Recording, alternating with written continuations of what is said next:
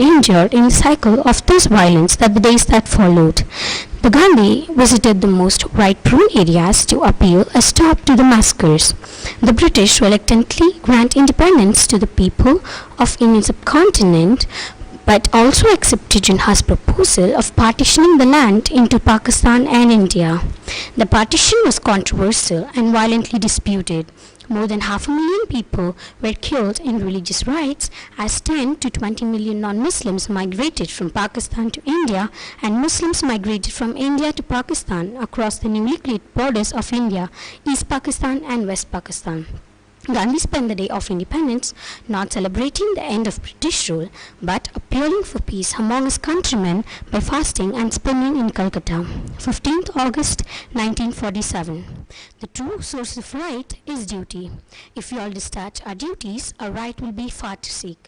If leaving duties unperformed, we run behind rights, they will escape us like a willow, the wisp. The more we pursue, the farther they fly. Thank you and Jai Hind. A very good morning to everyone present here. I am Jayashri, doing my grade A at Carmel International School, Hosur. Today I am going to share a few words on Jawaharlal Nehru early struggle for independence, Britain and return to India. Nehru had developed an interest in Indian politics during his time in Britain as a student and a barrister. Within a month of his return to India in 1912, Nehru had attended an annual session of Indian National Congress in Patna Congress in 1912. Nehru doubted the effectiveness of Congress but agreed to work for the party in support of Indian civil rights movement led by the Mahatma Gandhi in South Africa. Collecting funds for the movement in 1913, later he campaigned against indentured labor and other such discriminations faced by the Indians in British colonies. World War I. When World War I broke out, sympathy in India was divided. Nehru confessed that he viewed the war with mixed feelings. During the war, Nehru volunteered for the St. John Ambulance and worked as one of the organization provincial secretaries Allahabad. Nehru emerged from the war era as leader whose political views were considered radical. Home Rule movement from 1916 to 1917. Another development that brought a radical change in Indian politics was the espousal of Hindu-Muslim unity with the Lucknow Pact at the annual session of Congress in December 1916. Nehru joined the movement and rose to become a secretary of Base and Home Rule League. Non-cooperation movement from 1920 to 1927. Nehru's first big involvement came onset of non-cooperation movement in 1920. Nehru was arrested on the charges of anti-governmental activities in 1921 and released after a few months later. In the rift that formed within the Congress following Gandhiji's sudden halting of non-cooperation movement after the Chowri Chowra incident, Nehru remained loyal to him and did not join the Swaraj Party formed by his father Motilal Nehru and C.R. Das. Internationalizing the struggle for Indian independence in 1927. Nehru had played a leading role in the development of internationalist outlook for the Indian independence struggle. In 1927, all his efforts had paid off, and Congress was invited to attend the Congress of Oppressed Nationalities in Brussels, Belgium. The meeting was called to coordinate and plan a common struggle against imperialism. Thank you, Jai Hind. I would like to extend my warm welcome to everyone present here.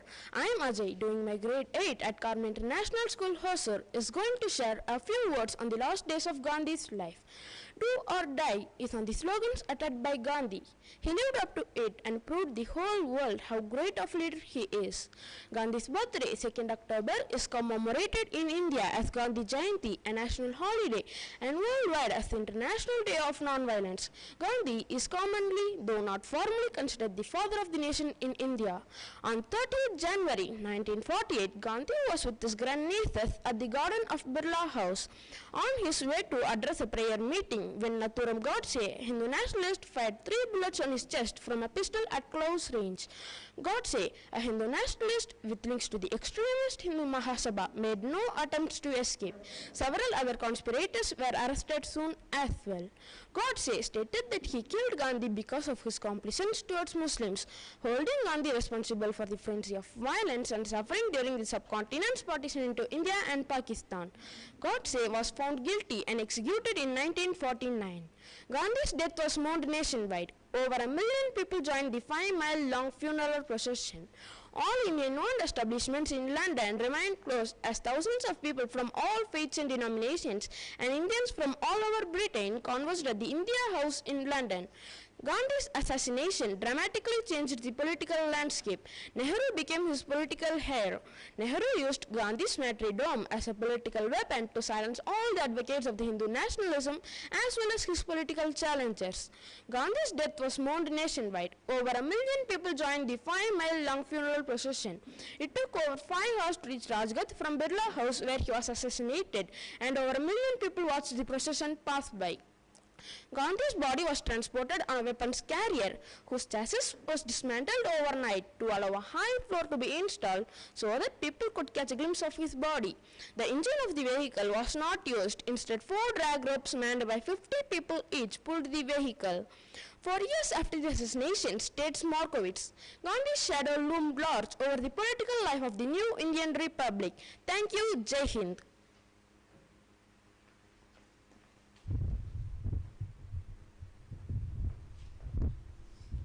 A very good morning to everyone present here today. I'm Aditya, doing my grade 8 at Carmel International School. Hosur is going to talk a few words on one of the important events in the history of India's freedom struggle, the Khilafat movement. Every revolution begins with a single act of defense. In 1919, following the World War I, Gandhi, aged 49, sought political cooperation from Muslims in his fight against British imperialism by supporting the Ottoman Empire that had been defeated in the World War. Before this initiative of Gandhi, communal disputes and religious riots between Hindus and Muslims were common in British India, such as the riots of 1917 to 18. Gandhi had already supported the British Crown with resources and by recruiting Indian soldiers to fight the war in Europe. On the British side, this effort of Gandhi was in part motivated by the British promise to reciprocate their help with Swaraj, self-government to the Indians. After the end of World War I, the British government, instead of self-government, had offered minor reforms instead, disappointing Gandhi. Gandhi announced a satyagraha, civil disobedience intentions. The British colonial officials made their counter move by passing the Rowlatt Act to block Gandhi's movement.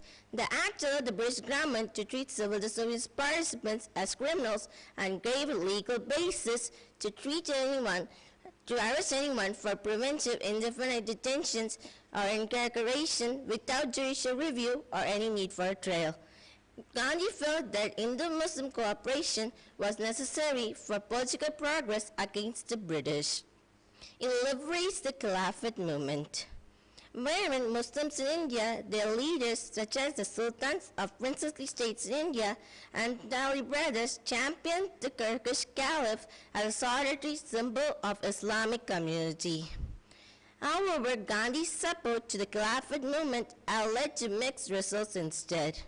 Hence, by the end of 1922, the Khilafat movement had collapsed and Muslim support for Gandhi had largely evaporated. Muslim leaders and delegates had abandoned Gandhi and his Congress.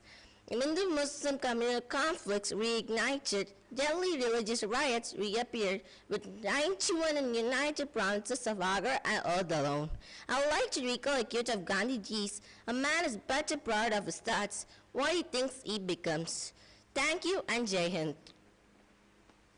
A very warm morning to everyone present here. I'm Jyotish, doing my grade 8 at Carmel International School, Hosur. I'll be talking about my views and legacies about Dadabhai Naoroji. Dadabhai Naoroji is regarded as one of the most important leaders during the birth of the nascent independence movement. In his writings, he came to a conclusion that the extension of foreign rule in India has not been favorable for the nation, or that independence or a very least responsible government will be a better path for India. Priesthood first for power, and afterwards the ignorance has completed the mischief, has happened in all other countries. Mohandas Karamchand Gandhi wrote to Naoroji in 1894 saying that the Indians look up to you as the children to their father. Such is the real feeling here. Bal Gangadhar Tilak admired him. He said that if the 28 crore Indians were entitled to send one member to the British Parliament, there is no doubt we would elect Dadabhai Naoroji unanimously to grace that post. Here are the significant extracts taken from a speech delivered before the May East India Association on 2 May 1867 regarding what the educated Indians are expecting from the British rulers. The difficulties are thrown in the way according to the natives with some reasonable share and voice of the administration of the country add they're able to make and creating some uneasiness and distrust. The universities are sending out hundreds and soon will begin out to send thousands of educated natives. This body naturally increases in influence. Thousands of Indians are being sent out from the universities every year to find themselves in the most anomalous position. There is no place for them in their motherland. What must be the inevitable consequence of their despotism and destruction or destroying hand and a power? A plague referring to Dadabhai Naoroji is located in Finsbury Town Hall on Rosebery Avenue, London. Some of his works include The Customs and the Manners of Passers, Bombay 1864, The European and the Asiatic Race, London 1866, The Admission of the Educated Natives to Indian Civil Services, London 1868, The Wants and the Means of India, London 1876, Condition of India, Madras 1882, Poverty of India. Thank you. Jai Hind.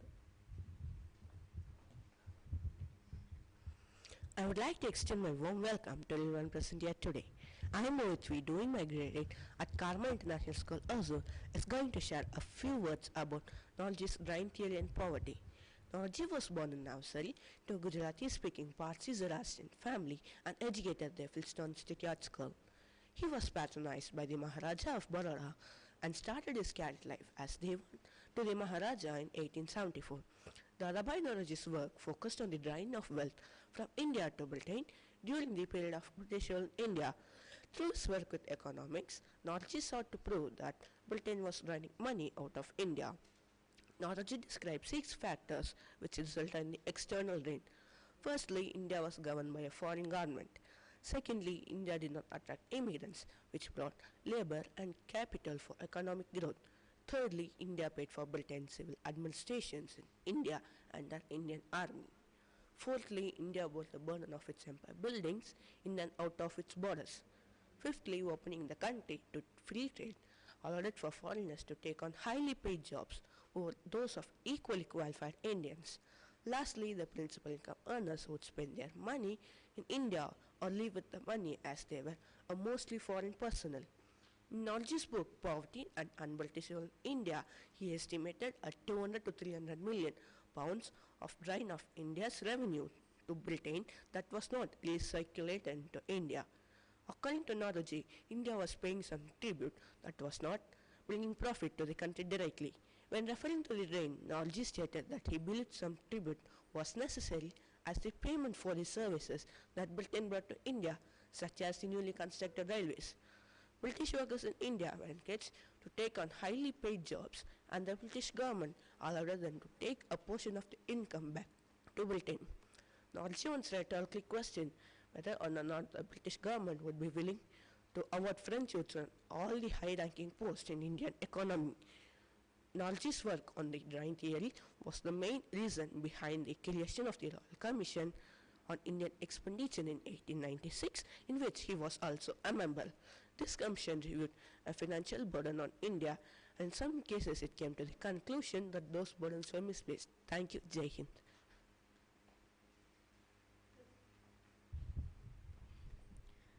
I would like to extend my warm welcome to everyone present here today. I'm Namnita, doing my grade 8 at Carmel International School, Hosur. I'm going to share a few words on Mahatma Gandhi, vegetarianism and committee work. Mohandas Karamchand Gandhi was born on 2nd October in Porbandar. The family's religious background was eclectic. Gandhi's father, Karamchand, was a Hindu and his mother, Putlibai, was from a Vaishnava Hindu family. When a family friend advised Gandhi that he should consider law studies in London, his mother was not comfortable about Gandhi leaving his wife and family and moving so far from home. To persuade his wife and family, Gandhi made a vow in front of his mother that he would abstain from meat, alcohol, and women. Gandhi's time in London was influenced by the vow he had made to his mother, influenced by the Henry Salt's writing, and joined the London Vegetarian Society and was elected to its executive. He read many more books on vegetarianism and diet and was delighted to discover the modern science to confirm the practice of his forefathers. The spread of vegetarianism became henceforward his mission, as he put it. He had a friendly and productive relationship with Hills, but the two men had a different view on the continued LVS membership of fellow committee member Thomas Allinson. Their disagreement was first well-known example of challenging authority, despite Gandhi's shyness and temperamental disinclination towards confrontation. It was hard for Gandhi to challenge Hills because Hills was 12 years his senior and, unlike Gandhi, highly eloquent. A motion to exclude Allinson was raised, debated, and voted by the committee. Gandhi's shyness was an obstacle to his defense of Allinson in the committee meeting. In his 1927 An Autobiography, Volume 1, Gandhi wrote, "The question highly interested me. I had a high regard for Hills and his generosity, but it was quite improper to exclude a man from vegetarian society just because he refused to regard the purity morals as one of the objects of the society." Although few committee members agreed with Gandhi, the vote was lost and Allinson excluded. There were no hard feelings, with Hills proposing the toast at the LVS farewell dinner in honor of Gandhi's return to India. "I'm concluding the speech by stating the quote said by Gandhi, a man but the product of his thought, what he thinks, what he becomes. Thank you, Jai Hind."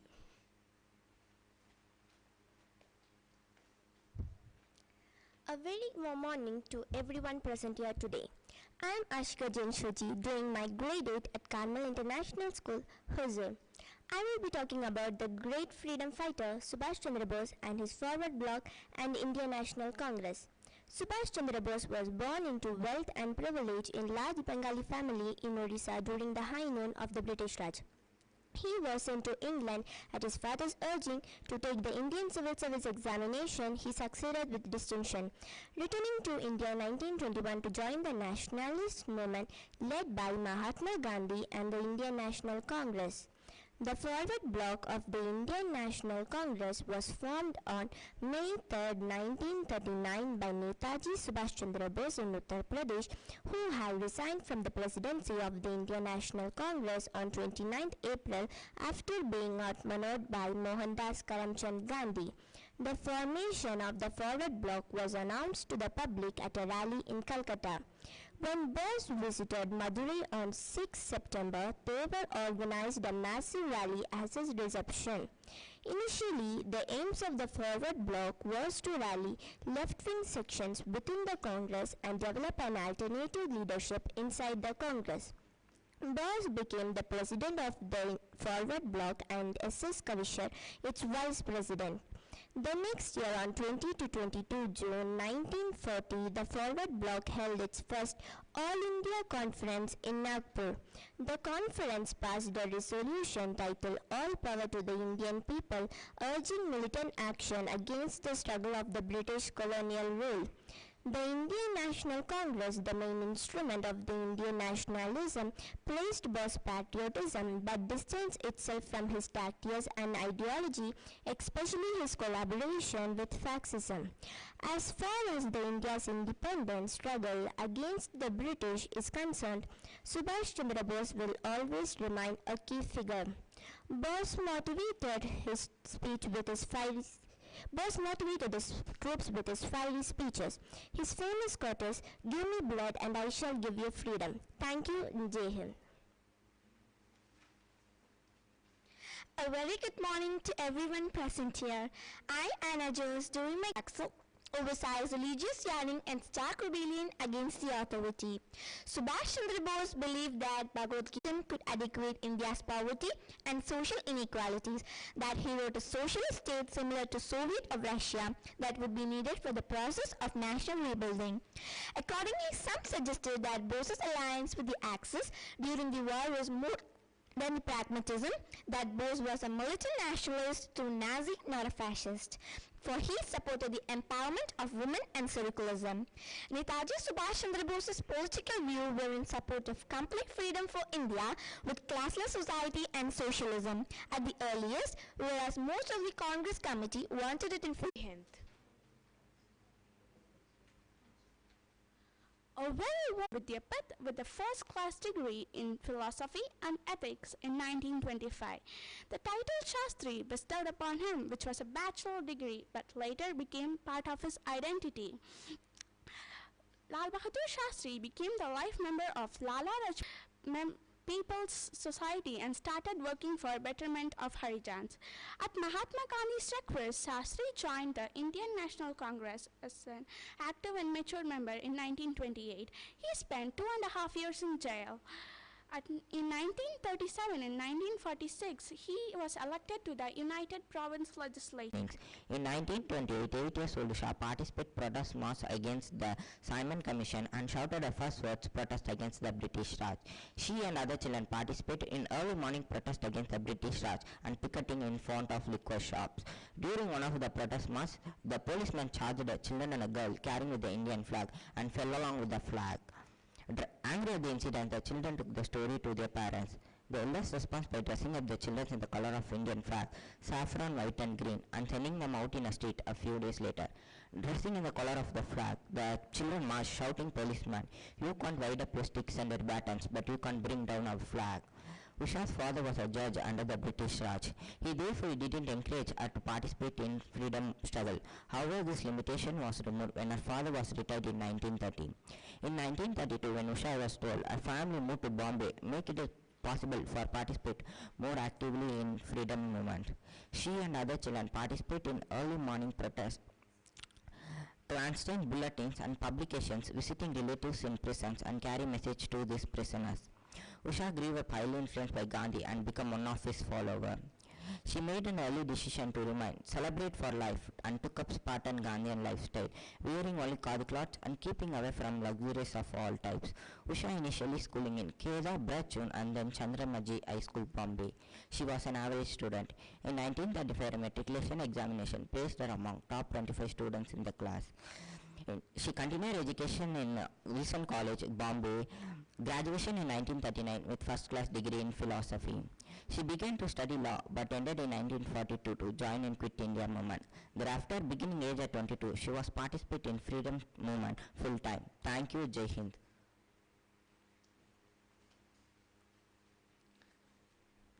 I would like to extend my warm welcome to everyone present here today. I'm Sri Sebastian, doing my grade 8 at Carmel International School, Hosur, here to share a few words on Vaikom Mullavi and her social reformation. Mullavi is considered one of the greatest reformer of Kerala Muslim Committee and is sometimes referred as the father of Muslim alliances. He emphasized the religious and socio-economic aspect much more than the ritualistic aspect of religion.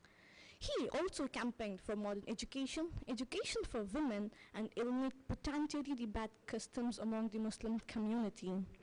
Mullavi started journals in Arabic Malayalam and in Malayalam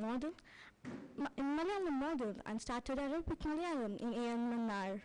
Muslim was launched in January 1906, followed by Deepika and Islam. Through this publication, he tried to teach the basic tenets of Islam. Islam began publishing in April 1918 and played a pivotal role in Muslim alliances in Kerala. There were many arbitrary practices of Muslims of such time, such as dowry system, extravagant expenditure on wedding, boarding and idolatrous rituals. Mullavi started launching his campaign against such practices with help of his discipline and the cooperation of other learned men who shared their views and their ideals. As the campaign developed into a powerful movement, there were many other arbitrary practices.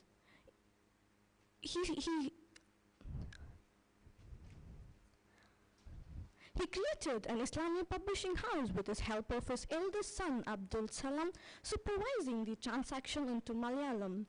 The publication of Allama Shib's biography on Omar Farooq, as titled under volume Al Farooq, he tried to create the unity among the Muslim, starring all Travancore Muslim Mahajan Sabha and Chanakya Muslim Taluk Samajam. He also worked as the board chairman of Muslim Board Committee of the Government of Travancore. Thank you for this opportunity.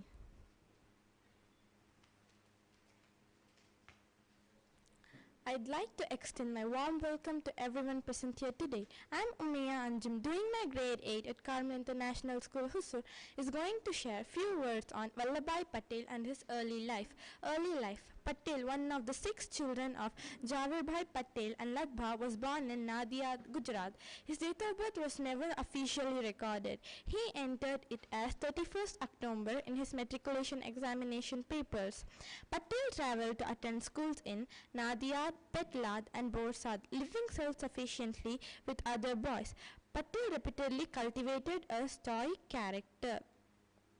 When he passed his matriculation examinations in the relatively last age of 22, Patel himself harbored a plan to study to become a lawyer, work and save funds, travel to England and become a barrister. Patel spent years away from his family, studying on his own with the books borrowed from the other lawyers. He passed his examinations within 2 years. But during the many years it took him to save money. Patel, now an advocate, earning a reputation as a fierce and a skilled lawyer. The couple now had a daughter, Manibun, in 1903 and a son, Dayabha, in 1905. Patel was the first chairman and the founder of Adworth Memorial High School, today known as Javirbhai Dajibhai Patel High School. When he had saved enough for his trip to England, they addressed him as Vijay Patel at the home of his elder brother Vittalbhai Patel. In 1909, Patel's wife Javirbha was hospitalized in Bombay, present-day Mumbai, to undergo the major surgery for her cancer. Her health suddenly worsened, and despite the successful emergency surgery, she died in the hospital. Patel was given a note informing of her wife's demise as he was cross-examining a witness in a court and continued in cross-examination and won the case. Patel decided against marrying again and raised his children with the help of his family and by sending them to English language schools in Bombay. Returning to India, Patel settled in Ahmedabad and became city's one of the most successful barristers. Wearing European-style clothes and following urban mannerisms, he became the skilled bridge player. Thank you for giving me this opportunity. A very good morning to everyone present here. I, Netrashri, doing my grade 8 at Carmel International School, Hosur. I am here to speak few words in the memories of great freedom fighter Swarnakumari Devi. Swarnakumari Devi was born in an intellectual Thakur family on August 28, 1855. Swarnakumari Devi was a Bengali poet, novelist, musician and social reformist from the Indian subcontinent. She was a fourth amongst daughter of Debendranath Tagore and granddaughter of Dwarakant Tagore. She was 5 years older than Rabindranath Tagore. Education was valued in Jasanko Thakur Bhari. She recalled how her father, Debendranath, learned that the governance was writing something on the slate and having girls to copy it. He stopped his mechanical practice and brought into the better teacher. In the memories of Rabindranath, we had learned much more at home than we had at school. In the memories of Rabindranath, we had learned much more at home than we had at school. The efforts of male member in the Thakur family in the field of music, theatres and writing must have penetrated in the inner presence of Jasanko Thakur Bari and touched the chord in Swarnakumari. As her first novel, Deep Nirvana, was published on 1876 and she was only woman in the Bengali people. As her husband was the secretary of Indian National Congress, she actively involved in politics. In 1879, she composed her first opera, Bastan Utsav, written in Bengal. She was a Bengali poet, novelist and musician, and not only artist but also social activist who fought for the women's liberation. She was the only woman among the Bengal people to gain prominence. Some of her novels were Suttappa Bhattacharya, Amrutasudan, Suttappa Bhattacharya, Samurtasudan Chaudhary, Indragupta, and etc. As she not only wrote about the women's problem but also took place in the Swadeshi movement. As she was supporting the women's problem, she led a foundation. In 1889 and 1890, she served the Indian National Congress. Sakhi Samiti, Society of Friends, was introduced by Swarna Kumari with her associated Thakur family. Swarna Kumari died on 3rd July 1932. The objective of the society was to assist the helpless orphans and widow. Thank you all for giving me this wonderful opportunity. Jai Hind.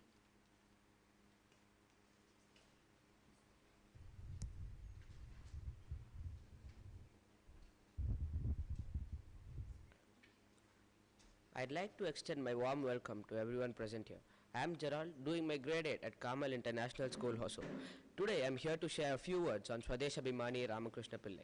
Abdul Khader Maulavi, or popularly known as Waka Maulavi, was the owner of the journal called Swadesh Abhimani and C.P. Govinda Pillai, the editor. Ramakrishna Pillai took over as the editor in January 1906. In July 1907, the office of Swadesh Abhimani was shifted to Thiruvananthapuram. Though Vakam Molavi continued to own the paper, he had given total rights to Ramakrishna Pillai to run the newspaper. They never had any legal or financial contracts between them. Yet, Molavi provided all the financial aid to set up the printing press in Thiruvananthapuram. Ramakrishna Pillai also started a women magazine called Sharada, a student magazine called Vidyarthi, and another magazine called Caroline P. Rajagopalachari. Divan of Travancore was the center of attacks of the newspaper. On 26 September 1910, Swadesh Abhimani newspaper and the printing press were sealed and confiscated by the British police. Ramakrishna Pillai was arrested without an arrest warrant and banished from Travancore to Tirunelveli in Madras province of British India.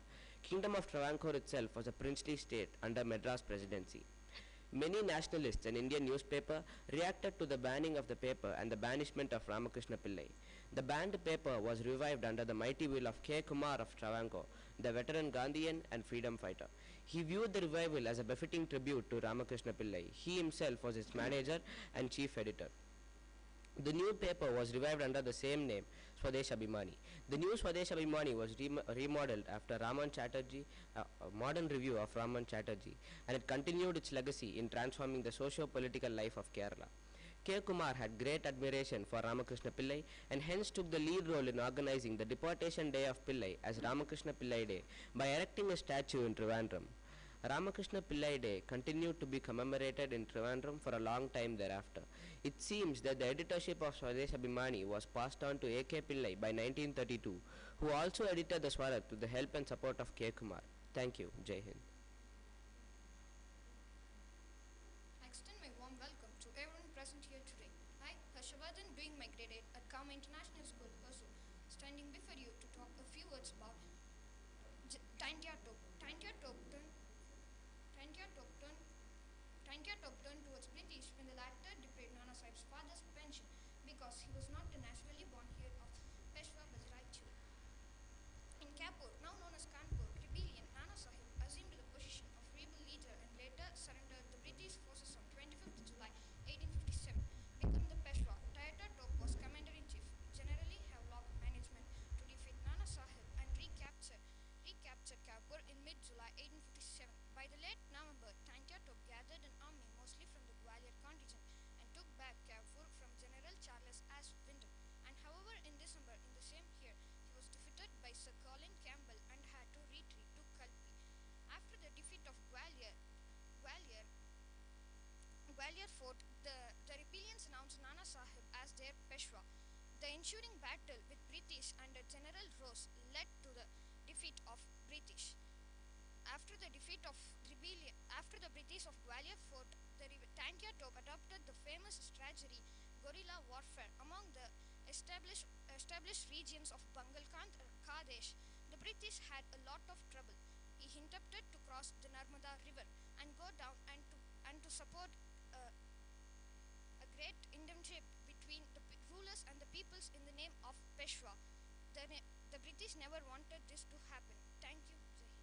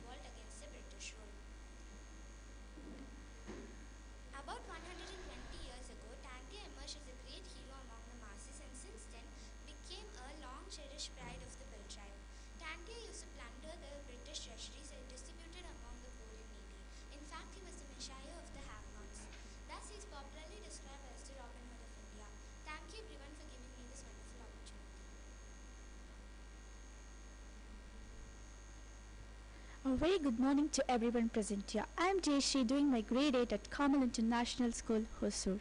I am very proud to share my views about this great leader and the freedom fighter Aurobindo Ghosh. Conversion from politics to spirituality. In 1908, Khudiram Bose and Pafula Chaki attempted to kill a magistrate Kingsford, a judge known for handing down particularly severe sentence against nationalists.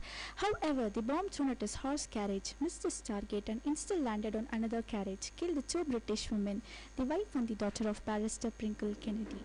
Aurobindo also was withdrawn. Aurobindo was also arrested on the charges of planning and overseeing the attack and imprisoned in the solitary confinement in Alipur jail. The trial of Alipur bomb case lasted for a year, but eventually he was acquitted on the 6th May 1909 in 1909, his defense counsel was Chitraranjan Das. During this period in jail, his view of life was radically changed due to the spiritual experience and realizations. Consequently, his aim went far behind the service and liberation of the country. In his autobiographical notes, Aurobindo said he felt a vast sense of calmness when he first came back to India. He could not explain this and continued to have various such experiences from time to time. He knew nothing of yoga at the time and started a practice of it without a teacher, except for some rules he learned from Ganganath, a friend who was a disciple of Brahmananda. In 1910, Aurobindo withdrew himself from all the political activities and went into hiding at Chandan Nagar, the house of Motilal Roy. While the British government attempting to persecute him on the sedition on the basis of signed article to my countrymen published in Karma Yogin.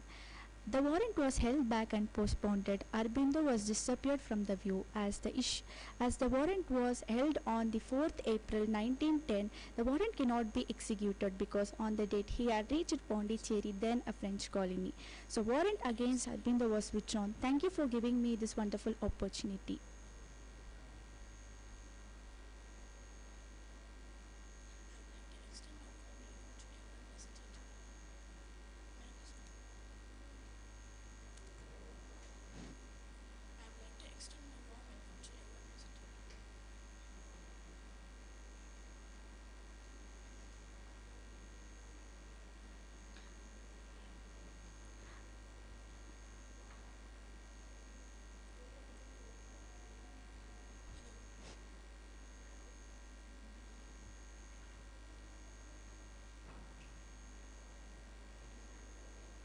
I would like to extend my warm welcome to everyone present here. I'm Shamyan, doing my grade 8 at Carmel International School, is going to share a few words about Vaikam Malavi. Freedom of mind is a real freedom. A person whose mind is not free is a slave, not a free man. Vaikam Malavi, popularly known as Vaikam Malavi, is a social reformer, teacher, prolific writer, journalist, Muslim scholar, freedom fighter, and newspaper proprietor. In Travancore, a princely state of present-day Kerala, India. Malavi was born in 1873. In Chirungal Taluk, he was born into a prominent Muslim family. Many of his ancestors worked in the military of the state government. His father, a prominent merchant, engaged a number of scholars from different countries to teach him the subject he wished to learn. Malavi made such a rapid progress. In a very short time, Malavi had learned English, Tamil, Sanskrit, Arabic, Persian and Urdu. In early 90s, Malavi was married to Halima. Halima died soon after the birth of the first child. A year later, Malavi was married to Amina Umar. Malavi started Swadeshi newspaper on January 1905, declaring that the newspaper will be confiscated by the British, and the editor Ramakrishna Pillai was arrested. After the confiscation, Malavi started to focus on social and cultural activities. Malavi also became a social leader.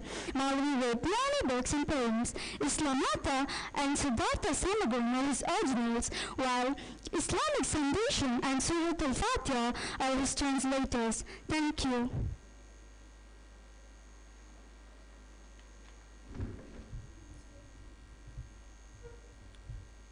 I would like to extend my warm welcome to everyone present here today.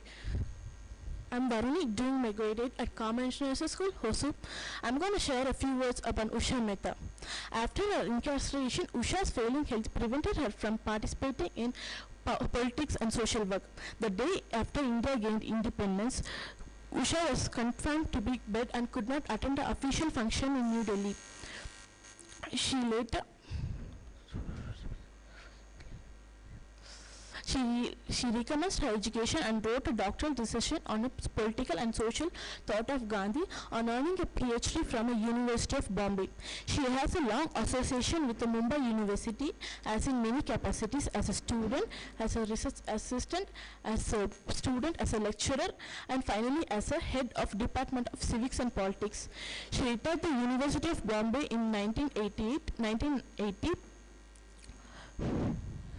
Even after India's independence, Usha continued to be socially active, particularly in spreading of Gandhian thought and philosophy.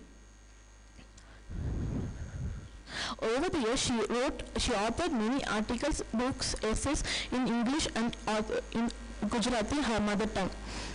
She was elected the president of Gandhi Smarak Nidhi, a trust dedicated to the preservation of Gandhian heritage. She was the president of Gandhian Peace Foundation, New Delhi.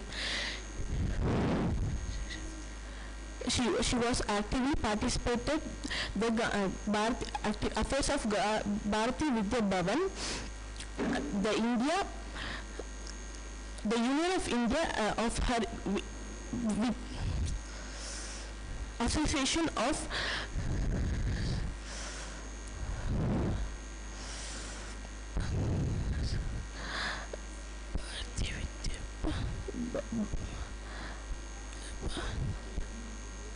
Thank you.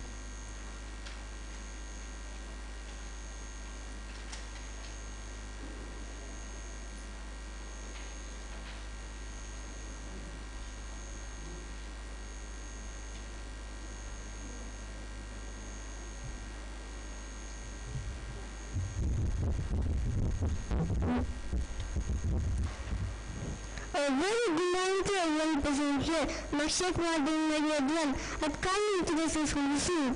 I am very proud to share my views about his great freedom fighter, Vallabhbhai Patel, and his contribution towards arts as well as earth. Patel was an exemplary commander of his non-violent army in Babeli. He divided the taluk into camps and organized hundreds of men and women under the camps. The voluntaries came from Hindu, Muslim and Parsi communities also. From the camps, volunteers issued news bulletins, campaigns and also made speeches educating the masses about the need to be disciplined and prepared for austerity. Door-to-door campaign was also done. A large number of women took active part in the movement. It was these women who gave Patel Milka Sadar. Patients were asked to take oaths in the name of God that they would not pay the taxes. Those who paid taxes, the support of the British were socially boycotted. Thank you for giving me this opportunity.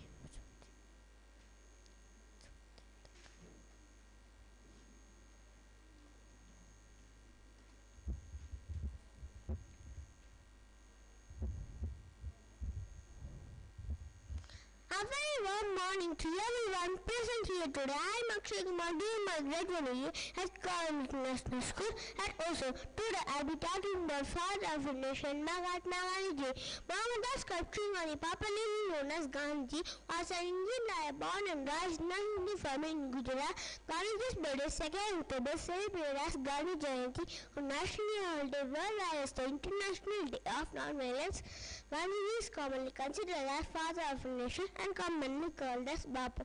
In the 1893, Gandhi traveled to South Africa to be a lawyer. He spent 21 years in South Africa. Gandhi focused his attention on ending violence in South Africa.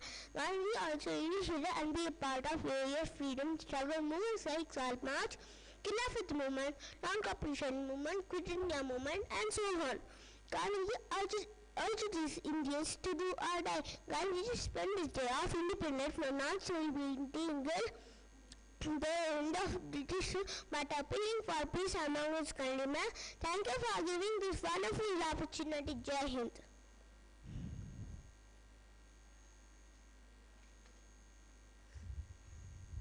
Hello everyone, I am Swan. Today I am going to talk about J.P.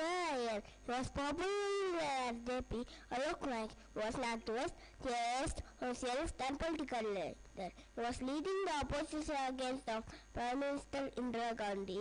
He returned from US to India as a Marxist. Then he joined to Indian Congress. Then Mahatma Gandhi became his mentor. He once came to his Quit India movement between 1947 and 1953, became a president of All India Government Federation. His biography is written by his friend and writer of Hindi literature, Rambarik Puri. Awarded the Bharata for his service. Thank you.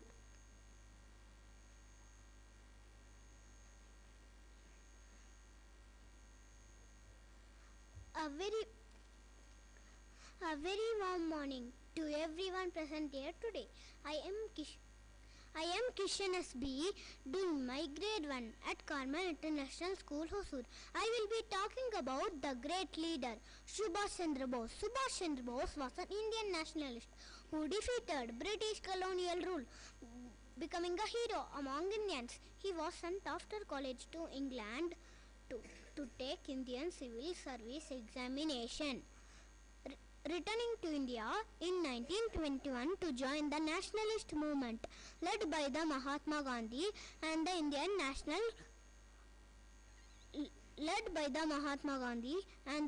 National Congress. His most famous quote was, "Give me blood and I will give you freedom." Most importantly, Jai Hind or Glory to India was another slogan used by him and later adopted by government of India and the Indian Armed Forces. With this, I would like to conclude by saying thank you to everyone for giving me this wonderful opportunity. Thank you once again.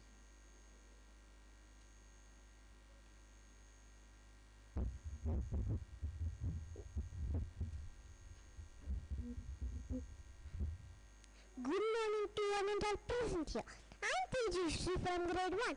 In a gentle way, you can shake the world, says Mahatma Gandhi. Let me begin my speech with the famous quotes of Mahatma. Mohandas Karamchand Gandhi was born on 2nd October 1869 in Porbandar, Gujarat. He was a famous freedom fighter and powerful political leader. His belief on truth and non-violence influenced many people. Do you know about the South March 1930? It was an act of civil disobedience led by Gandhiji. Thousands of Indians followed Gandhiji to a distance of 240 miles from Ahmedabad to Arabian coast. He was not only a man of words, but also a man of actions. A speech is not enough to speak about Gandhiji's value, but we as the future of the country can honor him by following the principles of Mahatma Gandhi and lead our country to an incredible nation. Thank you for giving this wonderful opportunity, Jai Hind.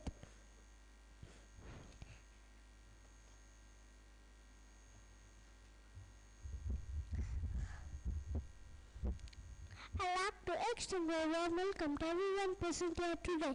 I'm Roshan Kendra Kedin at Carmel International School is going to share a few words about Kalpana Datta.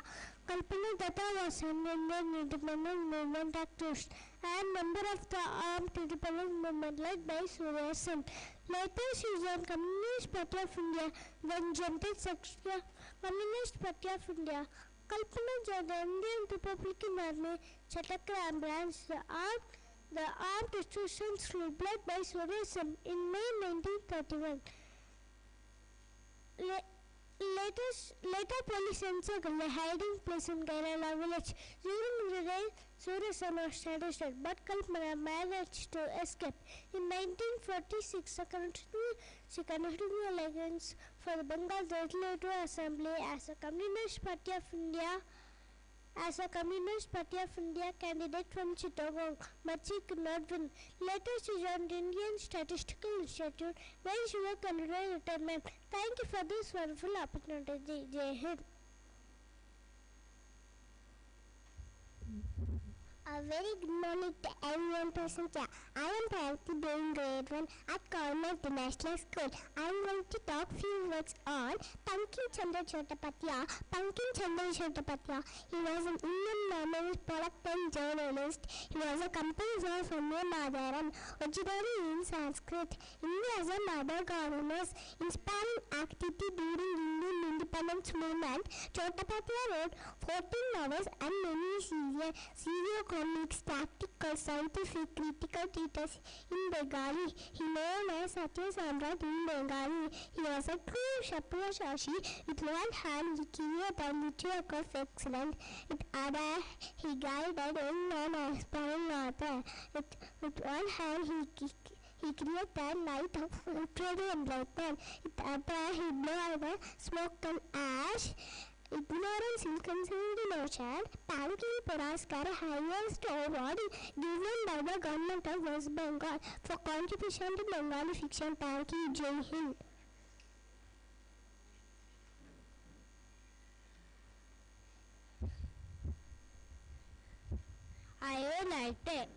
I would like to extend my warm welcome to everyone present here today. I am MD Hariharan doing my grade 1 at Carmel International School, Hosur. I am going to share few words about Tilkamadi. Tilkamadi was an Indian freedom fighter. He was the first Adivasi leader from Paharia community. He took up arms against the British in 1784. Around 200 years back, he arranged Adivasis to form a group to fight against the British. He trained his army to use Bama. He trained his army to use Bahanara. He helped to the Bura native people. Due to great famine and Jamindari settlement, people served a lot. So he attacked the British commissioner in 1785. British army arrested Tilkamadi and his sunk in a banyan tree. To honor his memory, so the builders started him Purpur Court as a son. Purpur University was renamed as Tilkamadi Purpur University. Thank you all. Jai Hind.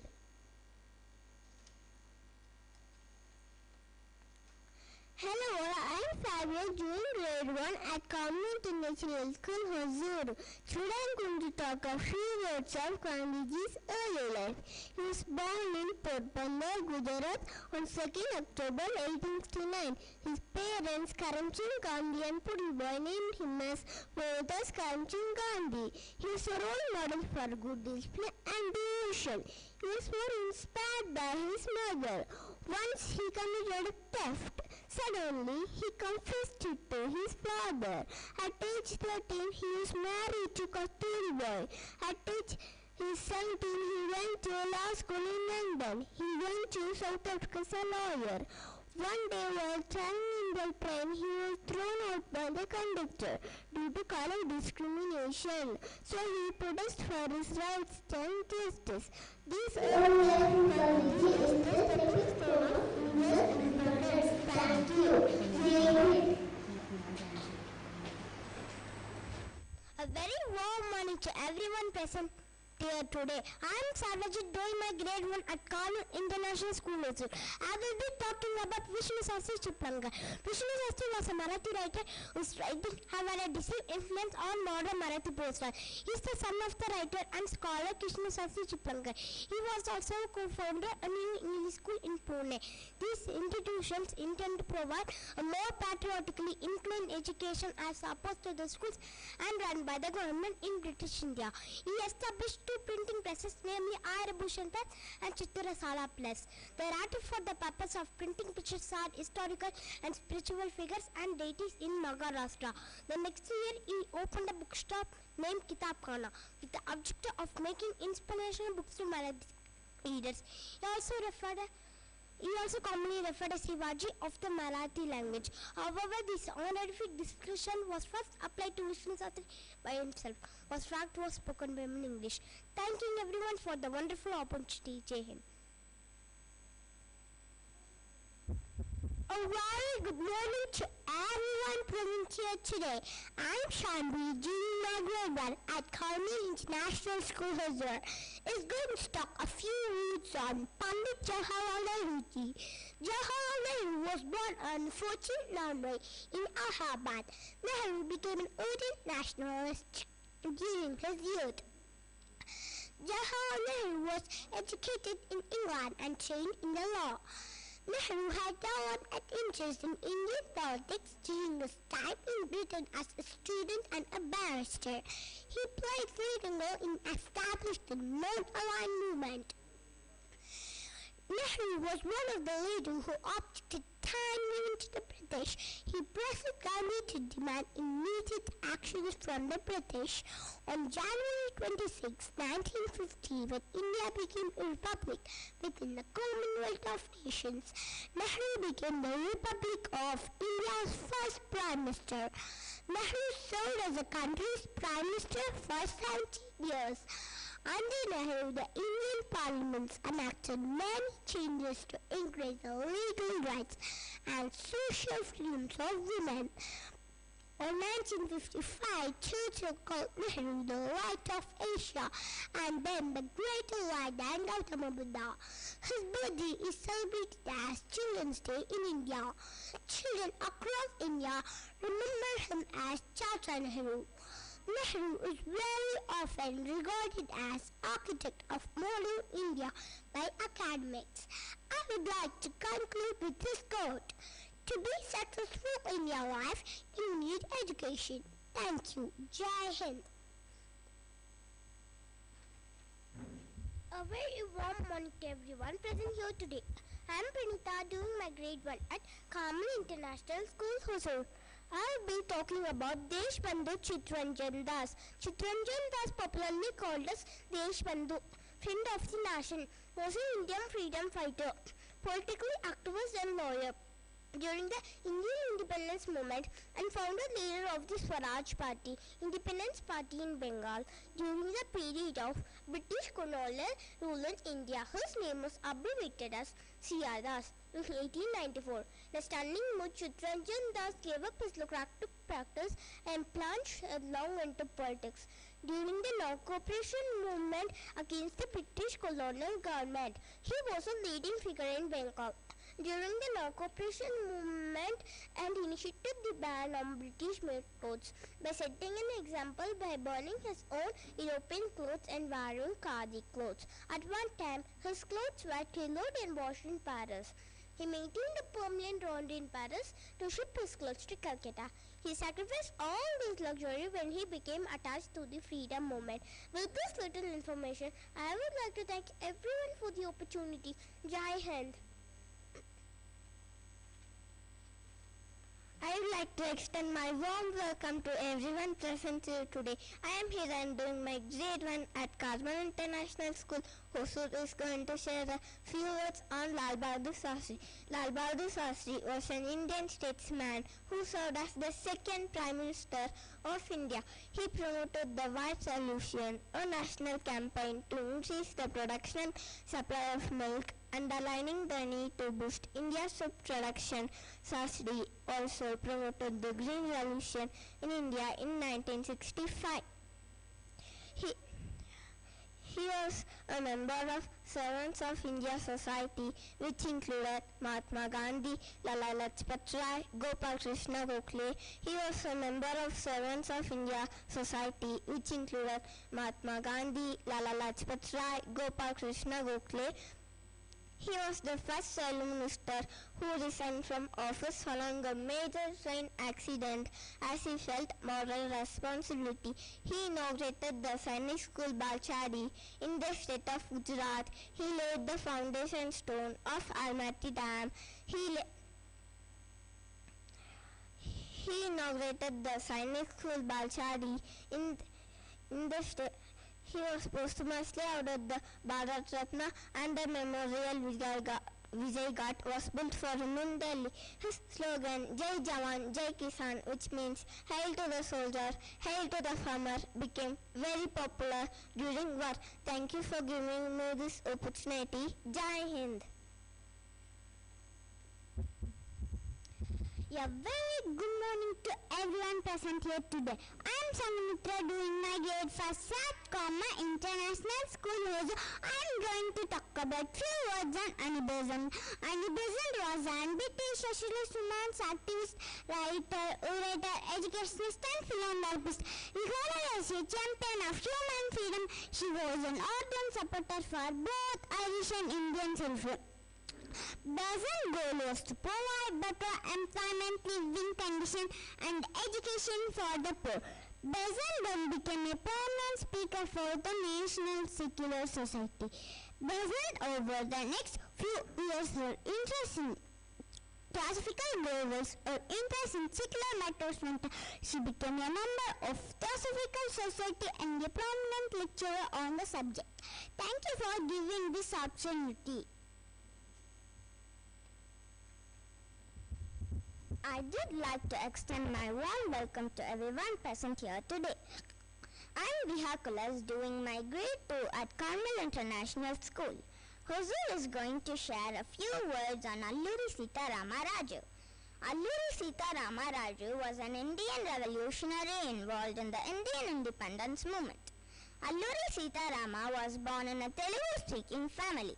Contemporary reports indicate that he had an undistinguished education but took a particular interest in astrology, herbalism, palmistry and horse riding before becoming a sannyasi at the age of 18.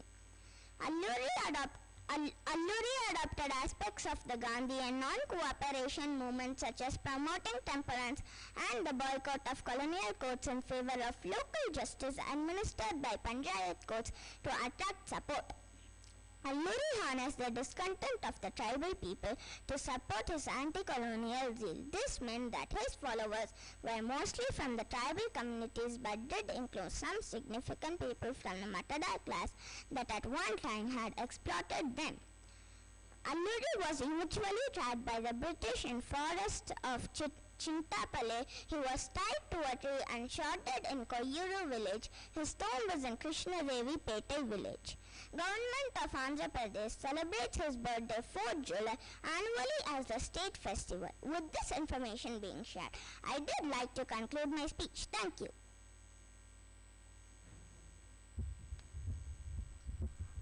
A very warm morning to everyone present here today. I am Jeffrey Daniel, doing my grade 2B at Carmel International School. I will be talking about Bal Ganga Tilak. Bal Ganga Tilak International Mania was a nationalist teacher and an independence activist. Tilak was one of the first leader of the independence movement. The British colonial authorities called him the father of the Indian Army. He was also conferred with the title of Lokmanya, which means accepted by the people they leader. Mahatma Gandhi is also called the maker of modern India. Tilak was one of the first and strongest advocates of Swaraj, which means self-rule and a strong radical in the Indian consciousness. He knows his quote in Marathi, Swaraj is my birthright and shall have it. Tilak was strongly opposed to liberals emerging in Pune such as women's rights and social reforms against untouchability. Tilak said, I regard India is my motherland and goddess. People in India are my kids and children. And loyal and steadfast work for them. Political and social emancipation is my heart to religion and duty. Thank you one and all. I would like to extend my warm welcome to everyone present here today. I am Anita Rani, doing my grade 2 at Carmel International School. Hosur is going to share a few words on Rajgopalachari. Chakravarti Rajgopalachari is popularly known as Rajaji or VR, also known as Mudavine Rajaji, was an Indian statesman, writer, lawyer and independence activist. Rajagopalachari was born in the Tirupalli village of Hosur Taluk in Krishnagiri district of Tamil Nadu. Rajagopalachari was the last Governor General as India became a republic in 1950. He was also the first India-born Governor General as all the previous holders of the post were British nationals. Rajagopalachari founded the Swatantra Party and was the first recipient's highest civilian award, the Bharat Ratna. During his lifetime, he also acquired the nickname Mangal of Salem. One of Mahatma Gandhi's earliest political lieutenants, he joined the Indian National Congress and participated in the agitation against the Riots Act by joining the Vaikam Satyagraha and the civil disobedience movement. Rajagopalachari was an accomplished writer who made lasting contributions to Indian English literature and is also credited with the song Pure Indian related to Carnatic music. Critics have often attributed his preeminence in politics as a favorite of both Mahatma Gandhi and Jawaharlal Nehru. Rajagopalachari was described by Gandhi as the keeper of my conscience. Thank you. Jai Hind. A very warm morning to everyone present here today. I am Ankit, doing my grade 2 at Carmel International School, Hosur. I will be talking about Rani Auntie-Bai. Auntie-Bai Lodi was an Indian freedom fighter and the Queen of Ramgarh in Madhya Pradesh, an opponent of the British East India Company during the Indian Rebellion of 1857. Information concerning her is sparse and mostly comes from folklore. She has been used as an icon in Lodi politics. As a queen, she efficiently administered state affairs. As the guardian of the minor sons, the state power came to the queen. The queen ordered the farmers of the state not to obey the British. This reform work increased the popularity of the queen. When the revolt of 1857 broke out, Auntie-Bai raised and led the army of 4,000. Her first battle with the British took place in the village of Keri, near Mandla, where she and her army were able to defeat the British forces. Auntie-Bai resorted to guerrilla warfare to fend off the British army. As said earlier, after independence, Auntie-Bai has been remembered to performances and folklore. She is said to be known as modern Avadar. India Post has issued 2 stamps in honor of Auntie-Bai. Thank you. A very good morning to everyone present here today. I am Nivedeshnu, doing my grade 2 at Carmel International School, Hosur. I was going to talk a few words on Rani Lakshmi Bai. Lakshmi Bai, the Rani of Jhansi, was an Indian queen, the Maharani consort of the Maratha princely state of Jhansi. She was the leading figure of Indian rebellion of 1857 and became a symbol of resistance to the British Raj, French and nationalists. Rani Lakshmi Bai was accustomed to riding on horseback accompanied by escorts between the palace and the temple. In 10 May 1857, the Indian rebellion started in Meerut. When news of the rebellion reached the Jhansi, the Rani asked the British political officer Captain Alexander Skeeny for permission to raise the body of armed men for her own protection. Skeeny agreed this. There was then an invasion of Jhansi by the forces of Company allies. She set up a foundry to cast cement used in the walls of the fort, which were able to find the invaders in August 1857. Whatever her faults in British eyes many have been, her countrymen will ever remember that she driven by ill treatment into rebellion and that she loved and died for her country. We cannot forget her contribution for India. Rani Lakshmi Bai as an individual slowly devoted to the cause of the Indian independence. Thank you. Jai Hind.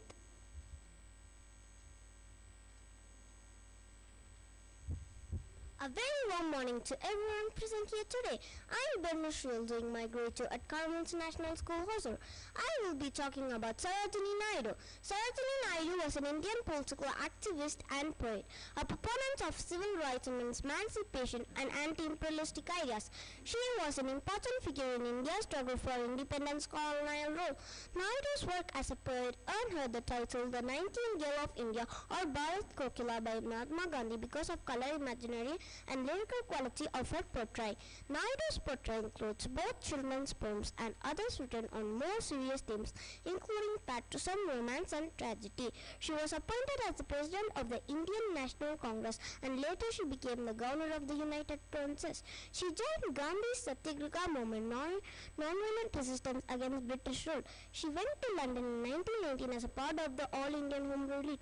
As a part of her continued efforts to advocate for freedom from the British rule, the next year she participated in the non-cooperation movement in India. The British jailed Naidu again in 1942 for her participation in the Quit India movement. She was imprisoned for 21 months. Following India's independence from the British rule, in 1947, Naidu was appointed as the governor of the United Provinces, making her the first woman governor in India. Sarojini Naidu is known as one of India's feminist luminaries. Sarojini Naidu's birthday, 13 February, is celebrated as Women's Day to recognize powerful voices of women in India's history. Thank you.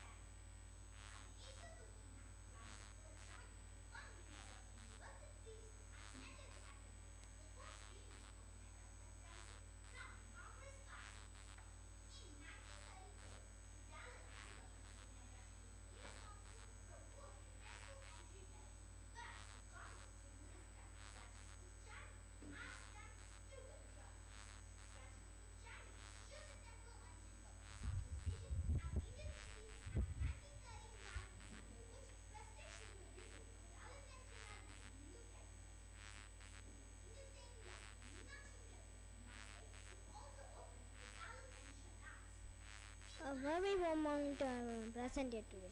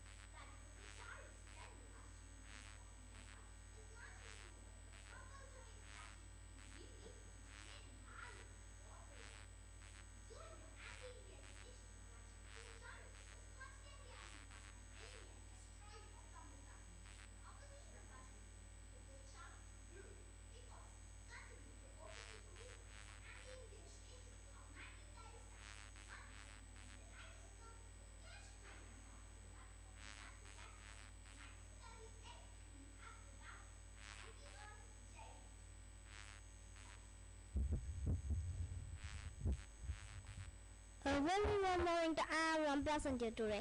I'm Dikshita, doing my grade 2B at Kurmo International School, Hosur. I will be talking about Vallabhbhai Patel. Vallabhbhai Patel and Sardar was an Indian statesman. He served as the first Deputy Prime Minister of India from 1947 to 1950.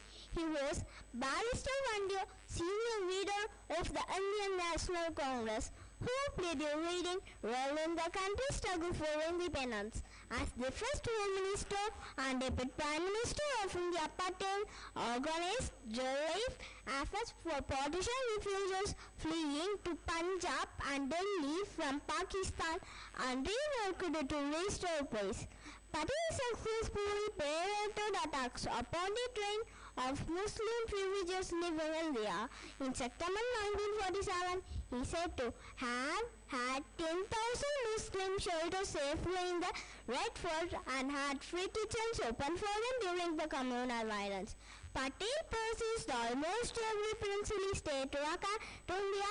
His commitment national integration in the independent country was total and uncompromising, calling him Soviet Iron of India. The Statue of Unity, the world's tallest statue, was dedicated to him on 31st October 2018 and approximately 597 feet in height. Thank you for the wonderful opportunity.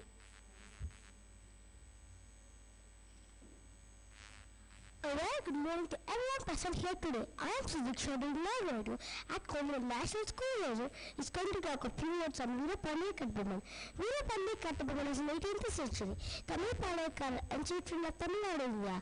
He refused to accept the sovereignty of the British East India Company and back to war against them. He was captured by the Hepagere of the kingdom after the court day. We are not the Lemar. And as if the lady was Angar Kaita. The history in Caesar Calabas is considered large figure in the local folk, and this is subject of survey, traditional, native ballads in the communal form. The site of his execution at Kaita has become a powerful local street, and the 20 sheep were sacrificed there. The government of Tamil Nadu maintains here memorial Kaita rather than remnants of the old fort at Panjali, which is protected by the archaeological survey of India. In 2006, the Tirunelveli district administration organized a festival at Panjali, which was held by Tamil to commemorate the past era of Carmel. The government of India released the place of Hosur. Thank you, Jai. A very warm morning to everyone present here today. I'm Tanarika, doing my grade 2 at Carmel International Hosur. I will be talking about Vinayak Damodar Savarkar. Vinayak Damodar Savarkar, known among the followed by the honorific prefix, was a leading and politician actor. He was a leader in the Mahasabha. He had his from a secret society called Abhivadat Society. When he entered his unit training for his law studies, he involved with the organization such as Human Society. 1910, Savarkar was arrested and honored to the extent there was a connection with the revolutionary group in Lahore. After 1937, he started traveling widely, becoming a forced orator, advocating in the social unity. Under Savarkar, Hindu Mahasabha openly opposed the call for the quotidian movement, boycotted it officially. Savarkar even went to the external fighting, strictly opposed, crossed the country, did not join the quotidian movement at any cost. To speak up to largely, Port Barrel and the man covered capital's name, we Savarkar National Abab. A Port Savarkar was only in 2020. Thank you everyone for the opportunity. I would like to extend my warm welcome to everyone present here today. I am Sarveshwaran, grade 2 Carmel International School, Hosur. I am going to share a few words about Hansa Mehta. Hansa Mehta, the reformist and social independence activist, educator, feminist and writer, was born on 3rd July 1997 in Surat, Gujarat. She studied philosophy at the Nevada College and then journalism and sociology in England.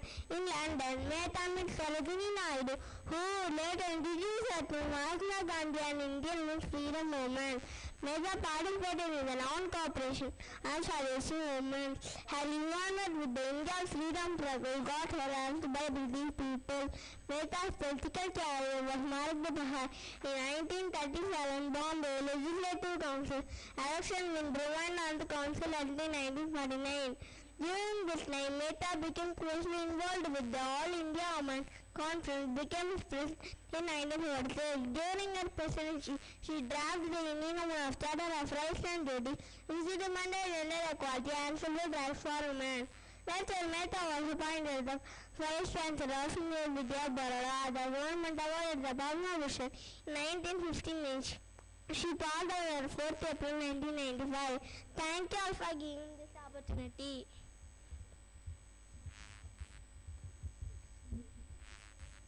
A very warm morning to everyone present here today. I'm Jenny Ellis, doing grade to be at Carmel International School at Hosur.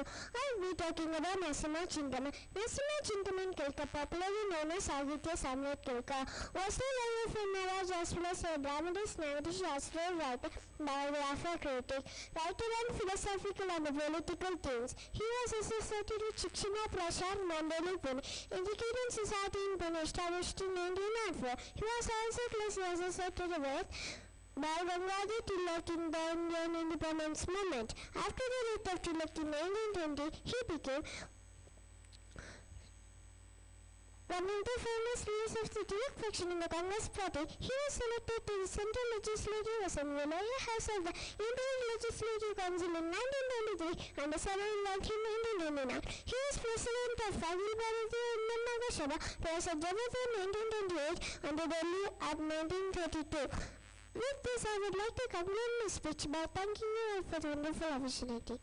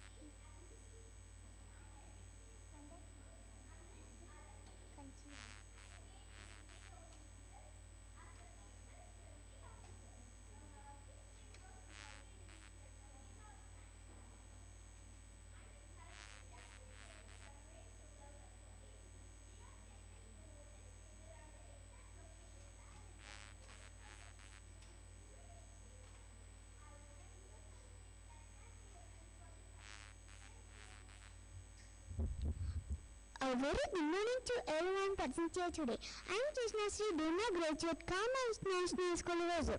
Is going to talk a few words on Pandit Kanchiram. Pandit Kanchiram was an Indian revolutionary who, along with Hotiyar and Singh Lakna, was one of the three key members in founding the Gadar party. But the Gadar continued to be published. In San Francisco stands a Gadar Memorial Hall, a small structure which houses a library and a meeting room. On the walls of the Gadar Memorial Hall are photographs of glowing young men. At occasional meeting at the Gadar Hall, you can see a cross-section of India. Young and old, female and male, northern and southern of all faiths, united in affection for our land. He served as the treasurer of the party from its foundation in 1911 to 1914. In 1914, Ram returned to India as a part of his Gadar mutiny, which added to 10 mutinies in the British Indian Army during World War I. He was arrested in the aftermath of the failed February plot and later tried in the Lahore conspiracy trial.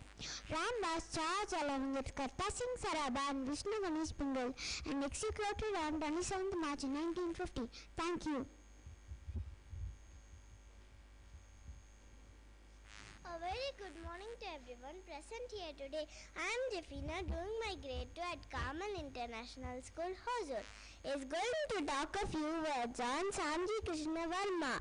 Samji Krishna Varma was an Indian revolutionary fighter, an Indian patriot, lawyer and journalist who founded the Indian Home Rule Society, India House and the Indian sociologist in London. He got in touch with the nationalist Swami Dayananda Saraswati, a radical reformer. In 1877, a public speaking tour secured him a public recognition. He became the first non-Brahmin to receive the prestigious title of Pandit by the Pandits of Kashi. He had made prepared arrangements with the local government of Geneva. A new town developed in his native state of Kutch was named after him as Samji Krishna Varma Nagar in his memory and honor. India Post released postal stamps and first day cover commemorating him. Thank you for the wonderful opportunity.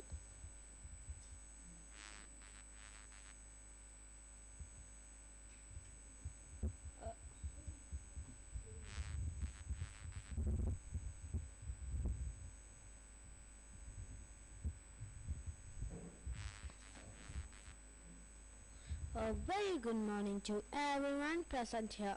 I am very proud to share my views about this great leader and the freedom fighter, Jalkari Bai.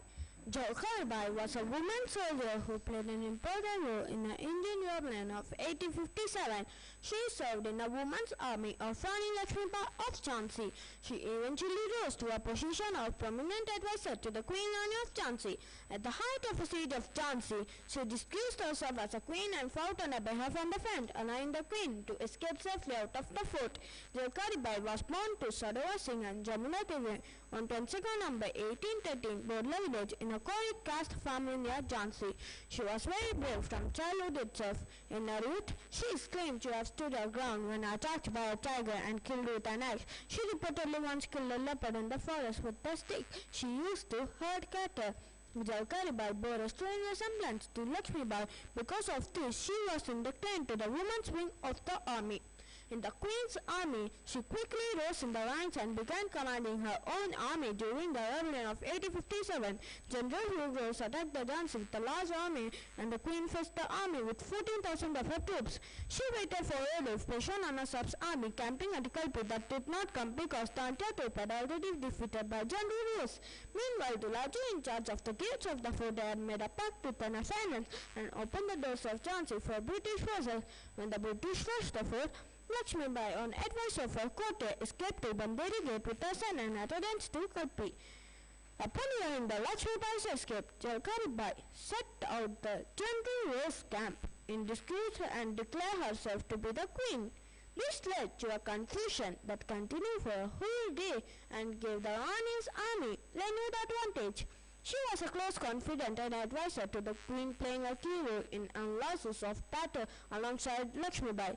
The death anniversary of Jalkari Bai is celebrated as Shahid Divas by various school organizations. The Government of India Post and Telegraph Department has issued postal stamp depicting Jalkari Bai. Thank you for giving this opportunity to speak about this great leader and a freedom fighter, Jalkari Bai. Thank you. Jai Hind.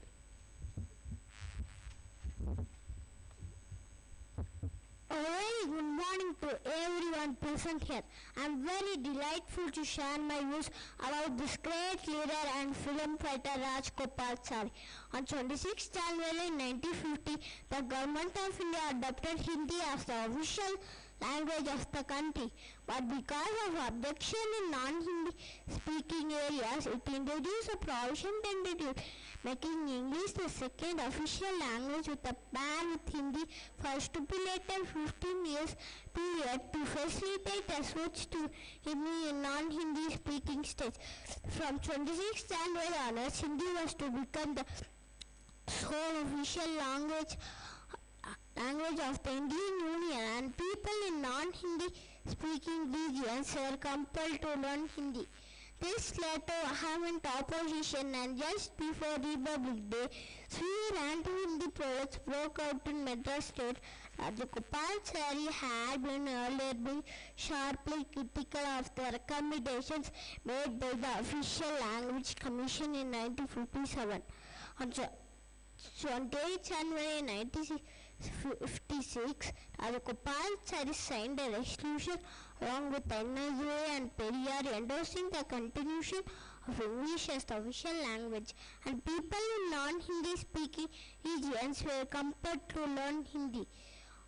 When the anti-Hindi agitation broke out in Madras state, Rajgopalachari completely reversed his 1938 support for the introduction and took a strongly anti-Hindi stand in support for the introduction, calling the slogan in English ever, Hindi never. On 17th January 1965, he convened the Madras Anti-Hindi Conference in Tiruchirappalli, angrily declaring that Part 70 of the Constitution, which declared Hindi is the official language, should be hailed and thrown into the Arabian Sea. Thank you very much for giving me this wonderful opportunity.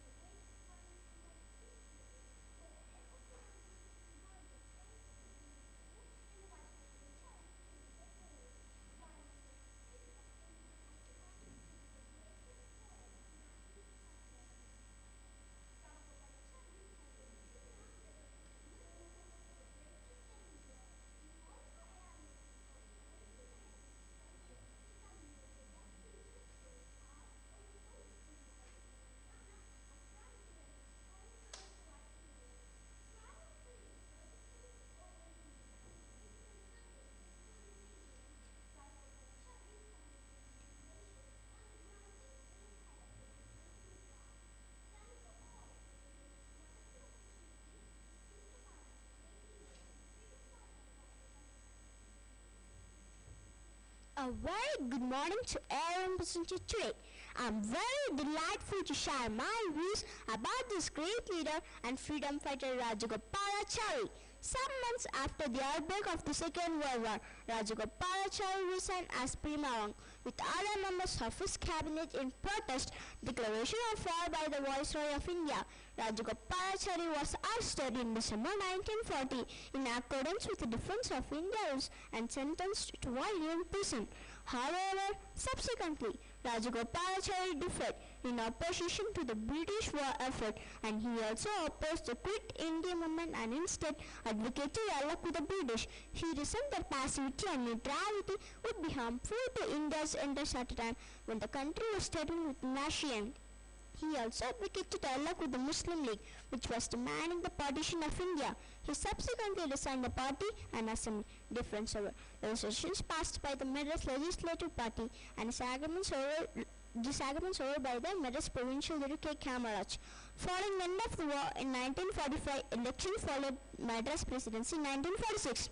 During the last years of the war, Kamaraj was requested by Nehru, Sardar Vallabhbhai Patel and Maulana Abul Kalam Azad to meet Rajagopalachari, the Premier of Madras Presidency. Kamaraj, the President of the Tamil Nadu Congress Committee, was forced to make Tangutri Prakasam as Chief Minister candidate by the elected members prevent Rajagopalachari from winning.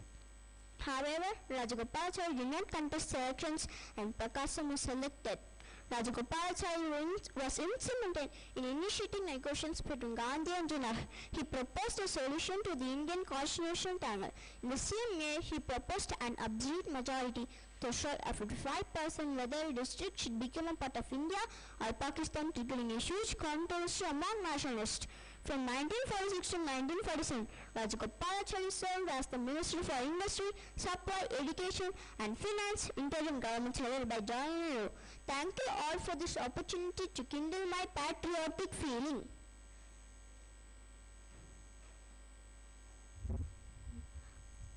A very good morning to everyone present here.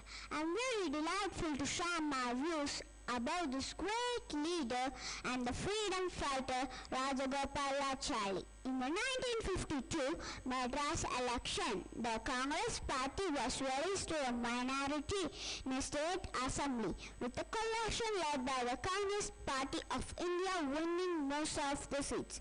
The Congress did not want the Communists taking power or to impose governance rule in the state. It brought Rajagopalachari out of the retirement to form the government as consensus candidate. 10th April 1952, Madras Governor Sri Prakasha appointed him as the Chief Minister by nominating MLC without consulting either the Prime Minister Nehru or ministers in the Madras State Cabinet. In 1952, Rajagopalachari was then able to prove that he had a majority in the State Assembly by earning MLAs from opposite parties and independents to join Indian National Congress. During Rajagopalachari's tenure as the Chief Minister, a powerful movement of separating Andhra State, comprising the Telugu-speaking districts of Madras, going forward. Initially, both Rajagopalachari and Nehru were against the creation of injustifiably drawn state, but the law and other situation in the state deteriorated. Both were forced to accept the demand. He introduced a new education scheme known as the Modified Scheme, Elementary Education 1953. Rajagopalachari argued, "It's the mistake that to imagine that the school is within the wall. The whole village is a school. The village polytechnic is the early branch of it. The dobby, the wielder, the cobbler. The scheme was said by the house. The committee found the scheme to be sound and endorsed government position. India's President Rajendra Prasad and Prime Minister Jawaharlal Nehru also offered their support to the scheme." Rajagopalachari eventually resigned as Chief Minister on 13th April 1954, attributing the decision to poor health. Thank you, everyone. A very good morning to everyone present here. I'm very grateful to share my views about great leader and freedom fighter Vallabhbhai Patel. Sardar Patel was a senior leader of the Indian National Congress. After his independence, he became India's first deputy prime minister.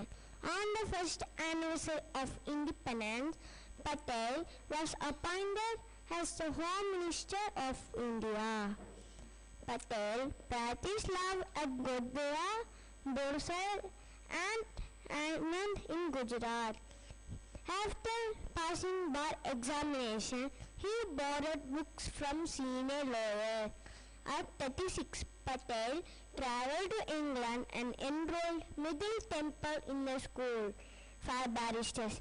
He finished 36-month course within just 30 months and he topped final examination despite having no previous college experience. On Gandhi's call, Patel quit his job and joined Freedom to Movement to Fight in exhibition at Kahida in time of pledge and ceremony. Patel joined Gandhi's non-cooperation movement and he travelled around West India and recruited 30 lakhs members. And he collected more than 1.5 million for party fund. He was extensively against alcohol consumption, discrimination for women, encampation, Gujarat and outside. When Mahatma Gandhi was imprisoned, Patel asked the lead Satyagraha movement in Nagpur 1923 against the British law and hoisting the Indian flag. As the Home Minister and Deputy Prime Minister, Sardar Patel played a key role in integration for a princely state. Thank you all.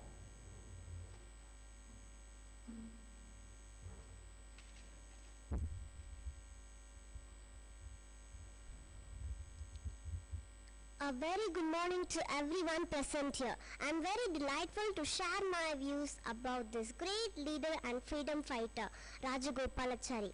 His role in Constituent Assembly. He was elected to the Constituent Assembly from Madras. He was a part of Advisory Committee and Subcommittee on Minorities. He debated on issues relating to rights of religious denominations.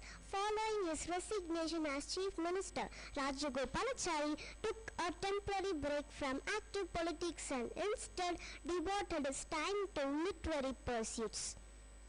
He wrote a Tamil retelling of a Sanskrit epic Ramayana which appeared as a serial in the Tamil magazine Kalki from 23 May 1954 to 6 November 1955.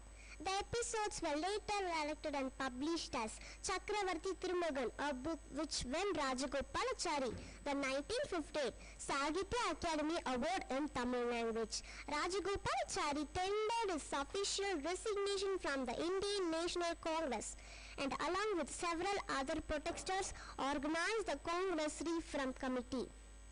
The committee became fully fledged political party and was renamed the Indian National Democratic Congress at a state conference held in Madurai on September 1957. In this short essay, Our Democracy, Rajagopalachari explained the necessity for a right-wing alternative to the Congress by saying, since the Congress party has swung to the left, what is wanted is not an ultra-outer but a strong and articulate right. Rajagopalachari also insisted that the opposition must operate privately and periodically and behind closed doors of the party meeting, but openly and periodically through the electorate. Thank you, one and all.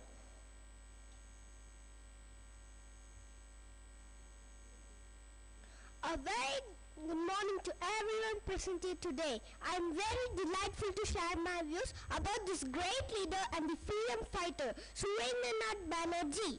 Upon his return to India in June 1875, Banerjee became an English professor at the Metropolitan Institution, the Free Church Institution, and at the European College, now Surendranath College, founded by him in 1882.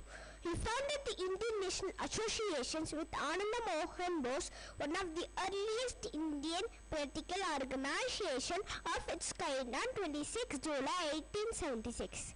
He condemned the racial discrimination perpetrated by the British officials in India through speeches all over the country, which made him very popular. In 1879, when Banerjee was, he bought the newspaper The Bengali, founded in 1862 by the Girish Chandra Ghosh and edited for 40 years.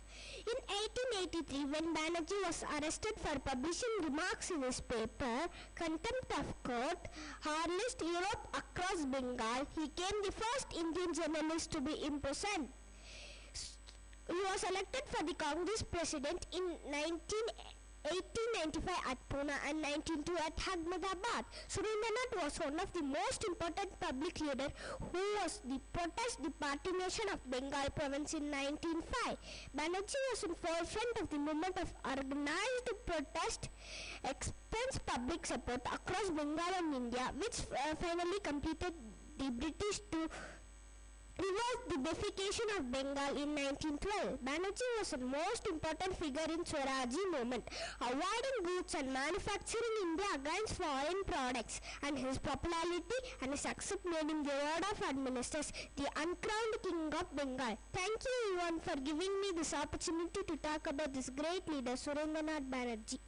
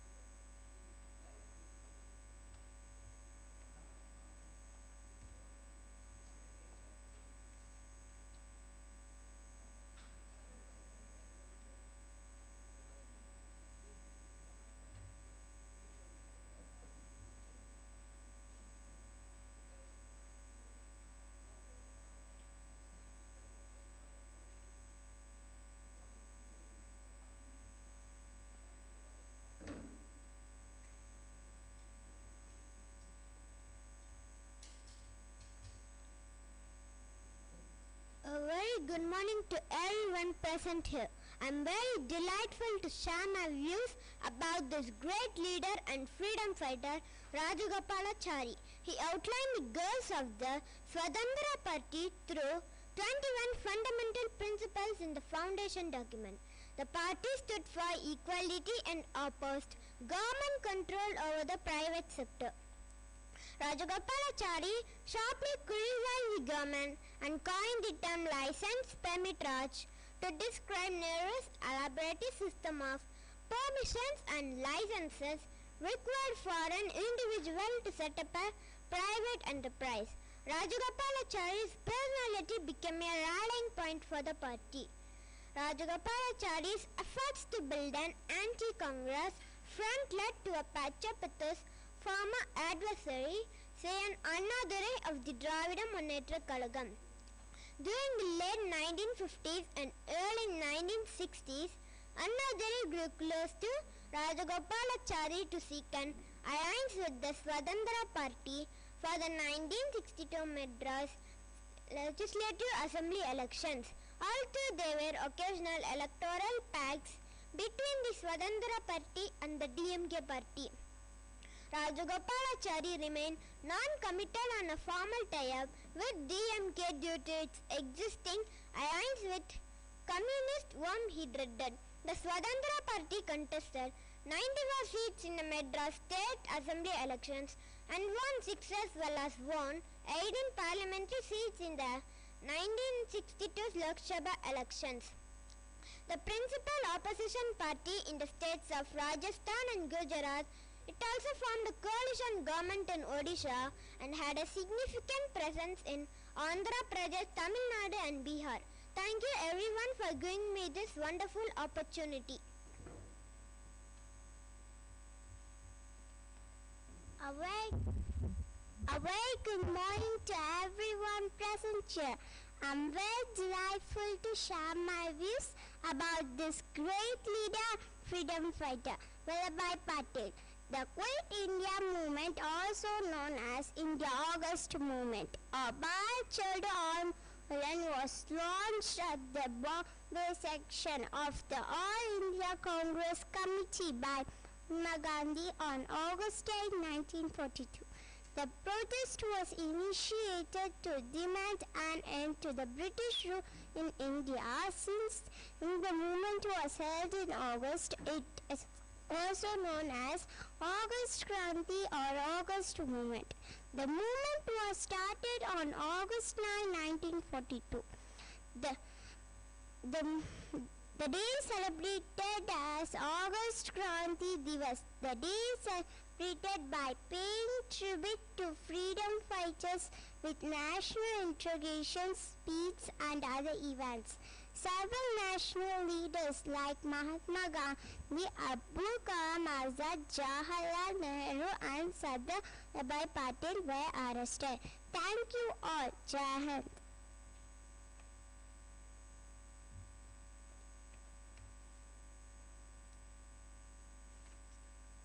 A very good morning to everyone present here. I am very delightful to share my views about this great leader, freedom fighter Vallabhbhai Patel. The Indian Independence Act of 1947 gave princely states an option act to the newly born India or Pakistan or continue as an independent sovereign state. At the time, more than 500 princely states have covered 48% of the area of pre-independent India and constituted 28% of the area. At the time, more than 500 princely states have covered 48% of the area of pre-independent and constituted 28% of its population. These kingdoms were not legally part of British India, but in reality were completely subordinate to the British crown. For the British, these states were necessary allies to keep in rise of the colonial power and nationalist tendency in India. Accordingly, the princes were given over their territory, but the British quits for themselves the right to appoint ministry of the ministry says support as and when required. He also introduced the concept of privy process of payment to the Rohil family for their agreement to be merged with India.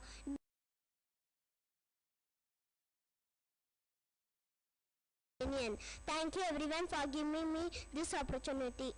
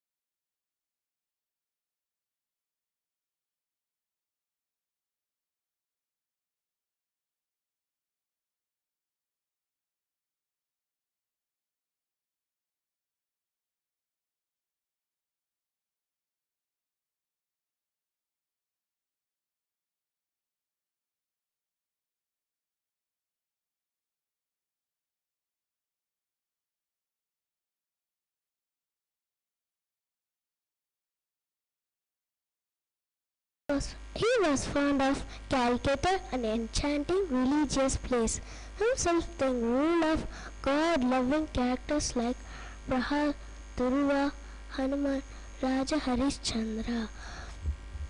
He not only encouraged server playwrights to produce patriotic pieces for the urban stage, but also encouraged village buds to spread nationalist fervor in the countryside.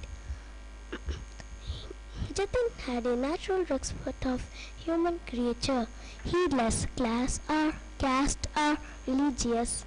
Himself Jatin had a natural respect of human creature, heedless class or caste or religious. That also engaged village buds to spread nationalist fervor in the countryside. Thank you for this opportunity to talk about the freedom fighter Mahatma. A very good morning to everyone present here. I'm Vinit, doing my grade 3 at Carmel International School, Hosur, and it's my pleasure to share some few words about the freedom fighter Sardar Gattulatila. Sardar Gattulatila was a brave person who ordered salt satyagraha and quit India movement. He was arrested at a very young age at 21 and was given the title Sultan for his fearless fight against the British. Sardar Gattulatila was a well-known freedom fighter from India. When we talk about the personal life of Dr. Gattulatila, was born on Barwa village, Samputnam Mandal in the district Srikakulam in the state of Andhra Pradesh. Sardar Gattulatila was dead at the age of 98 and survived by the son of Sravasudha Shivaji. I had two daughters, Jhansi and Sushila, freedom fighter and people's leader. He was the champion of stars, backward classes, weaker sections, and one of the most promoted leaders of his time. He was arrested at a very young age at 21 and was conferred by the title Sultan for his fearless fight against the British. Thank you all for giving me a chance to express about the freedom fighter Sardar Gattulatila. Very good morning to everyone. I am Joshua Jerome, doing my grade 3rd B at Carmel International School, Hosur, and it's my pleasure to share a few words about freedom fighter Baigunda Shukla. Shukla was born on 15 May 1907 in the village of Jawalarpur in Muzaffarpur, district of Bengali Presidency. He got his elementary education at his village and he became a teacher in lower primary in the school Muzaffarpur. He took civil disobedience movement in 1930. He was imprisoned in Patna camp jail. He was released along with Satyagrahis after Gandhi Irwin's pass. Later he contacted with Hindustan Socialist Republic Association and became a revolutionary. Shukla also initiated into freedom struggle at young age, taking active part in the SALT. Satyagrahis of 1930, Shukla was association with revolution organization like Hindustan Seva Dala, HSRA. Shukla was commissioned to plan execute of Ghosh as an vendetta, which he carried successful on 9 November 1932. He arrested and tried for killing Shukla, convicted in hanged in Gaya Central Jail on 14 May 1934. He was only 28 years old. Thank you. Jai Hind.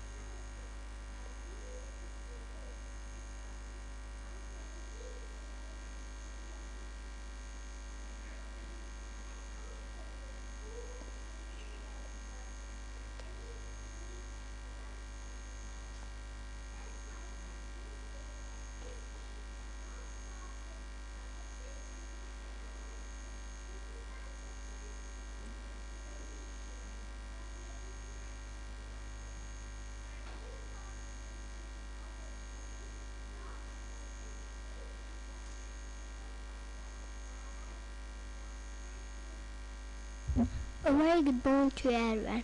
I'm Ritvika doing a very good morning to everyone. I'm Ritvika doing my grade 3B at Carmel International School, Hosur. Fight for self-rule. Vallabhbhai Patel was born to a self-sufficing, land-owning family of Leewapara Coast. We did not post to have traditional Hinduism. In the age of 60, McDonald at 22 and passed the district pleasure examination, which enabled him to practice law in 1900. He set up an independence office of district pleasure in Gozra, and 2 years later he moved to Bosrat. Patel traveled to London in August 1910 to study at the Middle Temple.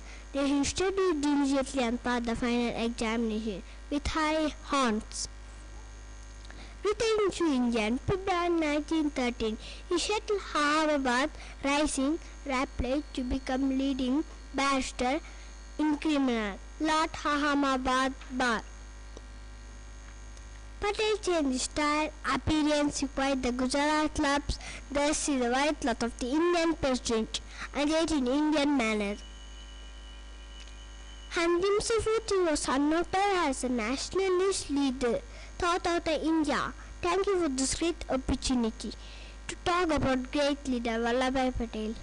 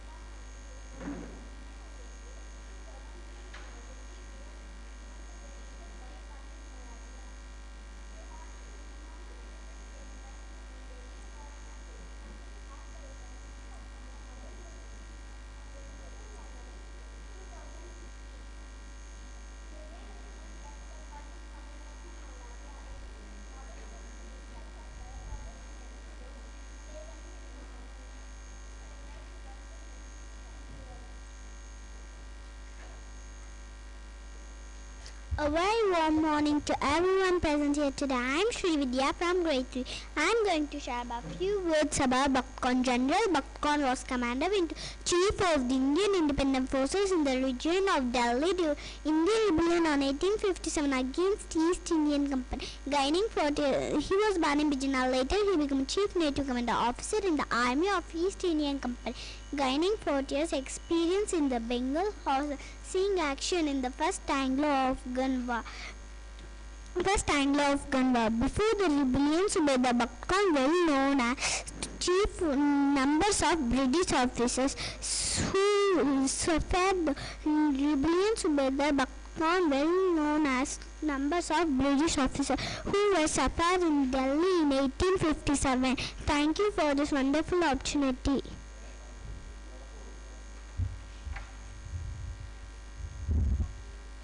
I would like to extend my warm welcome to everyone present here today.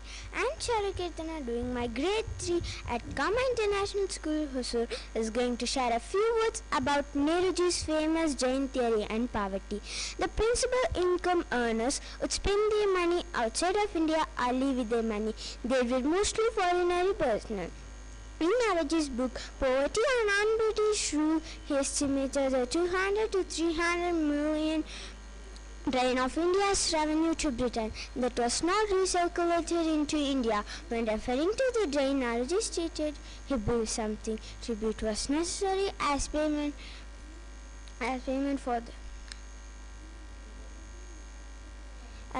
for the services that Britain brought to India, such as newly constructed railways. When referring to the drain, Naraji stated he believed something tribute was necessary as payment for the services that Britain brought to India, such as newly constructed railways.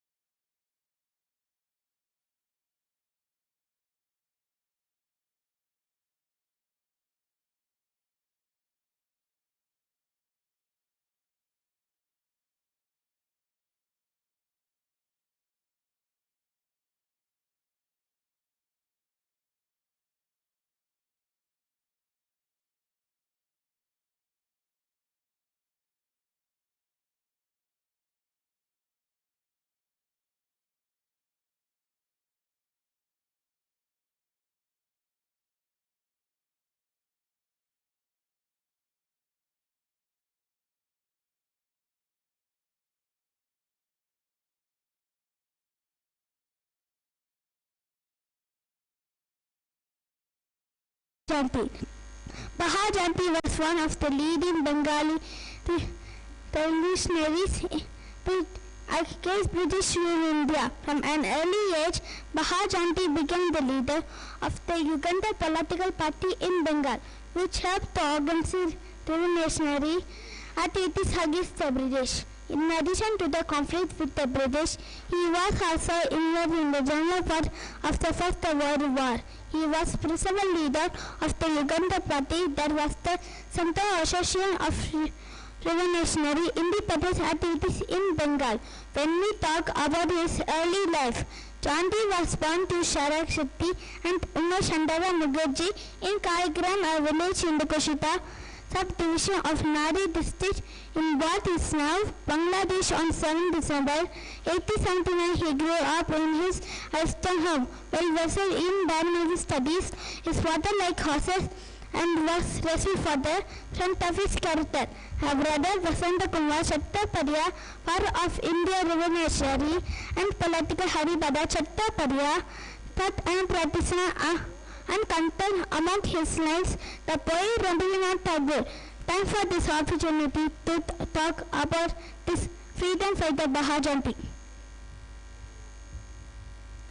A very warm morning to everyone present here today. I am Gautam Prankma, doing my grade 3 at Carmel International School. I will be talking about Hem Chandra Kanunga. Hem Chandra Kanunga Das was an Indian nationalist and a member of Anushuran Committee. Kanunga traveled to he learned the technique of assembling periodic acid bombs from exiled Russian revolutionaries. Kanunga was one of the main co-accused in Elpur bomb case. He was sentenced for transportation in the life in the Andamans but was released soon. Probably he was the first revolutionary in India who went to abroad to obtain military and political training. Thank you everyone for this wonderful opportunity. A very good morning to everyone present here today.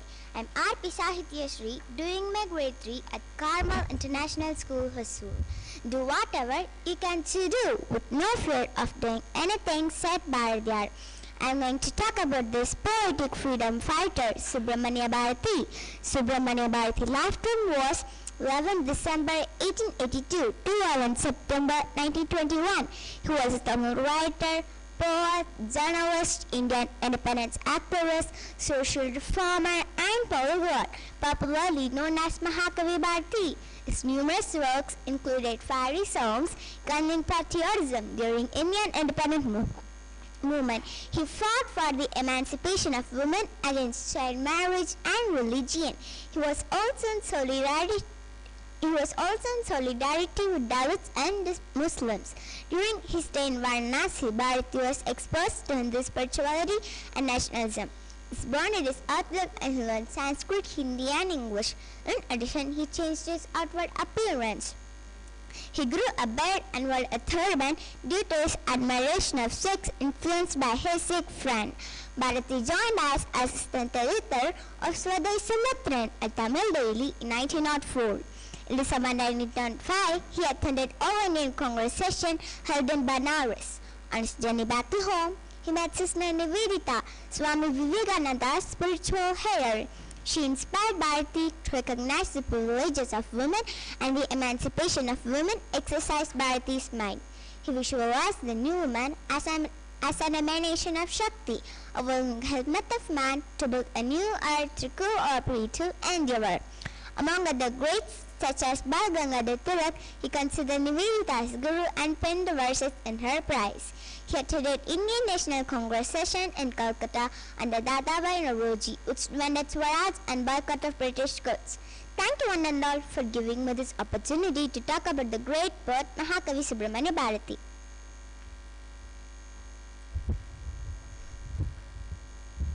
A very good morning to everyone present here.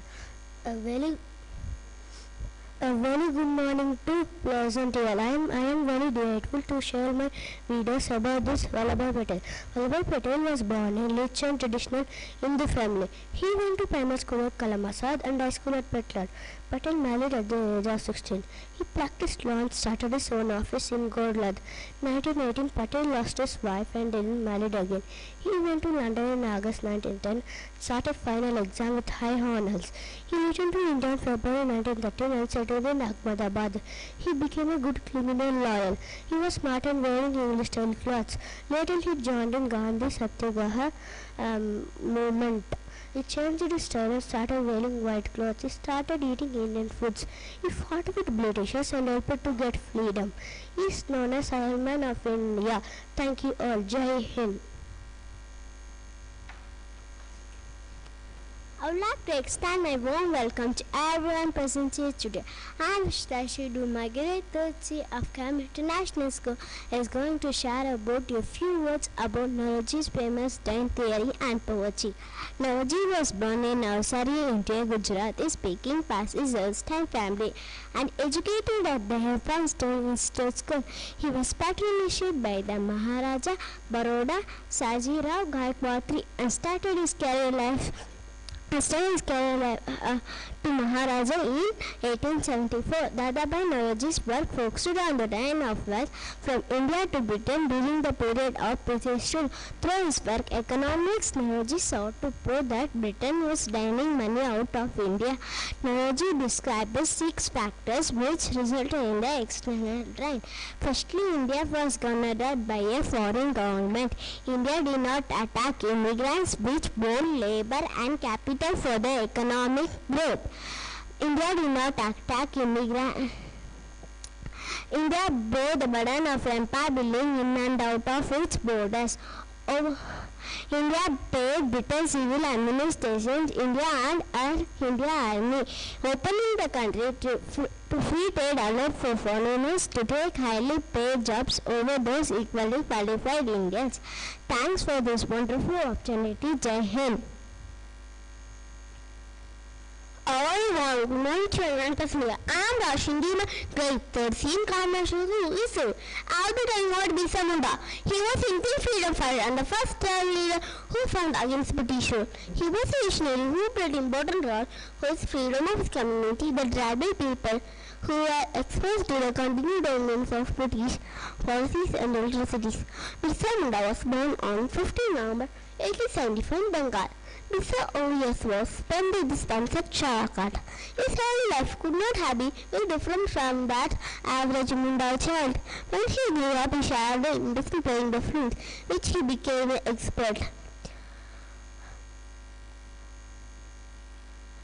To the continued dominance of British policies and atrocities, Birsa Munda was born on 15 November 1875 in Bengal. Mr. Elias was spent in this man such Chalakad. His early life could not have been very different from that average Mumbai child. When he grew up, he shared in this playing the flute, which he became an expert.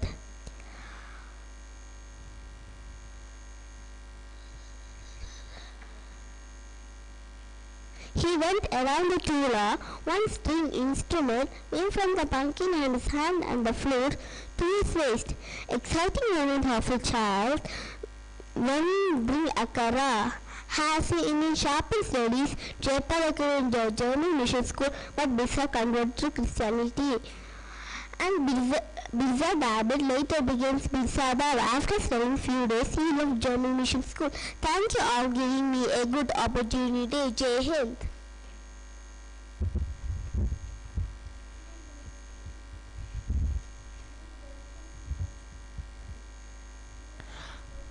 A very good morning to everyone present here.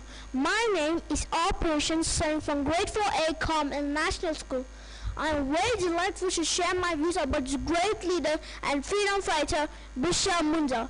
His birth anniversary, which falls on 15 November, is still celebrated by tribal people as far away as Mysore in the Kodagu districts in Karnataka. The official celebration takes place at his Sadamari stall in the Kokar neighborhood of Ranchi, the capital of Jharkhand.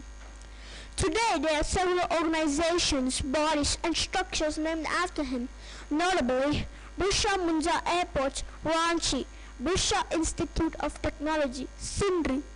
The statue of Ulagan is a proposed 150-foot tall statue of Birsa Munda to be built in Jharkhand, made of stones collected from the households in the region. Ulagan, the annual college festival of the National University and Study of Research in Law, is inspired by the freedom struggle of Birsa Munda. As his awareness about atrocities of the colonial rulers grew, Birsa Munda also participated in anti-missionary and anti-establishment activities between 1886 and 1890 in Chaibasa. He was arrested by British police on March 3, 1900. Birsa Munda died young at 25 in Ranchi jail on June 9th. The same year, Jharkhand was cut out of Bihar on his birth anniversary on November 15, 2000. The fearless tribal leader made an invaluable contribution to the freedom struggle by spearheading the tribal movement against the oppressive British rule. Thank you everyone. Jai Hind.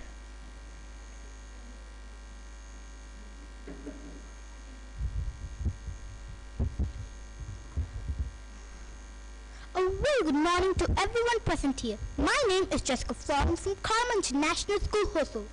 I am very delightful to share my views about this great leader and freedom fighter, Nana Sahib.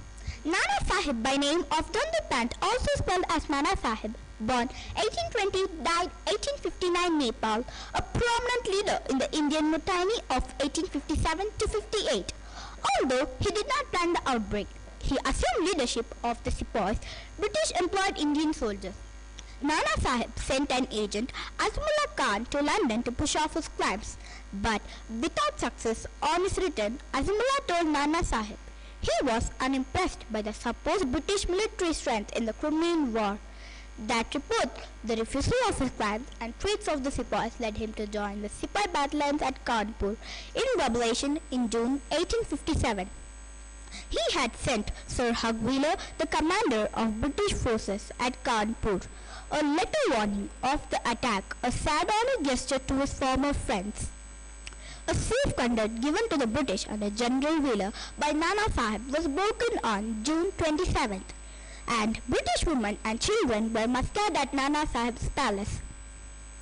Lacking military knowledge, he could not command the mutinous sepoys, though he had the satisfaction of being declared the Peshwa in July 1857 by the rebel leader Tantia Tope and his followers after the capture of Gwalior. Defeated by General Henry Havelock and in December 1857 by Sir Colin Campbell, he appointed a nephew Rao Sahib to give orders to Tantia. In 1959, Dada Saheb was driven into Nepal Hills where he thought to have died. Thank you all for this opportunity. Jai Hind.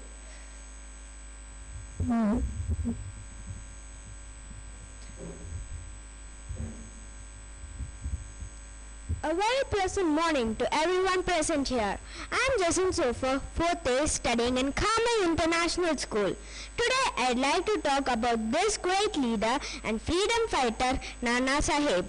The doctrine of lapse was an annexation policy devised by Lord Dalhousie, who was a British governor and general of India between 1848 and 1856. According to the doctrine, any princely state or territory was under the direct influence of the British East Indian Company as a vassal state under the British subsidiary system would be automatically annexed if the ruler was either manifestly incompetent or died without a direct heir. The latter supplanted the long-established legal right of an Indian sovereign without an heir to choose a successor. In addition, the British were to decide potential rulers were competent enough. The doctrine and its application were widely regarded by Indians as illegitimate. At that time, the company had absolute imperial administrative jurisdiction over many regions spread over the subcontinent. The company took over the princely states of Satara, Jodhpur, Sabalpur, Bagath, Nagpur and Jhansi using this doctrine. The British took over Awadh Oud in 1856, claiming that the local ruler was not ruling properly. The Nana, while still wealthy, was greatly offended by both termination of the pension and suspension of various titles and grants retained by Baji Rao in exile. According to Nana Sahib, he sent an envoy Azimullah Khan to England in 1853 to plead his case with the British government. However, Azimullah Khan was unable to resume pension and he returned to India in 1855. Thank you all for this opportunity. Jai Hind. A very good morning to everyone here. I'm Vaishnav. I'm studying in 4th A Conventional School, Hosur, and I'm very delightful to share my views about this great leader and freedom fighter Nana Sahib and his role in 1857 uprising. Nana Sahib was the confidant of the Charles Sanderson. He was the collector of Kanpur. It was planned that Nana Sahib would assemble a force of 1,500 soldiers to support the British in case the rebellion spread to Kanpur. On 6th June 1857, at the time of rebellion by force of East India Company at Kanpur, the British contingent had taken refuge and entrenchment in the northern part of the town. Nana and his force entered to the British magazine situated in the northern part of the town. The soldiers of 53rd Native Infantry who were guarding the magazine thought that Nana had come to guard the magazine on behalf of the company.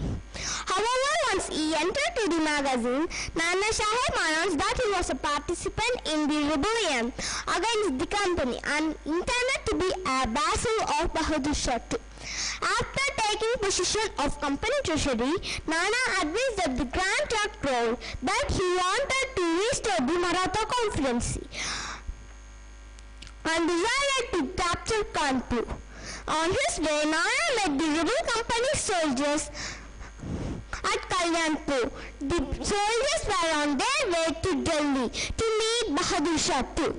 Nana wanted them to go back Kanpur and help him to defeat the British.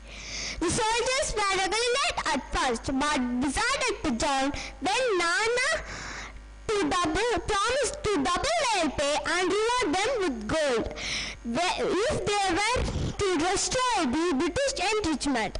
Thank you all for this opportunity. Jai Hind.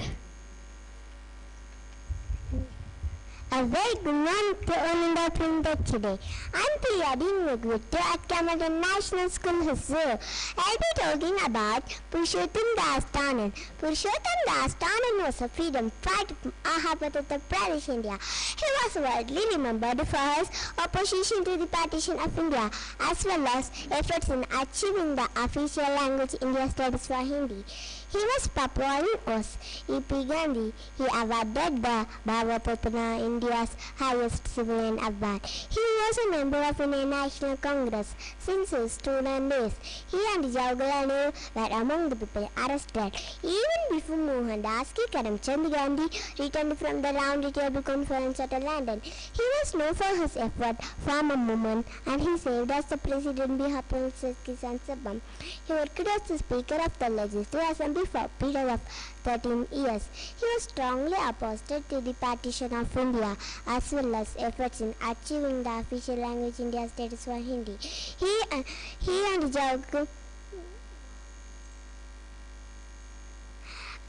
and Jawaharlal Nehru were among the people arrested. Even before Mohandas Karamchand Gandhi returned from the Round Table Conference in London, he was known for his effort from a movement, and he served as the president behalf of Professor Kisan Sabha. He worked as the Speaker of the Legislative Assembly for a period of 13 years.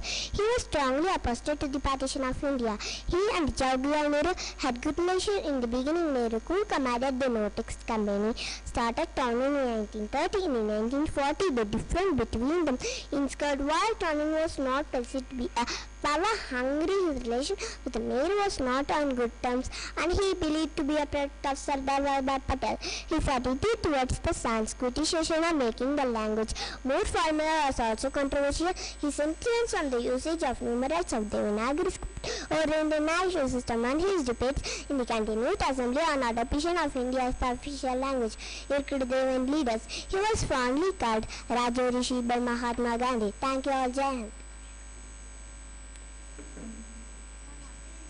A very warm morning to everyone present here. I am Sanjana Bharti, great to be in Carmel International School, Hosur. I am very proud to share my views about this great leader and freedom fighter Vallabhbhai Patel and his contribution towards Bardoli Satyarga in Gujarat. The Bardoli Satyarga 1920 was a movement in the independence struggle led by Sardar Vallabhbhai Patel for the farmers of Bardoli against the unjust raising of taxes. Patel was an exemplary commander of a small island army in Bardoli. He divided the authority into camps and organized hundreds of men and women under the camps. The volunteers came from Hindu, Muslim and Parsi communities also. From the camps, volunteers issued news bulletins, campaigns and also speeches educating the masses about the need to be disciplined and prepare for austerity. Door-to-door campaigning was also done. A large number of women who gave Patel the moniker Sardar. Peasants were asked to take oaths in the name of God that they will not pay taxes. Those who pay taxes were supportive of the British were socially boycotted. With this, I conclude my speech. Thank you.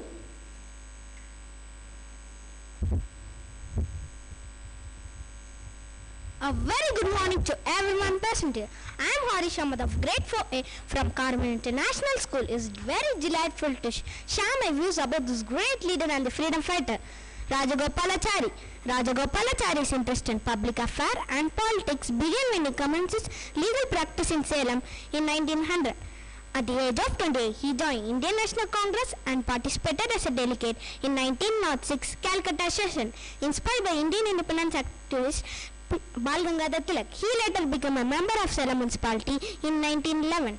He was elected as the chairman of municipality and served from 1917 to 1919, during which time he was responsible for the election of the first Dalit member of the Salem municipality. He defended Indian independence activist P. Varadaraju Naidu against charges of sedition and 2 years later participated in the agitation against the Rowlatt Act. After Mahatma Gandhi joined Indian independence movement in 1919, Rajagopalachari became one of his followers. He participated in the non-cooperation movements and gave up his law practice. In 1921, he was elected to the Congress Working Committee and served as the General Secretary of the party before making his first major breakthrough as a leader.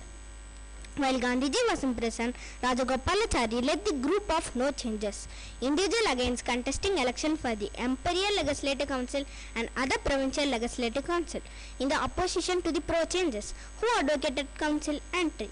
When the motion was put to the vote, Rajagopalachari's No Changes won by 1,748 to 890 votes, resulting in the resignation of two important leaders of Congress, including Pandit Motilal Nehru and C.R. Das, the President of Indian National Congress.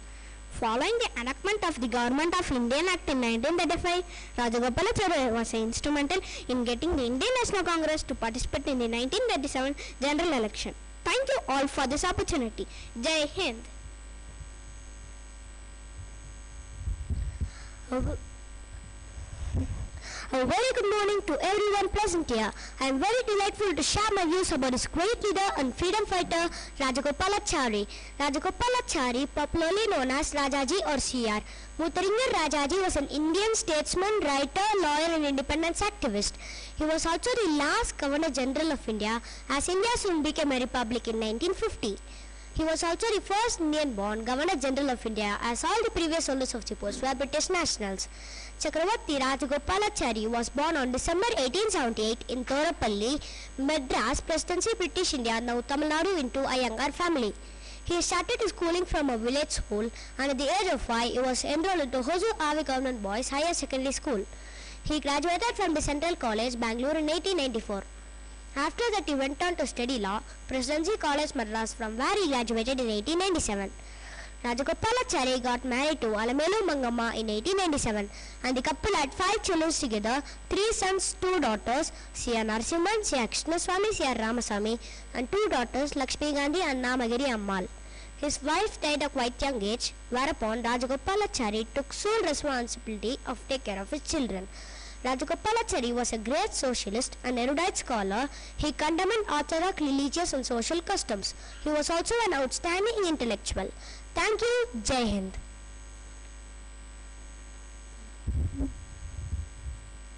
A very good morning to everyone present here. I am very delighted to share this news about this great leader and freedom fighter, Purna Aravind Pakwasa. Her early life was known as Leader of Dance, was India's independence activist and social worker from Gujarat. Pakwasa was born in Rampur, near Lundi, Saurashtra, now in Gujarat. She was a Manipuri dancer and a classical local singer. Purna Aravind Pakwasa first met Mahatma Gandhi at Rampur at the age of 8. She participated in the independence movement at the age of 18. She participated in the Dandi March, in which she was arrested. Her immature was Kasturba Gandhi. Pakwasa taught her how to read and write English. Mahatma Gandhi was surprised about this act and gave her his blessing to continue on the path of education. She participated in the 54th session of Indian National Congress at Haripura in 1938. In 1954, she started Satidal, an institute for the culture, physical, spiritual and education for women in Bombay, now Mumbai. She headed the Borsa Military School in Nashik for 95 years. Later in 1974, she established Sitambara Vishwarepeat and extended its activities to become the residential school and college in Saputara. The school chief is a tribal ghost of Dan. She turned 100 in October 2013 and died on 25th April 2016 at the age of 102 in Surat. Her last words were performed by her children in Saputara.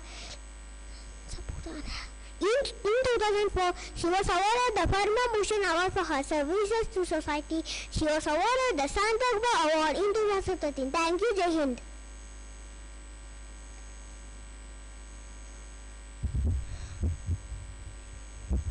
A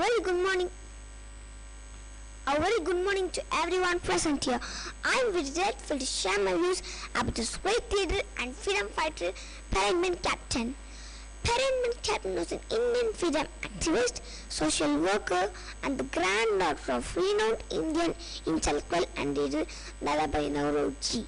The Government of India introduced the Padma Shri, and the Government of India honored in 1954 with the award of Padma Shri, the fourth highest Indian civilian award for her contributions to the country, placing her among the first group of the recipients of the award.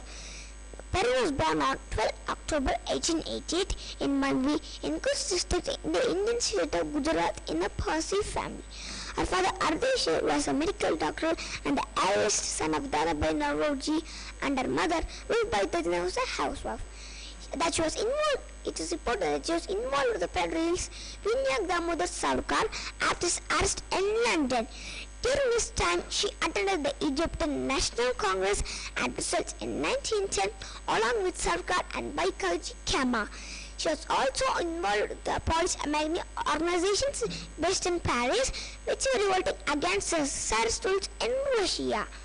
After returning to India in 1911, Perrin had an opportunity to meet Mahatma Gandhi and was influenced by his idols. By 1990, she started working with him, and in 1920, she took Swadeshi movement and started wearing khadi. In 1921, she assisted in establishing Rashtriya Sri Sabha, a women's movement based on Gandhian idols. Perrin married Nidisa as captain, a lawyer in 1925, but the couple had no children. She continued her social activism after marriage and served on a number of councils of the Indian National Congress. She was the first woman president of Bombay Provincial Congress Committee when she got elected to the post in 1930. She participated in the civil disobedience movement initiated by Mahatma Gandhi and was incarcerated, the first of the several imprisonments she endured during the Indian freedom movement. When Gandhi Seva Sena was reconstituted in the 1930s, she was made its honorary general secretary, a post she held till her death in 1958. When the government of India introduced the Padma Civilian Award system in 1954, Perrin Captain was included in the first list of awardees for Padma Shri. Thank you all for giving this opportunity. A very pleasant good morning to everyone present here. I am Diyashri and I am studying 4th A in Carmel International School, Hosur. Very delightful to share my views about this great leader and freedom fighter, Sister Nivedita. Nivedita became a prolific writer and toured India extensively deliver lectures, especially on India, culture and religions. She appealed the youth of the India to work selflessly for caste, along ideas of Swami Vivekananda. Before coming to India, Nivedita expressed a positive views towards continued colonial rule in India, a flavoring sentiment among her contemporaries in Europe. However, during her course of her time in India, Nivedita wrote disillusion with colonial rule to support nascent independent movement, concluding that it was necessary India to gain independent post. In February 1902, lawyer Mohandas Karamchand Gandhi visited Nivedita in Calcutta. After Vivekananda's death, became actually aware of the inconvenience of the newly formed Ramakrishnan mission amount of political activity. She publicly disassociated herself from it. Nivedita's death on 13 October 1911 agreed 43 age Royal Villas, Darjeeling. Today her moreover located below railway station on the way to Victorical Falls. These words inscribed in her epitomize her lies. Sister Nivedita, who gave her all the India. Thank you for this opportunity and Jai Hind. A very good morning to everyone present here. I am here to share my views about this great leader and freedom fighter Rajgopalachari. In 1944, during India's vast mission, Richard Nixon 1928 tour, he lectured by Rajgopalachari concerning emotional quality of nuclear weapons. The pair discussed spiritual life, particularly reincarnation and impersonation. Nixon wrote 3 pages recording Rajgopalachari's words, claiming his memories. In September 1962, Rajgopalachari visited American President John F. Kennedy at the White House. He warned Kennedy of dangers of making an arms, even which could win. At the end, Kennedy remarked, "This meeting has more civil influence on me. Seldom have I heard a case such a clarity and elegance of language." 9. EMS Namudi Popular Movement Consumist Party leader once remarked Rajgopalachari was a Congress leader who respected the most despot. One of his foremost political rivals remarked he was a leader who unique and unequal and who lived and worked for high ideals. Regarding Rajgopalachari worked towards upliftment of Dalits, and he played a pivotal role in Indian National Congress, and he was a strong opponent of the All Indian Spinners Association and he fled Arunachal to India. On 21st August 1978, Rajagopal Shah's portrait put in the Central Hall of Parliament House. Thank you all. Jai Hind. A very good afternoon to everyone present here. I'm Yam Kanishka and I'm very delighted to share my views about this great leader and freedom fighter Rajagopalachari. When India and Pakistan achieved independence, the province of Bengal was partitioned into two, the West Bengal becoming part of India and East Bengal part of Pakistan. At that time, Rajagopalachari was appointed as the first governor of West Bengal, disliked by Bengali political class for its criticism of Subhash Chandra Bose during Tripura Congress session. Rajagopalachari's appointment as governor of West Bengal was protested by Bose brother Sarat Chandra Bose during his tenure as governor. Rajagopalachari's priorities were to deal with refugees and to bring peace and stability in the aftermath of the Calcutta riots. He declared his commitment to neutrality and justice in a meeting of Muslim businessmen. Whatever Nehru might defect or lapses, let me assure that I shall never trigger my life with any deliberate acts of injustice with any community whatsoever. Rajagopalachari also strongly opposed to proposals to include areas from Bihar and Odisha as part of province of West Bengal. One such proposal from the editor of newspaper led to reply, I signature not able to restrain the policy of agitation over inter-provincial boundaries. Despite the general attitude of Bengal political class, Rajagopalachari was highly regarded and respected by Chief Minister Prafulla Chandra Ghosh and his ministry. Thank you. Jai Hind.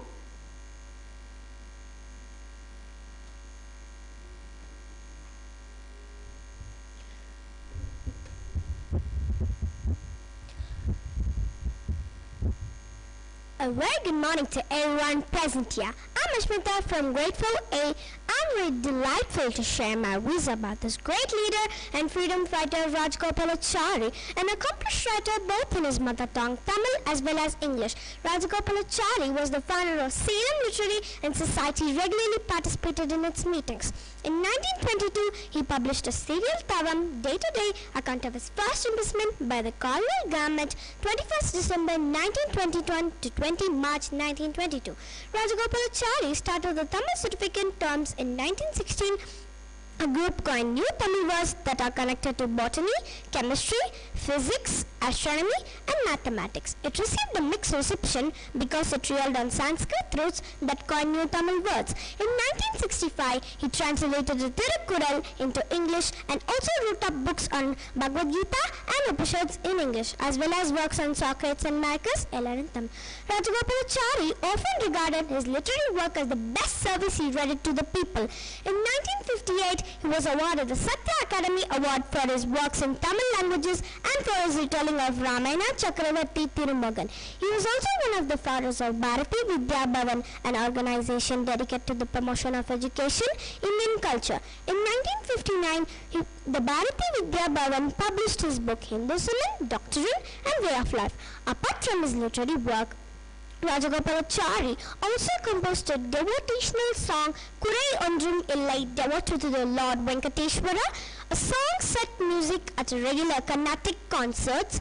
Rajagopalachari also composed a deputation hymn sung by M.S. Subbalakshmi, United Nations General Assembly in 1967. I am very thankful for this opportunity. Jai Hind.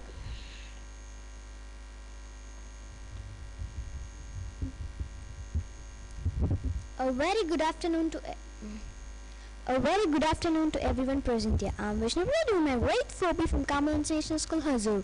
I'm very delightful to share my memories about this great leader and freedom fighter KPK Sivan Menon. Kisat Pota Sivan Menon was a patriot, idealist, independence activist. He was born in Tarur village of Palghar. He graduated in arts in Bar Etla. After his education, he joined Indian National Congress and he served as the secretary of the Malabar branch of the Home Rule League after setting up practice in Calicut. He also wrote a dozen of books and collections of essays in 1919. He Madras organized sweepers and rickshaw drivers. He was among the earliest in Kerala to argue for abolition of untouchability. In 1921, he joined on cooperation movement after giving up practice. He did relief work as secretary of KPC during Nopal revolution. KPK 7 Menon established Mathrubhumi in 1923. Truth, equality and freedom was a motto of Mathrubhumi. He was chief editor from the beginning till his death. His autography has been published by Mathrubhumi Books. He was very active in INA, but when Subhash Chandra Bose assumed the leadership as in his government, KPK 7 Menon parted ways from it. At Singapore, he was arrested and confined to solitary imprisonment, was released after only the Second World War. He resumed the editorship of Mathrubhumi in 1946. Thank you everyone for giving me this wonderful opportunity.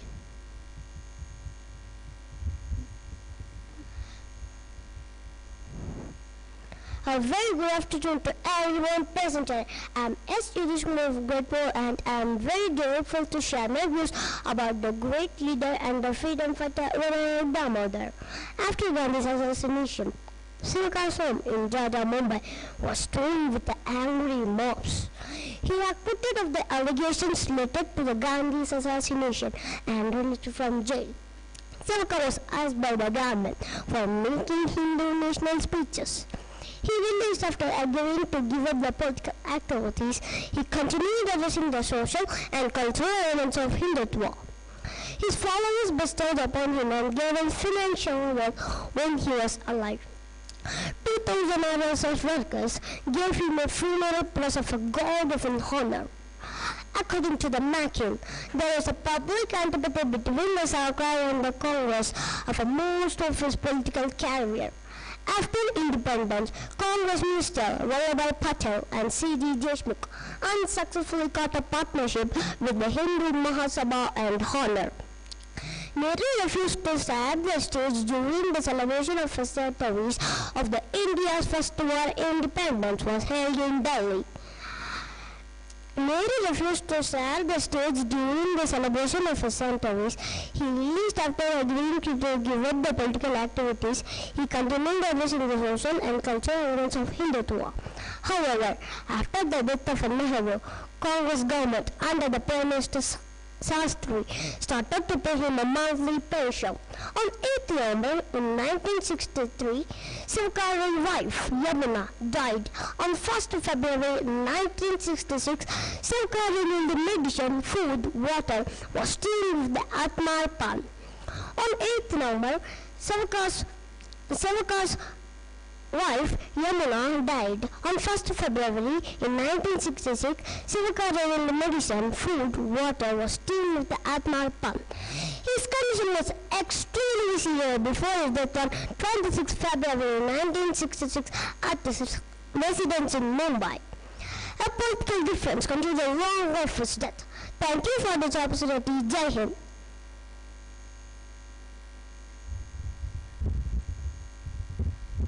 A very good afternoon to everyone present here. I'm very delighted to share my news about this great leader and freedom fighter, Nana Sahib. The disappearance. The British troops seized guns, elephants and camels and set Sahib's palace to fire. Nana disappeared after the company's recapture of Kanpur. His general Tatya Tope tried to recapture Kanpur in November 1857. After gathering a large army mainly consisting of the rebel soldiers from the Gwalior contingent, he managed to take control of all the west and northwest of Kanpur, but was later defeated in the Second Battle of Kanpur. In September 1857, Nana was reported to have fallen into malarious fever. However, this is doubtful. Rani Lakshmibai, Tatya Tope and Rao Sahib, Nana Sahib's close company proclaimed Nana Sahib as the Peshwa in June 1858 at Gwalior. Thank you all. Jai Hind.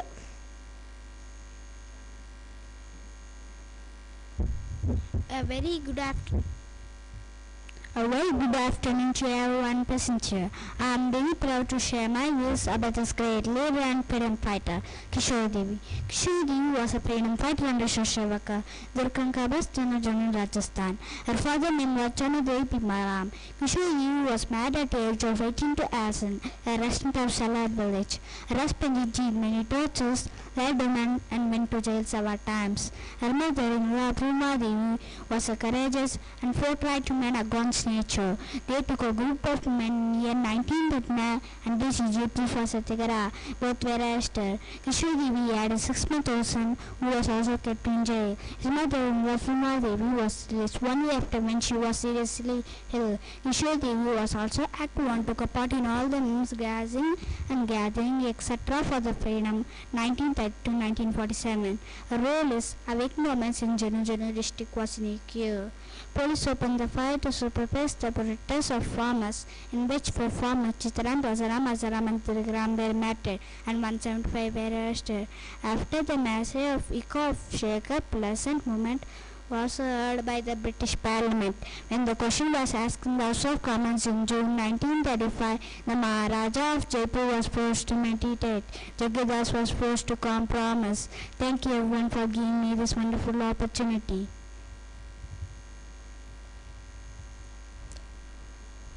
A very good afternoon to everyone present here. I am very proud to share my views of this great leader and the freedom fighter Lala Lajpat Rai and his legacy. Lajpat Rai was a heavily British leader of the Indian nationalist movement, Indian independence movement led by the Indian National Congress, Hindu reform movement and Arya Samaj, who inspired young men in his generation and kindled latent spirit with patriotism in their hearts, with journalist writing led by example activism. Young men in the independence movement such as Chandrasekhar Azad and Bhagat Singh were inspired by Roy. In late 19th and early 20th century, Lajpat Rai was a founder of many organizations including Arya Kasat and Lahore, Hisar Congress, Hisar Arya Samaj, Hisar Bar Council, National DAV Managing Committee. Lala Lajpat Rai was also head of Lakshmi Insurance Company Committee, the Lakshmi Building on Karachi, which is BOW, a good remembrance of whom. Lakshmi Insurance Company merged with Life Insurance Corporation of India. In mass nationalization of life insurance business happened during 1956. In 1927, Lajpat Rai established the trust of his mother's memory to build and run a tuberculosis hospitals for women. Reported the location where his mother Gulab Devi has died of tuberculosis in Lahore. It became to known as the Gulab Devi Chest Hospital. It opened on 17 July 1934. Now, the Gulab Devi Memorial Hospital is one of the biggest hospital of present Pakistan, which serves 2,000 patients at a time. As its patients, thank you and very proud to talk about its legacy.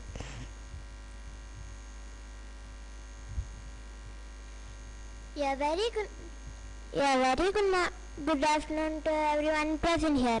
I am very proud to share my views about this great leader and freedom fighter Krishnamal Jahannadan and her contribution towards the land of a land for less freedom. Shankalinkam and Krishnamal believed that one of the key requirements for achieving a convenient society is by empowering the ruler poor to redistribution of land to the landless. For 2 years between 1950 and 1952, Krishnamal completed her teacher training course in Madras.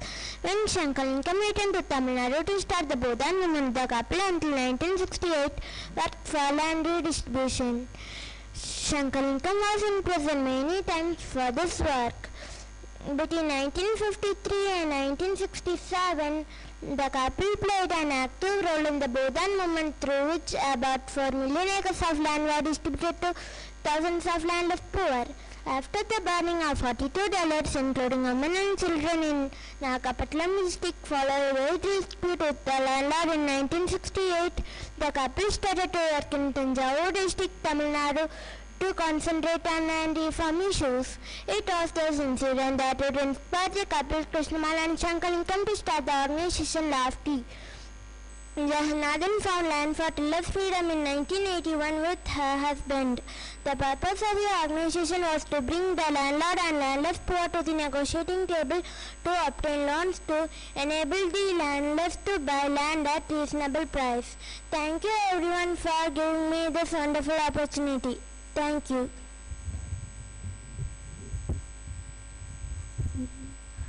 A very good morning to everyone present here. Very good afternoon to everyone present here. I am Panashwar. I am doing my 4B in Carmel International School. I am very proud to share my views of this great leader and freedom fighter, Lala Lajpat Rai, and his political career. After joining the Indian National Congress and taking part in the political agitation in Punjab, Lala Lajpat Rai was deported to Mandalay, but there was insufficient evidence to hold him for observation. Lala Lajpat Rai's supporters attempted to secure his election to representative for party section at Surat in December 1907, but he did not succeed. Graduates of the National College, which he founded inside Lahore at Lahore as an alternative to British-style institutions, included Bhagat Singh. He was an elected president of the Indian National Congress in the Kolkata Special Section of 1920. In 1921, he founded the Servants of the People's Society, a non-profit welfare organization, which shifted its base to Delhi after partition and has branches in many parts of India. According to him, Hindu society needs to fight its own battle with the caste system, position of women and untouchability. Vedas were an important part of Hindu religion, but the lower caste were not allowed to read them. Lala Lajpat Rai appeared that the lower caste should be allowed to read and recite the mantras. He believed that everyone should be allowed to read and recite the mantras. During World War I, Lala Lajpat Rai lived in the United States, but he returned to India in 1919 and in the following year led the special section of the Congress Party that launched the non-cooperation movement. He was in prison from 1921 to 1923 and elected to the Legislative Assembly on his release. Thank you for this wonderful opportunity. Jai Hind.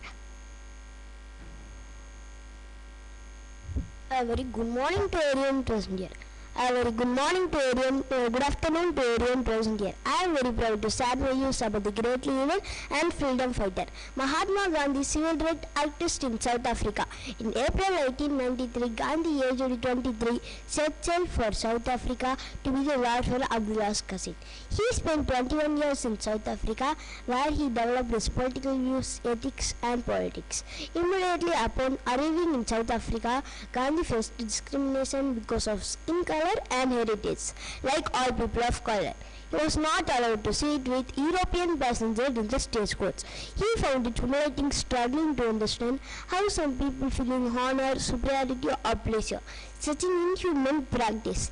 He planned to assign an Indian option the bill to deny them the right to vote. The right then proposed to be the exclusive European right. During the Boer War, Gandhi volunteered 1900 to form a group, Stretchers Bearers, the National Indian Ambulance Corps. Gandhi and 37 other Indians received Queen South Africa Medal. In 1906, the National government promulgated a new act compelling the registration of the colonies Indian and Chinese population at a mass meeting held in Johannesburg on 11 September that year. Gandhi adopted still revolving methodology of Satyagraha for the first time. Gandhi's idea of product spaces and skills public relations has emerged. He took this back to India in 1915. Thank you. Jai Hind.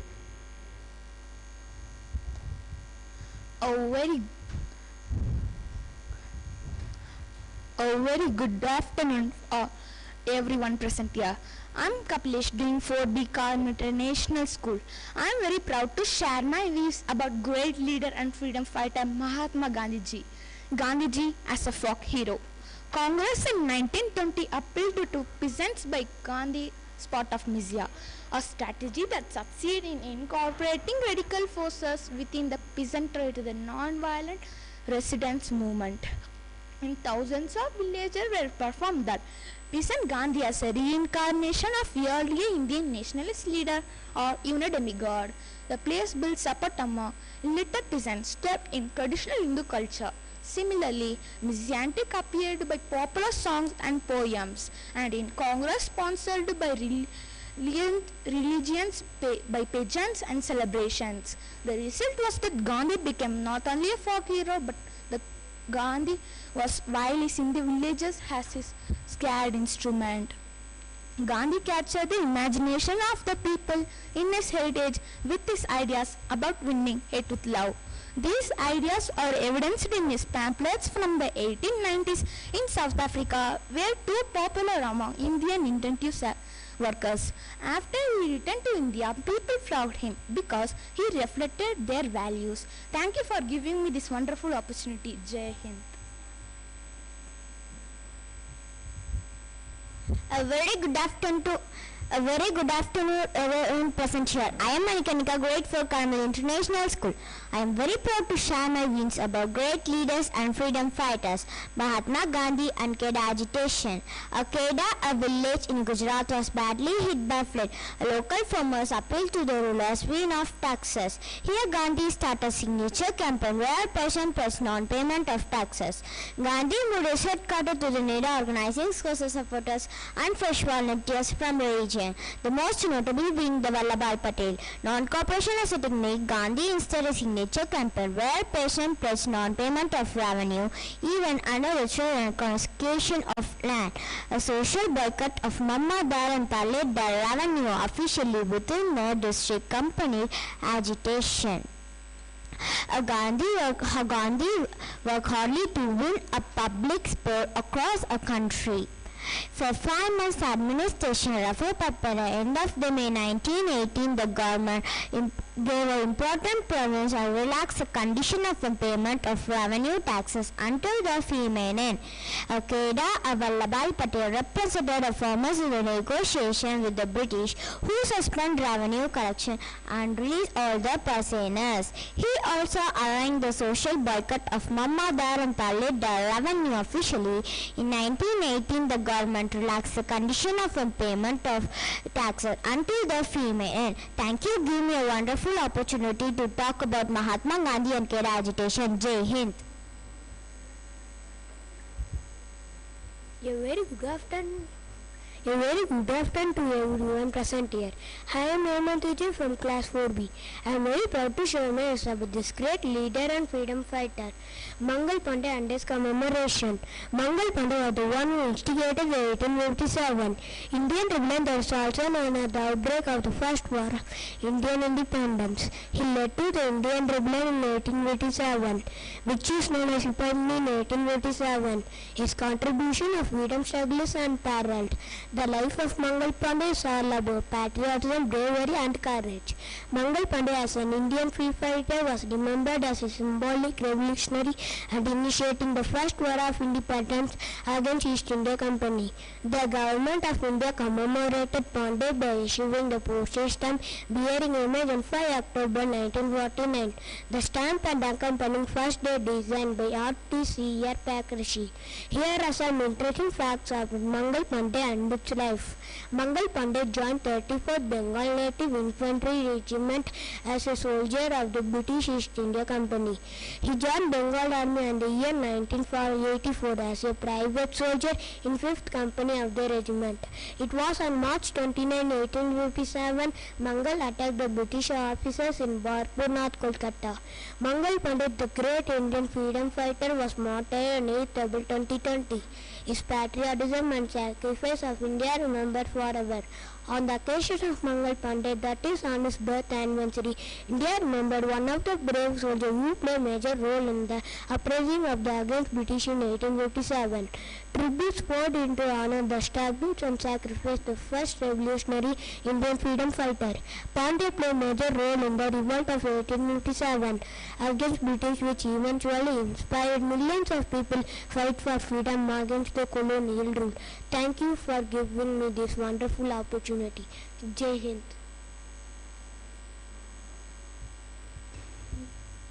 A very good afternoon to everyone present here. I am very proud to share my great views about great leader and freedom fighter Krishnamurti Jagannathan. Proud to incite our contribution towards protecting the coastal ecosystem and further achievement of ONS. In 1992, Jagannathan started working on issues considered as plant forms along the coastal of Tamil Nadu. This is a time where the problem not from social landlords but the large industries such as Chennai, Mumbai, Kolkata, Delhi and Hyderabad all occupies large areas for aquaculture along the coast. The pan from caused heavy seawater into the underground in the neighborhood.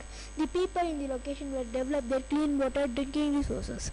The others of pan farms of old Jagannath organizing of role of Lattice village movement to raise awareness among the people. Awareness among the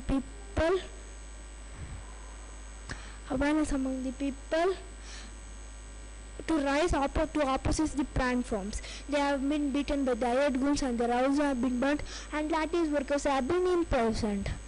She also worked towards the upliftment of women, girls and poor. She believes in mobilizing people from peaceful means.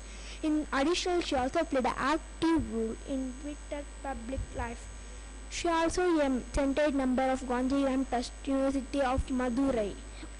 She won many rewards such as Swami Pranavanda Award in 1987 and Padma Shri in 1989 and Jamunal Bajaj Award in 1988. The couple received the Bhagavan Mahavir Award for non-violent propagating the independence of India. She also awarded a Summit Foundation Award at Switzerland. In 2008, she also got a Peace Prize on the Senate of University. And she got Right Livelihood Award along her husband. Thank you for giving me this opportunity. Jai Hind. And saying about the woman who struggled for our independence. Jai.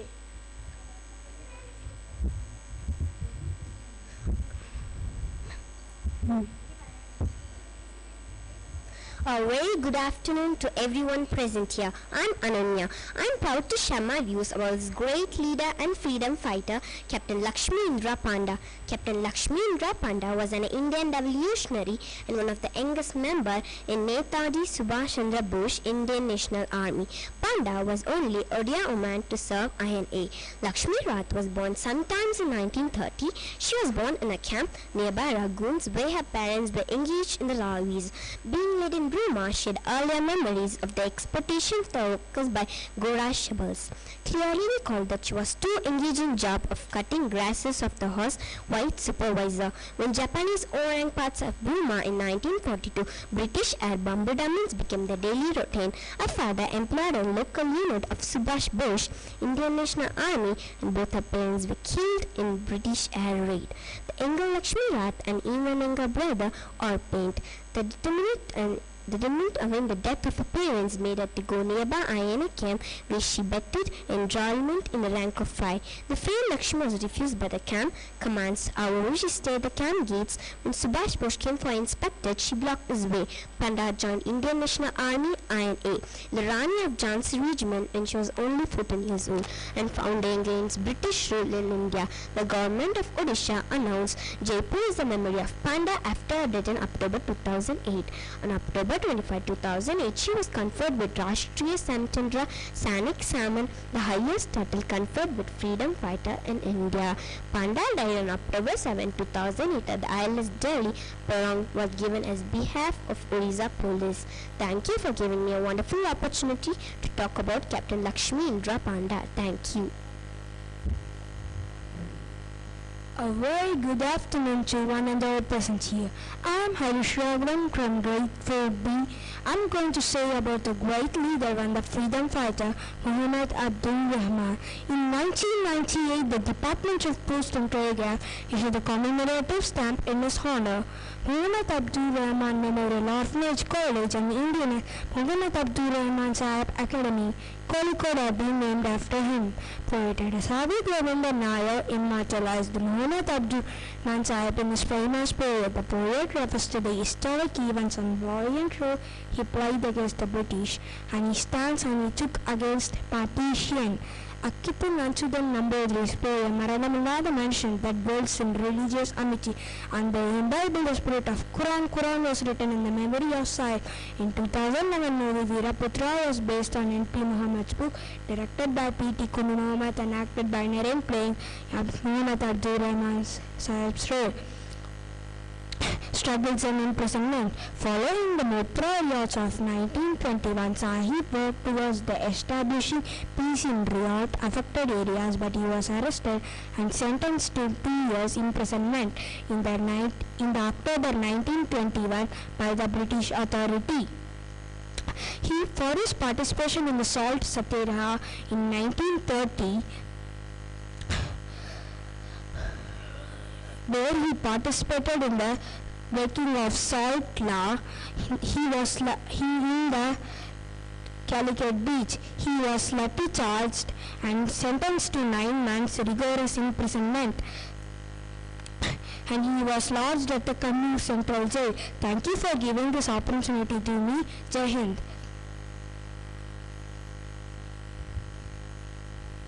A very good morning to everyone present here. A very good afternoon to everyone present here. I am very proud to share my views about this great leader and freedom fighter Mangal Pandey.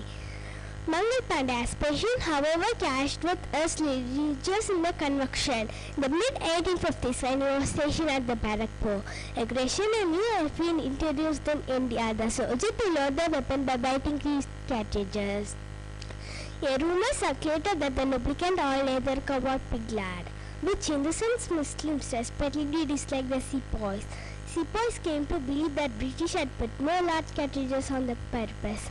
On March 19, 1857, on the parade ground, Barakpur, Mangal Pandey fired the first shot uprising armed with a musket. He attacked 2 Europeans, injured them very badly by biting grease cartridges. Mangal Pandey execution was scheduled at April 18, but it was carried out before 10 days. Review of 1857. Thank you.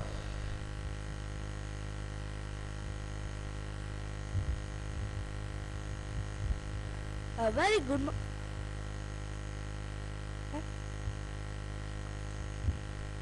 A very good afternoon to everyone, one and all present here. I am very proud to share my views about this great leader and freedom fighter Shankaradaya Sharma, active political life. During the 1960s, Sharma supported India's Gandhi Foreign Congress Party. He was elected as the President All Indian Congress Committee. In 1972 and presided over the AIS session in Calcutta from 1974 to 1977. He served in Unit Cabinet as the Minister of Communication. In 1971 and 1980, he won Ladakh Sabha seat from Gopal. Later, he was given a variety ceremonial post.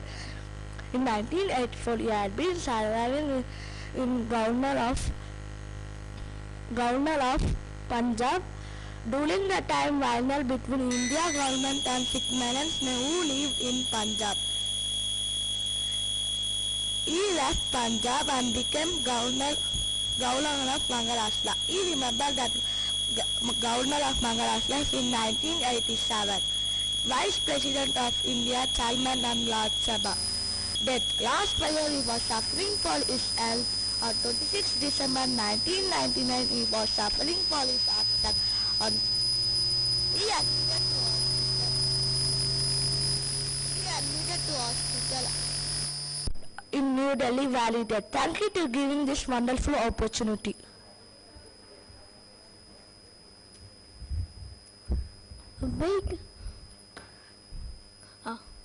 A very good afternoon to everyone present here. I am Ritin doing my grade 5 at Carmel International School, Hosur.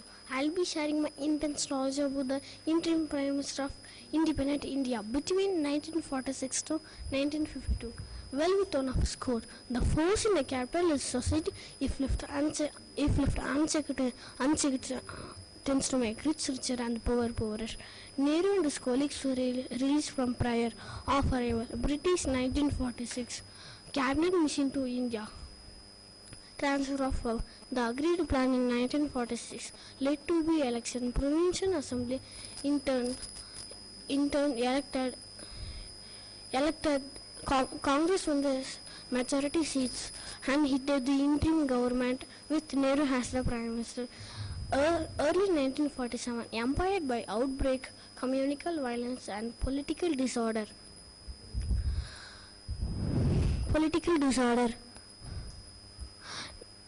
The high position of Nehru, Muslim Lingabai Muhammad Ali Jinnah was demanding separately state of Pakistan. Thank you for this opportunity. Jai Hind.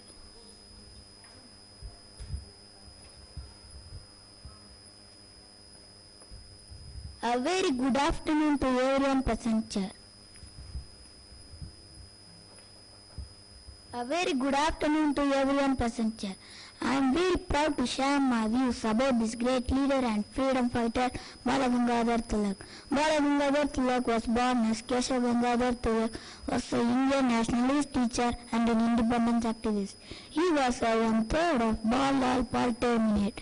Keshav Gangadhar Tilak was born on 23rd July 1856 as a Marathi Hindu Sikh Pavan Brahmin family in Ratnagiri district. The headquarters of Ratnagiri district is the president of Maharashtra. His ancestral village was Chikali. His father Gangadhar Tilak was a school teacher and a Sanskrit scholar who died when Tilak was 16. In 1871, Tilak was married to Tabibal.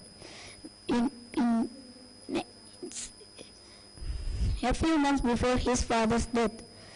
After the marriage, her name was changed to Satyabhama Ray. He obtained his Bachelor's of Arts in his first class from Mathematics in Deccan College in Pune 1877. He started teaching mathematics at a private school in Pune. He later, due to ideological difference with the colleagues, he withdrew and became a journalist. Tilak was actively participated in public affairs. Tilak started religion and practical life are not different. The real spirit is to make the country and family instead of working only for one. The step behind is to serve humanity and the next step is to serve God. Their goal was to improve the quality of education for India's youth.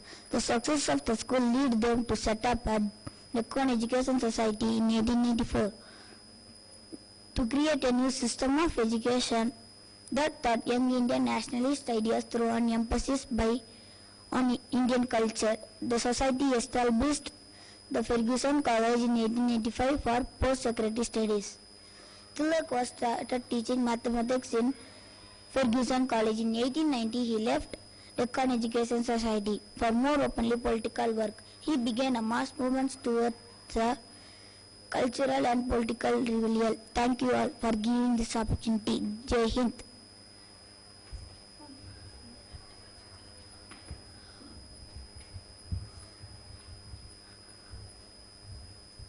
A very good afternoon to everyone present here. I am very proud to share my views about this great leader and freedom fighter Aurobindo Ghosh. I am going to tell about the early life of Aurobindo Ghosh. Aurobindo Ghosh was born in Calcutta, Bengal Presidency, India on 15th August 1872 in a Bengali family that was associated with the village of Kunnagar in the Hagli district of present-day West Bengal. His father, Krishnadhan Ghosh, was then Assistant Surgeon of Rangpur in Bengal and later Civil Surgeon of Kundla and a former member of Brahmo Samaj religious reform movement. His mother, Swarlanata Devi's father, Sri Rajnarayan Bose, was a leading figure in the Samaj. Aurobindo had two elder siblings, Binoy Bhushan and Manmohan, a younger sister, Sarojini, and a younger brother, Parinda Kumar. Young Aurobindo was brought up speaking English but used Hindustani to communicate with the servants. Although his family were Bengali, his father believed British culture to be superior. He and his two elder siblings were sent to the English-speaking Lorita House boarding school in Darjeeling in part to improve their language skills. Krishnadhan Ghosh wanted his sons to enter the Indian Civil Service, an elite organization comprising around 1,000 people. To achieve this, it was necessary that they study in England, so that the entire family moved in 1879. To become an ISS official, students were required to pass the competitive examination as well as to study at an English university for 2 years under probation. Aurobindo secured a scholarship at King's College, Cambridge. He passed the written ISS examination after a few months, being ranked 11th out of 250 competitors. In Baroda, Aurobindo joined the state service in 1893, working first in Survey and Settlements Department. In 1897, during his work in Baroda, he started working as a part-time French teacher at Baroda College. He was later promoted to the post. Aurobindo was appointed as the first principal of national education to Indian youth. Thank you.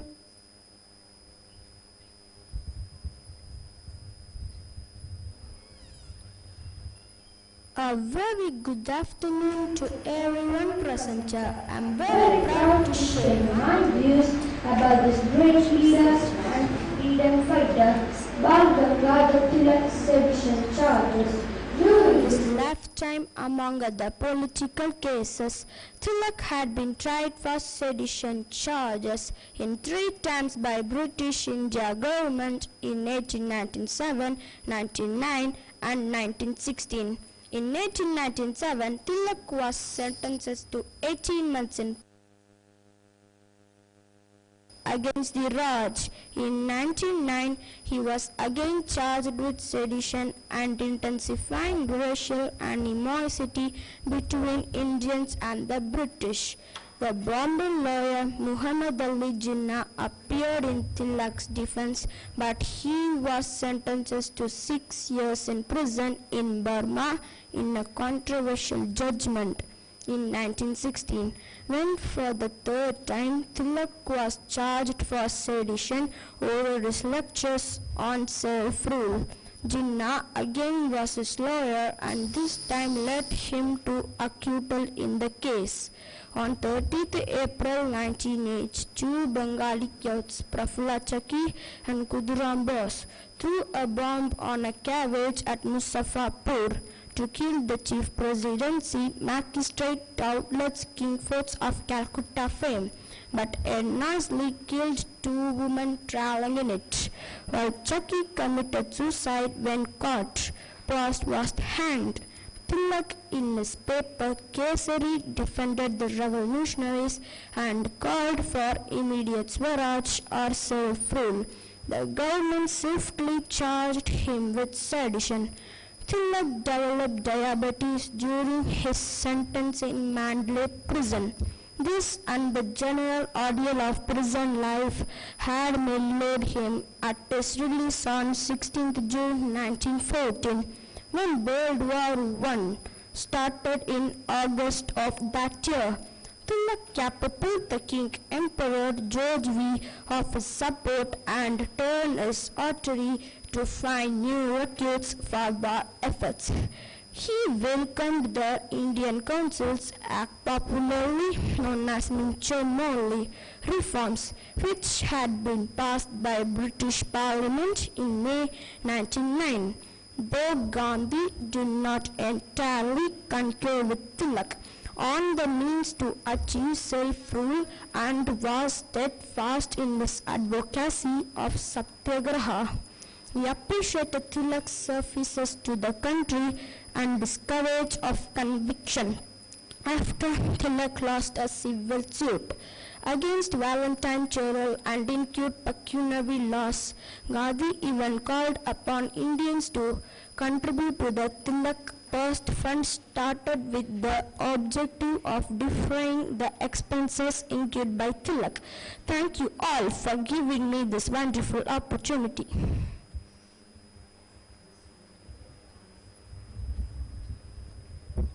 A very good afternoon to everyone present here. I am very proud to share my views about this great leader and freedom fighter, Akamat. In 1947, after independence, Akamat was elected to the Travancore Legislative Assembly from Kanjapalli. In 1951, she married V.V. Verke, a freedom fighter and a member of Cochin Legislative Assembly.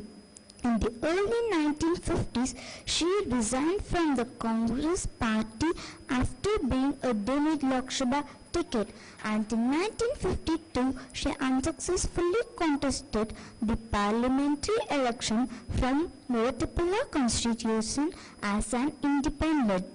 In the early 1950s, when the party's ideologies were changing, she quit politics.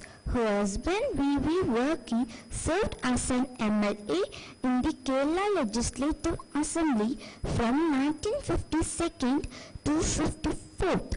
In 1967, she contested the assembly election from Kanjapalli as a Congress candidate but was defeated by the Communist Party's candidate.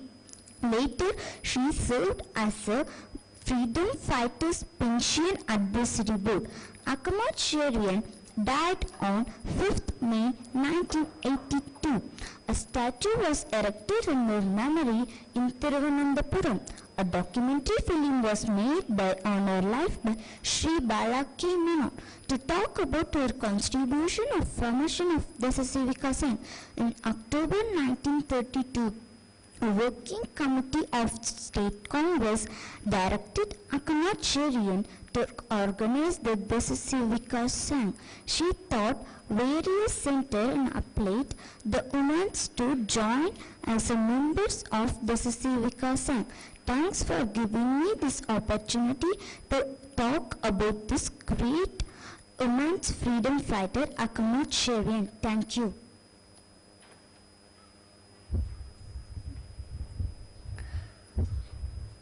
A very good afternoon to everyone present here.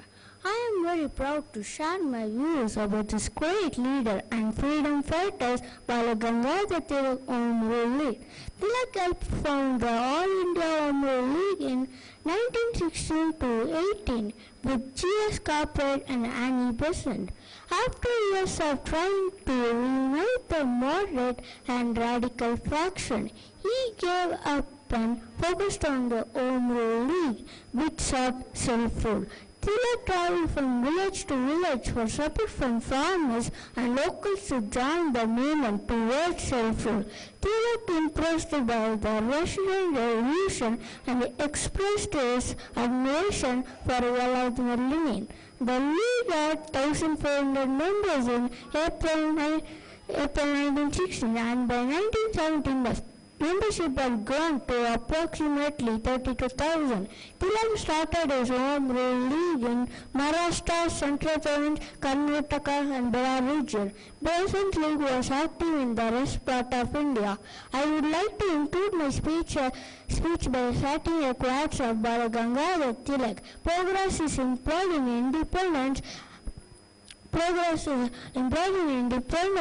without self-government leader industries. Progress is possible, nor will the educational scheme be useful to the nation. Thank you everyone for giving this opportunity.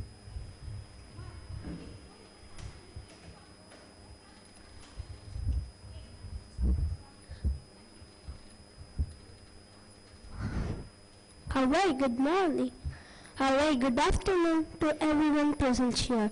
I am proud to share my views about great pleasure and freedom fighter of Akram Cherian. To talk about Akram Cherian, I will life education CDM. Akram Cherian was an Indian independent activist East Western India. She was popularly known as a Johnson Romney for Toronto.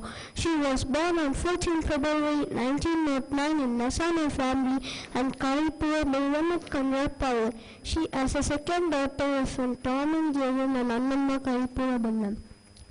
and she was educated at the Government Girls High School, Kanjanapalli and St. Joseph High School in Changanacheri. She earned the BA in St. Teresa College in Ernakulam.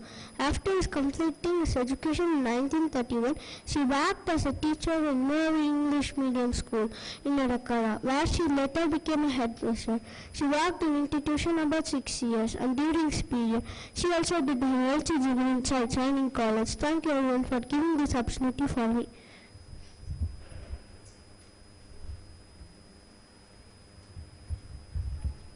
A very good afternoon to everyone present here. I'm very proud to share my views about this great leader and freedom fighter Balagandhara Tilak and his political career. Tilak had a long political career agitating for Indian autonomy from British colonial rule. Before Gandhi, he was the most widely known Indian political leader.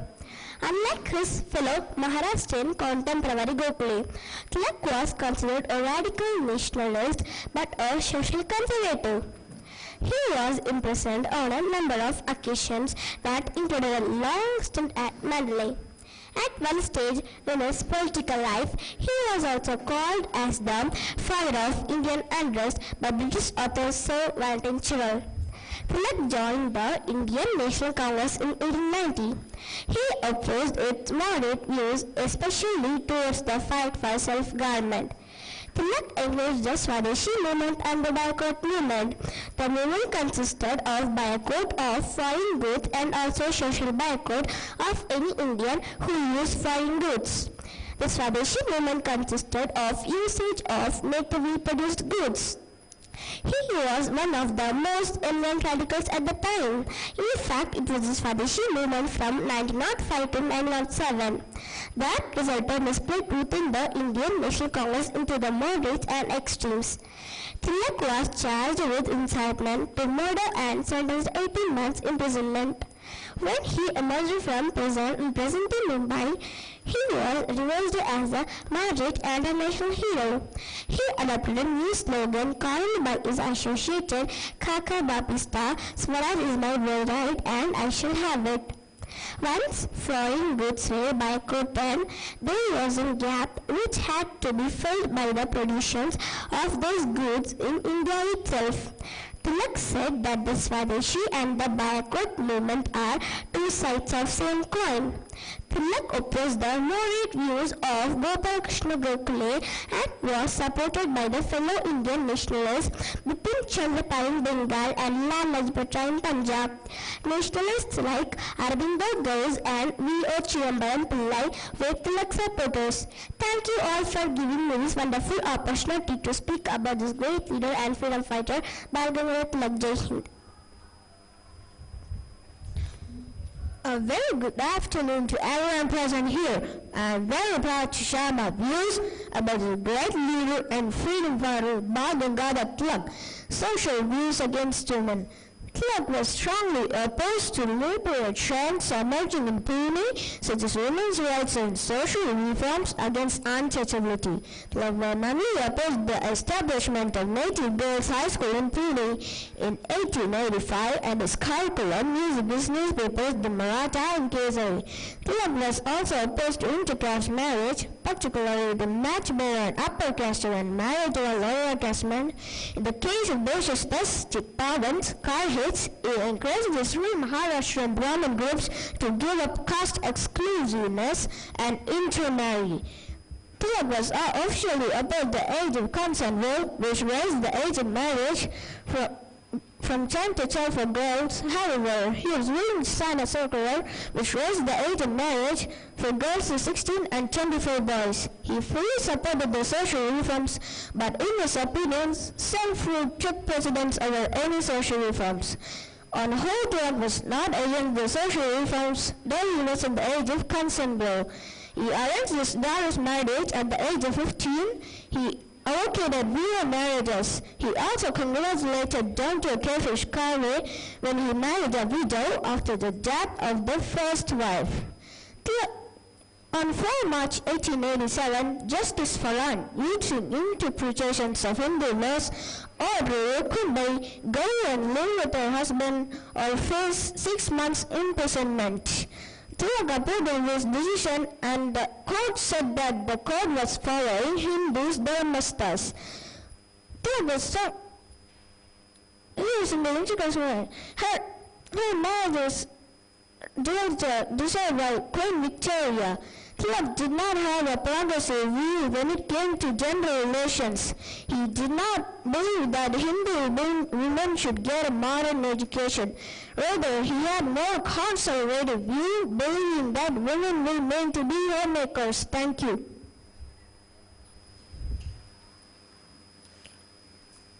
A very good morning to everyone present here. I am very proud to share my views about this great leader and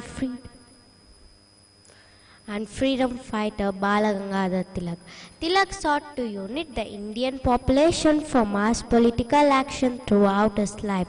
For this to happen, he believed there needed to be a comprehensive justification for anti-British pro-Hindu activism. For this end, he sought justification in the supposed original principles of the Ramayana and Bhagavad Gita. He named this call to activism of Karma Yoga the Yoga faction. In his interpretation, the Bhagavad Gita reveals these principles in the conversation between the Krishna and Arjuna, when Krishna exhorts Arjuna to fight his enemies because it is his duty. In Tilak's opinion, the Bhagavad Gita provided a very strong justification of activism. However, this conflicted with mainstream exegesis of the text at the time, which was predominated by the enunciate views and the idea of acts purely for God. This was represented by the two mainstream views, the Ramanuja and Adi Shankara. To find support for this philosophy, Tilak wrote his own interpretation on the Gita and backed his views using Jnanadeva's commentary and Ramanuja's critical commentary and his own translation of the Gita. His main battle was against the renunciate views and the time by conflicted with worldly activism. To fight this, he went to extent to reinterpret words such as karma, dharma, yoga, as well as the concept of renunciation itself. Because he found his racialization in Hindu region, lines and symbols, he aligned many non-Hindus such as the Muslims who began to quotes of Balagangadhar Tilak, Swadeshi and Swadeshi will be our tribe forever, and by this we will grow in spite of wishes of the rules. Thank you everyone for giving me this opportunity. Thank you.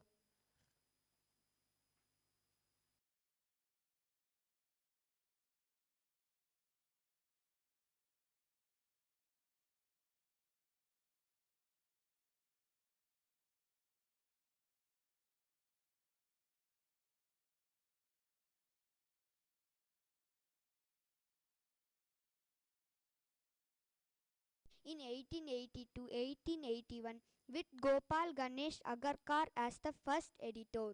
By this he was recognized as Kesari later became a daily and continuous publication to this day. In 1895, Tilak founder Sri Shivaji Fund comment for the Shiv Jayanti. For this second objective, Tilak established the Sri Shivaji ranged Samakar Mahandal along with Senapati Kantaro Dabado II of Telegon. By this he was recognized as Awakener of India, as Kesari later became a daily and continuous publication to this day. Dabado, who became the founder president of Mahandal. The events like Ganpati festival were used by Tilak to build a national spirit. But it also celebrated Hindu-Muslim difference the festival to protect cows and boycott. Thank you for this wonderful opportunity.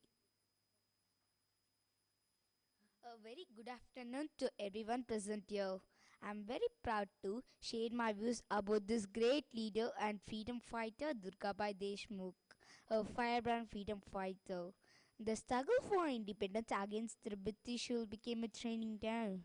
Durgabai Deshmukh got involved in Indian politics and fearlessly took part in the non-cooperation movement of 1922. It was amazing that the young girl of 12 years old practiced Satyagraha at Kakinada. Durgabai Deshmukh was an ardent follower of Mahatma Gandhi and propagated his ideas in and around the hometown by setting up schools for women to give them training in spinning and weaving.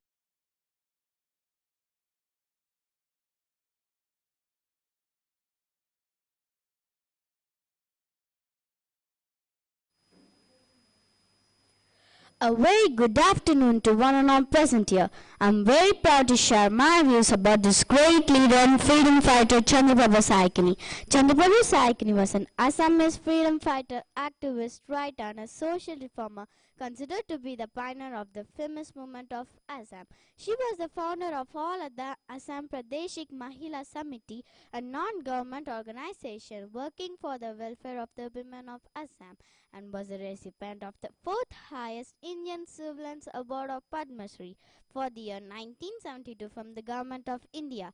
3 decades later, the Indian government issued a commemorative stamp on Saikani under the series Social Reformer 2002.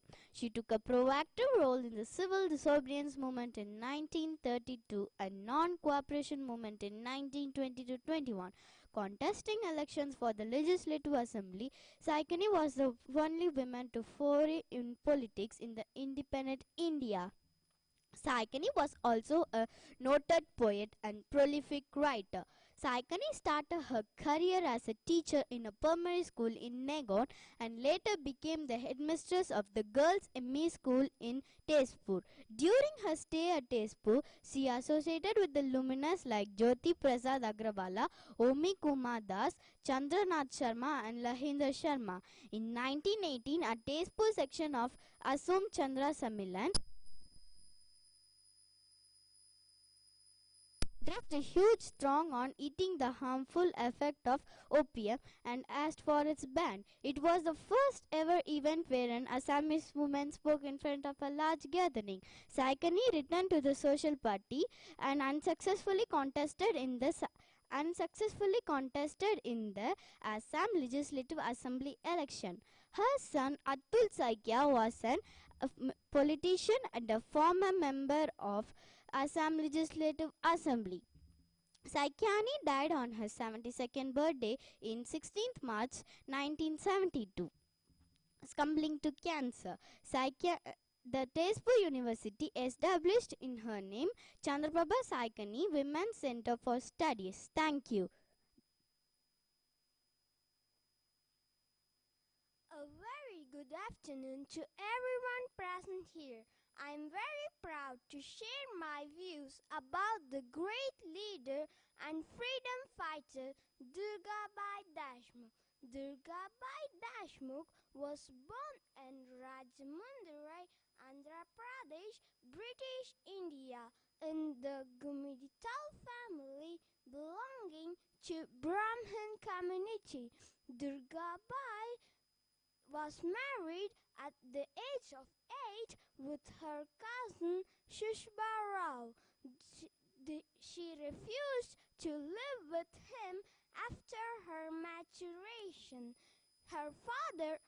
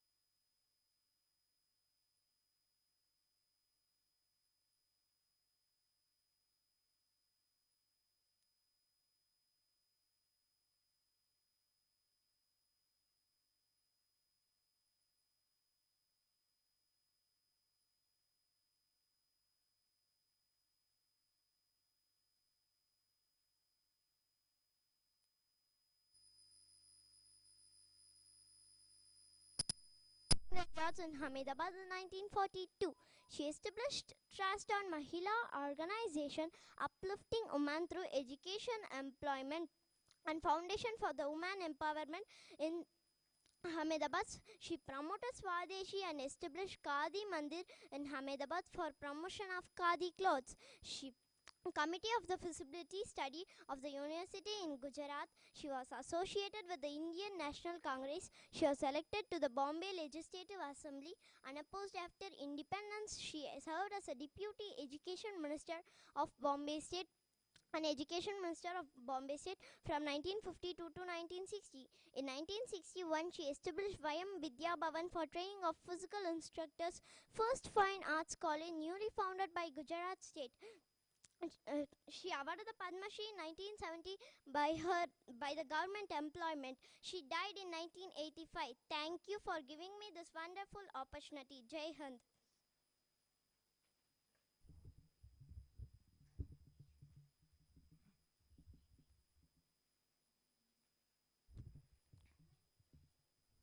I like to extend my warm welcome everyone present here. I am M. Charanteja doing my grade 8 at Carmel International School, Hosur. Today I am going to share a few words of Tanya Job, initial engagement to the Indian Rebellion of 1857. Tanya Job turned against the British while British deprived Nana Sahib for his father's pension because he was not the natural born heir of Peshwa Baji Rao Chu. By late November, Tanatop gathered an army, most of them from the Gwalior contingent, and took back Kanpur from General Charles Ash Wyndham. However, in the December same year, he was defeated by the Colin Campbell and retreated to Kalpi. In March 1858, he came to the aid of Rani Lakshmibai of Jhansi, who was attacked by the British forces led by Sir Hargreaves. After defeating the British, he helped Rani Lakshmibai to escape from Jhansi and welcomed her in Kalpi. When British overtaken even the Kalpi, Rao Sahib, Tanya Top and Rani Lakshmibai moved to Gwalior. Tanya Top convinced the soldiers of Gwalior to join the movement, and the rulers of city had to flee. Thank you for giving me this wonderful opportunity. Thank you, Jai Hind. A very warm morning, everyone present here today. I am Josiah Drummond, doing my grade 8 at Carmel National School, Hosur. I will be talking about Sushila Chain Thiran, a voice of voiceless. Freedom struggle was a periodic change of Indian society as people rose up to fight against the British people. They let go by misunderstanding. When women gave an important role in freedom struggle, men who started war for the betterment of society. One such hero is a woman who could travel a remote village in Punjab to teach women cook, clean, sew, to make them independent, determined, and courage. She is Sushila Chain Thiran, an unsung heroine, a woman for another woman. When Sushila was a child, her father was the president of an open meeting as a leader of Aryan Samaj held in Parkour. She applied when she saw British police mercilessly beat up and disrupt the meeting. This inspired her to the fight for the freedom of country. She wanted to join Kitty's party, but she was discouraged since she was a woman. However, that not deter her and she oddly joined Kitty's party and even tolerate lathi charge heavily bloom delivered by the British police. She pointed to become a change to visions in others. She played major role in established three new school in Punjab. Sushila Chain Thiran believed that knowledge and education are not something that to be deployed, but to be shared and spread. Thereby, she left a footprint of sand after time. Be the change you wish in others. Thank you. Jai Hind.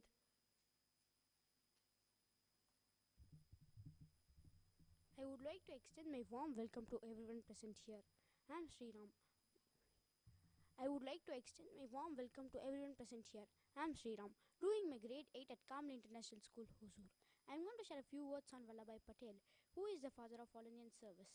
He is also an instrumental creations of All Indian Service, which he described as the countries as the steel frame. In his address, the probationaries of this service, he asked them to be guided in the spirit of day-to-day administration. He reminded them that ISC was no longer neither imperial nor civil nor blood after independence with any spirit of service. He, re- he reminded them that ISC was no longer neither imperial nor.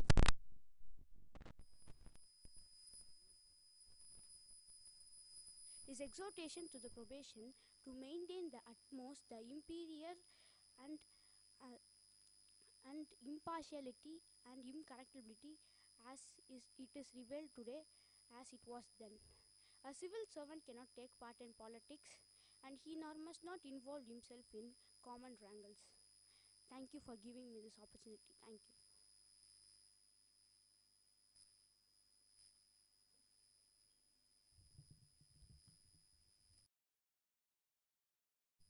I would like to extend my warm welcome to everyone present. Doing my grade 8 at Carmel International School, Hosur. I'm here to share a few words about Tantia Tope's early life. Do you know the person behind the famous guerrilla tactics at the First War of Indian Independence? It was Ramchandra Pandurang Tope, also popularly known as Tantia Tope. He is one of the notable Indian freedom fighter and general in rebellion of 1857. Ramchandra Pandurang, a worker to Marathi Desasta family in Yellow near Nasik. His father was a prominent noble at the court in the exile of Peshwa Bajirao II in Bittur. One of the greatest Indian freedom fighter in the name of Tantia Tope, which literally made English journalists tremble with fear. He has some aura and fearism. Tantia became a close friend of Peshwa's adopted son, Nana Dodapan, also known as Nana Sahib. His other friends include Rao Sahib and Jhansi Rani Bai. Tantia was his childhood nickname and it means general, and Tope was a title which given to him later. It means commanding officer. Thank you for giving this opportunity to share about Tantia Tope. Thank you. I do like to extend my warm welcome to one and all present here. I am Puneet Goda, doing my grade 8 at Kama International School, is here to share a few words about Ulas Kaduta's life and involvement in freedom struggle. Ulas Kadutta was an Indian revolutionary associated with Anushilan Samiti and Jagantar of Bengal and a close associate of Barindranath Ghosh. Ulas Kadutta was born in the village of Kalikacha in the Brahmanbaria district of the present-day Bangladesh in a Baidya family. His father, Jitvidas Dutta Gupta, was a member of Brahma Samaj and had a degree in agriculture from the University of London. After passing the entrance examination in 1903, he took his admission in the Presidency College of Kolkata and his passion was for the subject chemistry. However, he was rusticated from the college for hitting a British professor, Professor Russell, who made some derogatory comments about Bengalis. Ulaska was a member of Jaganta party and he became an expert in bomb making in an attempt to murder the venerable magistrate Kingsford. However, police caught many members of the Jaganta group, including Ulaska. Ulaska was again arrested on the famous Elipo bomb case on 2nd May 1908 and was sentenced to death by hanging at 1909. Ulaska was subjected that he had brutal torture in the cellular jail and he said that he has lost his mental balance. He was set free at Kolkata at 1920. Again at 1931, Ulaska was arrested and was 18 months imprisoned. He returned to his home village, Kalikacha, when the colonial rule came to an end. He returned to his home village. After a lonely life of 10 years, he married his childhood friend Leela, the daughter of Bipin Chandrapal. At that time, she was a physically challenged widow woman. After their marriage, they went to Silchar and spent their later life there. Recently, two roads in Kolkata and Silchar were named after them. Thank you for giving me a wonderful opportunity. Jai Hind.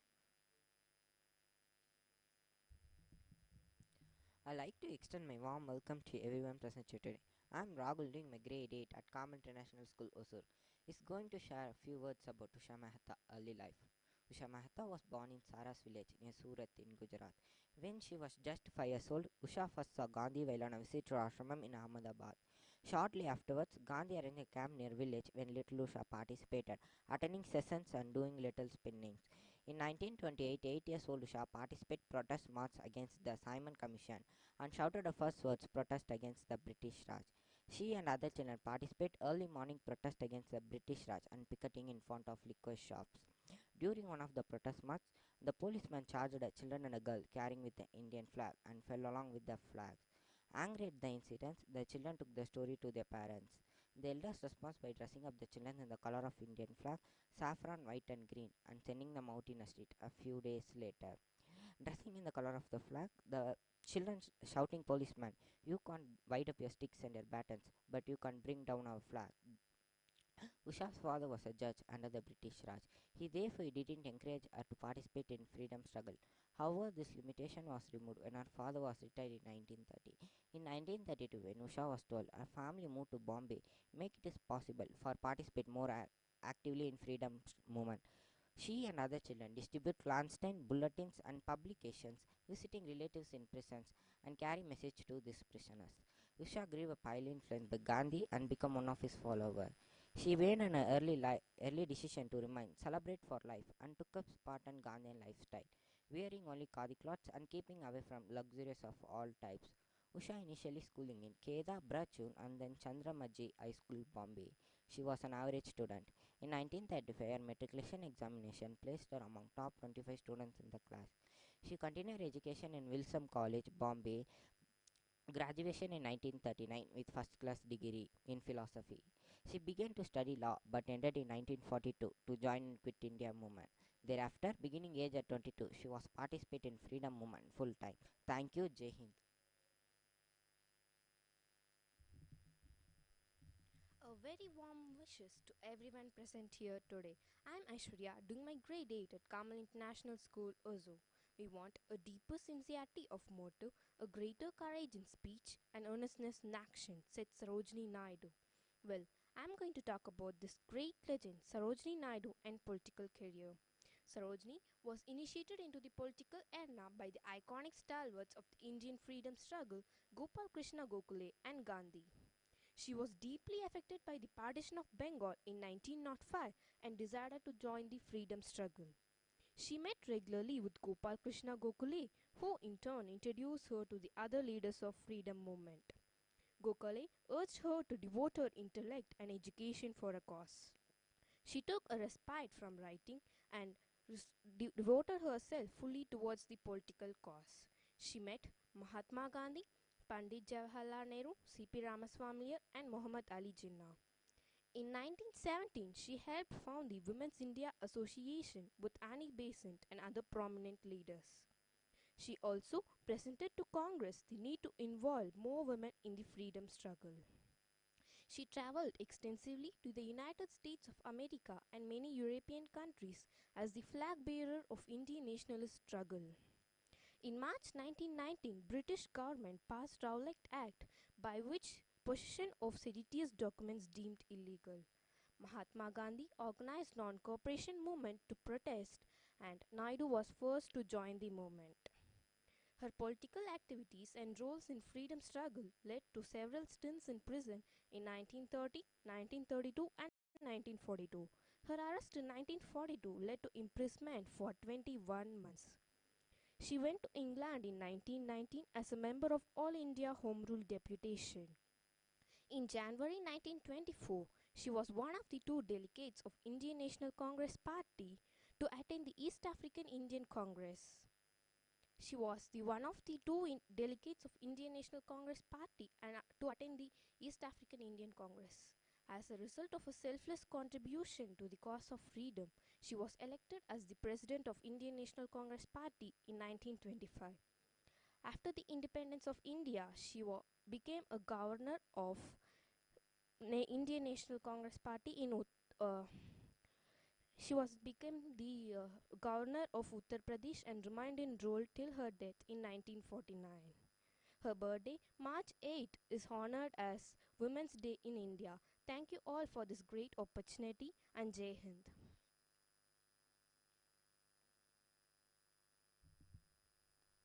I'd like I would like to extend my warm welcome to everyone present here today. I'm Umiya Anjum, doing my grade 8 at Carmel International School, Hosur, is going to share few words on Vallabhbhai Patel and his early life. Early life.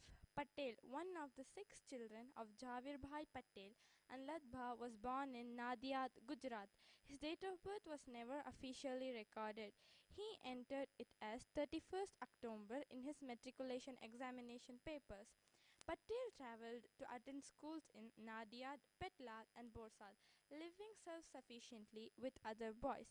He repeatedly cultivated a stoic character when he passed his matriculation examinations in the relatively last age of 22.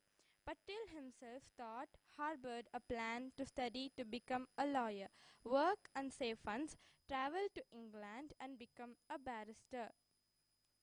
Patel spent years away from his family, studying on his own with the books borrowed from the other lawyers. He passed his examinations within 2 years. But during the many years it took him to save money. Patel, now an advocate, earning a reputation of a fierce and a skilled lawyer. The couple now had a daughter, Maniban, in 1903 and a son, Dayabhai, in 1905. Patel was the first chairman and the founder of Advert School, today known as Javirbhai Dajibhai Patel High School. When he had saved enough for his trip to England, he applied for a pass and a ticket. They addressed him as Vijay Patel at the home of his elder brother, Vittalbhai Patel. Patel's wife, Javirbha, was hospitalized in Bombay, present-day Mumbai, to undergo the major surgery for her cancer. Her health suddenly worsened, and despite the successful emergency surgery, she died in the hospital. Patel was given a note informing of her wife's demise as she was cross-examining a witness in a court, and continued in cross-examination and won the case. Patel decided against marrying again and raised his children with the help of his family and by sending them to English language schools in Bombay. Returning to India, Patel settled in Ahmedabad and became one of the city's most successful barristers. Wearing European-style clothes and supporting urban mannerisms, he became the skilled bridge player. Thank you for giving me this opportunity.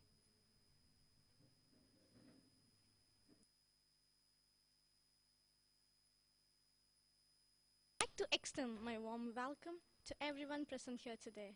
I'm Sni Sebastian, doing my grade 8 at Carmel International School, Hosur, here to share a few words on Vaikom Mulavi and his social reformation. Mulavi is considered one of the greatest reformer of Kerala Muslim community and is sometimes referred as the father of Muslim Sciences. He emphasized the religion and social economic aspect much more than the ritualistic aspect of religion. Mulavi also campaigned for modern education, education for women, and eliminate potentially the bad customs among the Muslim community. Mulavi started journal in Arabic Malayalam and in Malayalam model in A.N. Mannar. Muslim was launched in January 1906, followed by Deepika and Islam. He tried to teach the basic tenets of Islam. Islam began publishing in April 1918 and played a pivotal role in Muslim Renaissance in Kerala. While it was published in Malayalam language, using Arabic Malayalam scripts, people in Malayalam and Deepika used in Malayalam in scripts also. There were many other debauchery practices of Muslim of such time, such as dowry system, extravagant expenditure on wedding, booting on idolatrous rituals. Mulavi started his launching his campaign against such practices with help of his discipline and the cooperation of other learned men who shared their views and ideals. As the campaign developed into a powerful movement, he tried to create a unity among the Muslim, starring all Travancore Muslim Mahajana Sabha and Charakil Taluk Muslim Samajam. He also worked as the chairman of the Muslim Board of Government of Travancore. In 1931, he founded a Islamia publishing house with his eldest son, Abdul Salam, supervising the transaction and the publication of Malayalam of Allama Shibi's biography on Omar Farooq and the volume undertitled Al Farooq. Thank you for this opportunity. A warm wishes to everyone present here today. Ajay is reading my 8th grade at Carmel International School. I'll be speaking about Gandhi's principles, practices and belief. Gandhi's statements, letters and life have attracted much political and scholarly analysis of his principles, practices and belief, including what influenced him. Some writers present him as a paragon of ethical living and pacifism, while others present him as a more complex, contradictory, and evolving character influenced by his culture and circumstance. Gandhism designates the ideas and principles Gandhi promoted of central importance as non-violence resistance.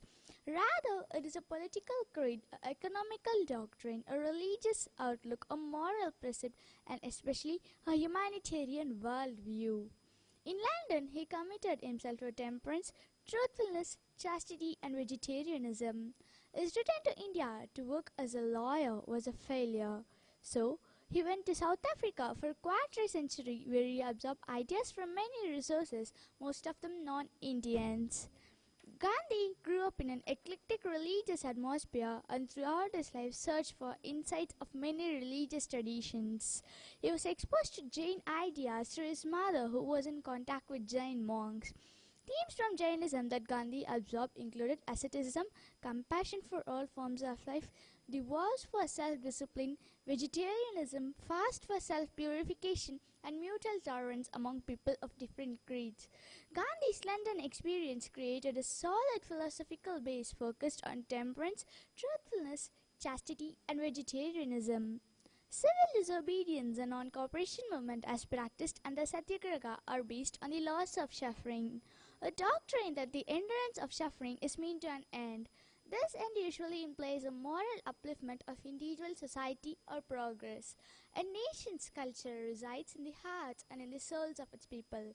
I would like to end my speech by giving an education does not teach us to discriminate between good and bad. To assimilate the one and eschew the other is a misnomer. Thank you. Jai Hind.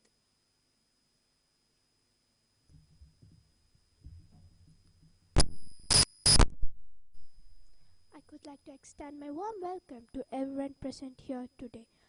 I'm Lucia, doing my grade 8 at Carmel International School, Hosur, is going to share a few words on Tantia Top. Even after the revolt of 1857 put on by the British, Tantia Top continued resistance as the guerrilla fighters in the jungles. He introduced the state forces to rebel against the Raja and was able to replace the artillery he had lost of Banashram. Topic combined the Topi took his forces towards the Indore, but he was bruised by the British, now commanded by the General John Matchell, as he fled towards the sea roads. Topi accompanied the Rai Sahib, decided to divide their combined forces so that he could make his way to Chandari with a bigger force, and Rai Sahib on one hand the smaller force of Jhansi. However, they combined again in the October and they suffered it. Another defeat at Another defeat by Chota Udaipur by January 1859 arrived to the state of Jaipur, experienced two more defeats. Topi alone escaped to the jungles of Paran. Thank you. Jai Hind.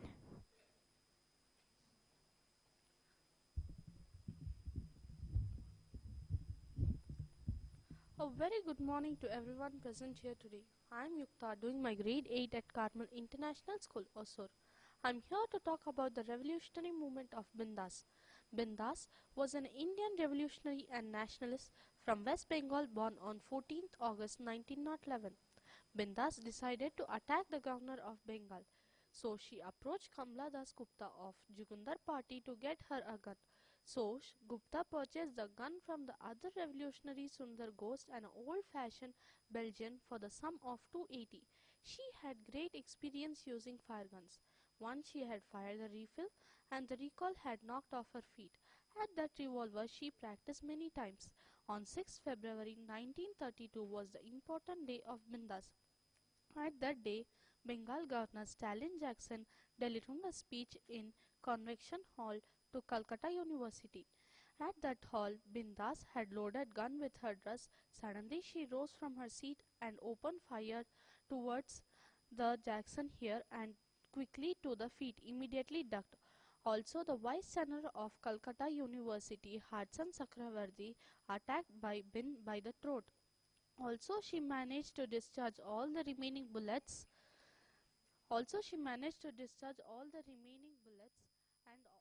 And police were searched and revealed many more bullets from her hostel room. She was sentenced for 9 years in the jail. Unfortunately for India, this fire-banned revolutionary died on 26 December 1986. Thank you all for this wonderful opportunity. Jai Hind. A very good afternoon to everyone present here. I am very proud to share my views about this. A very good afternoon to everyone present here. I, Jaishi of grade 8 at Carmel International School, Hosur. I am very proud to share my views about this great leader and the freedom fighter Aurobindo Ghosh. Conversion from politics to spirituality. In 1908, Khudiram Bose and Pafula Cheki attempted to kill a magistrate Kingsford, a judge known for handling down particularly severe sentence against nationalists. However, the bomb thrown at his horse carriage missed its target and instead landed on another carriage, killed two British women, the wife and the daughter of Barrister Pringle Kennedy. Aurobindo was also arrested on the charges of planning and overseeing the attack and imprisoned in the solitary confinement in Alipur jail. The trial of Alipur bomb case lasted for a year, but eventually he was acquitted on the 6th May 1909. His defense counsel was Chitraranjan Das. During this period in jail, his view of life was radically changed due to the spiritual experience and realizations. Consequently, his aim went far behind the liberation of the country. In his autobiographical notes, Aurobindo said he felt a vast sense of calmness when he first came back to India. He could not explain this and continued to have various such experiences from time to time. He knew nothing of yoga at the time and started a practice of it without a teacher. Except for some rules, he learnt from Ganganath, a friend who was a disciple of Brahmananda. In 1910, Aurobindo withdrew himself from all the political activities and went into hiding at Chandanagar, the house of Motilal Roy, while the British government attempting to persecute him on the seditions of the basis on the signed article to my countrymen published in the Karma Yogin. As the warrant was held back and postponed, Aurobindo was disappeared from the view. As the warrant was issued on 4th April 1910, the warrant cannot be executed because on the date he had reached Pondicherry, then a French colony. So warrant against the Aurobindo was withdrawn. Thank you everyone. Jai Hind.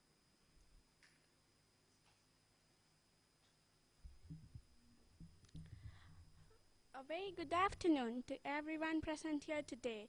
I'm Lakshanya, doing my grade 8 at Carmel International School, Hosur. Is going to talk about the great Indian freedom fighter Lal Bahadur Shastri. Lal Bahadur Shastri interested in the freedom movement after being inspired by the patriotic and a well-respected teacher named Nishkameshwar Prasad Mishra at Harish Chandra High School. Lal Bahadur Shastri attended a public meeting in Benares organized by Gandhi Pandit Madan Mohan Malviya in January 1921 when he was in the 10th grade. Shastri withdrew from Harish Chandra High School the next day, inspired by Mahatma Gandhi's call for students to withdraw from government school and join the non-cooperation movement as a voluntary at the local branch of Congress party. He was apprehended and imprisoned but later released because he was still a minor. J.B. Kripalani, a former Hindu Benares University professor who would go on to the intellectual figures of Indian independence movement. On 10 February 1921, recognizing the need for younger volunteers, Kripalani and a friend, V.N. Sharma, established an informal school centered on nationalist education. Lal Bahadur Shastri, one of the first students to graduate from Vidyapith with the first class degree in philosophy and ethics in 1925. The title Shastri was bestowed upon him, which was a bachelor degree, but later became part of his identity. Lal Bahadur Shastri, one of life member of Lala Rajput Rai's servant People's Society and started working for betterment of Harijans. At Mahatma Gandhi's request, Shastri joined the Indian National Congress as an active and mature member in 1928. He spent 2.5 years in jail. In 1940, he served as an organizing secretary of the UP Parliamentary Board. In 1937 and 1946, he was elected to the United Province Legislature. Thank you all for giving me this opportunity. Jai Hind.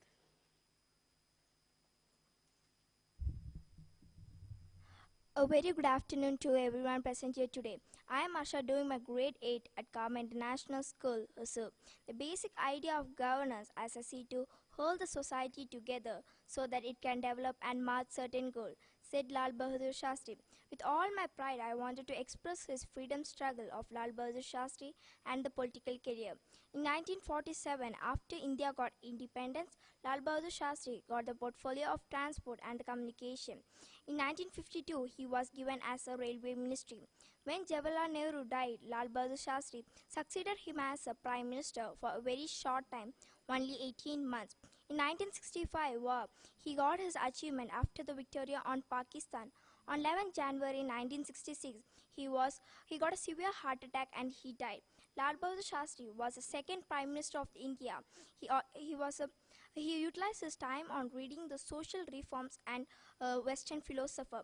Lal Bahadur Shastri was always against the dowry system, so he refused to get dowry from his father-in-law.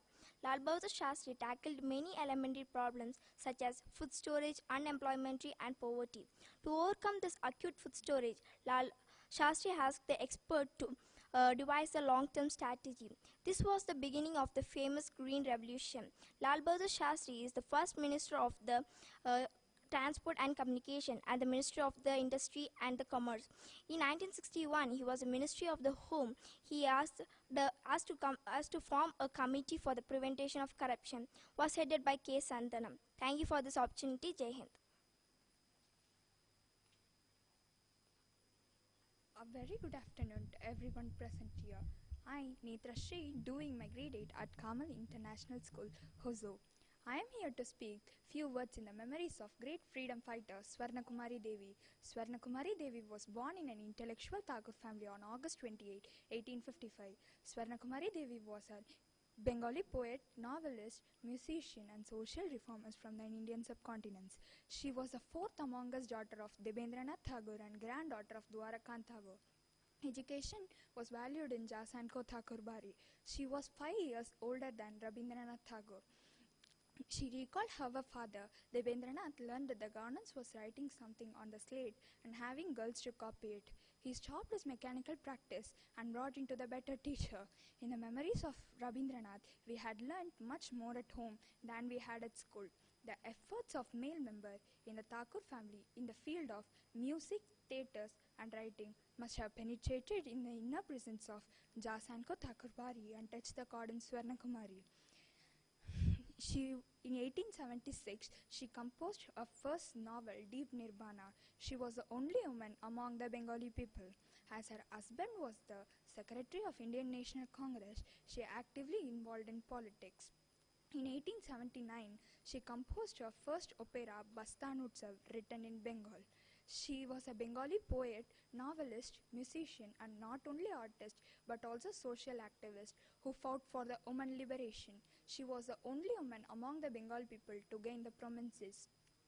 Some of her novels was Sudha Kishan Ghosh, Suttappa Chowdhury, Amrita Sudan Bhattacharya, Indragupta, etc. As she was supporting the women's problem, she led a foundation. In 1889 and 1890, she served the Indian National Congress. Sakhi Samiti Society of Friends was introduced by Swarnakumari with her associated Thakur family. Swarnakumari died on 3rd July 1932, Kolkata. The objective of the society was to assist the helpless orphans and widows.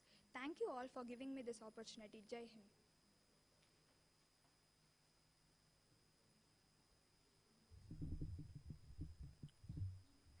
Good afternoon to everyone present here. I, Hannah Joseph, Grade 8A, would like to talk about Tantia Bill. Tantia Bill was a dicot active in India between 1878 and 1889. He is described very negatively as a criminal in British period accounts, but is recognized by the Indians as a heroic figure. Accounts of both eras have described him as the Robin Hood of India. Life. Tantia was a member of the Bill tribe of the indigenous Adivasi community and born in Gram Parda Tehsil Pandana, Madhya Pradesh around 1840. Per one modern account, he embarked on harsh measures taken by the British, including the Indian Rebellion of 1857. He was first arrested in 1874 for bad livelihood and after the arrest turned out to more serious crimes of theft and kidnapping. He was arrested for a second time in 1878 by Haji Nasrullah Khan Yusufzai and jailed in Kandwa. Escaping only after 3 days, he took up his life as a dicot. Tantia was lured to a parley of the officer of the Indore army who promised to offer him a pardon, but was ambushed and taken to Jabalpur, where he was tried and hanged on 4th December 1889. History. It is an indisputable fact that freedom fighters have all along been termed as the rebels of power, that be it the Mughal Empire of Aurangzeb or the British rule. Tantia was one of the greatest revolutionaries who waged the armed struggle against the British rule for 12 years and endeared himself to the masses with his indomitable courage and passion to uproot the British rule. Educated classes and political parties have launched a forceful movement to uproot the British rule. But much before this movement, tribal communities and great revolutionaries like Tantia Bill have raised a banner of revolt against the British rule. Tantia used to plunder the British treasuries and distribute it among the poor and needy. In fact, he was the messiah of the have-nots. Thus, he is popularly described as the Robin Hood of India. Thank you everyone for giving me this wonderful opportunity.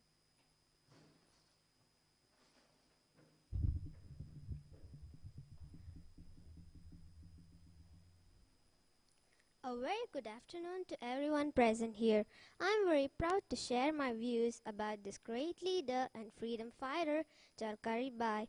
On 17 June, in Kotaki Sarai, near the Pool Bagh of Gwalior, a squadron of the 8th King's Royal Irish Hussars, under Captain Heneage, fought the large Indian force commanded by Rani Lakshmi Bai, who was trying to lead the area. The 8th Hussars charged into the Indian force, slaughtering 5,000 Indian soldiers, including any Indian over the age of 16.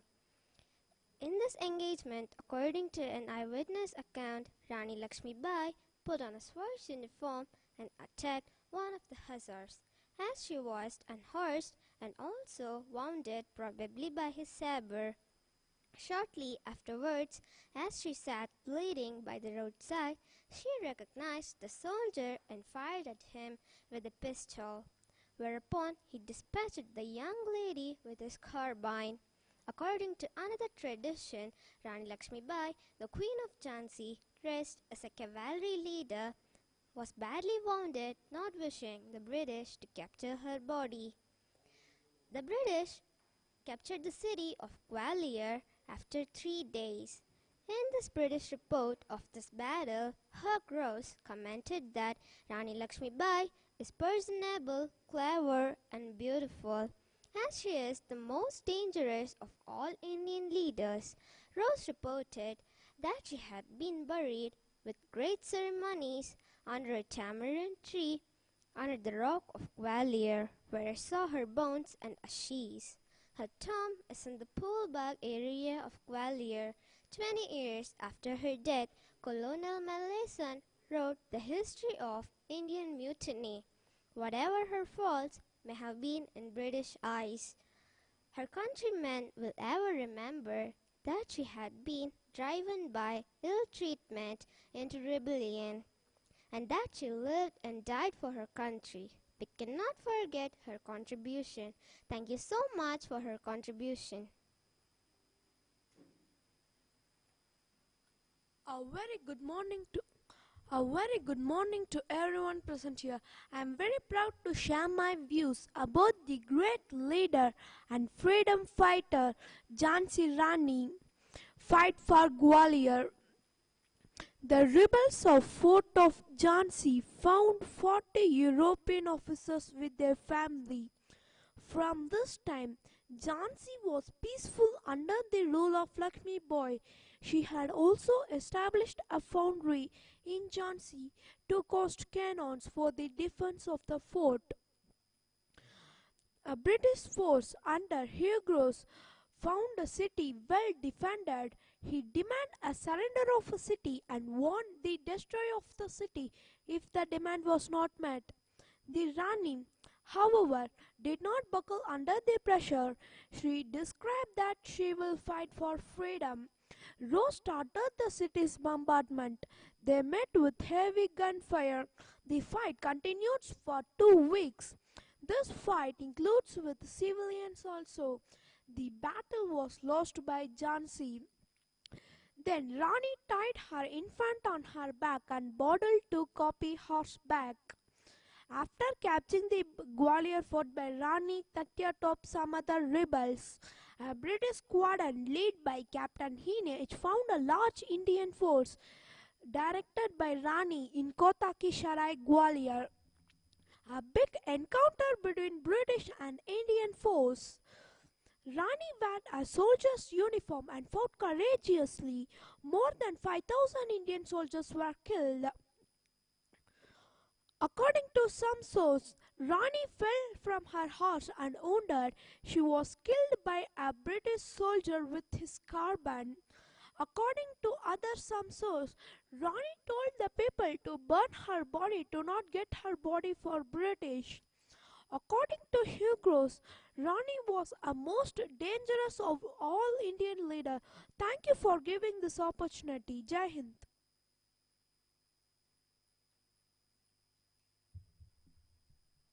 A very good morning to everyone present here. I'm Anvada, 5th A Carmel International School. I'm very proud to share my views about this great leader and freedom fighter, Jhansi. History of Jhansi. 1842 May 1857. Manikarnika was married to the middle-aged Maharaja of Jhansi, Gangata Ram Noalkar, in May 1842, and afterwards called Lakshmi Bai in honor of the Hindu goddess Lakshmi. According to the Maharashtrian tradition of women be given new name after the marriage. In September 1851, he gave birth to a boy, later named Damodar, who died 4 months after the birth. The Maharaja adopted a son called Anand Rao, the son of Ganga's cousin, who was renamed Damodar on the day before the Maharaja died. The adoption was in the presence of the British political officer, who was given the letter for the Maharaja instructed that the child be treated with respect and the government of Jhansi should be given one law and lifetime. After the death of the Maharaja, in November 1853, he gave birth to a boy, little named Damodar.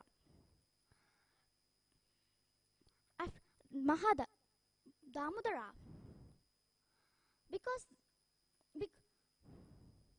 Damodar born to Andhra was an adopted son, British East Indian Company under General Dalhousie applied the Doctor of Lapse, registered that the annexed the state of Tortoise. When she was informed that she cried, I should not send to my Jhansi. In March 1853, Rani Lakshmi Bai was given an anniversary paying rupees 6,000 and over to left the place and the folk. The main factor was an introduction of grace cartridges by the East Indian Company. The supplies have to be the cartridges by the new and full refill by the state, but the British attachment take the religion of soldiers joined the hands collecting mutiny. It is believed that the prior to Sepon's mutiny, Lakshmi Bai was unable to rebel against the British but changed her mind in 1858. Rani Lakshmi Bai was determined not to give the dominant of Jhansi and her assembly army of Rib included women. She is supported by Tana Top and Nana Sai. After a farewell, Lakshmi Bai tied her son Damodar Rao in the back of the cloak and fur. She escaped from Kalpi accompanied by other rebels. Thank you for giving this opportunity. Jai Hind. A very good afternoon to everyone present here. I am very proud to share my views about this great leader and freedom fighter, Jhansi Rani. to talk about the Singh of Jhansi from August 1857 to January 1858. Jhansi under Rani's rule was at peace. When the British forces finally arrived in March, they found it well defended and the fort had heavy guns which could fire over the town and nearby countryside. According to one source, Hugh Rose, commanding the British forces, demanded the surrender of the city. If this was refused, it would be destroyed. The same source claims due to deliberation, Rani issued a proclamation, "We fight for independence." In the words of Lord Krishna, if we are victorious and enjoy the fruits of victory, she definite and carry on the field of battle, we shall surely earn national glory and salvation. Other sources she defended Jhansi against British troops when Sir Hugh decided Jhansi on 23 March 1858. The bombardment of Jhansi began on 24 March but was met by a heavy Briton fire. The damaged defences were repaired. The defense sent a police for help to Tita an army more than 2,000 headed people to relieve Jhansi, but they failed to do so. When they fought the British on 31 March during the battle with Tita forces. Apart from British forces, continued the sang by 2nd April. It was decided to launch an assault region walls. Those walls came under heavy fire and determined distance was encountered in every street and every room of the palace. The Rani withdrew from the palace to the fort and was taking corns. She decided that resting in the city was useless. She must leave or either join Tita or Sahib. Jhansi Ki Rani said, "I conjure the Hindus in the name of Ganga, Tulsi, Salik Ram and the Muhammads by the name of God, the Kokran, and entreat them to join us in destroying the English for their natural welfare." Thank you for giving me this opportunity to talk about this brave woman, Jhansi Rani. A very good morning to everyone present here. I'm very proud to share my views about this great leader and freedom fighter, Sri Aurobindo Ghosh, and his literary works. Sri Aurobindo was an Indian nationalist, but is best known for his philosophy on human evolution and integral yoga. Sri Aurobindo influenced Subhash Chandra Bose to take an initiative of dedicating Indian national movement full time. Bose writes, "The illustrious example of Aurobindo Ghosh looms large before my vision. I feel that I am ready to make the sacrifice which that example demands of me." Callahan Stockhausen was heavily inspired by Satpram's writing about Sri Aurobindo Ghosh during a week in May 1968. A time at which the composer was undergoing a personal crisis and had found Sri Aurobindo's philosophies were relevant to his feelings. After this experience, Stockhausen's music took a completely different turn, focusing on mysticism that was to continue until the end of his career. The American philosopher Ken Wilber has called Sri Aurobindo as India's greatest modern philosopher sage, and integrated some of his ideas into his philosophical vision. Wilber's interpretation of Aurobindo has been criticized by Rod himself. New Age writer Andrew Harvey also looks to Sri Aurobindo as a major inspiration. Conclusion: Sri Aurobindo died on 5 December 1950. Around 60,000 people attended to see his body resting peacefully. Indian Prime Minister Jawaharlal Nehru and the President Rajendra Prasad praised him for his contribution to yogic philosophy. I would like to end up my speech by stating a quote of, "There is nothing mind can do that cannot be better done by the mind's immobility and thought-free stillness." Thank you all for giving me this opportunity. Jai Hind. A very good morning to everyone present here today. I am Dhruv, doing my grade 5 at Carmel International School, Hosur. I am going to speak a few words on a great leader, Amrit Kaur. Amrit Kaur was born on 2nd February 1887 in Bachcha Bagh in Lucknow. Kaur was Kaur was raised as a Protestant Christian and had her early education in Sherborne School for Girls in Dorset, England, and had her college education in Oxford University. After completing her education in England, she returned to India in 1918. Following her long-lasting association in India independence movement, she was appointed as the first Health Minister of India in 1947.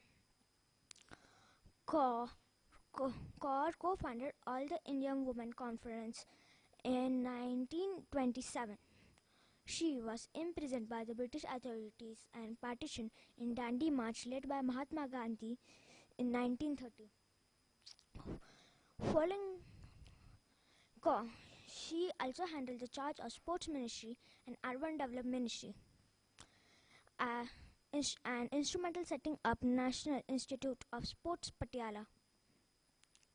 During her tenure, Kaur suffered from several healthcare reforms in India and is widely remembered for her Constituent Assembly sector and advocate of women's rights. Kaur was also a member of Constituent Assembly, the body that Constitution of India. As the Health Minister of India in Nehru's cabinet, Kaur played an instrumental role of all establishment of All Indian Institute of Medical Science (AIIMS) in New Delhi and became its first president. Kaur died on 6th February 1963. Last but not the least, I would like to continue mentioning other milestones where Kaur worked to reduce illiteracy and illiterate system of child marriage and Parda system for women.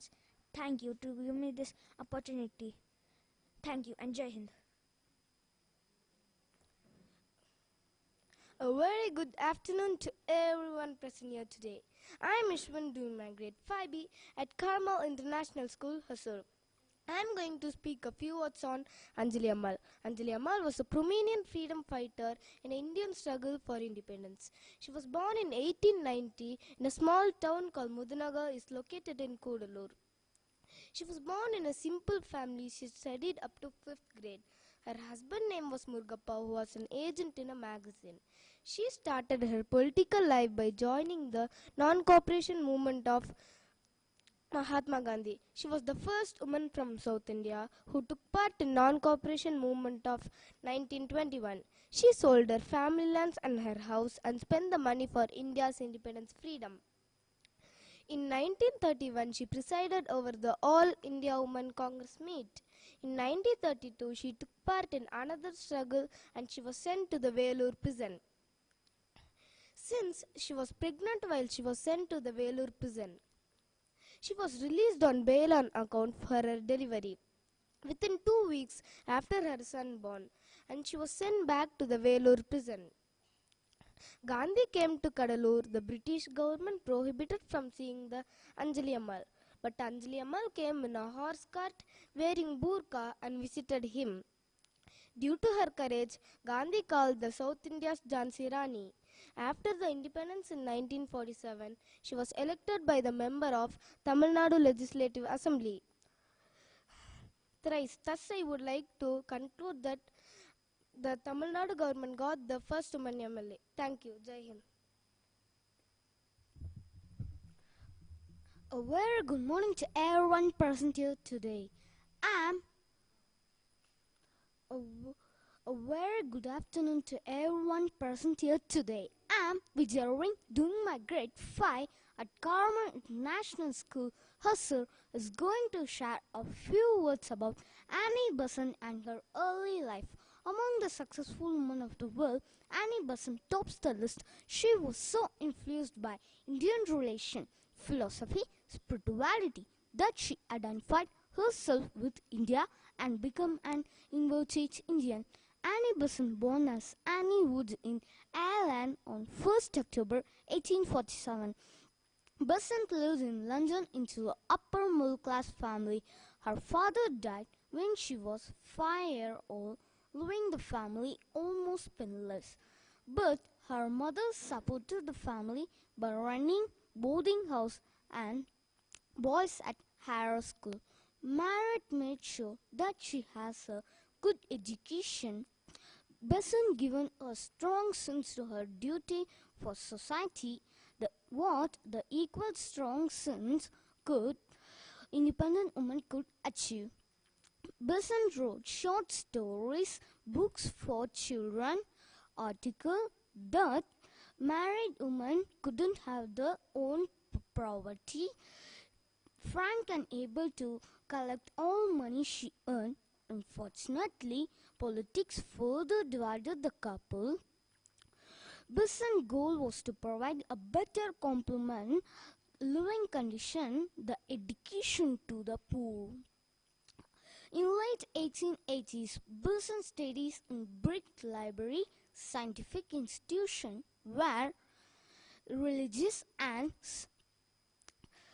politics activities could alarm. At one point, institution's governor sought withhold the publication of her exam result, thus making Annie Besant as socialist, theosophist, woman rights activist, writer, orator, philosophist, and which later making as involved in politics in India and joining in Indian National Congress. Thank you, Jai Hind. Very welcome to our state today. I'm Kivan doing my grade 5 at Carmel International School, Hosur. I'm going to share a few words with Annie Besant. Besant pushed for socialist movement and searched for spiritual scholar who liked her to join the Theosophical Society. During her as a member of, she attracted Hinduism and its spiritual ideals, which the aim of preaching of Theosophical Society. She came to India in 1892. A few days after she landed in India and that's part of it. Freedom asked to Besant to help to me. She shouted like, I will help to you. And then he got help to freedom that the Besant was help to freedom. She got a very struggled by British, which the aim of preaching of Theosophical Society. She came to India in 1893. Thank you, Jai Hind. I would like to extend my warm welcome to everyone present here today. I am Vargi doing grade 5B at Carmel International School, Hosur.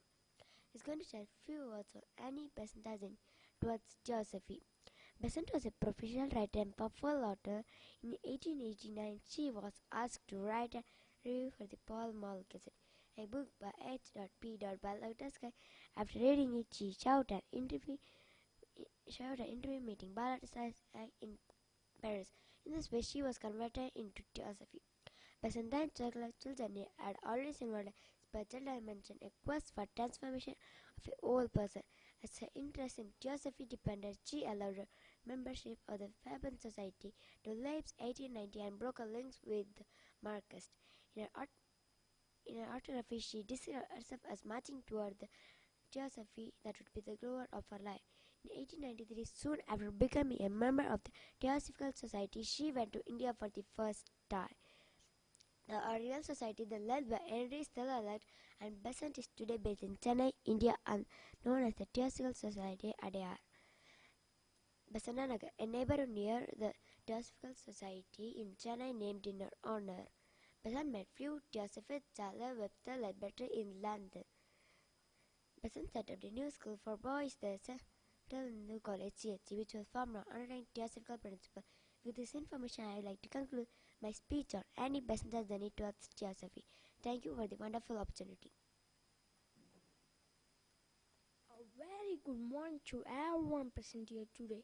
I'm J. Bhaskar doing my grade Carmel International School. I'll be talking about Home Rule Movement by Besant. Besant said that India is not to prospering peoples or rather than conqueror. She encouraged national conqueror, attacked caste and child marriage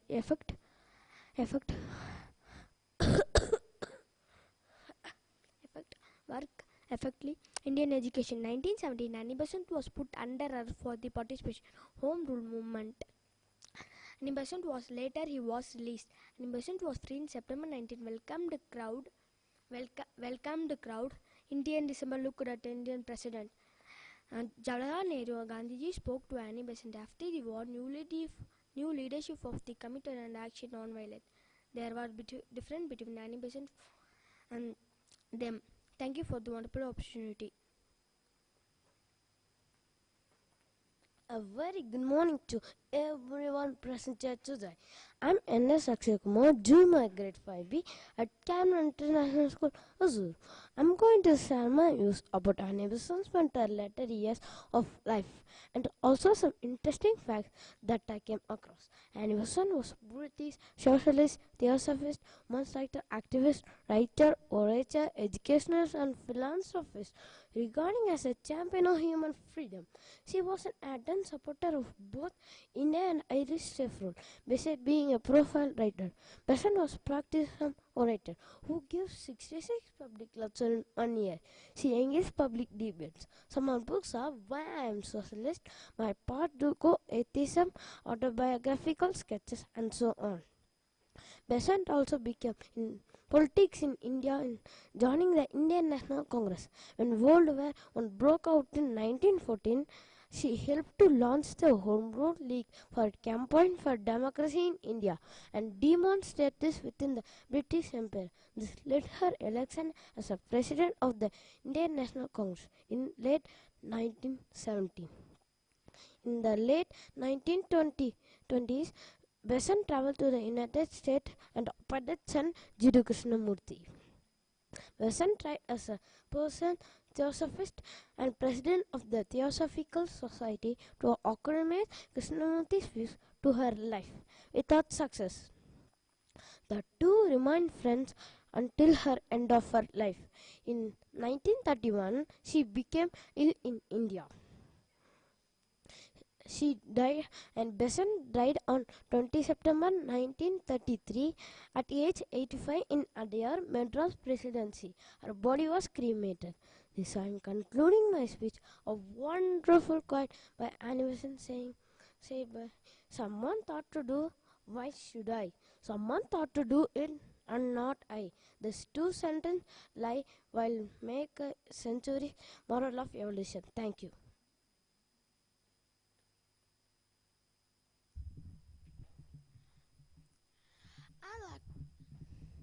I'd like to extend my warm welcome to everyone present here today. I'm J.K. Pratik, doing a grade 5B at Carmel International School, Hosur, is going to share a few words on Bhima Bai Holkar. Bhima Bai Holkar was born on 17 September 1795 and lived until 28 November 1858. Was a daughter of Yashwantrao Holkar, the Maharaja of Indore. The Holkar dynasty was a Maratha clan of Tanga origin in India. The Holkars were general under Peshwa Baji Rao and later became Maharajas of Indore in central India as an independent member of the Maratha Empire. She was the granddaughter of Queen Ahilya Bai Holkar and the elder sister of Malhar Rao Holkar III. Bhima prematurely lost her husband and began living the life of a widow. Soon she lost her father too. In 1817, Bhima Bai Holkar fought bravely against the British colonel Malcolm and defeated him in the guerrilla warfare. At the battle in Mahidpur, she led a brigade of 2,500 cavalry, sword and lance in hand, against the British at Mahidpur. It is believed that her act of talk in the East India Company as a soldier inspired Rani Lakshmi Bai of Jhansi during the Indian Rebellion 1857. When she came to know that the British were planning to annex the state of Indore, she lamented that her motherland, which is made up of prosperous blood and sweat. In 1817, the East India Company, led by Sir Thomas Hislop, attacked the Holkar army led by 11-year-old Maharaja Malhar Rao Holkar II and 22-year-old Bhima Bhai Holkar. The Holkar's artillery, led by Roshan Beg, attacked them using a long line of 63 cannons. At one point, the British were on the verge of losing the battle. However, they were helped by Ghaffar Khan, a trader in the Holkar's camp. Khan deserted the battle with the force under his command. And after this, the Holkars were decisively defeated. With this, I'd like to conclude my speech and thank you everyone for giving me this wonderful opportunity. A very warm morning to everyone present here today. I'm Sharat doing my grade 5B at Carmel International School, Hosur. I'll be talking about Bhishwari Pukhanani. Bhishwari Pukhanani was born in Nagan district of Assam in 1885. Even though she was a mother of 8 and a housewife, Pukhanani played an important role in Quit India movement. Pukhanani was active in Berhampur, Berpujia and Barpujia areas of Nagan district and helped set up offices for Indian National Congress. Pukhanani took part in the non-violence march as an act of civil disobedience against the British authorities and was arrested for picketing. Pukhanani and her sons took part in the protest march and a successful attempt was made to reopen the Congress office. A celebration of the Congress office's reopening was held on 18 September 1942, or perhaps 2 days later. The British sent a large force to reclose the Congress office and possibly to have it destroyed. There are at least 2 accounts surrounding the Pukhanani's death. According to one, Pukhanani and someone named Ratnamala were leading a large group of people, and many from the surrounding villages, carrying the Indian national flag and shouting Vande Mataram and freedom slogans. A British army captain named Finnish grabbed the national flag from Ratnamala, who fell to the ground. Seeing this is an insult of Indian national flag, so Pukhanani struck the man with the flagpole which herself was carrying. According to another, Pukhanani was not present when the British arrived. When Pukhanani returned back after home, Pukhanani saw an army captain named Finch pointing a gun towards her 5th son. Rushing forward, Pukhanani struck the man with the flagpole which herself was carrying. At this moment, Finnish shot Pukhanani. Pukhanani succumbed to the gunshot with either that day or 3 days later. When India gained independence in 1947, a hospital and an indoor stadium was named after her. Bhishwari Pukhanani was thus celebrated as the brave women fought for the independence of India. Thank you for giving me this opportunity. Jai Hind.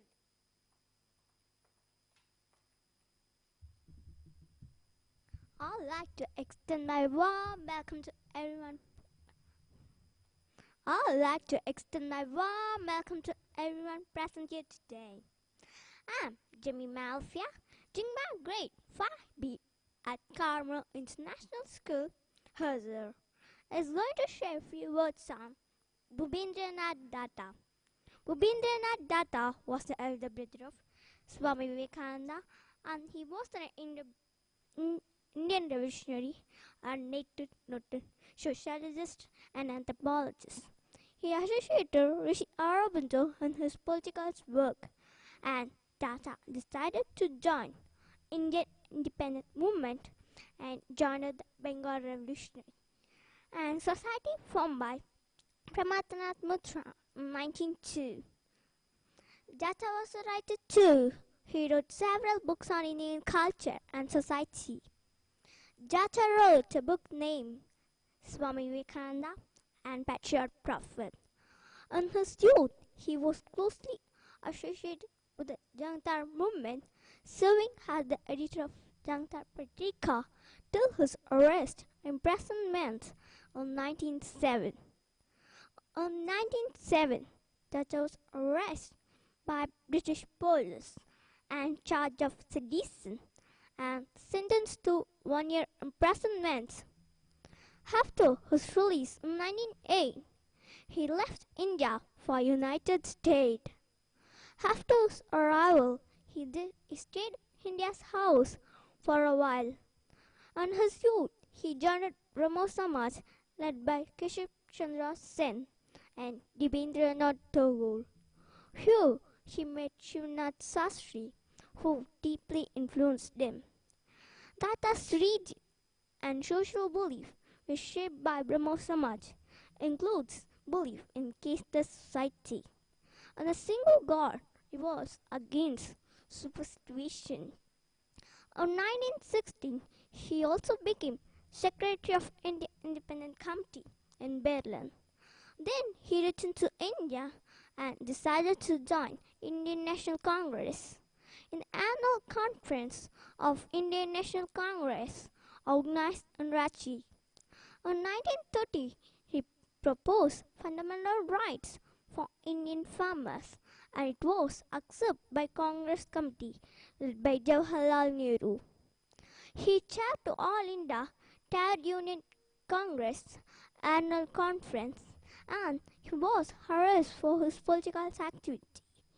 Datta wrote a book on different subjects like socialism, history, politics, and he was an linguist. I wrote a book in Bengali, Hindi, English, German, and Italian. I would also like to mention some of his works such as Dialectics of Hindu Ritualism Studies in Indian Social Politics, and so on. Thank you for this opportunity. Jai Hind.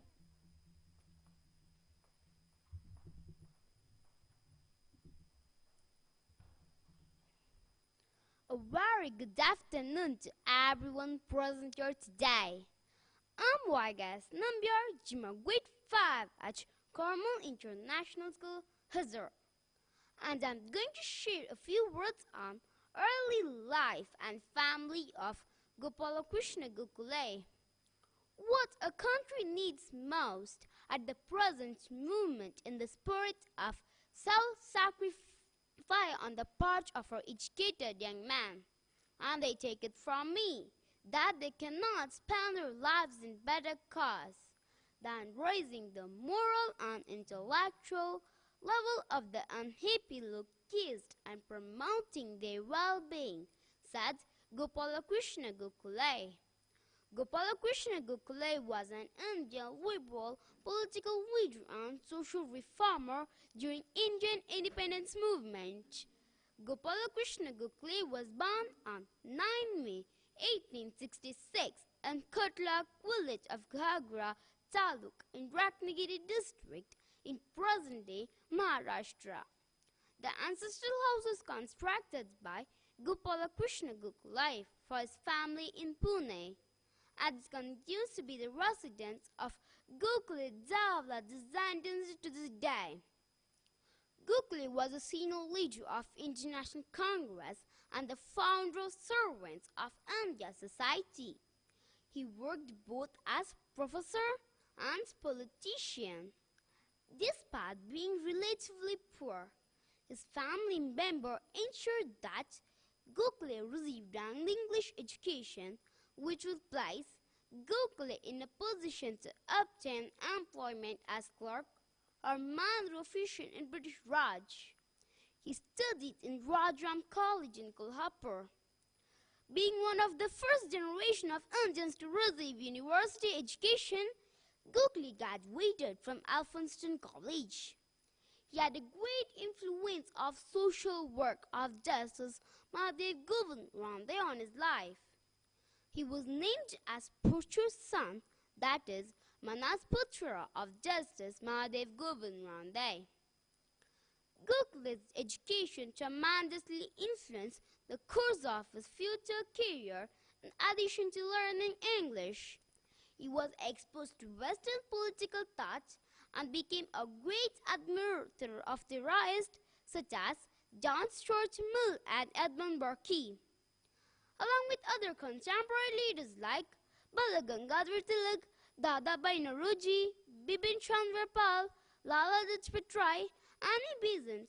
Gokhale fought for decades to obtain great political representation and power over public affairs for common Indians. Thus, I have like to conclude my speech with his famous slogan, "No taxation without representation." Thank you. Jai Hind. A very warm morning to everyone present here today.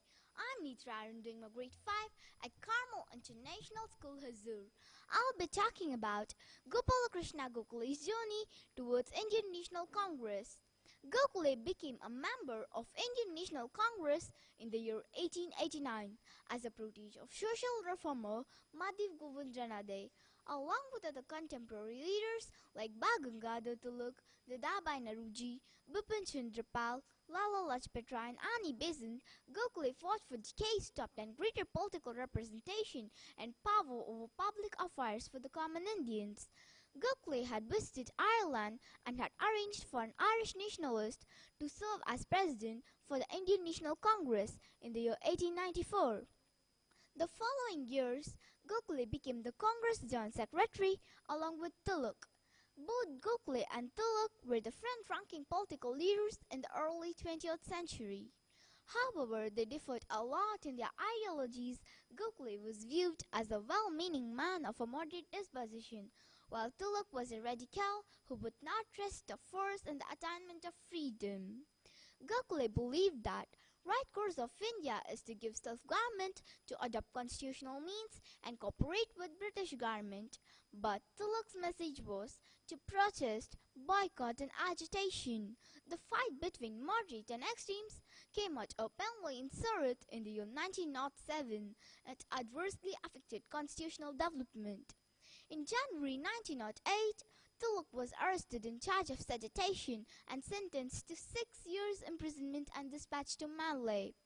Gokhale is one of the major differences with Tilak centered around one of his pet issues.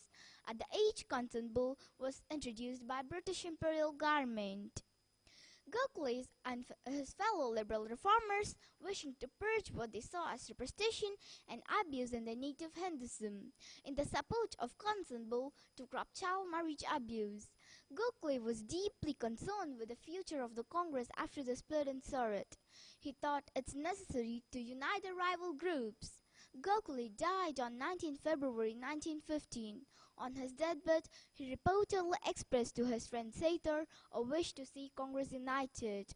Despite Gokhale's difference with Tilak, they had a great respect for each other's patriotism, intelligence, work, and sacrifice. Following Gokhale's death, Tilak wrote an editorial in Kesari paying glowing tributes to Gokhale. This marks one of the important chapters of Gokhale's journey towards Indian National Congress and his bonding with Tilak. Thank you for giving me this wonderful opportunity. Thank you. Jai Hind. I'd like to extend my warm welcomes to everyone present here today. I'm Teshwani doing my grade 5 at Carmel International School, Hosur. He's going to share a few words that witnessed G.K. Gokhale economics with liberal policy. Gokhale mentored Justice M.G. Randi started Savarjnik Sabha Journal. Gokhale assisted him. Gokhale deposition before World by Commission of Finance Condition of India won him accolades. His speech on budget control legislative council were unique through statistical analysis. He appealed to the reasons. He played a leading role to bring a monumental reforms of the constitutional reforms for India. Gokhale was a scholar, social reformer, statesman, arguably the greatest Indian liberal. V.G. Kali has provided an account economic reform pursued by Gokhale Vice Legislative Council until 1916. His strong belief on no taxation representation made him reframe demand during budget speeches in 1904. As the Indian representative Imperial Legislative Council were urging for financial and administrative reforms for India. Last but not least, Gokhale has feelings, but feelings hidden. Thank you, Jai Hind.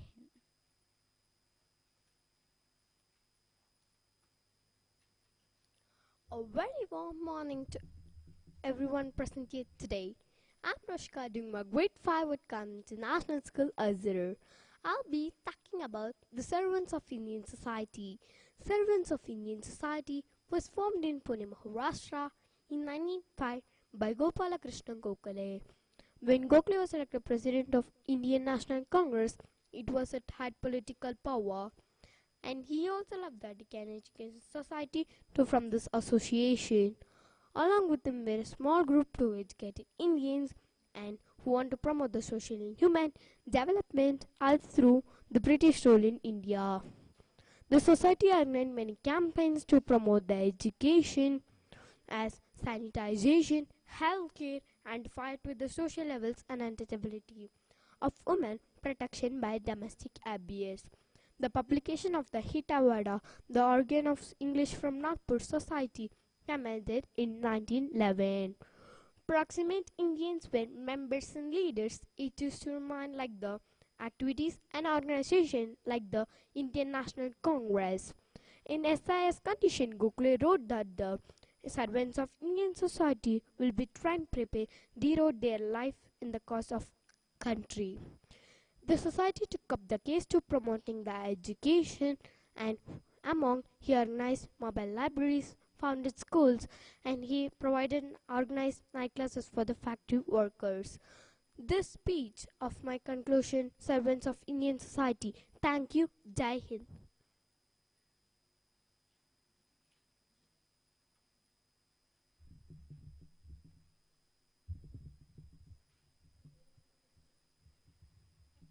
A very good afternoon to everyone. I'm Shreyas from grade 9 doing A very good morning to everyone. I'm Shreyas doing my grade 9 at Carmel International School, Hosur, and it's my pleasure to share a few words about the freedom fighter.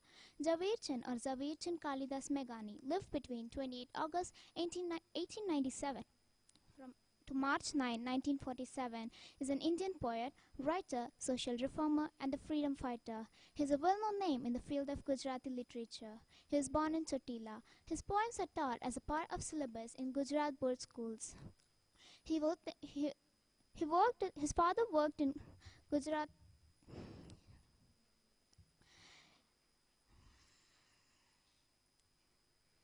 His father Kalidas worked at the police force and hence was often transferred to new places, causing most of Javed Chand's education to happen at Rajkot.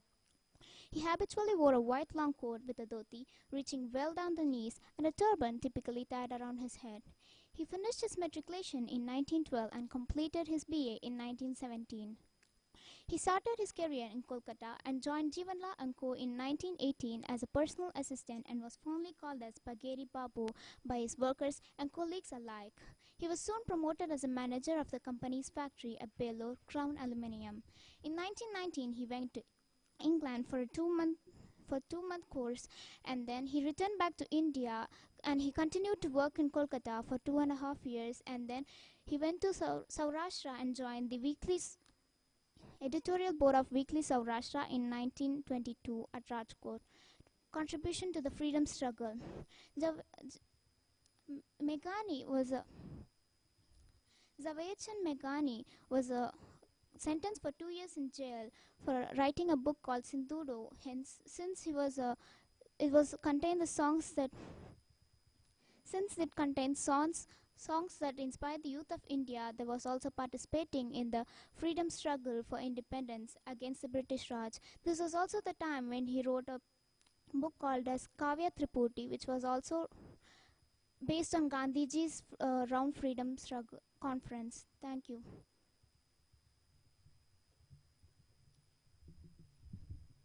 A very good afternoon to everyone present here today. I am Jeevan doing my grade 5B at Carmel International School, Hosur. Going to talk a few words on involvement of G.K. Gokhale with British Imperial government. Gokhale believes such reform would be best achieved by working within existing British government institution, a position which earned him the immunity of more aggressive nationalists such as Tilak.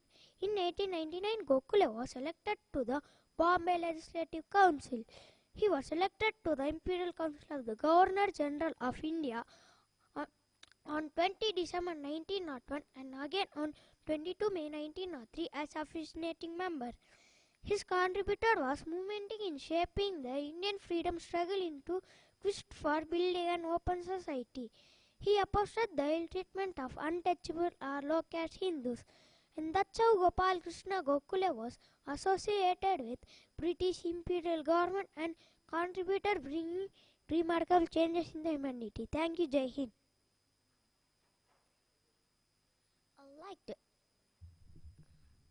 I'd like to extend my warm welcome to everyone present here today.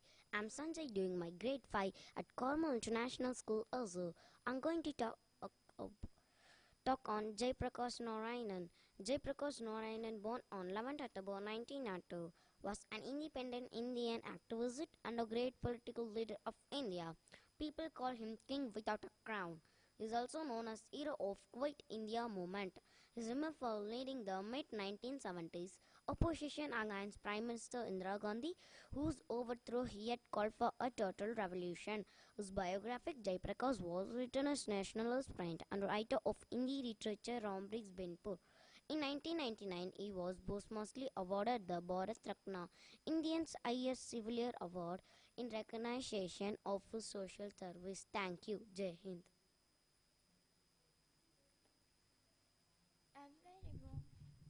A very warm morning to everyone present here today. I'm Harini doing my grade 5 at Carmel International School, Hosur. I'll be talking about how Gopala Krishna Gokhale was a mentor to Mahatma Gandhi. Gokhale was a famously mentor to Mahatma Gandhi in literature for many years.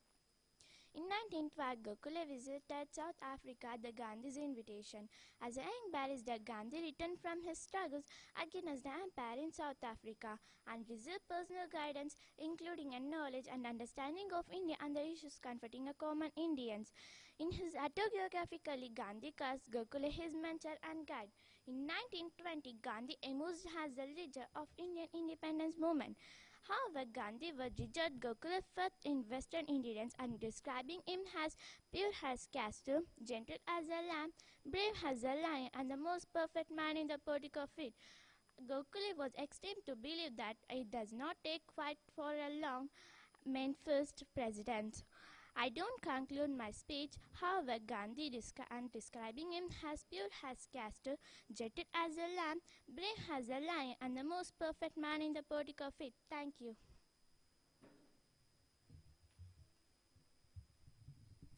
A very good afternoon to everyone present here today.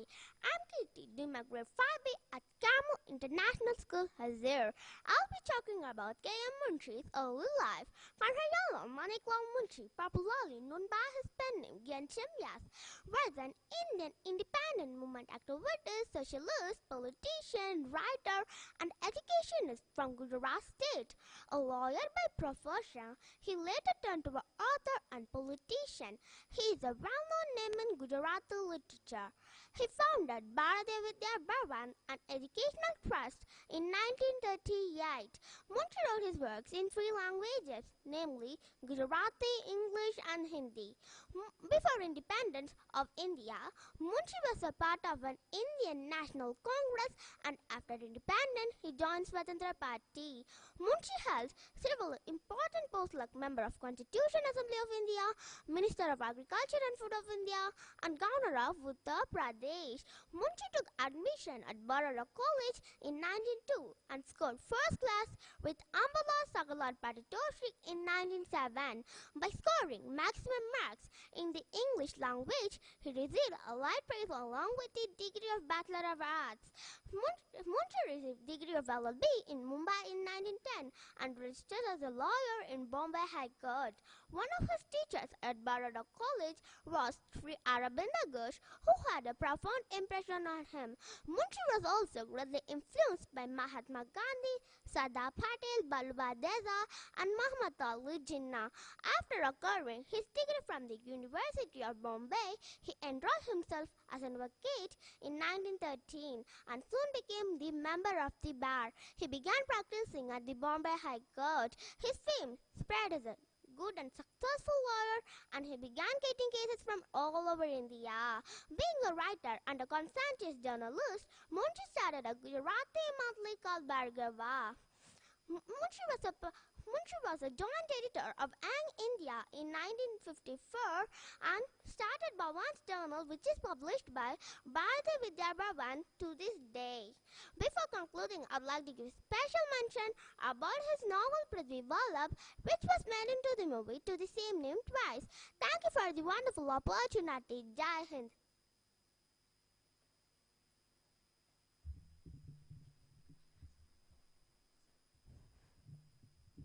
A very good afternoon to everyone present here today. I'm Ovia doing my grade 5 at Carmel International School, Hosur.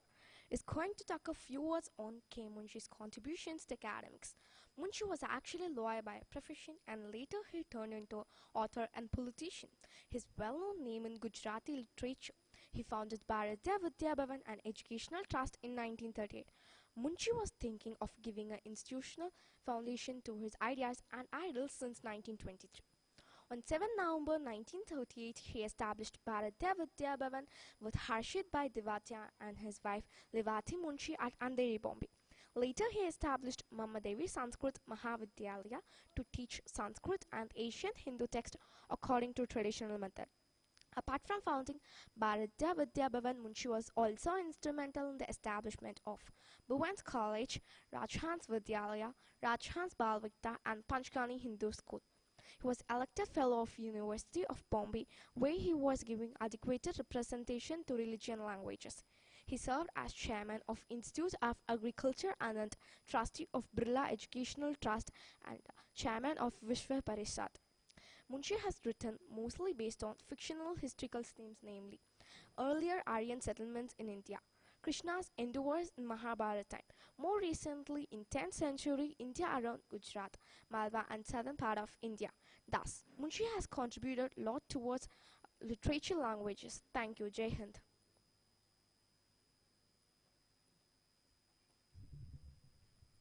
A very warm good afternoon to everyone present here today. I'm Suchita doing my grade 5B at Carmel International School, Hosur. I'll be talking about K. Munshi's involvement in Indian independence movement. Munshi was an Indian independence movement activist, politician, writer and educationist from Gujarat state. One of his professors at Baroda College was Aurobindo Ghosh, who had profound impression on him. Munshi was also influenced by Mahatma Gandhi and Sardar Patel. Due to influence of Aurobindo, Munshi learned towards revolutionary group and got himself involved into the process of bomb making.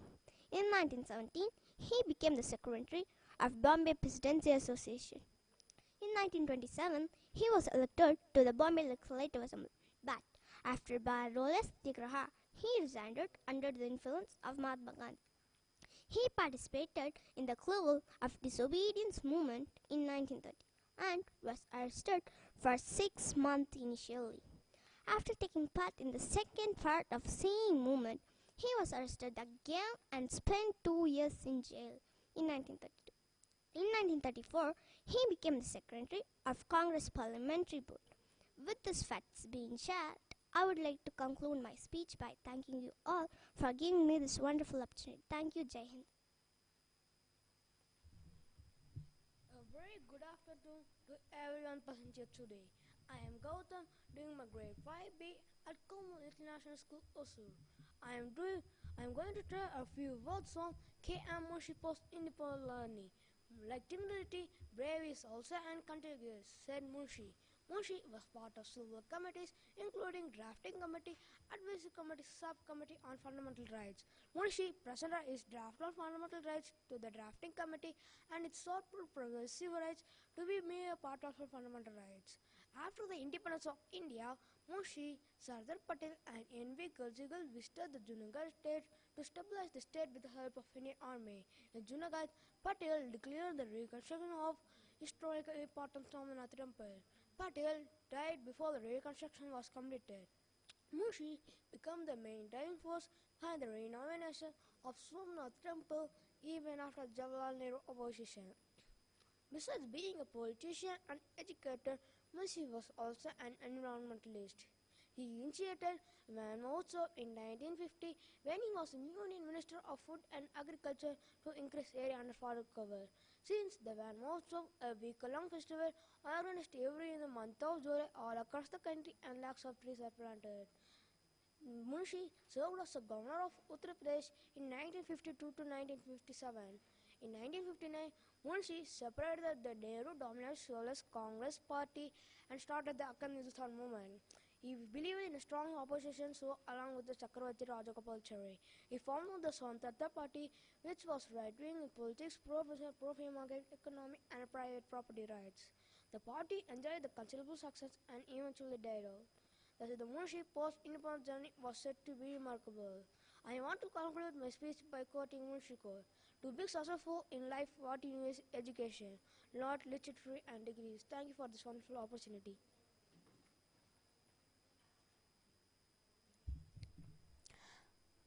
I would like to extend my warm welcome to everyone present here today. I'm Ruchita doing my grade 5B at Carmel International School, Hosur. Is going to talk a few words on Lal Bahadur Shastri. In 1947, after India got independence, Lal Bahadur Shastri got a portfolio of Transport and Home Ministry. In 1952, he got the Railway Ministry. When Jawaharlal Nehru died, Lal Bahadur Shastri succeeded him as a Prime Minister for a very short time of only 18 months. In 1965 war, he got his achievements on the victory on Pakistan. On 11 January 1966, he got a severe heart attack and he died. He gave a famous slogan, Jai Jawan, Jai Kisan. Lal Bahadur Shastri utilized the time in reading the social reformers and Western philosophers. He was always against the dowry system, so he refused to take the dowry from his father-in-law. Lal Bahadur Shastri tackled many elementary problems like food shortage, unemployment, and poverty. To overcome the acute food shortage, Shastri asked experts to devise a long-term strategy. This was the beginning of the famous Green Revolution. After the Chinese aggression on 1962, India faced another aggression from Pakistan on 1965 during Shastri's tenure. And Lal Bahadur Shastri showing his mettle and made it very clear that India would not sit and watch. While granting liberty to the security forces to retaliate, he said, force will be met with force. Lal Bahadur Shastri was first as the Minister for Transport and Communications and then as the Minister for Commerce and Industries. In 1961, he was the Minister for Home and then he formed the Committee on Prevention of Corruption, which was headed by K. Santanam. Thank you for giving this wonderful opportunity. Thank you, Jai Hind. A very good afternoon to everyone present here today. I'm Ephraim Jason doing my grade 5 at Carmel International School, Hosur. I'm going to talk a few words on the literary career and works of the great leader K.M. Munshi. Kahayal Manikla Munshi was an Indian independence movement activist, politician, writer, and educated from Gujarat state. Though he was a lawyer by profession, he later turned to an author and politician. He is well known in Gujarati literature. One of his professors at Baroda College was Aurobindo Ghosh, who had a profound impression on him. Munshi was also influenced by Maharaj Sajiro Gaikwad, third of Baroda, Mahatma Gandhi, Sardar Patel, and Vallabhbhai Desha. Munshi also wrote several notable works in English. He has written mostly based on fictional historical themes, namely earlier arranged settlements in India, Krishna and the world in Mahabharata times, more recently in 10th century India around Gujarati, Malwan and southern India. Earlier, hereby I conclude my speech and thank you for the wonderful opportunity. I would like to extend my warm welcome to everyone present here today. I'm Sophia Shvidi, doing my grade 5 at Carmel International School, Hosur, is going to share a few words on Mahatma Gandhiji's early life and background. Mahatma Gandhi was a man who gave his whole life to the nation. No doubt, people refer him as the father of the nation. His empathy for the poor, oppressed, and low-caste people is absolutely unparalleled. This great man continues to command respect not only in India but all over the world. Let's see about the early life and background of this great Indian leader. Mohandas Karamchand Gandhi was born on 2nd October 1869 into a Gujarati Hindu Modbania family in Porbandar, a coastal town. Indian classics, especially the stories of Shavanan and King Harshchandran, had a great impact on Gandhi in his childhood. In his autobiography, he admits that they left an indelible impression on his mind. Gandhi was deeply influenced by his mother, an extremely pious lady who not think of taking her meals without her daily prayers. At age 9, Gandhi entered to the local school in Rajkot near his home. There he studied the rudiments of arithmetic, history, geography, and Gujarati languages. At age 11, he joined to the new high school in Rajkot, Alford High School. There he was an average student, won some prizes, but was so shy and tongue-tied student. With no interest in games, his only companions were books and school lessons. In May 1883, the 13-year-old Mohandas was married to 14-year-old Kasturbai Makanji Kapadia. In November 1887, the 18-year-old Gandhi graduated from high school in Ahmedabad. In January 1888, he enrolled at Samdas College in Bhavnagar state, the sole degree-granting institution of higher education in the region. But he dropped out and returned to his family in Porbandar, born and raised in a Hindu family of coastal Gujarat. Gandhi trained in the law at the Inner Temple, London, and was called to the bar at age 22. In June 1891, after 2 uncertain years of India, where he was unable to start a successful law practice, he moved to South Africa in 1893 to represent an Indian merchant in a lawsuit. He went on to live in South Africa for 21 years. It was here that Gandhi had raised a family and first employed non-violent residents in a campaign for civil rights. After this follows Gandhi's journey towards freedom struggle of India and various other movements he annotated the same. Thank you, Jai Hind. Very good morning to everyone presented today. I am Kanika, 5th B at Carmel International School, Hosur. I will be talking about the life of Gandhi in London. After graduating from high school, Mohandas joined in Samatha's College in Bhavnagar, where he found studies difficulty and the atmosphere uncongenial. Meanwhile, his father had died in 1885. The friend of the family suggested if Gandhi hoped to take his father's place in the state service, he had better become a barrister, which he could do in England in 3 years. His mother was not comfortable about Gandhi leaving his wife and family and going so far home. To pursue his wife and mother, Gandhi made a own friend of his mother that he could abstain from meat, alcohol and women. Gandhi went to Bombay to take the boat for England. He sailed on September 4, 1888 for Southampton During the early period of stay in England, Gandhi went through phase which he is describing the English gentleman.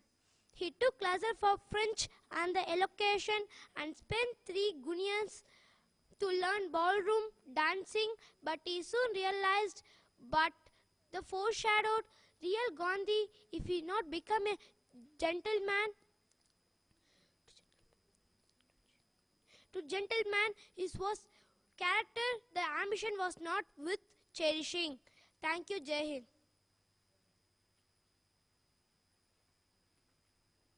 A very warm afternoon to everyone present here today. I'm Shivani K. grade 5B at Carmel International School, Hosur. I'll be talking about the K.M. Munshi led his political party post-independence and service he did to the country. To begin with, K.M. Munshi was an Indian independence movement activist, politician, writer and educationalist from Gujarat state. A lawyer by profession, he later turned to author and politician. He's a well-known name in Gujarati literature.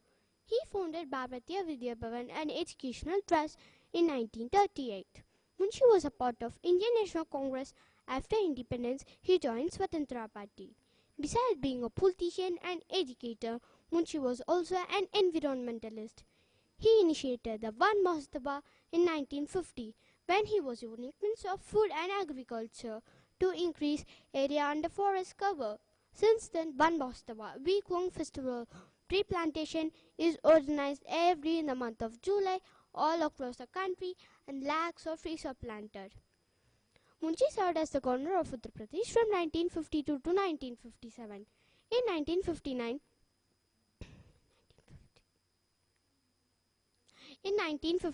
he separated from the Nehru-dominated Socialist Congress Party and started Akhand Hindustan movement. He believed in a strong opposition, so along with Chakravarti Rajagopalacharya, he founded Swatantra Party, which was right-wing in its politics, pro-business, pro-free marketing, economy and private property rights. The party enjoyed considerable success and eventually died out. In August 1964, he chaired the meeting for the founding of Hindu nationalist organization Vishwa Hindu Parishad Sandeepi Ashram. He was a part of several committees including Drafting Committee, Advisor Committee, Subcommittee on Fundamental Rights. Munshi was an ad hoc flag committee that selected the flag of India in August 1947 and the committee which drafted the Constitution of India under the chairmanship of B.R. Ambedkar. So to precise on his political career post-independence, he held various posts like Member of Constituent Assembly of India and its Drafting Committee, Agent General to the Government of India, Hyderabad, Union Minister of Food and Agriculture. Not just that, but Munshi was also a literature with a wide range of interests. With this information being shared, I would like to conclude my speech by thanking you all for giving this wonderful opportunity. Jai Hind.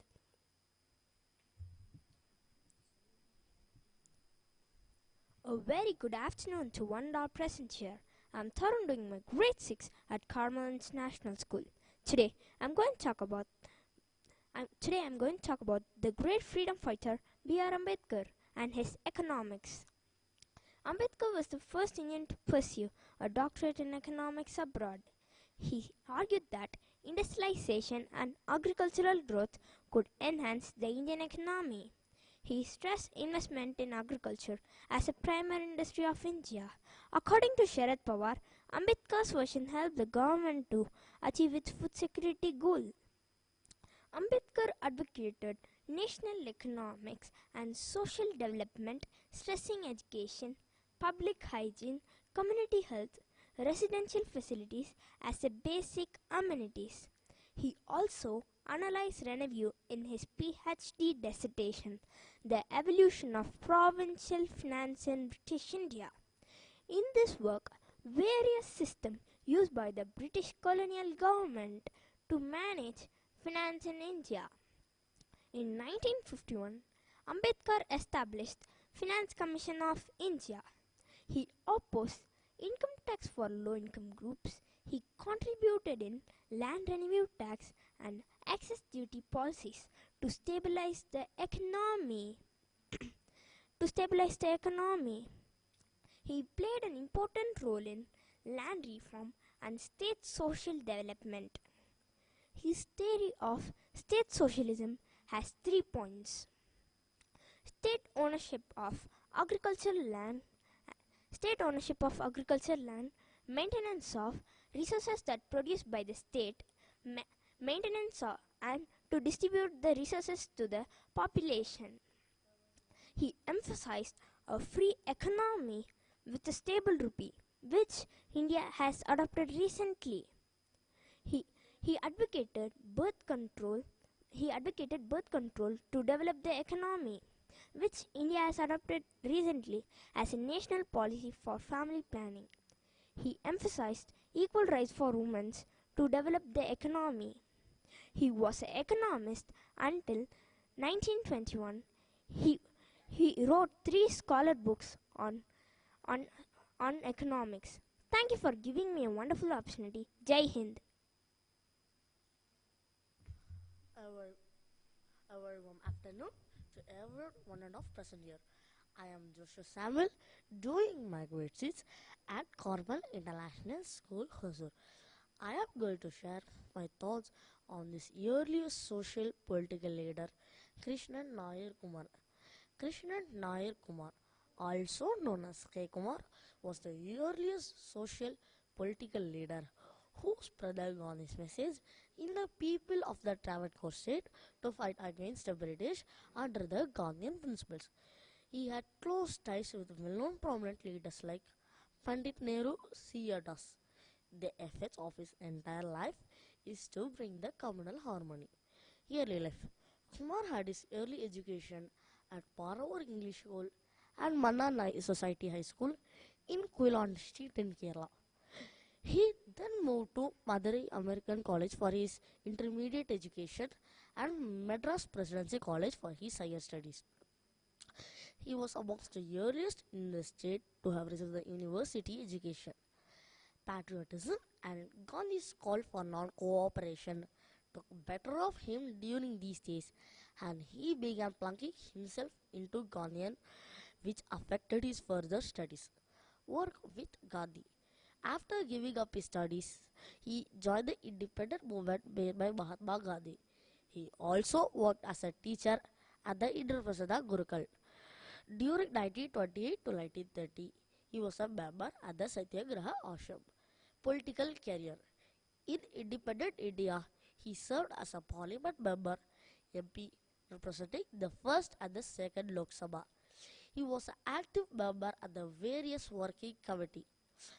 When the Delhi Assembly was abolished in 1956, as per as the State Reorganization Committee, he joined the other committee, strongly criticizing the SRC, as the SRC suggests to reduce the country capitals and allowing. Death. He was born in 1902 at Naya Tikan and he died in 1986 at Delhi. He is also called as Delhi's Gandhi. Thank you for giving me such precious opportunity to speak about the earliest social political leader, Krishnan Nair Kumar. Thank you, Jai Hind. A warm good afternoon to everyone present here. I am Priyadarshan doing my grade 6 at Carmel International School, Hosur. I here to share the ideology of this freedom fighter, Krishnan Nair Kumar. It is to say that young Kumar used to come home with children of Harijan workers, give them a bath outside the house and feed them in the family kitchen. This was against all norms and social traditions. Those were days when caste and rank-based discrimination was still as a zenith, and the practice of Teenal was upheld openly as a social virtue. She soon took upon herself the job of feeding the children brought home by her son.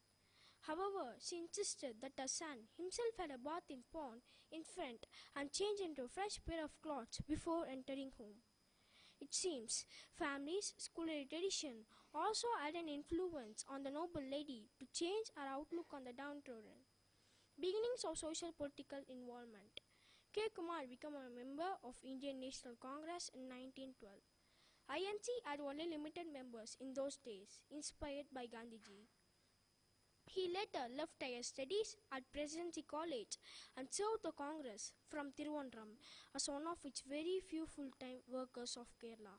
He lived in Tiruvandrum in those days.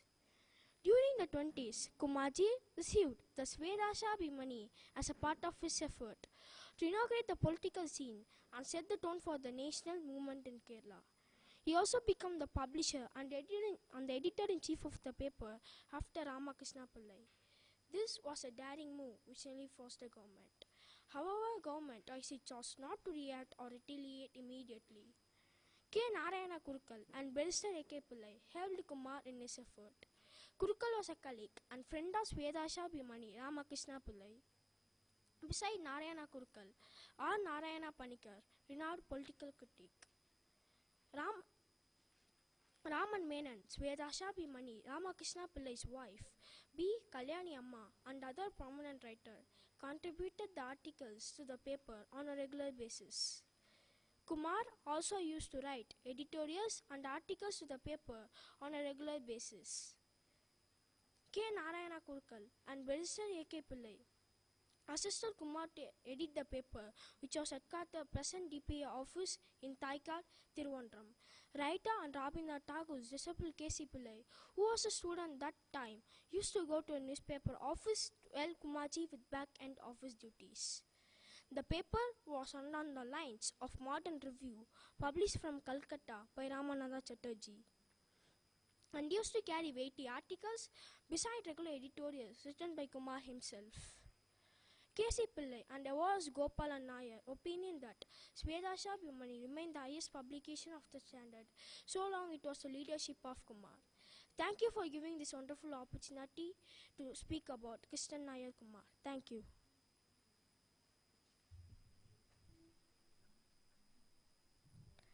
A very good morning to everyone present here.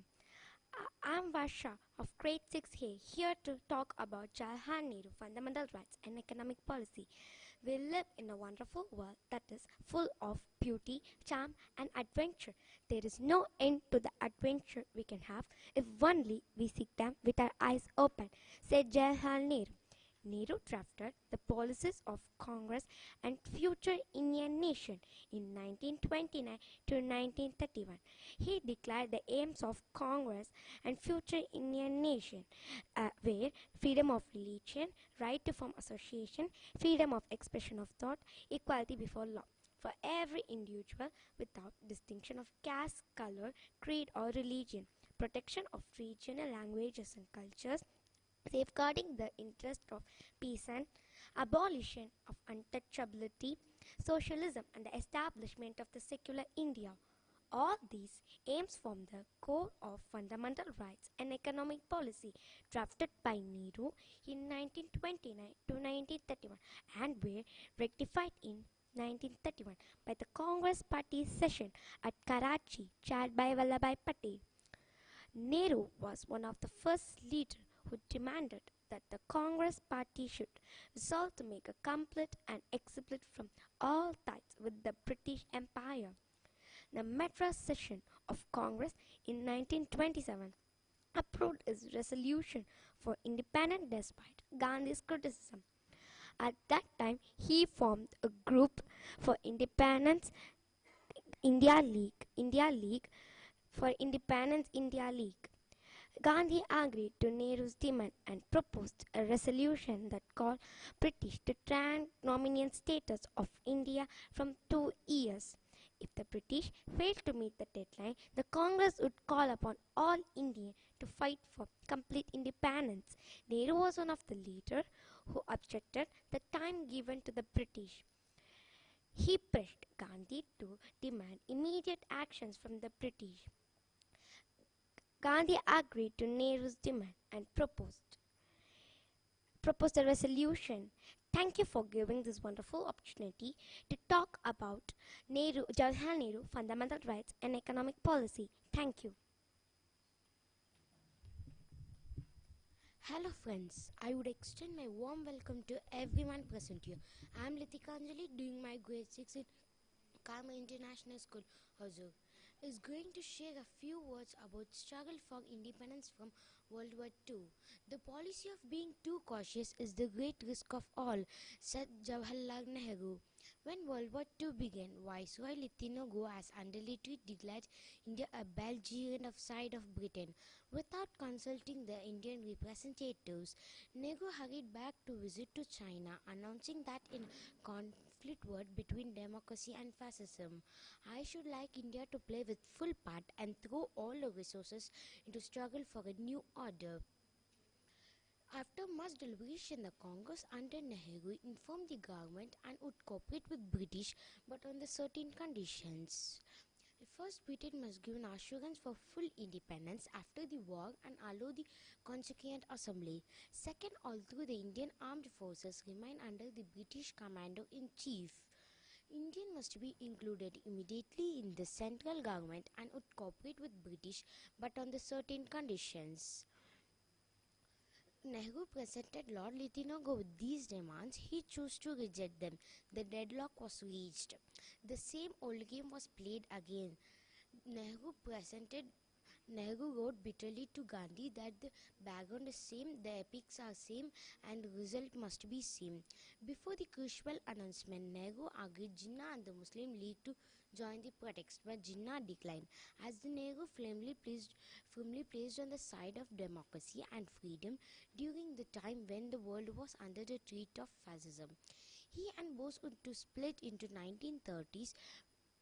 He and Bose would split 1930s when they agreed to the League help of the fascists and driving British out of India. Nehru supported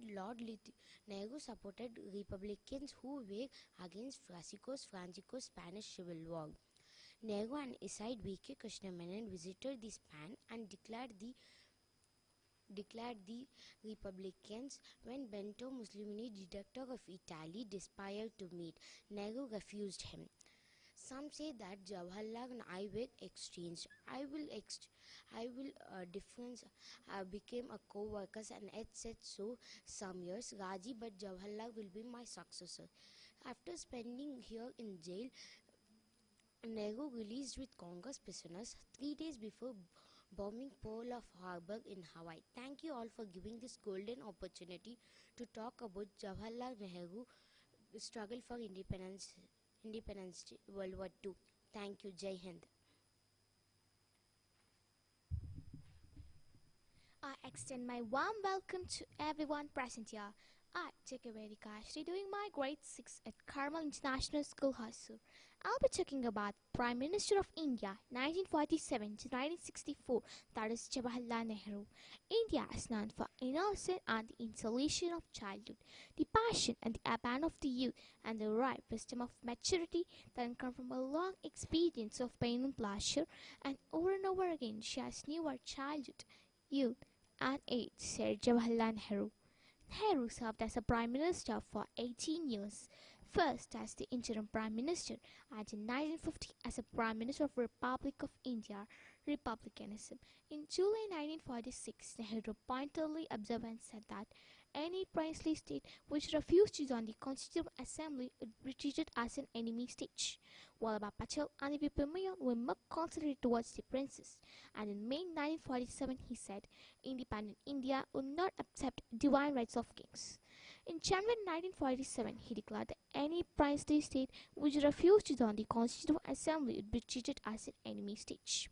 In January 1947, he said, as the drafting of the Constitution progressed and the idea of forming a republic took concrete shape, it was decided that all the princely state conventing states would be independent or a federal state. In a series to a letter, Nehru to his 10-year-old daughter Indira in 1928, letters from fathers to his daughter, he promotes a republican model. But as the drafting of the Constitution progressed and the idea of forming a republic took concrete shape, it was decided that all the princely conventing states would merge with an Indian republic. Nehru's daughter Indira Gandhi, as a prime minister, derecognized all the former rulers, but in the 1969. Eventually, her government by the 26th Amidan was succeed in derecognizing these former rulers, and in 1969 a decision struck down by the Supreme Court of India. In a series of a letter, Nehru to his 10-year-old daughter. I conclude my speech by stating a quote: the fundamental rule of the human life, if the approach is good, then the supreme is good. Thank you for giving this wonderful opportunity to speak about Jawaharlal Nehru, Prime Minister's service to India. Thank you. Jai Hind.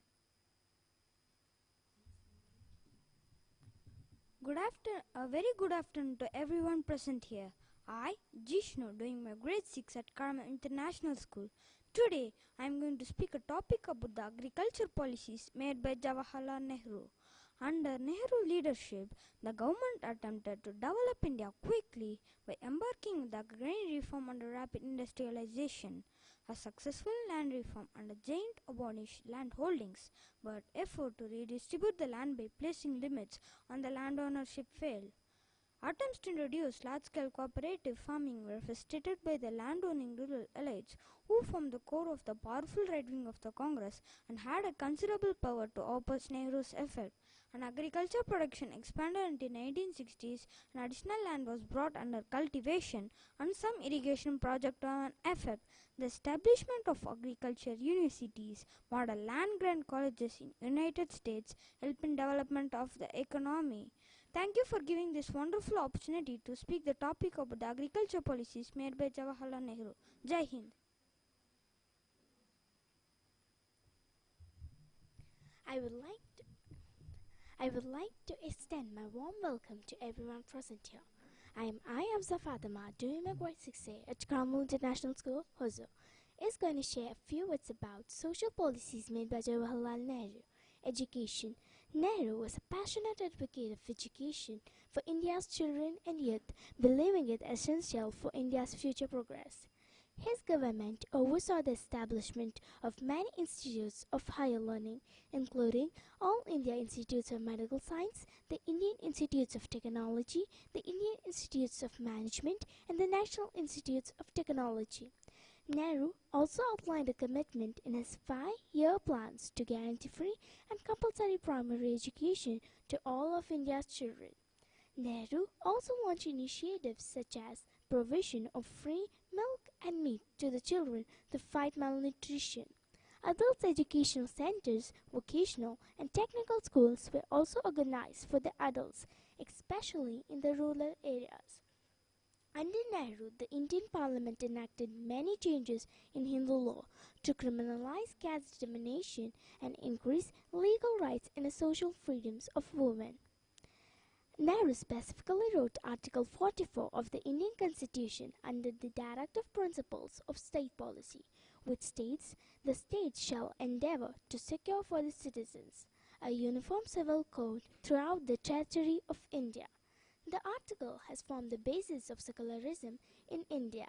However, Nehru has been criticized for the inconsistent application of law. Most notably, he allowed Muslims to keep their personal law in matter relating to marriage and inheritance. In a small state of Goa, a civil code based on an old Portuguese family laws was allowed to continue, and Nehru prohibited the Muslim personal law. This resulted from the annexation of Goa in 1961 by India, when Nehru promised the people that their laws would be left intact. This had led to accusations of selective secularism. The law was applied to all India except Jammu and Kashmir, again leading to accusations of selective secularism. In many respects, the act was almost identical to the Hindu Marriage Act in 1955, demonstrates how secularized the law regarding Hindus has become.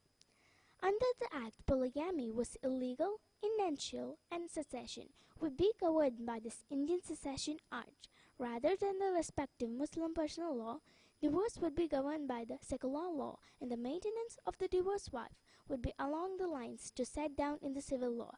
Thank you for giving me this golden opportunity to talk about the great person, Jawaharlal Nehru, and his social policies.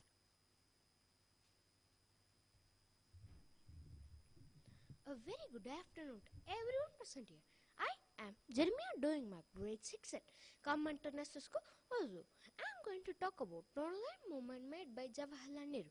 The objective of education was to serve the community as a whole and to apply knowledge gained not only for personal but for the public welfare.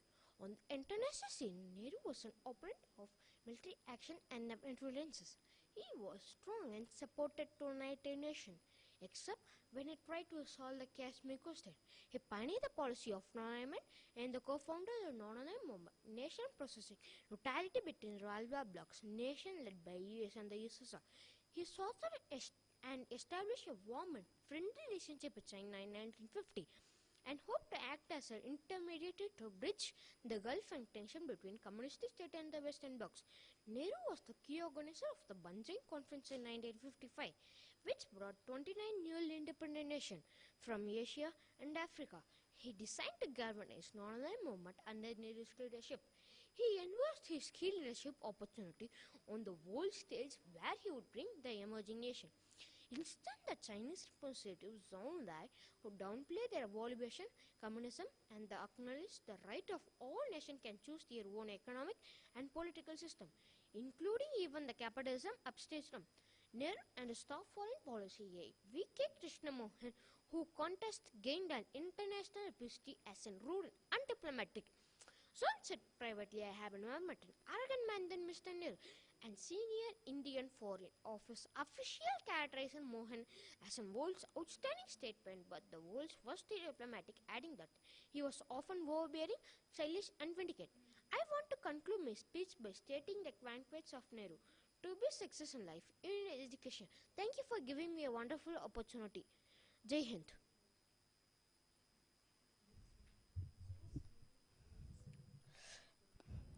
I would like to extend my arms. Welcome to everyone present here. I am Inba Kumar doing my grade 6 at Carmel International School, Hosur. I am here to share a few words about defense and nuclear policy written by Nehru. While aways to war, Nehru led to the preparation and actual campaign against Pakistan regarding Kashmir. He used overwhelming military forces to seize Hyderabad in 1948 and Goa in 1961. He was keenly sensitive regarding the geostrategic and military strength and weaknesses of India in 1947. While laying the foundation stone of the National Defence Academy in 1949, he had envisioned the development of a nuclear weapon and established the Atomic Energy Commission of India in 1948. He was also called on by Dr. Homeji Bhabha, and nuclear physicists who were interested completely with all related nuclear affairs and programs and answered only to Nehru. The nuclear policy was set by the understanding between Nehru and Bhabha. Nehru also famously told to Bhabha, Professor Bhabha, take care of the physics and leave all the international relations to me. The nuclear policy from the outset of India in 1948, Nehru had the high ambition of developing this program and standing against industrial state. He also established the capability as part of India's superiority against South Asian countries, most particularly Pakistan. Many hailed Nehru for working for the diffusion of global tension and said after the Korean War from 1950 to 1953. He also told to Baba, who later related with Raja Ramayana, that we must have the capability. We should first prove ourselves and talk of Gandhi, non-violence and a world without nuclear weapon. He was one of the first person to study effects on nuclear explosion on humans' health, and he also had a pragmatic reason to promote denuclearization. And he feared of nuclear armories will lead to over-militarization, and that will be very unaffordable for developing countries such as his own. And he also had a reason for promoting denuclearization, and he campaigned ceaselessly of the abolition of what he calls these very frightful engines of destruction. Thank you for giving me this wonderful opportunity to speak about defense and nuclear policy of Nehru, and thank you.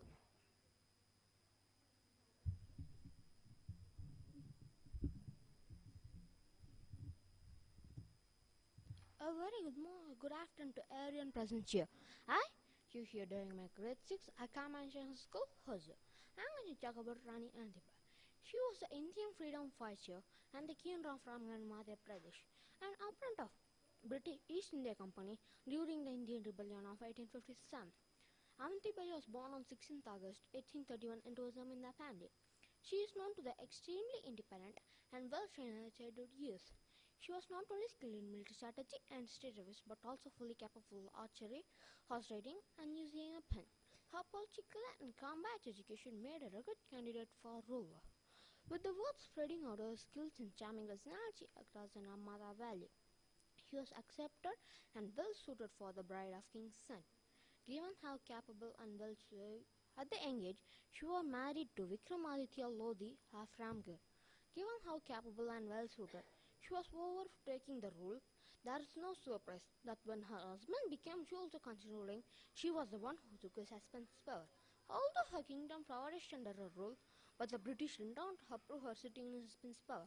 After the king's death in 1857, she found the perfect opportunity to respond to foreign insult. To foreign insult. They had the administrator thrown out of the kingdom and declared the war upon the British rule.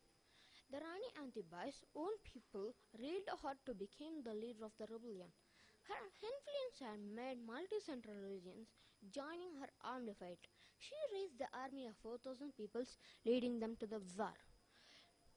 The Rani Antibai led the troops to the village named Kari near Manla, while the British expected an easy victory. But they were shocked to be defeated by her army. They had no choice, but they backed down while she controlled the Manla from December 1857 to February 1858. February 1858. February 1858. The British did not take this with slight grace, determined to wipe out her rule. They get revenge with violent force and attacked Ramgarh. They had no amount of passionate, loyalty, and love for her people that could not stop her crushing her army with military strength. They set the region on fire. Rani Antibai had no choice, but they seek safety in the hilly forest in Devahari Gar. The queen did not still give up. On 20th March 1858, she falls upon her own sword and became the witness. Rani Antibai died 20th March 1858. The Narmada Valley Development Authority decided to honor the Varanti ruler by the dam by naming a dam in Jabalpur after her. The Department of Post and Government of Maharashtra also issued stamp of honor. Thank you for giving me a wonderful opportunity to talk about Rani Antibai. And once again, thank you all. Jai Hind.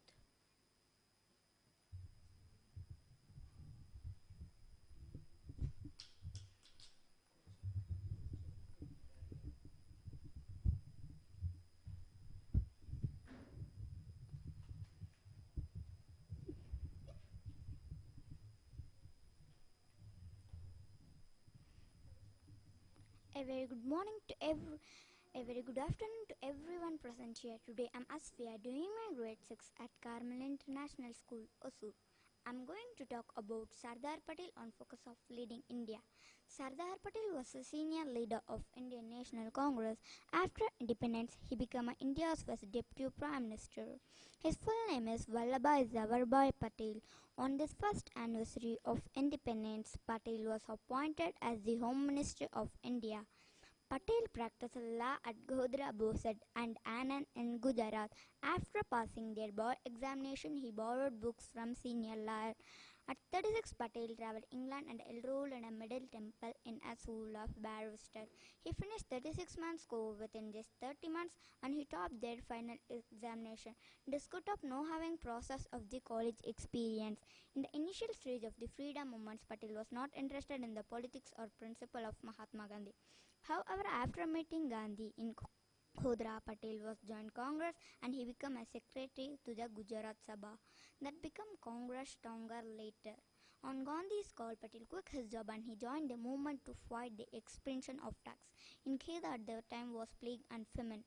Patel joined Gandhi's non-cooperation movement and he travelled around West India to recruit 30 lakhs members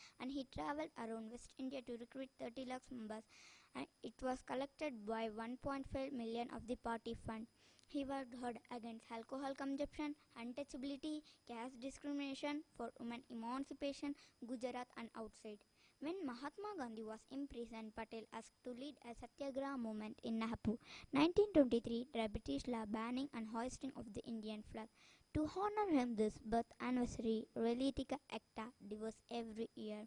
He always wants to remove distinction, rich and poor, caste and creed, high and low from our country. This he really worked hard. As the first Home Minister and Deputy Prime Minister, Sardar Patel played an integrative and a princely states. Thank you for giving me this wonderful opportunity to speak about Sardar Patel on focus of leading India. Jai Hind, Jai Bharat.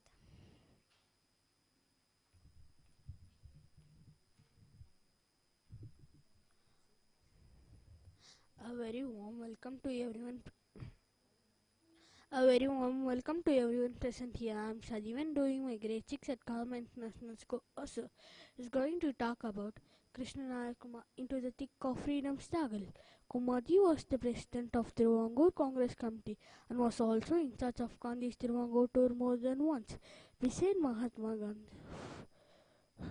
he served in the AICC All Indian Congress Committee. During the thick of freedom struggle, Kumarji was the president of Tiruvangur Congress Committee and was also in charge of Gandhi's Tiruvangur tour more than once. Beside Mahatma Gandhi, Kumarji had close ties to Pandit Nehru, C.R.T. Das and other prominent leaders. Kumarji was one of the sons of our freedom fighter who took active part in practical of all agitation for Indian freedom. Most notable of these were the Salt Satyagraha, civil disobedience of foreign court boycott at picketing at Alleppey. The area of prominent role he played the temple entrance movement, eradication of untouchability, the Vaikom Satyagraha, the Nagpur flag Satyagraha are the significant social unity moves. His leadership of the Satyasi movement and the foreign court boycott at Alleppey also inspired by the prominent and educated women to come to the forefront of offer might be support their national movement. Khadi, Harijan welfare, Sarvodaya and education. By later 30s, Kumarji turned all his attention to Khadi, Harijan welfare, Sarvodaya and education. He chose the state of delivering lectures and established the scores of schools, including Harijan and Sarvodaya schools. A few of them served into 60s and early 70s. In course of time, he passed the management of the head teacher or a educated member of the depressed class. He started a school for Harijan named Kambala Parvati Palli Kudam. It later became a life-giving tribute to the present government. He undertook Khadi work as a life mission. G. Ramachandran got driven to Kumarji through his public speeches and live and work with him in Trivandrum in early 20s. He also reminds that along with Kumarji, he gone for hacking Khadar from house to house in Trivandrum in early 20s. Flew into abbreviation. Krishna Nayak Kumar was the earliest socio-political leader who spread Gandhi's message to the people and brought spirit to the people in Trivandrum state. He had to fight against the British rule by following Gandhi's principle. He had close ties with well-known prominent leaders like Pandit Nehru, C.R.T. Das and other prominent leaders. He also bring the communal harmony as a life mission. Thank you for giving this wonderful opportunity. Jai Hind. A very warm good afternoon to everyone present here. I am Saubhanika doing my grade 6A at Carmel International School, Hosur. I will be talking about the assassination attempts on Nehru. There were 4 known assassination attempts on Nehru. The first was made during partition in 1947 while he was visiting Northwest Frontier province in a car. A second was by a knife-wielding rickshaw puller near Nagpur in 1955,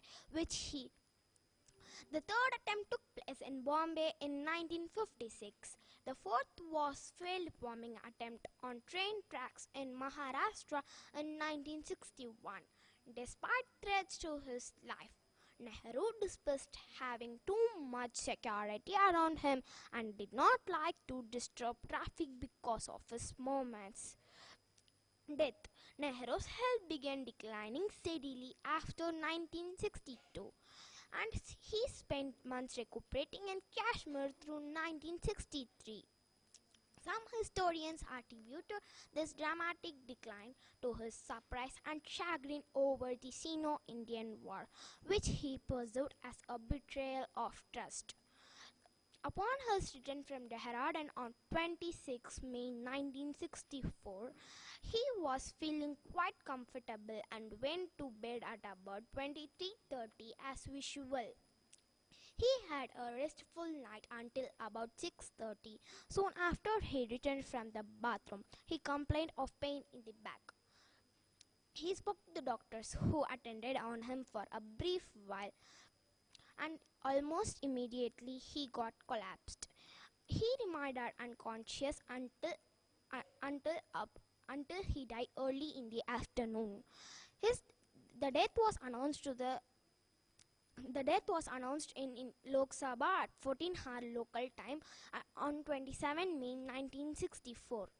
The cause of death was believed to be a heart attack, draped in Indian nation tricolor flag. The body of Jawaharlal Nehru was placed for public viewing. Raghupati Raghava Rajaram was chanted as the body was placed for public viewing. The death was announced to the Indian Parliament in words similar to Nehru's own at the time of Gandhi's assassination. The light is out. Thank you for giving me this wonderful opportunity to talk about assassination attempts and security on Nehru. Jai Hind.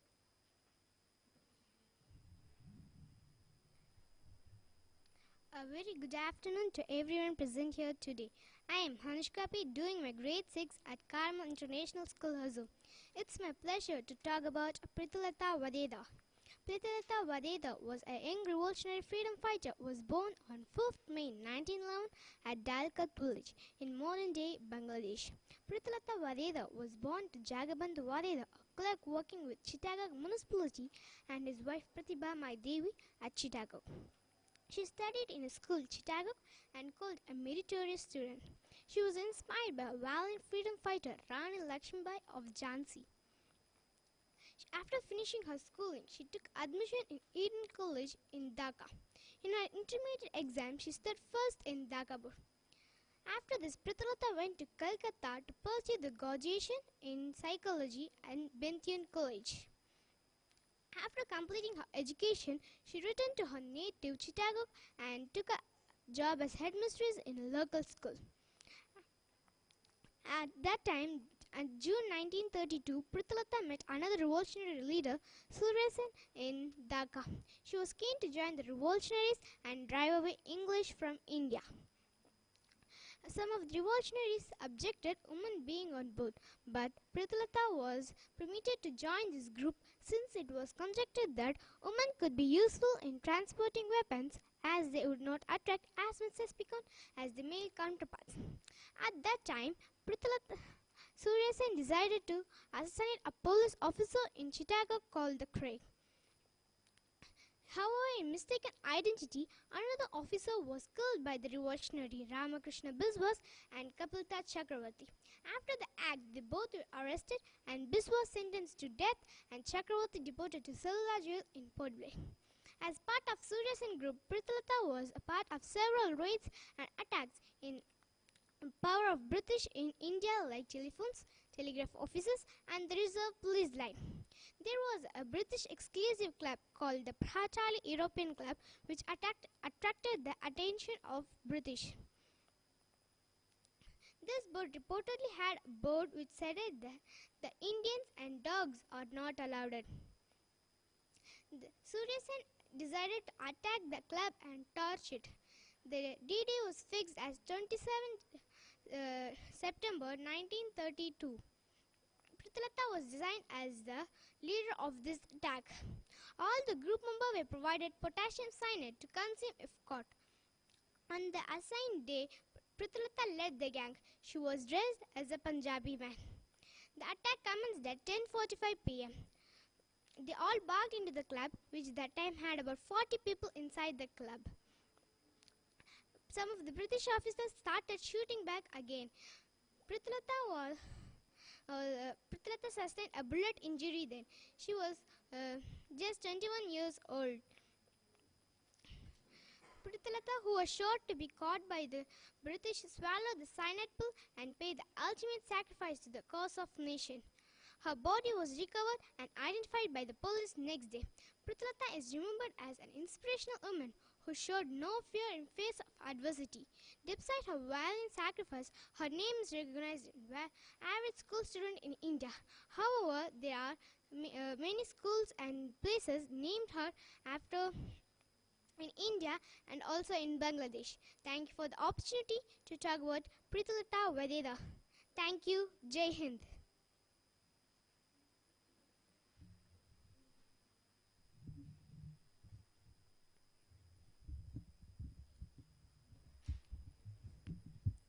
A very good morning to everyone present here today. I'm going to be doing my grade 6 at Carmel International School, Hosur. I'm here to talk about Kalpana Datta. Kalpana Datta, later known as Kalpana Joshi, was one of the foremost female Indian revolutionaries and Indian freedom fighter. She was born on 27th July 1913 at Sripur in the district of Chittagong in Bengal province of British India, presently at Bangladesh. She passed her matriculation examination in the year 1929 from Chittagong. Later, Datta went to Calcutta, now Kolkata. She also got admitted to Bethune College for graduation in science. She also joined the Chhatri Sangha, Women's Students Association. She was a member of armed resistance movement that was under the leadership of Master Da Surya Sen. She was amongst the permanent member of Indian Republican Army, which was a revolutionary group in Chittagong that included various Indian freedom fighters and Indian revolutionaries who conducted and participated in the well-known Chittagong Armory raid case in the year 1931. Eventually, she joined the Communist Party of India. Later, Datta was married with Puran Chand Joshi, who was a General Secretary of Communist Party of India in the year 1943. The armory raid was perhaps the most surprising and valiant endeavors in the history of Indian freedom struggle that was devised by the Eurasians. The attack was conducted on 18th April 1930 to raid the armory of police and auxiliary forces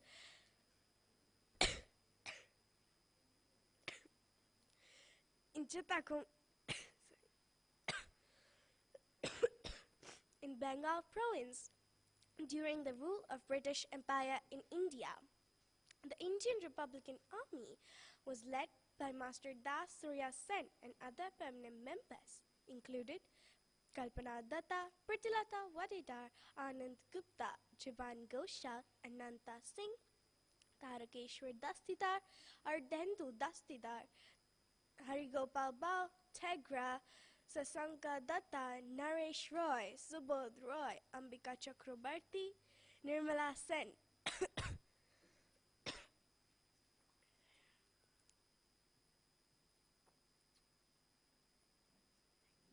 Lokanath Bal, and Ganesh Ghosh.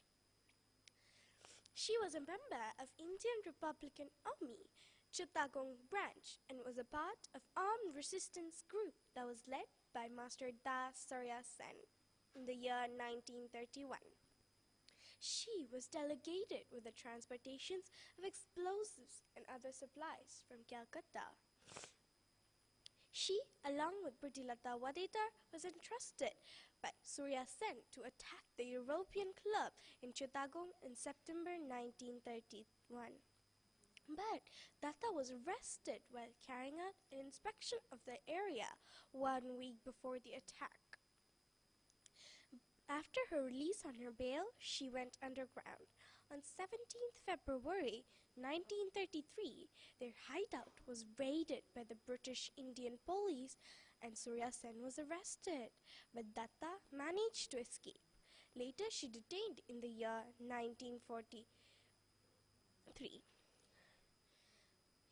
The renowned Indian freedom fighter Kalpana Datta was sentenced to transportation for life in second supplementary trial in Chittagong armory raid case. She got released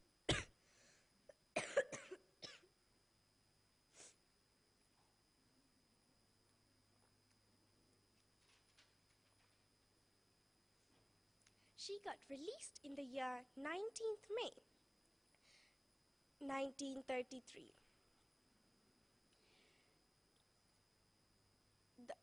Kalpana Datta, after her graduation in Calcutta University in the year 1940, eventually she joined the Communist Party of India.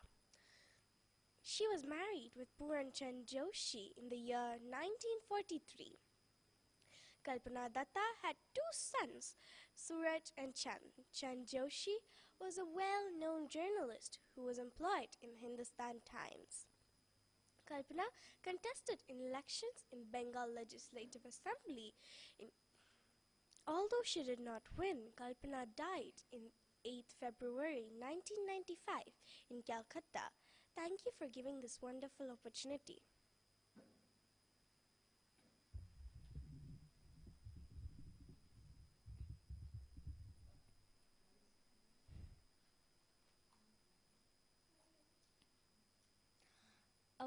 A warm welcome to everyone present here today.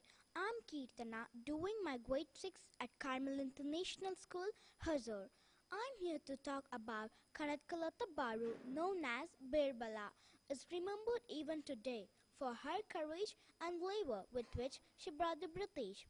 Kanatkalata Baru was an Assamese freedom fighter and was also referred to as Sher or Martyr and Birbala, as she had been mercilessly shot dead while she was leading the procession carrying the Indian national flag during the famous Quit Indian movement of 1942. Her born to Krishnakanta Baru and Karneshwari Baru on 22nd December 1942 at 1924 at Barangapalli village, Gopur subdivision of Sonitapur district. Kanatkalata Baru was the youngest freedom fighter from Assam. Her grandfather Kanaganta Baru was a reptile hunter in Daranga district. At an early age of 5 years old, she lost her mother and father, remarried. When she was only 13, her father too died, and she was left with the responsibilities to look after her younger siblings. The ancestors of Kanatkalata Baru belonged to the kingdom of Dholakaria Baru on the erstwhile state of Aham, and they had renounced the title of Dholakaria. Instead, they retained the Baru title. In 1942, when the freedom movement had reached its climax and Gandhi had launched the Quit Indian movement, the patriotic waves of this national upsurge was widespread and was even felt in Assam. It was during this time that the Indian National Congress organized a death squad called Mitrubahini, of which Kanatkalata Baru was a part of. The group involved the youth members of the subdivision of Gopur in Assam. In the state of Assam, the purpose of the Mitrubahini was to hoist the Indian national flag at the regional police station on 20 September 1942. Inspired by the Sher Barova, 17-year-old Kanatkalata, several unnamed youngsters and villagers marched towards the police station desperate. The repeated warnings of Rabati Mahansam, the officer in charge of the station, undaunted by the police, the procession continued marching ahead. When the police fired upon the procession, Leading the procession was to Kanatkalata, who was shot dead, and her flag was taken by a villager known as Mukunda Kotai, who was also shot dead by the police. Kanatkalata Baru thus lost her life fighting for her motherland at an age of 17. An Indian Coast Guard fast patrol vessel was unnamed after her in 1997, and a monumental statue of her was unveiled in 2011 in a rock garden called Kanatkalata Yuddhan in Gauripur, Jaipur. Thank you.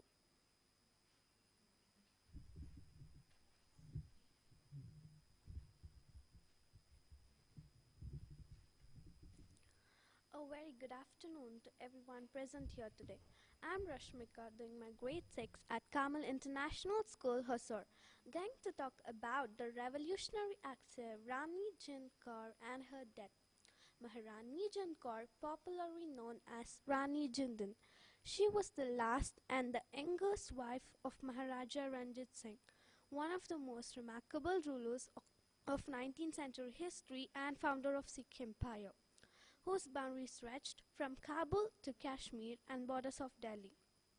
She was also the mother of Maharaja Dulip Singh, the last ruler of Sikh Empire, was raised by the British. Maharani Jind Kaur, born at Charchar in Gujranwala in 1817. Jind Kaur Alak was the youngest of three siblings. Her father, Mana Singh Alak, was the overseer of the royal kennels. It is said that, impressed with Mana Singh's description of his daughter's beauty and intelligence, Maharaja Ranjit Singh married Jindal in 1835 when she was all of 18. She gave birth to Dulip Singh in 1838, a year before the death of Maharaja. Dulip Singh was 5 years old when he was placed on the throne in 1843 after the death of 2 years to Maharaja Ranjit Singh. Not a rubber stamp, she took an active interest in running the kingdom and introducing changes in the revenue system. British declared war on Sikh Empire in December 1845. After their victory in First Analog Sikh War, they retired Dulip Singh as ruler but impressed Jind Kaur. Jindal believed that if united Indian rulers could oust the British, she was in touch with Bhai Maharaja Singh, who tried to rebel against the British with annexation of Sikh Empire. Banga says, with many historians counting the analog Sikh battles as the first war of independence. In the morning, Jindal has now become a heroic figure. On the morning of 1st August 1863, Jindal died peacefully in her sleep in Abandon House, Kangistan. Jindal was buried in West London as cremation was illegal in Britain in those days. In 1997, a marble headstone with her name was uncovered during the restoration at the Disturners and Capel Kensal Green, and memorial to Maharani was installed at the site of 2009. Thank you for this opportunity.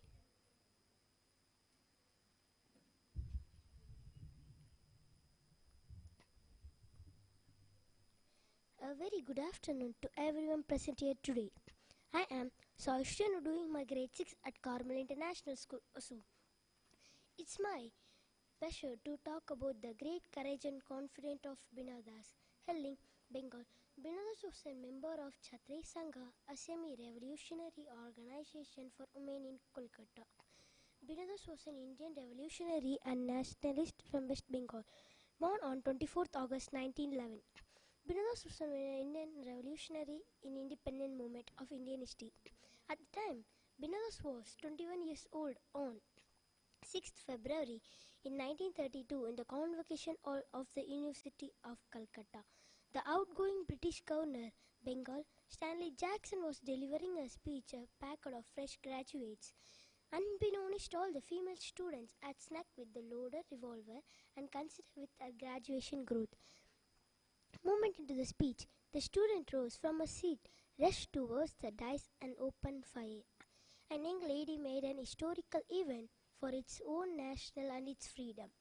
In court, she accepted the incident and said towards the judge as a man, "He is good as my father, and the lady Jackson as good as my mother, but the governor respected system which kept 3,000 millions of my countrymen and women." Then she added, then she sent to Midnapur jail. After she released from her detention and she joined the Congress party in 1941, she served Bengal state as legislator.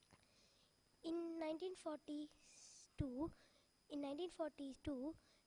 she joined the Quit India movement for 1947 to 1945. In 1947, she married a fellow freedom fighter named Jatish Bhowmik. After the independence, she became a teacher in school. In 26th December 1983, she was dead.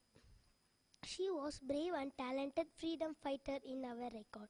Thank you all for giving this wonderful opportunity to talk about Binagas.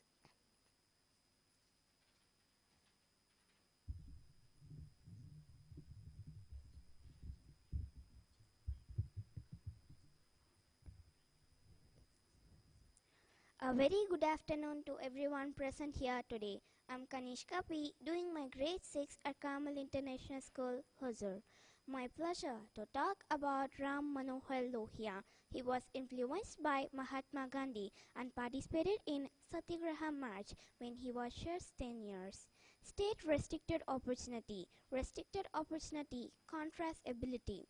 Consider the ability for the restricted opportunity, where the caste provides the opportunity and ability are restricted of the ever-narrowing circle of the people.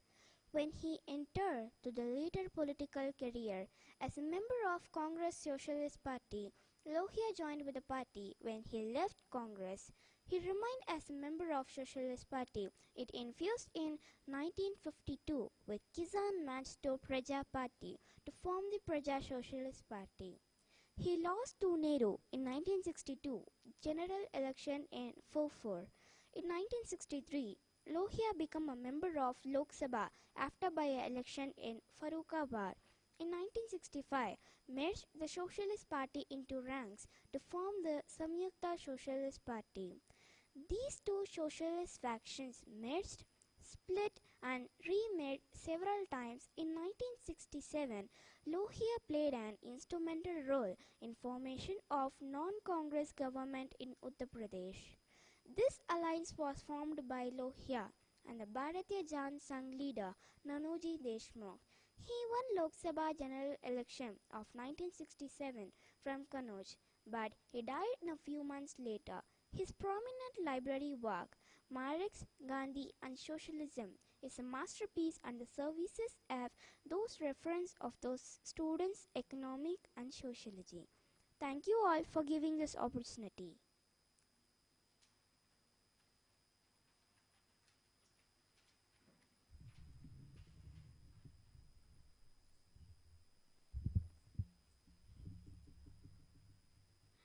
A very good afternoon to everyone present here today.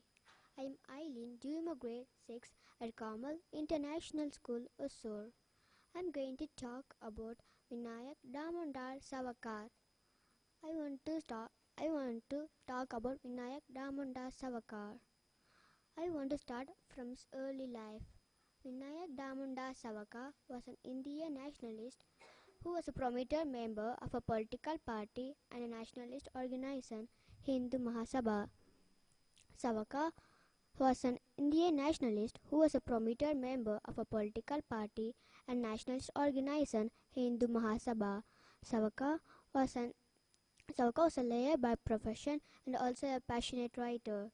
He was born in Marathi city of Chitpavan Brahmin Hindu family in the village of Bagur. He developed the Hindu Mahasabha and Hindu nationalist political ideology of Hindutva, leader of Hindu Mahasabha. Savarkar joined the Hindu Mahasabha and popularized the term Hindutva. Savarkar Savarkar was also an atheist and also a pragmatic practitioner of Hindu philosophy. He also urged the Indians to enlist in the armed forces to learn the arts of war. He assailed the British proposals for transfer of power, attacking both the Congress and the British for making concessions to Muslim separate lists.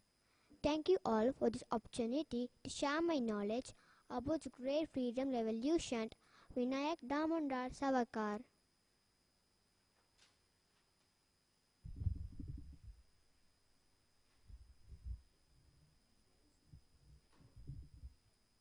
A very good evening.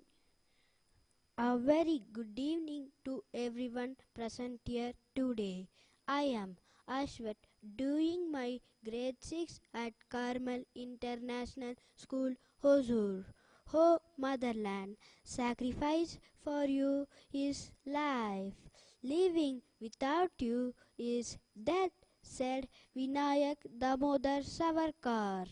Was an Indian freedom fighter.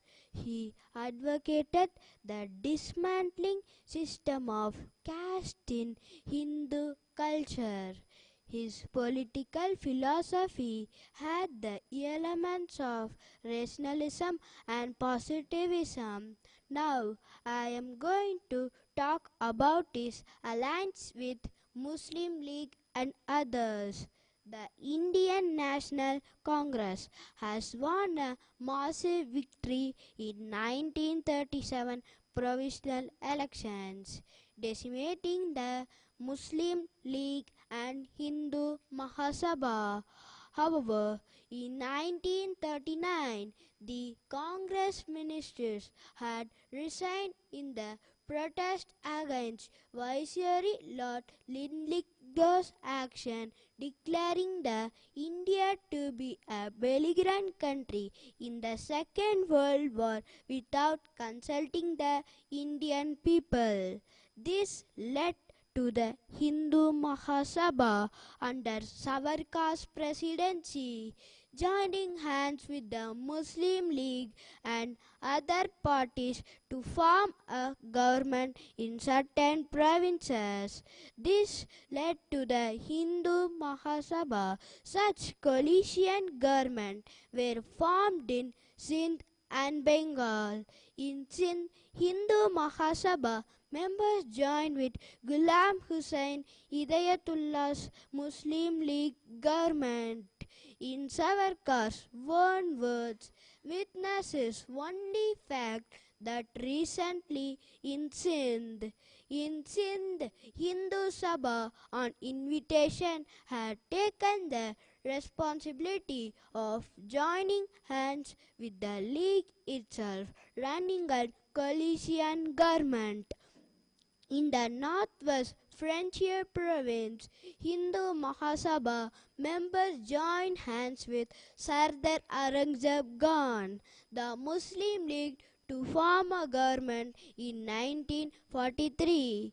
The Mahasabha member of the cabinet was Financial Ministers Mehar Chand Khanna. In Bengal, Hindu Mahasabha members joined with Krishak Praja Party, led to a progressive coalition ministry of Fazlul Haq in December 1941. Savarkar appreciated the successful functioning of the coalition government. Thank you.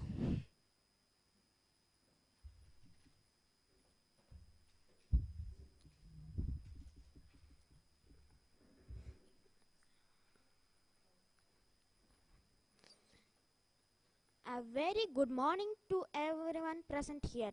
Today I am Harish, doing my grade 6B at Carmel International School, Hosur. The practice of untouchability is a sin, the blot on humanity, and nothing can justify it, said Vinayak Damodar Savarkar. Today I am going to talk about this great legend, Vinayak Damodar Savarkar, going to share about his later life and death. After Gandhi's assassination, Savarkar's home in Dadar, Bombay was stormed by angry mobs. After he acquitted of all his allegations related to the Gandhi's assassination and released from jail, Savarkar was arrested by the government for making Hindu nationalist speeches. He released after agreeing to give up political activism and continued social and cultural element of Hindutva. He resumed political activism after the ban on it was lifted. It was, however, limited until his death in 1966 because of his ill health. His followers bestowed upon him with honor and financial awards when he was alive. 2000 RSS workers gave him funeral and procession guard of honor. According to M. Sikin, there was a public antipathy between Sarkar and Congress for most of his political career. After independence, the Congress minister Vallabhbhai Patel and C.D. Deshmukh unsuccessfully sought partnership with Hindu Mahasabha and Savarkar. Nehru refused to share his stage during the centenary celebration of the India's first war of independence held in Delhi.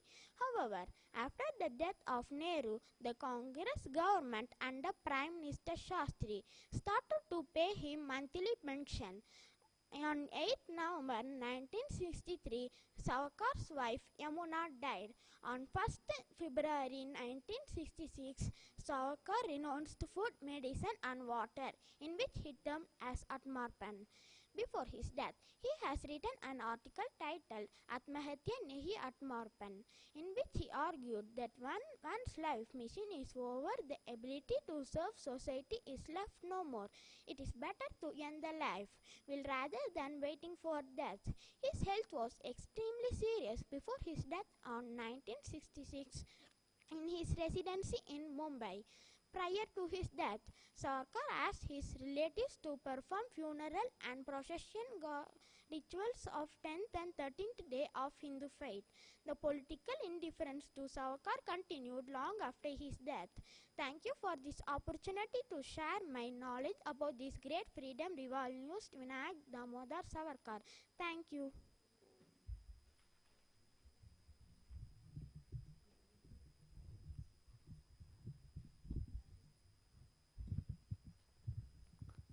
A very good evening to everyone present here. Today, I'm Shravan, doing my grade 6 at Carmel International School, Hosur. I'm not simple as I look, said Lal Bahadur Shastri. Well, today I'm going to talk about the simple and powerful leader, Lal Bahadur Shastri. I want to start with his earlier life. Lal Bahadur Shastri was born on 2nd October 1904 at Mughal Sarai in Uttar Pradesh in India. His father's name was Sharda Prasad and he was a school teacher who later became a clerk in the revenue office at Allahabad. His mother's name was Ramdulhari Devi. Lal Bahadur Shastri's father died when he was 1 year old. He has two sisters. After his father's death, his mother, Ramdulhari Devi, took him and his two sisters to his father's house and settled down there. Since childhood, Lal Bahadur Shastri was very honest and laborious. Lal Bahadur Shastri was graduated with a first-class degree in Kashi Vidyapith in 1926. He was given title Shastri Scholar. In order to participate actively in the freedom movement, he also compromised even with his studies. Lal Bahadur Shastri acquired virtues like boldness, love of adventure, patience, courtesy, self-control and selfness in his childhood. Lal Bahadur Shastri was drawn towards the national struggles for freedom when he was a boy. Shastri took a deep interest in the freedom movement and began to study its history and the work of several of its noted personalities, including those of Swami Vivekananda, Mahatma Gandhi and Annie Besant. He was very impressed by Gandhi's speech, which was delivered on the foundation ceremony of Banaras Hindu University. After that, he became a loyal follower of Gandhi and then jumped into the freedom movement. Because of this, he had to go to jail many times. Lal Bahadur Shastri wished to remember his work rather than well-rehearsed speeches and proclaiming lofty promises. He was always against the prevailing caste system, and therefore he decided to drop his surname. After his graduation, he got Shastri surname. Lal Bahadur Shastri enrolled himself as a life member of Lok Sepak Mandal, founded by Lala Lajpat Rai. He began to work for the betterment of artisans under Gandhi's directions at Muzaffarpur. Later, he became the president of society. Finally, I conclude my speech with, we have now to fight for peace with same courage and determination as we fought against aggression. Thank you all for this wonderful opportunity.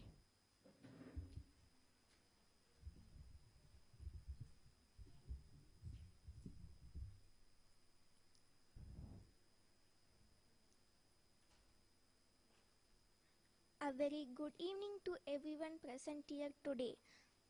A very good evening to everyone present here today. I am Dinesh Karthik, doing my grade 6 at Carmel International School, Hosur. Discipline and united action are the real source of strength for the nation, said by Lal Bahadur Shastri. I want to share my idea about the freedom struggle made by Lal Bahadur Shastri and his policies and finally his death. He brought in wide revolution in the country which led to the formation of Amul, the leading dairy of India. Shastri Vrat.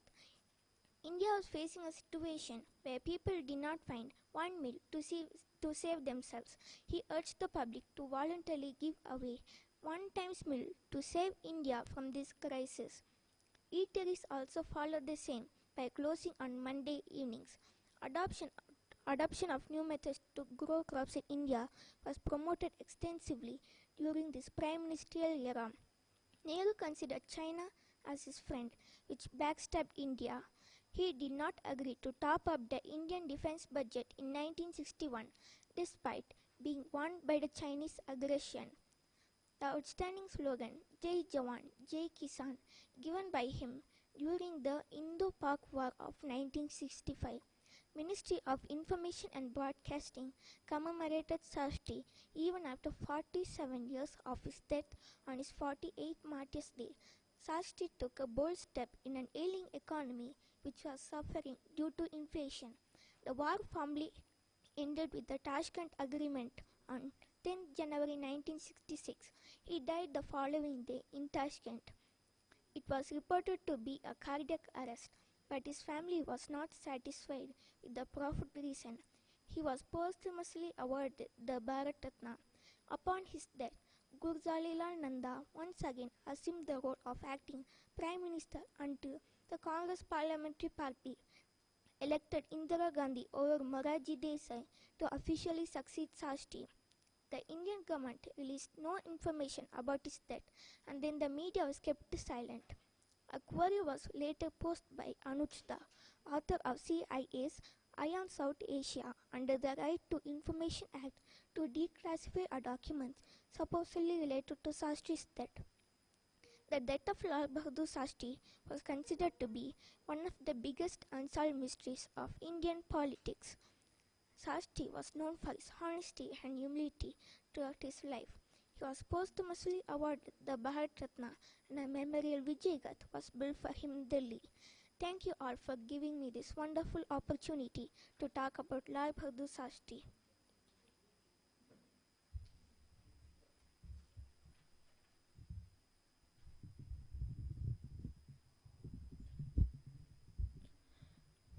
A very good evening to everyone present here today. I'm Dakshita, doing my grade 6 at Carmel International School, Hosur. Very proud to talk about this female freedom fighter, Begum Hazrat Mahal, one of the first India's freedom fighter, leading the battle in the first Indian War of Independence in 1857. Her early life and Indian Rebellion of 1857. Begum Hazrat Mahal's name was Muhammadi Khanum, and she was born in Faizabad, Awadh, India. She was sold by her parents and became a courtesan by profession. She entered the royal harem as Quasin after having been sold to the royal agents, where she was promoted to a pari and was known as Mahak Pari. She became a begum after having been accepted as the royal concubine of the king Wajid Aliza. She became his junior wife.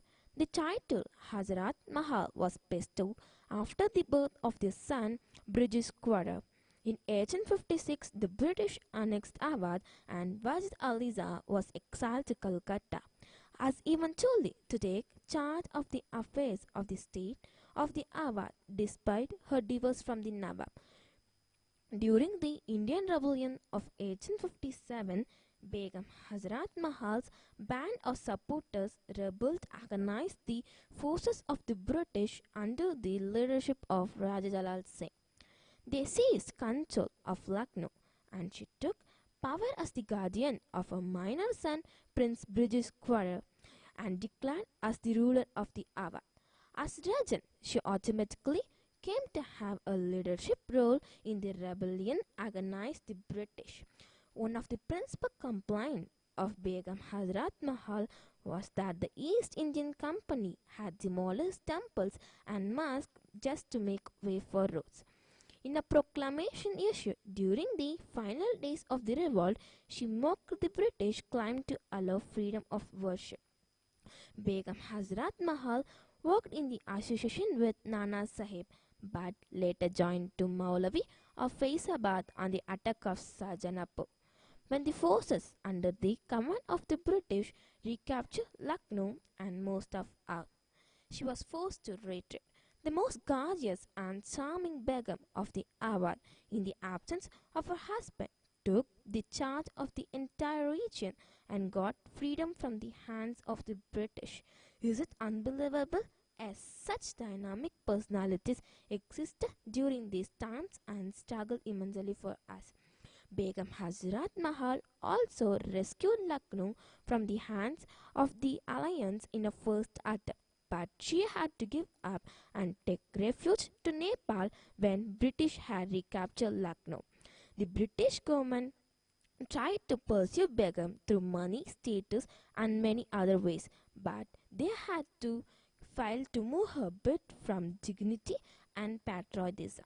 The India government issued a commemorative stamp in the order to pay respect to the brave soul. Thank you all for giving me this opportunity. Thank you.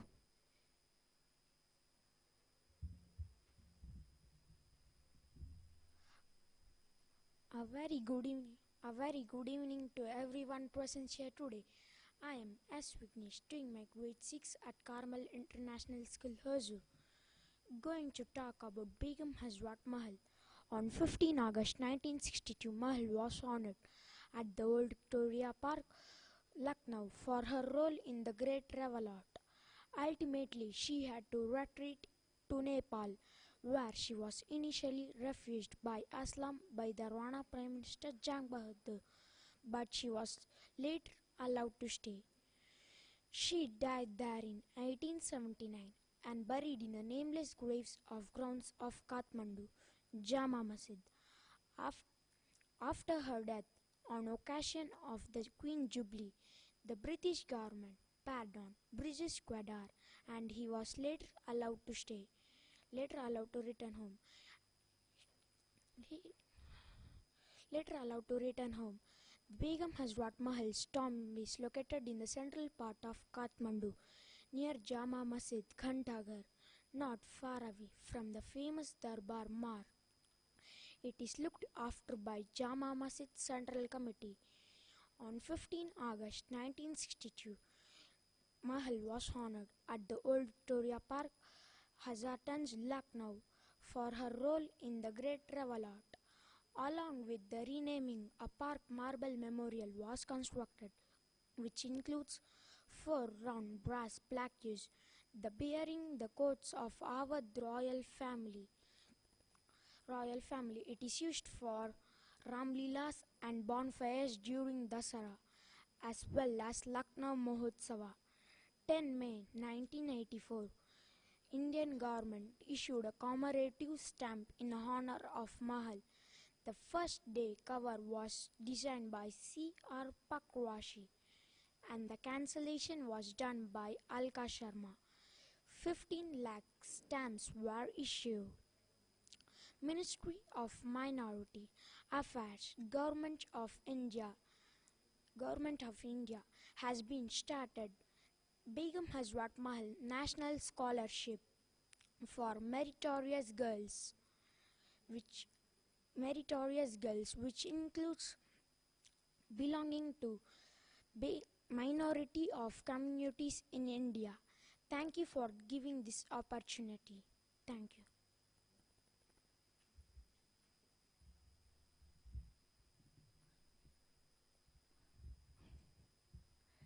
A very good evening. A very good evening to everybody present here today. I am Atharva, doing my grade 6B at Carmel International School, Hosur. Today, I am going to talk up. A very good evening to everybody present here today. I am Atharva, doing my grade 6B at Carmel International School, Hosur. I'm going to talk about Sarojini Naidu today. Sarojini Naidu was born on February 13, 1879 in Hyderabad. Her father, Dr. Agitation Chattopadhyay, was a scientist, philosopher and educator. He founded the Nizam College of Hyderabad. Her mother, Varanda Sundari Devi, was a poetess in Bengali language. Since childhood, Sarojini was a very bright and intelligent child. She was proficient in multiple languages, including English, Bengali, Urdu, Telugu, and Persian. She topped her matriculation exam from the Madras University.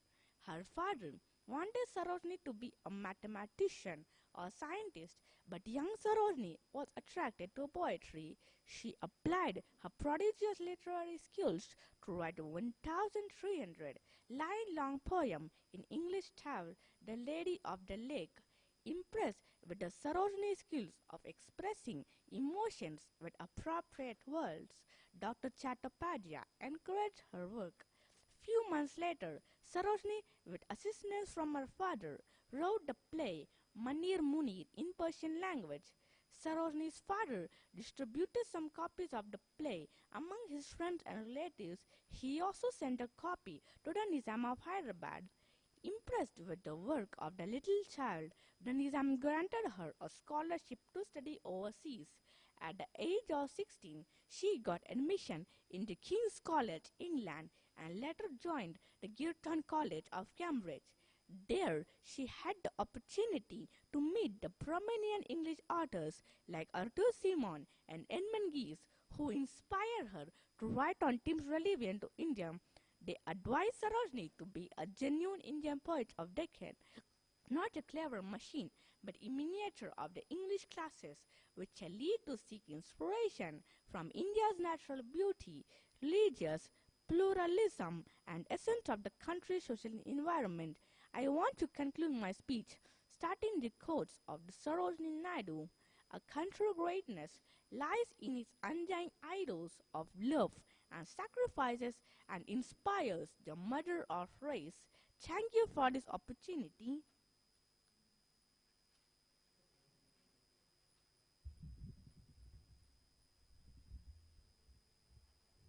A very good evening to everyone present here. Today, I am Jocelyn Finjos doing my grade 6 at Carmel International School, Hosur.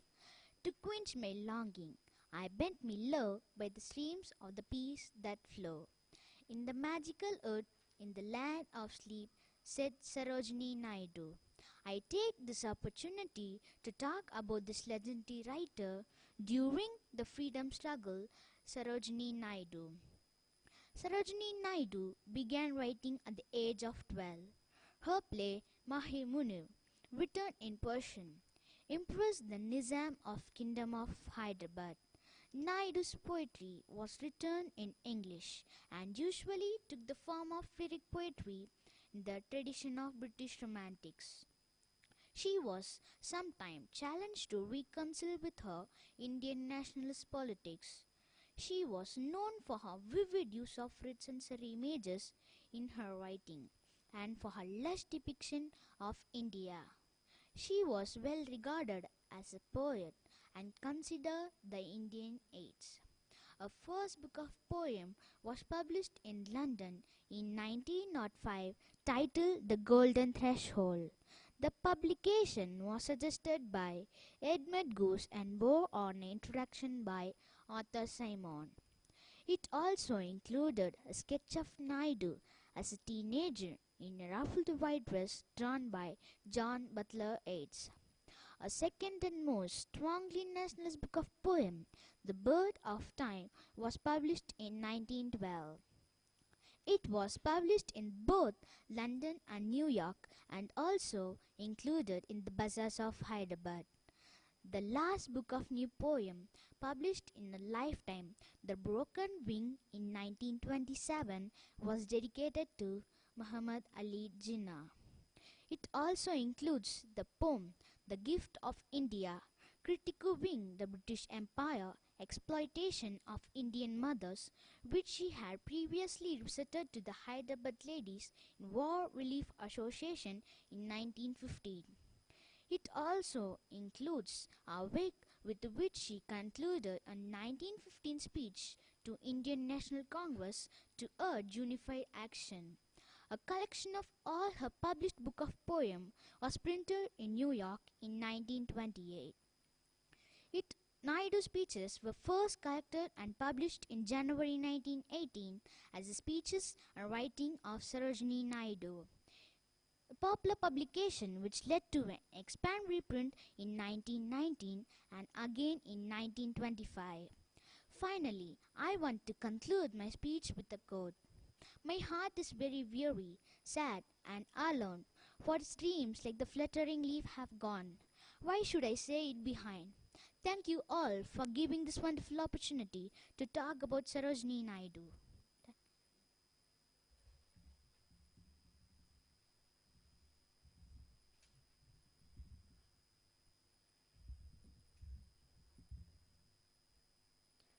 A very good evening to everyone present here today. I am Smita doing my grade 6 at Carmel International School, Hosur. I take this opportunity to talk about Sarojini Naidu, a proponent of civil rights, women's emancipation and anti-imperialistic ideas. She was an important figure in Indian struggle for independence from colonial rule. Sarojini Naidu was the first woman governor of Uttar Pradesh. On 2nd March 1949, Sarojini Naidu died at Lucknow, Uttar Pradesh. She lived her glorious life by her own words. As long as I have life, as long as blood flows to this arm of mine, I shall not leave the cause of freedom. I'm the only woman, only a poet. But as the woman, I give you the weapon of faith and courage and the shield of fortitude.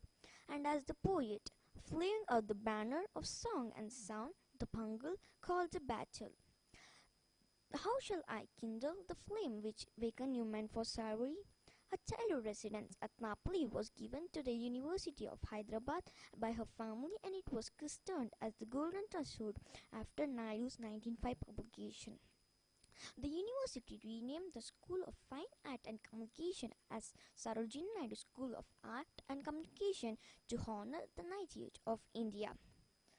It is necessary to radiate Naidu as a fellow politicians respected her as a truly brilliant woman who was loved with her country and people. Thus today Sarojini Naidu's legacy cannot be divorced by her multiplicity of accomplishment and infuses during her time period. And her commitment to the cause of Indian independence and gender equality pretty much transformed the social and political frameworks of her nation. I finally want to conclude my speech with a quote. My heart is very weary and sad and alone, for its dream the fleeting leaves have gone. Why should I sob behind? Thank you all for this opportunity.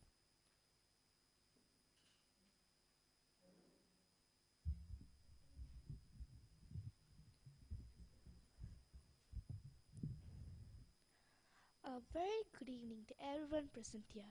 I, Hansika Susan, doing my grade 6 in Carmel International School. I am very proud to share my views about this great leader and freedom fighter Vallabhbhai Patel and his contribution towards integration. Integration after independence and role of Patel. Sardar Patel handled effectively the integration of princely states. This diplomatic skills, and foresightedness. The problem of amalgamating 562 independent states with democratic self-governing India was difficult and delicate, but it's essential to save India from balkanization once the paramountcy of British crown would lapse. Sardar Patel took charge of State's Department in July 1947. He sensed the urgent and imperative need of integration of princely states. He followed an iron-handed policy. He made clear that he did not recognize the right of any state to remain independent and in isolation within India. Patel also appealed to the patriotic and national sentiments of princes and invited them to join the democratic constitution in national interest. He persuaded them to surrender defense, foreign affairs, and communication to government of India. He, by his tactics, broke the union of separatist princes. By August 15, 1947, all except Hyderabad, Junagadh, and Kashmir acceded to India. He thereafter carried this threefold process of assimilation, centralization, and unification of states. The states were amalgamated to form a union, and that union was merged with Union of India. He, by his tactics, broke the union of separatist princes. By August 15, 1947, all except Hyderabad, Junagadh, and Kashmir acceded to India. He handled the Junagadh and Hyderabad series as a seasoned statesman. Now Junagadh wanted to accede to Pakistan. When people revolted, Patel intervened. The government of India took over the administration. Patel merged with India by holding a plebiscite. Patel, with iron-fisted hands, subdued Nizam. When Nizam boosted anti-India feeling and let loose both massacres, Patel decided upon police action. He ordered the army to march towards Hyderabad. Then Nizam surrendered, and Hyderabad was acceded to India. Thus, Sardar Patel, with his calculated methods, the observation of multitude of princely states into Indian Union. Without a civil war, he secured the solidarity of our nation. I like to end my speech by a quote said by Vallabhbhai Patel. Manpower without unity has no strength unless it is hammered united properly. Then it becomes a spiritual power. Thank you for giving me this opportunity to talk about Vallabhbhai Patel.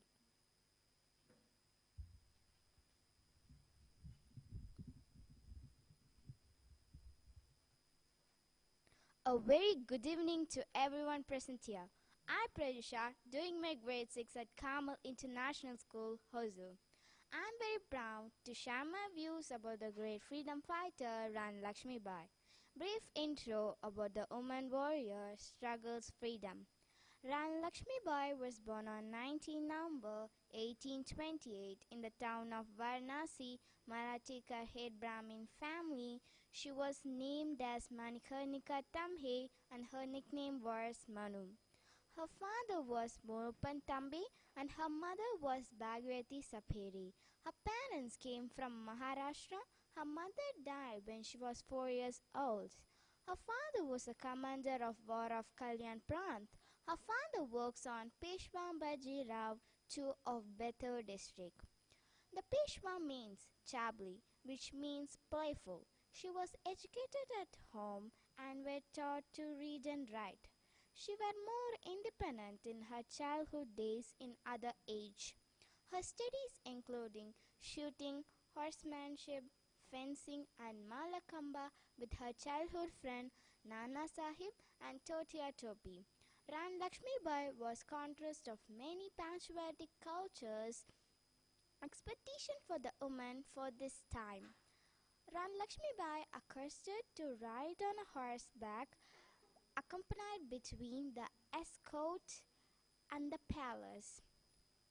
Sometime although she was carried in palanquin, her horse including Sarangin, Pavan, Badal. According to the historian, she rode Badal when she escaped from the fort in 1858.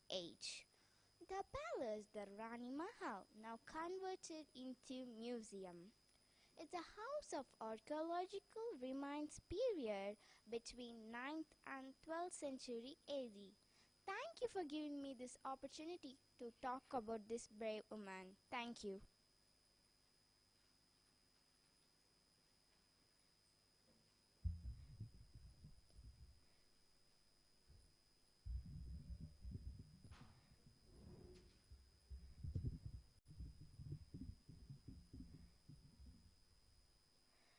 price of freedom may be high, but never so costly as the loss of freedom. A good evening to everyone present here. I am Adashni doing my grade 7 at Carmel International School, Hosur, and it's my pleasure to share my thoughts about this great communist A.K. Gopalan. To start with his early life and education, Alias Kutiyai Gopalan was popularly known as A.K. Gopalan or AKG, was an Indian communist politician. He was born on 1st October 1904 in Kannur district of northern Kerala and educated in Tellicherry. By the time he became a teacher, India's independence movement was becoming energized by Mahatma Gandhi. Gopalan took part in the Khilafat movement, which prompted a marked change in his outlook, transforming him into a dedicated full-time social and political worker. He also joined in the Malabar Revolution. In 1927, he joined the Indian National Congress and began playing an active role in the Khadi movement and upliftment of Harijans. He was arrested for participating in the Salt Satyagraha in 1930. This great leader was arrested. During the Sino-Indian War in 1962, AKG, along with other Indian communists like EMS, took an impartial view and requested both the nations to discuss and settle the matter peacefully. The official leadership of the party at that time denounced this and supported the Indian government. The many leaders of the left group were arrested with the support of the leadership of the party. AKG was part of the left group and faced disciplinary action by the party leadership dominated by the right. The outbreak of the Second World War in 1939 prompted an upsurge in activism against British domination. Gopalan was again arrested. But in 1942 he escaped from prison and remained at large till the end of the war in 1945. He was arrested again shortly after the end of the war and was still behind bars when India became independent on 15th August 1947. He was released a few weeks later.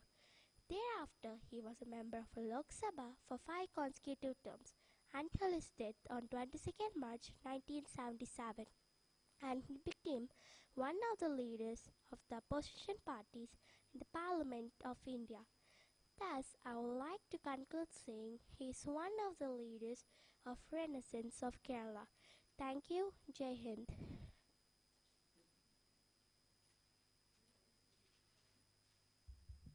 Every nation has a message to deliver, a mission to fulfill, a destiny to reach. The mission of India has been to guide humanity. Very good morning to everyone present here. I am Manupriya doing my grade 7 at Carmel International School, Hosur, and today I am going to talk on a great fighter, Villian Kojumar Kasi. Villian Kojumar Kasi was a Muslim scholar freedom fighter, and the poet was born in Hijra 1177 Rabi Awal 10. The meeting with Mamram Tangal. He travelled to Mamram Tangal with his friend Ayoka. It is believed that he lost all of his knowledge in confusing in the authenticity of Tangal as Sheikh Murabi. He accepted Mamram Tangal as his guide, and this meeting was recorded by Mamram Mala. When we talk about his social service, he was installed as the supreme judge in the Muslim locality under the Villian Kot Juma Masjid. He was appointed as the Mudaris, the chieftain in the mosque-based college. He was accompanied by his companion Ayoka Muslier, who served as his assistant and co-worker. As freedom fighter, he was an early participant in civil disobedience in the movement of Indian Peninsula. Refusing to pay tax ordered by Amsham Adhikari, the local chieftain appointed by the British government, Marakar Sahib stepped in and promised to pay his tax until his death. When Marakar Sahib died, the issue once again became problematic. As a poet, he wrote poetry during his stay in jail. He conveyed his thought through Mamram via poems. He sandwiches his letters with poems. As a poet, affection for Muhammad, he wrote poet and he expressed his passion for the Islamic prophet of Muhammad in poems and prose. Finally, realizing he would soon die, he prepared his own grave and awaited death. I conclude saying that the rejoice which we enjoy today is all because of them. Thank you.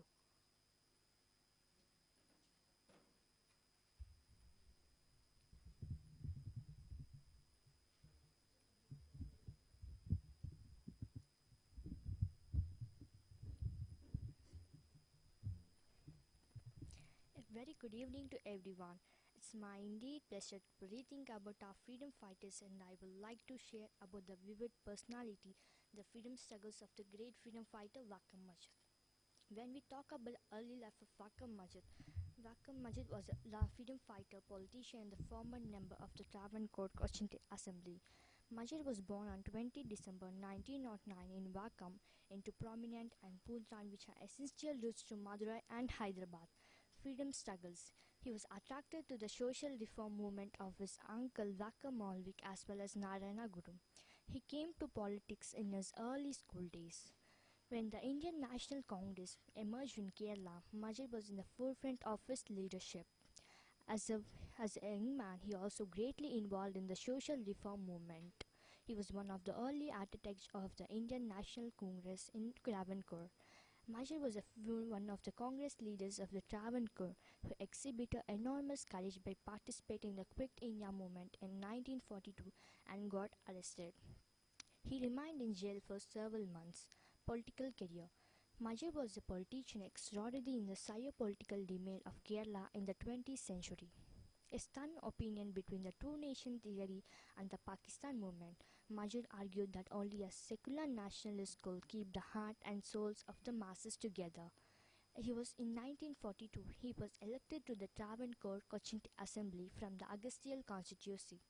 And finally, when we talk about his death, the last 3 decades of his intense exploration of the nationalist history, ideology, and practice.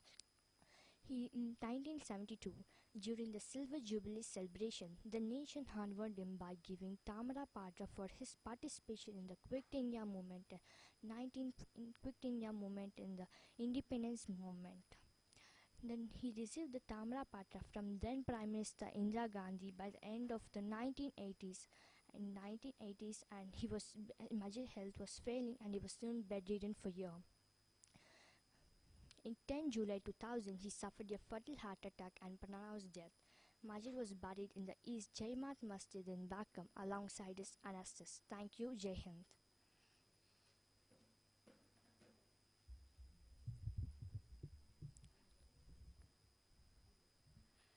Greatness of a nation is judged by the way its animals are treated. Very good evening to everyone present here. I'm Sarvika, doing my grade 7 at Carmel International School.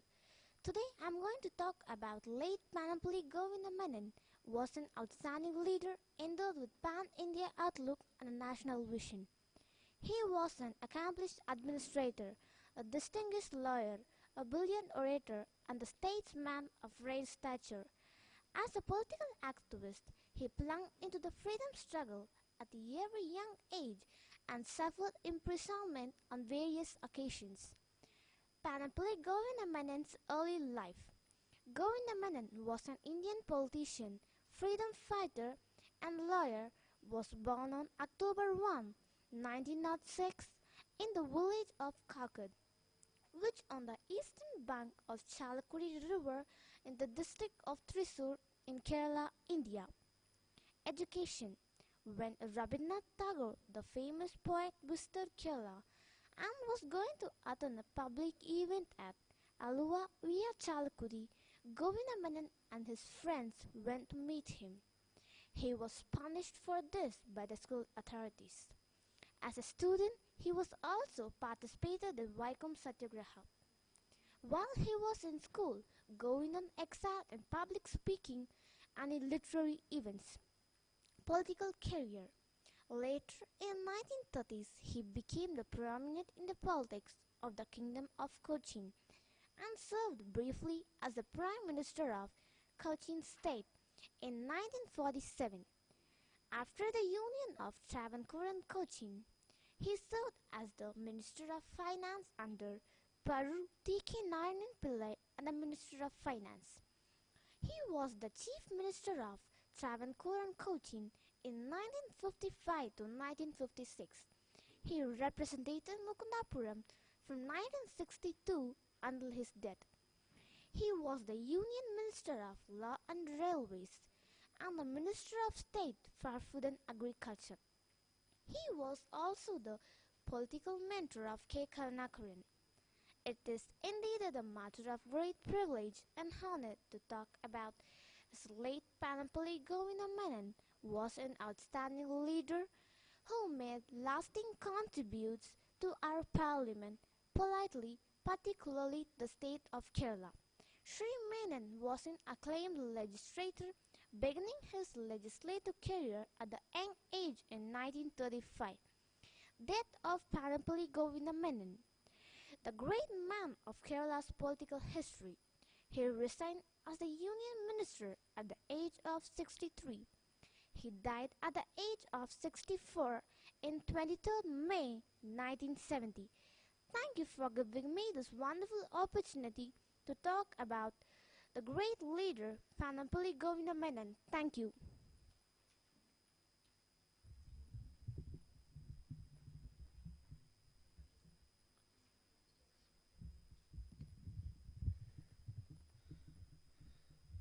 A very good evening to everyone present here. I am Freddie Sam Daniel, doing my grade 7 at Carmel International School, Hosur. I will be talking about India's first and foremost freedom fighter, Pazashi Raja, who was known as Kerala Verma. Pazashi Raja was the prince of the Kottayam kingdom, who led an active resistance against the kingdom of Mysore and later the British East Indian Company in the late 18th century. His struggles against the British occupation of Kottayam led to the Kottayam War. He was popularly known as Kerala Simham on account of his marital exploits. Born as Kerala Verma on 3rd January 1753, Pazashi Raja was a member of the West Branch of the Kottayam royal clan. He rose prominence during the second invasion of Malabar by Hyder Ali in 1773. War against the British East Indian Company. The British installed Veera Verma, an uncle of Pazashi Raja, was made the ruler of Kottayam under their vassalage. Then they proceeded new laws regarding the cultivation of pepper, which highly burdened the peasantries with new tax. Concerned about the exploitation of his people under the hands of British, Pazashi Raja led an uprising against them in the beginning of 1793. It was 18th March 1797, a decisive victory against the East Indian Company was scored. An army under Major Cameron was marching to the Peria Ghat, which was subdued by Pachiraja's army and annihilated completely. This victory put the British at the back foot, as they already had their hands full of Tipu and Marathas in North, in French, in East, and in Europe itself. Legacy of Pazashi Raja. On 1805, 30th November, Raja and returners camped close to Karnataka, a shore of stream named Mavila or Mavila Todd. Raja and party were caught by surprise and an intense but a short fight followed. 6 rebels were killed. One of the earliest civil was Pazashi Raja. For its spirit resistance against the British, Kerala Verma Pazashi Raja remains a resolute symbol of freedom. To this day, songs of his exploits are still sung in North Malabar. Many educational institutions are still named after him. Modern historians consider him different from other rulers of the time because Pazashi Raja have no selfish motive of personal power. Thank you, one and all.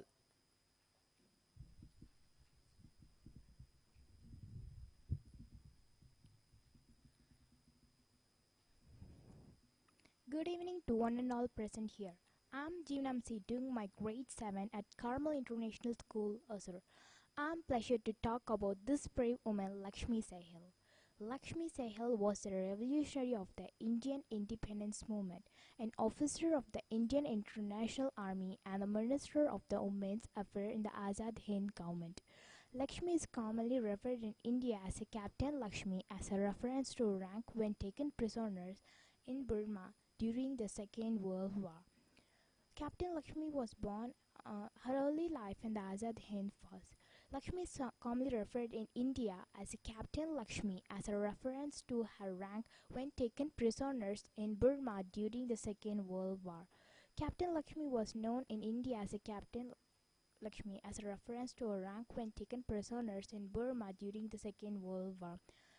Lakshmi was born in Madras, 24 October 1914 to S. Swaminathan, a lawyer who practiced the criminal law at the Madras High Court. A.V. Ammukutti, better known as Ammu Swaminathan, a social worker and independence activist from the aristocratic Nair family known as Vadakat family of Annakara Ponani Taluk, Malabar district and British India. The Azad Hind Force. In 1942, during the surrender of Singapore by the British to the Japanese, Lakshmi aided wonder of prisoners, many of whom were interested in forming the Indian Independence Army. Singapore at this time had several nationalist Indian workers that include K.P. Keshava Menon, H.G. Sugha and N. Raghavan, who formed a council of actions. Their Indian National Army or the Azad Hind Force, however, received no firm commitment or approval from occupying the Japanese force regarding their participation in the war. Captain Lakshmi was born in India as a Captain Lakshmi, a reference to her rank when taken prisoners in Burma during the Second World War. It was against this backdrop Subhash Chandra Bose arrived in Singapore in 1943, 2nd July.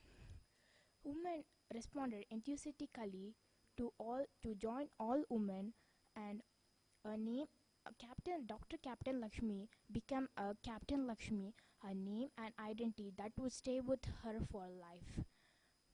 Thank you, Jai Hind.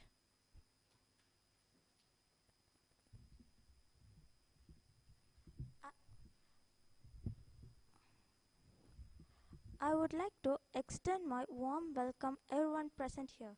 I'm Srinidhi, doing my grade 7 at Carmel International School, Hosur.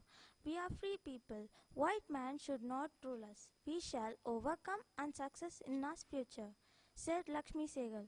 With pride and courage, I'm here to talk about this brave woman warrior Lakshmi Sehgal. In 1971, Sehgal joined Communist Party of India and represented the party in Rajya Sabha. During the Bangladesh crisis, she organized relief camps and medical aids in Calcutta refugees who streamed into India from Bangladesh. She was one of the founding members of AIDBA in 1981 and led many of its activities and campaigns. She led a medical team to Bhopal after the gas tragedy in December 1984, worked towards restoring peace at Kanpur following the anti-Sikh riots in Kanpur, and was arrested for the participation against the Miss World competition in 1996. She is still seeing patients regularly at her clinic at the age of 92. Sehgal married Prem Kumar Sehgal in March 1947 in Lahore. After their marriage, they settled at Kanpur and she continued her medical practice and aided refugees. They had two daughters, Subhashini Ali and Anisa Puri. On 19 July 2012, Sehgal suffered from cardiac arrest and died on 23 July 2012. Her body was donated to Kanpur Medical College for medical research. And I also wish to conclude my speech with that she was an officer of Indian Army and also referred as Captain Lakshmi. Lakshmi was a World War II veteran and spent time as a prisoner in Burma. When she heard that Bose was recruiting women soldiers as well, she gave her name. She was ordered to form a female regiment called Rani of Jhansi Regiment, where she got the rank of captain. Thank you.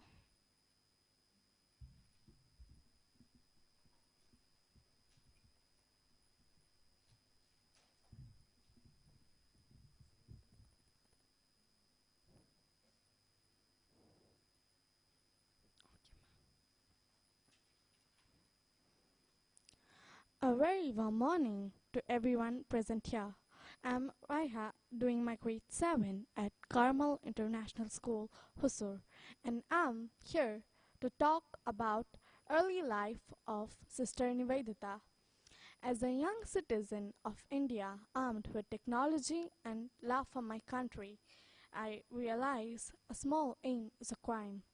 The nun, Sister Nivedita, was one of India's bravest nuns who fought for India's freedom. Sister Nivedita was born as Margaret Elizabeth Noble. She was an Anglo-Irish social worker who was one among the many disciples of Swami Vivekananda. She came across Swami Vivekananda in the year 1895 in London. It was the Swami who called her by the name Nivedita. Nivedita is used to refer to someone who is highly dedicated to Almighty God. Margaret Elizabeth Noble was born on 28th of October in the year 1867 in the town of Dungannon in County Tyrone in Ireland. She was born to Mary Isabel and Samuel Richmond Noble. She was named after her paternal grandmother. When Margaret Elizabeth Noble was 1 year old, Samuel moved to Manchester, England. There he enrolled as a theological student of the Wesleyan Church. Young Margaret stayed with her paternal grandfather, Hamilton, in Ireland.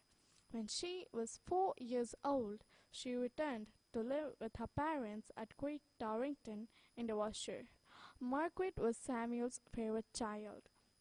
When Samuel conducted services or visited the poor, Margaret always accompanied him. At the age of 17, in 1884, she first started a career in teaching at a school in Keswick. In 1886, she went to Rugby to teach in an orphanage. A year later, she took up a post at a coal mining area of Wrexham. Here, she revived her spirit of service and love for the poor, which she had inherited from her father. Margaret continued her studies in the field of education. She became acquainted with the ideas of Swiss education reformer Johann Heinrich Pestalozzi and with the German Friedrich Froebel. Both Pestalozzi and Froebel emphasized the importance of preschool education. Margaret is one of the most inspirational humans in history. Thank you.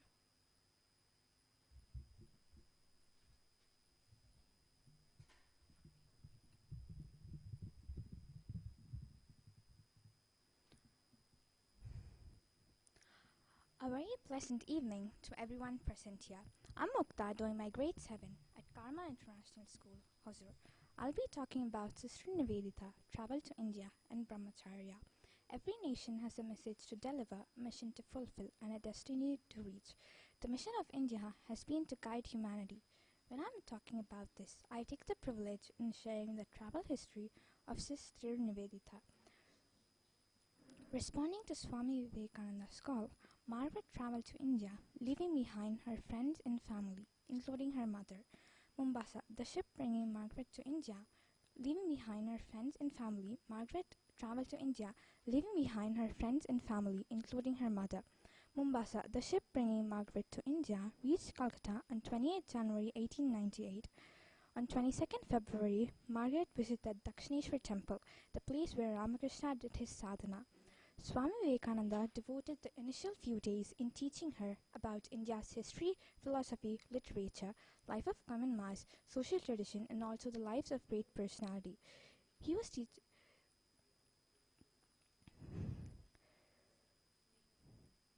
He explained India's history, philosophy, literature, life of common mass, social tradition, and also the lives of great personality, both ancient and modern, to her.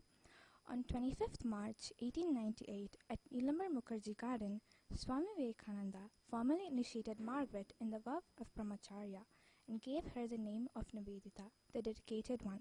Swami Vivekananda said to her, "Go through and follow him who was born again and gave his life for others 500 times before he attained the vision of Buddha." Swami Vivekananda, though Sister Nivedita expressed a desire to take the ultimate vow of sannyasa, Swami Vivekananda did not approve of it. He was anxious to mold Sister Nivedita as a Hindu brahmacharini. He wanted her to be a Hindu in her thoughts and actions. He encouraged her to visit Hindu ladies to observe their way of life. He told her, "You have to set yourself to Hinduism. Your thoughts, your needs, your conception, and your habits. Your life internally and externally has to become all that a Hindu orthodox brahmacharini ought to be.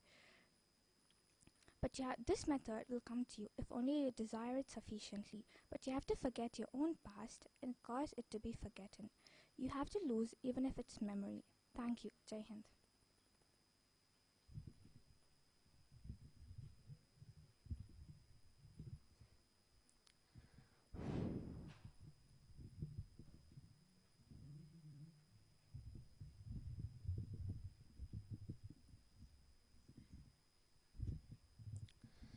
I'd like to extend my warm welcome to everyone present here. I'm Navanita, doing my grade 7th at Carmel International School, Hosur. The proud freedom fighters, Sis Nivedita said, "A single generation enumerated of foreign ways is almost enough in history to risk the whole continuity of civilization and learning." I am going to talk about her meeting with Swami Vivekananda. In 1895, she met Swami Vivekananda for the first time, who had come from America to visit London and stayed there for 3 months. On a cold afternoon, Swami Vivekananda was explaining Vedanta philosophy of an aristocratic family in London. Lady Isabel Murchison, a friend of Margaret's, invited Ebenezer Cook, who was a part of teaching staff in Margaret's Ruskin School, in this meeting. Margaret went with him with much curiosity and interest. Margaret did not know this evening would change her life completely. A majestic personage, clad in a saffron gown and wearing a red waistband, sat on the floor cross-legs. Nivedita wrote in 1904 to her best friends about her decision to follow Swami Vivekananda in England in November 1895. She was taking interest in teaching of Gautama Buddha, and her discussions with Swami Vivekananda were alternate source of peace and benediction. Vivekananda's principles and teachings influenced her, and this brought a visible change in her. Seeing the fire and passion in her, Swami Vivekananda could foresee her future role in India. On 25th March 1898 was the holiest and unforgettable day in Nivedita's life. That was the day in which her guru dedicated her to God and to service of India. Swami Vivekananda had toured the Indian subcontinent extensively. Nivedita was chosen as an Indian educating woman. In his letter to Margaret, Swami Vivekananda wrote, "Let me tell you frankly that now I am convinced that you have a great future in India. What was wanted was not a man, a woman, a real lioness to work for Indians, or women especially. Thank you."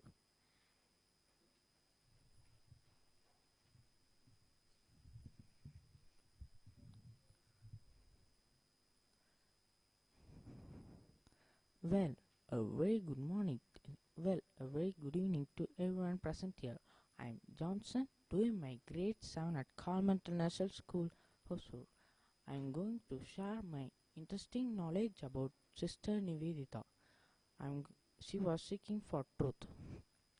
Coming from a religious background, Margaret was Margaret had learned Christian religious doctors from young age. From childhood, she has learned to recognize all religious teachings.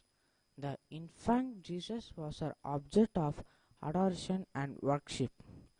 As she, as she boomed into womanhood, doubt in Christian doctors crept in. As as she found the teachings were incompatible with truth. As she doubt became stronger, her faith in Christianity was shaken.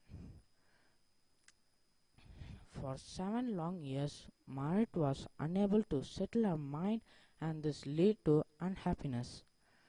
She tried to observe herself in church service. However, she troubled soul could not find the satisfies, and she longed for truth. Search for truth made Margaret take up the study of natural science. With this, I conclude my speech. Thank you.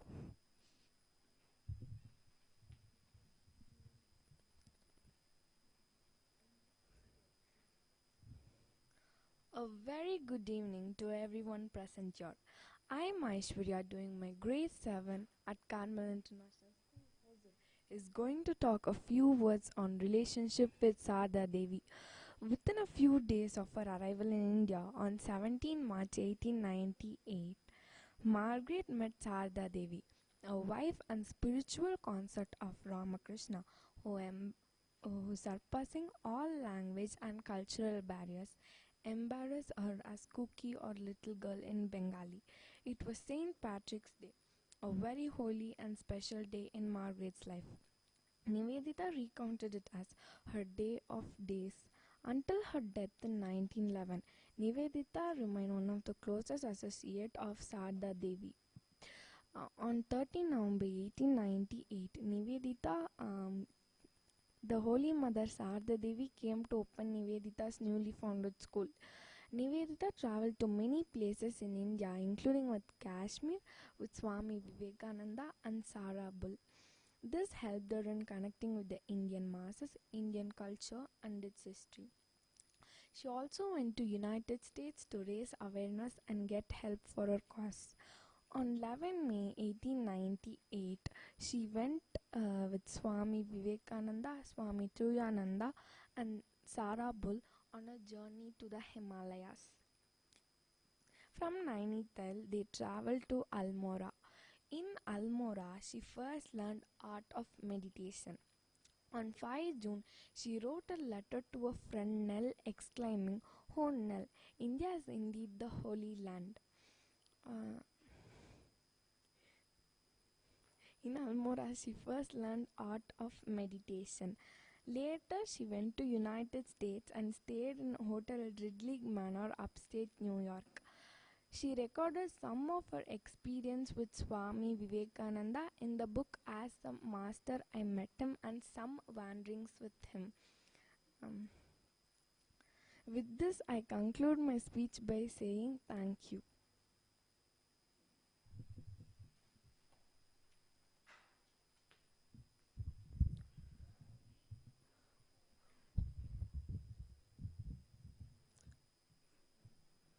I would like to extend a warm welcome to everyone present here.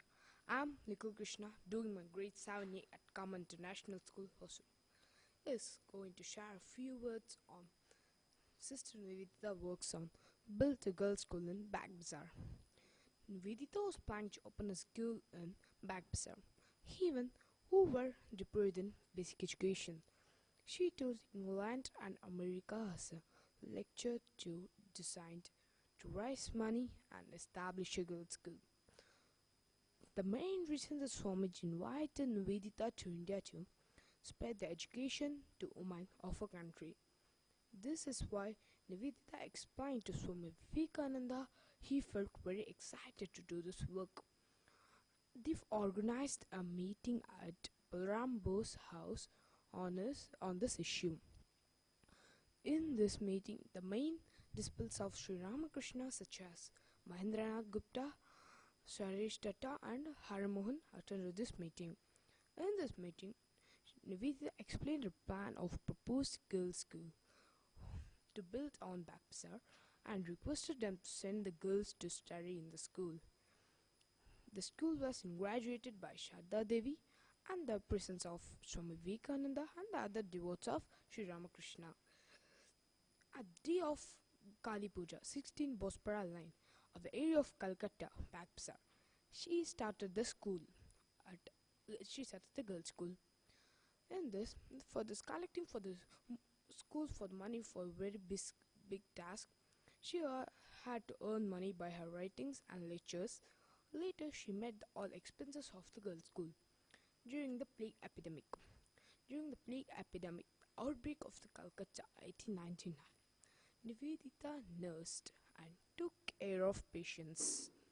She cleaned rubbish from the area, and she was inspiration and motivation for many youths for render voluntary services. She used to make the small children to learn English by the newspapers and her own poets. She used to give to poor people a financial support. She used to conduct extracurricular activities such as for small children, teenagers, old men and old women. She used to make them to measure the graph to learn maths easily. She used to make them to write instructions for writing practice and to write easily. She was a friend of many intellectuals and artists such as Rabindranath Tagore, Jagadish Chandra Bose, Abala Bose, and Abanindranath Tagore. Later, she took the cause of independence. Sri Aurobindo was one of the friends of Sister Nivedita. I thank you. We should say proudly about Sister Nivedita. Once again, we can feel proud about Sister Nivedita. Thank you.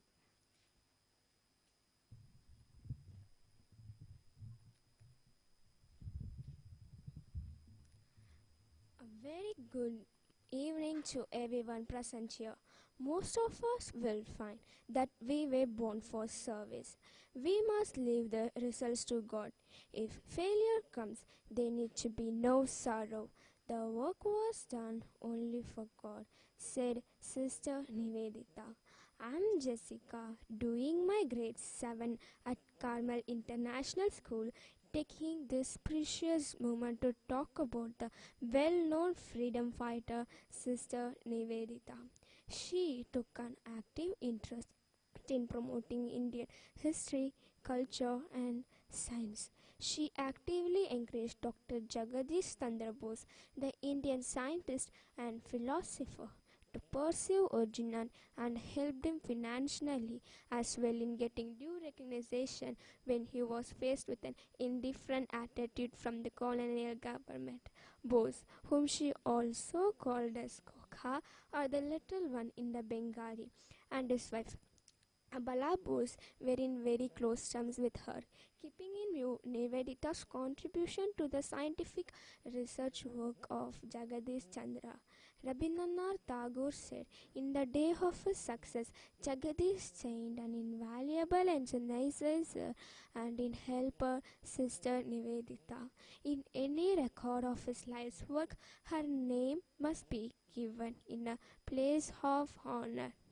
Her identity as both Westerner by birth and a disciple of Swami Vivekananda enabled her to do several things that might have been difficult for Indians.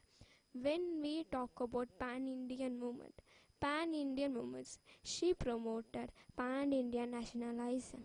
Pan-Indianism is a philosophical and political approach promoting unity, homogenization among different Native Americans, First Nations, Inuit and Métis, FNIM groups, Americas regardlessly of the tribal destinations and culture differences. This approach to be is primarily associated with Native Americans organizing for social justice and culture differences for the continent United States. Thank you, Jai Hind.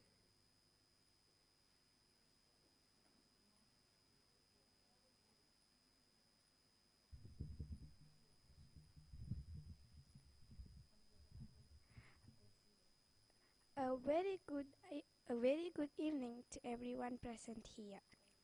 I am Tisha doing my grade 7 at Carmel International School, Hosur.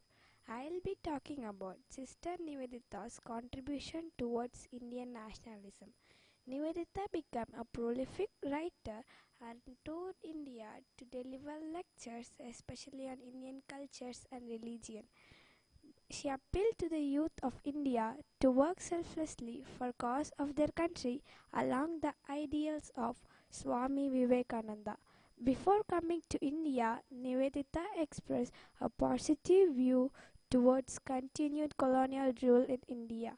However, during her time in India, Nivedita grew disillusioned and grew to support nascent independence movement, concluding that it is necessary for India to gain independence to prosper. In 1902, lawyer Mohandas Karamchand Gandhi visited Nivedita in Calcutta. After Vivekananda's death, being acutely aware of inconvenience of newly formed Ramakrishna Mission and on account of her political activities, she publicly dissociated herself from it. However, until her last days, she had a very cordial relationship with brother siblings of Swami Vivekananda like Swami Brahmananda, Baburam Maharaja, and Swami Saradananda, who helped her in her educational and charitable activities in every possible ways. She was very close to the Holy Mother Sarada Devi. In 1905, the colonial government, under the direction of Lord Curzon, initiated the partition of Bengal, which turned into the main turning point of Indian independence movement. Nivedita played a pioneering role in organizing the movement. She met Indian artists like Abhindranath Tagore, E.B. Havel, and Ananda Kumarasamy and inspired them to develop newly formed Indian pure Indian school of arts. I would like to conclude my speech by one of the quote of Sister Nivedita. I believe India is one indissoluble and indivisible. Thank you for the opportunity.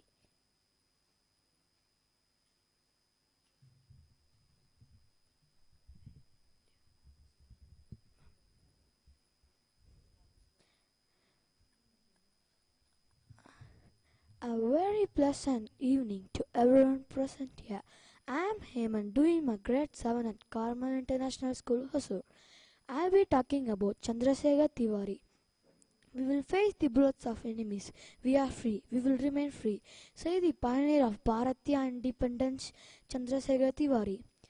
Chandrasekhar Tiwari, known popularly as Chandrasekhar Azad, was an Indian revolutionary who reorganized the Hindustan Republic Association under its new name of Hindustan Socialist Republic Association after the death of its founder Ram Prasad Bismil and three other prominent party leaders, Roshan Singh, Rajendranath Lahiri and Asfahullah Khan.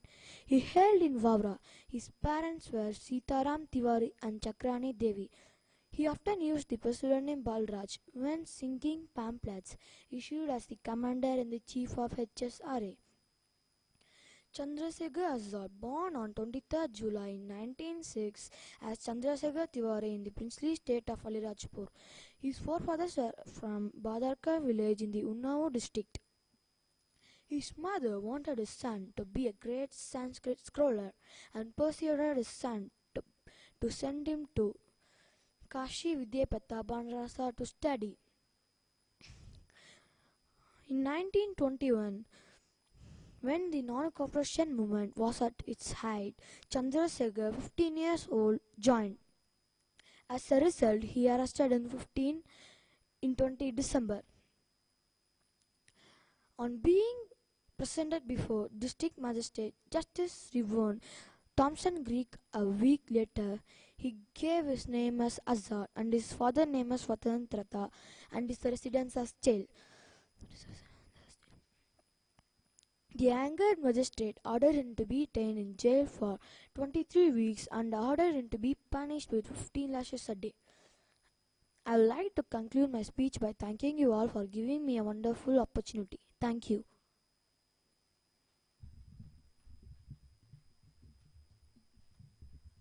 I would like to extend my warm welcome to everyone present here. I'm Sahana doing my grade 7 at Carmel International School. Hosur is going to share a few words about B.R. Ambedkar Pune Pact. In 1932, the British colonial government announced the formation of the separate elected depressed classes in the communal award. Mahatma Gandhi fiercely opposed the separate electorate for the depressed classes, untouchables, saying he feared that such an arrangement would divide the Hindu community. Gandhi protested by fasting while imprisoned in the Ayurveda Central Jail of Pune. Following the past, congressional politicians and activists such as Madan Mohan Malavia and Palwa Kadbalu organized a joint meeting with Ambedkar and his supporters at Ayurveda. On 25 September 1932, the agreement known as Pune Pact was signed between Ambedkar and Madan Mohan Malavia. The agreement gave reserved seats for the provisional legislators within the general electorate. Due to the pact of the depressed classes received 148 seats in the legislatures instead of 71 as allocated in the communal award proposed earlier by the colonial government under the Prime Minister Ramsay MacDonald. The text used the term depressed classes to denote the untouchables Hindu among the general separate electorate who were later called scheduled castes and scheduled tribes under the Indian Act of 1935 and later Indian Constitution of 1950. In a Pune Pact, a unified electorate was in principle formed, but primary and secondary general electorate to choose their general electorate of the depressed classes and practice to choose their own candidate. I would conclude my speech by saying a proverb said by B.R. Ambedkar. If you believe in living a respectful life, believe in self-help, which is the best help. Thank you.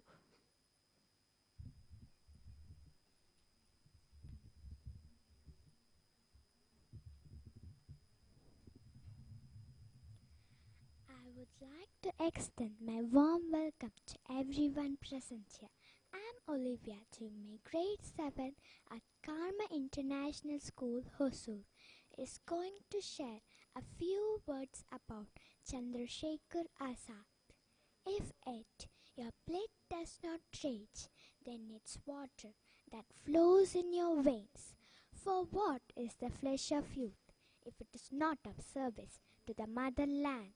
Chandrasekhar Azad had said once, death. On 27 February 1931, Azad went to meet one of his associates in Allahabad's Alford Park, but soon was surrounded by the police. Clearly, he had been betrayed by one of his own. A gunfight followed, but there was no way Azad could have come out of it.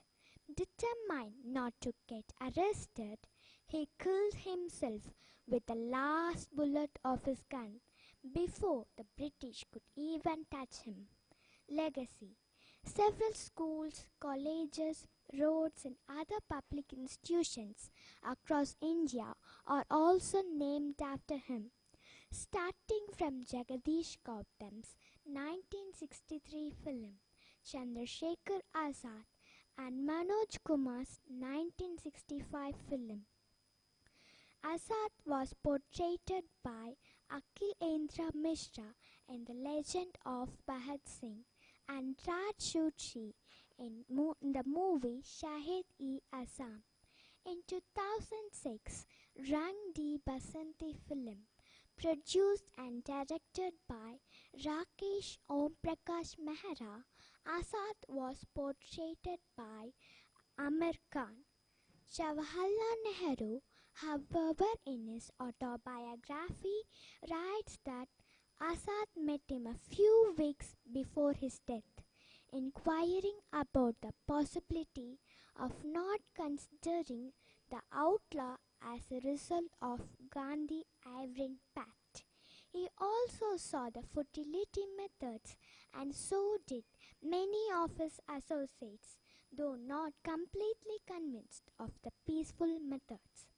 The lives of Azad, Bhagat Singh, Rajguru, Bismil, and Afaq were depicted in 2006 Rang De Basanti film, with Amir Khan portraying Azad. This movie, which draws parallels between the lives of young revolutionaries such as Azad and Bhagat Singh and today's youth, which also dwells upon lack of appreciation among today's Indian youth, the sacrifices made by these men. The 2018 television series Chandrasekhar chronicles the life of Chandrasekhar Azad from his childhood to the legendary revolutionary leader. With this, I would like to conclude my speech. Thank you.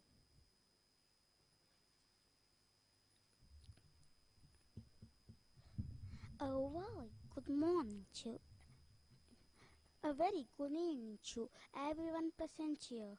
I am very proud to share my views about this great leader and freedom fighter Rajagopalachari and this Governor General of India from 1948 to 1950. From 10th until 24th November 1947, Rajagopalachari served as acting Governor General of India in the absence of Governor General Lord Mountbatten, who was on leave in England to attend the marriage of Prince Elizabeth to Mountbatten's nephew Prince Philip. Rajagopalachari led a very simple life in Viceregal Palace, washing his own clothes and polishing his own shoes. Impressed with his abilities, Mountbatten made Rajagopalachari as his second choice to succeed him after Vallabhbhai Patel, who was to leave India in June 1948. Rajagopalachari was eventually chosen as Governor General of India when Nehru disagreed with Mountbatten's first choice, as did Patel himself. He was initially hesitated but accepted when Nehru wrote to him, "I hope you will not disappoint us and help us in many ways. The burden on some of us is more than that we carry." Rajagopalachari served as Governor General of India from June 1948 to 26 January 1950. He was not only the last Governor General of India, but was only the Indian national ever to hold the office. By the end of 1949, an assumption was made that Rajagopalachari, already Governor General, would continue as President. Backed by Nehru, Rajagopalachari wanted to stand at president elections, but due to later withdrawal to the opposition of section of Indian National Congress, mostly made up North Indians, concerned about Rajagopalachari's non-participants during the Quit India movement. With this, I would like to conclude my speech. Do not demand love, begin to love, you'll be loved.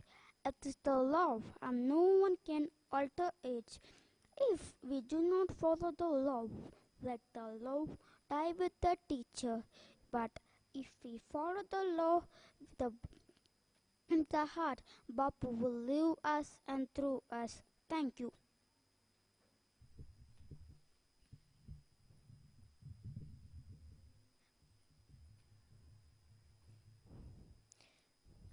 Pleasant evening to everyone present here. I am Kripa, doing my grade 7 at Carmel International School, Hosur. I want to share a few words about this great woman, Vijay Lakshmi Pandit. The more we sweat, less we bleed. Vijay Lakshmi Pandit was an Indian diplomat and a politician who was the first female elected to the 6th governor of Maharashtra and the 8th president of United Nations General Assembly. Personal life. Vijay Lakshmi Pandit was born on August 18, 1900, Allahabad, India. Vijay Lakshmi's father, Motilal Nehru, a wealthy barrister who belonged to Kashmiri Pandit community, served twice as a president of Indian National Congress during the independence struggle. Her mother, Swarup Rani Thasu, who came from a well-known Kashmiri Pandit family, settled in. In 1921, she married to Ranjit Sitaram Pandit, a successful barrister from Kathiawar, Gujarat, and a classical scholar who translated Kalana's epic history, Rajatrangi, into English from Sanskrit. Her husband was a Maharashtrian Saraswat Brahmin whose family hailed from the village Bamboli on the Ratnagiri coast in Maharashtra.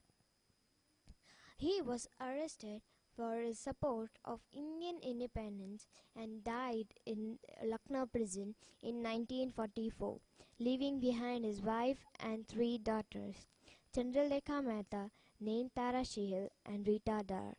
Her daughter Chandralekha married to Ashok Mehta and had 3 children, Arjun, Minakshi, and Manji.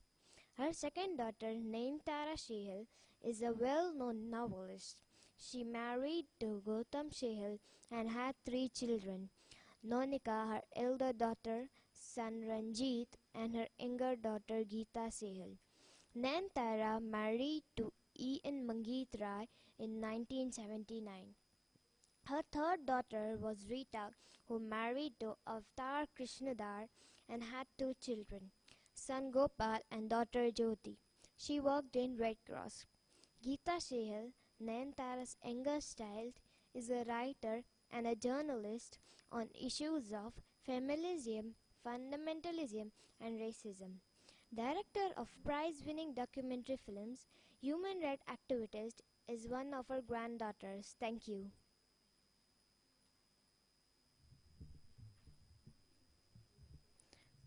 A very good morning to everyone present here.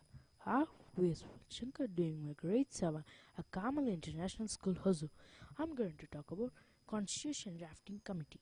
Upon India's independence on 15th August 1947, a new Congress government invited Ambedkar to serve as the nation's first law minister, which he accepted. On 29th August, he was appointed as the chairman of the Constitution Drafting Committee and was appointed by the Assembly to write India's new constitution. Granville Austin describes India's constitution as the first and foremost social document.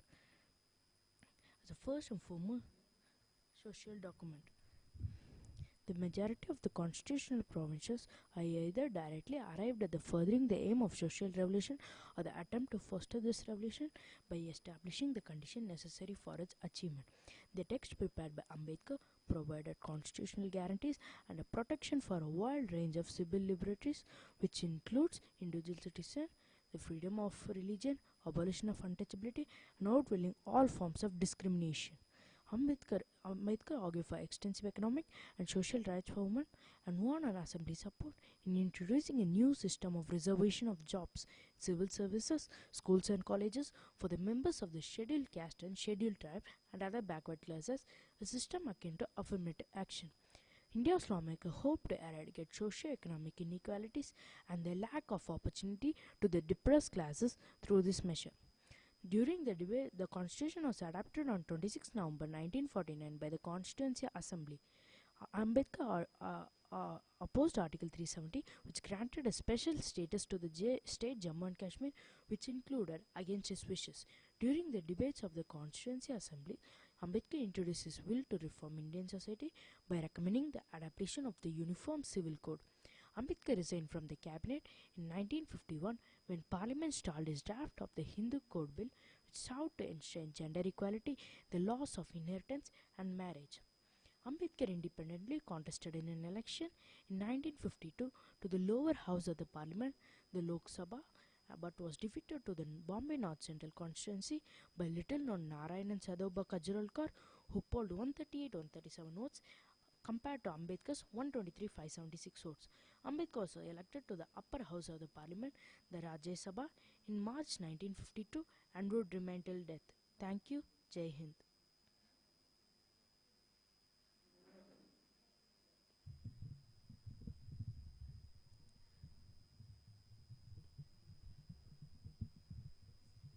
Good evening to everyone present here. I'm Trace doing my grade 7 at Carmel International School, Hosur. I will be talking about the political career of B.R. Ambedkar. If things go wrong in the new constitution, the reason will not be that we had a bad constitution. What we will have to say that man was wild, said B.R. Ambedkar.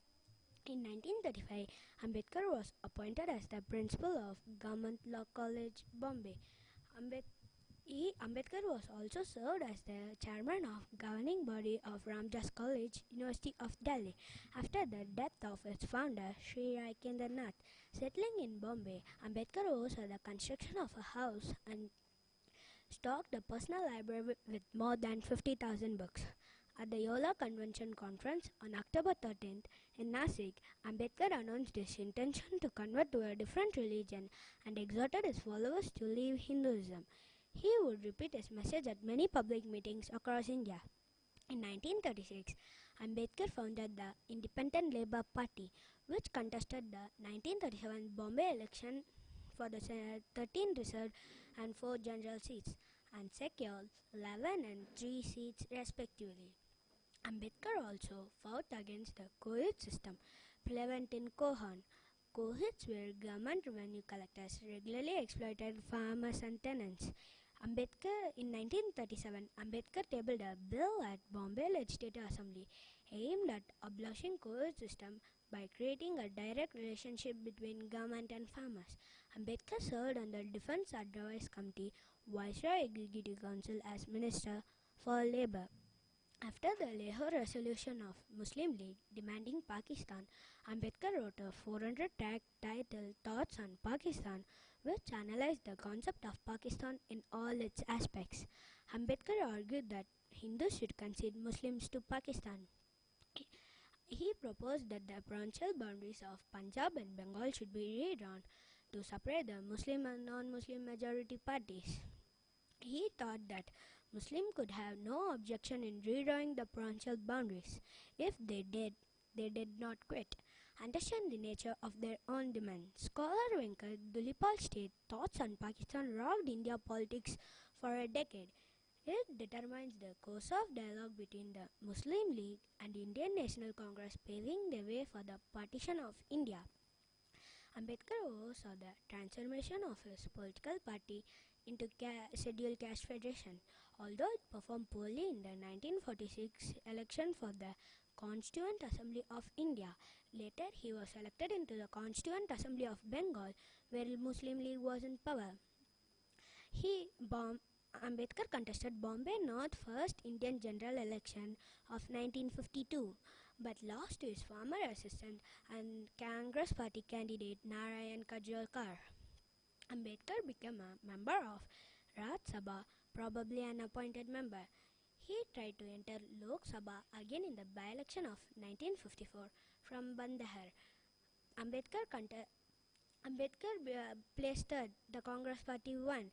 By the time of the second general election in 1957, Ambedkar had died. Ambedkar criticized Islamic practice in South Asia. While justifying the partition of India, he condemned that child marriage and mistreatment of women in Muslim society. Thank you. Jai Hind.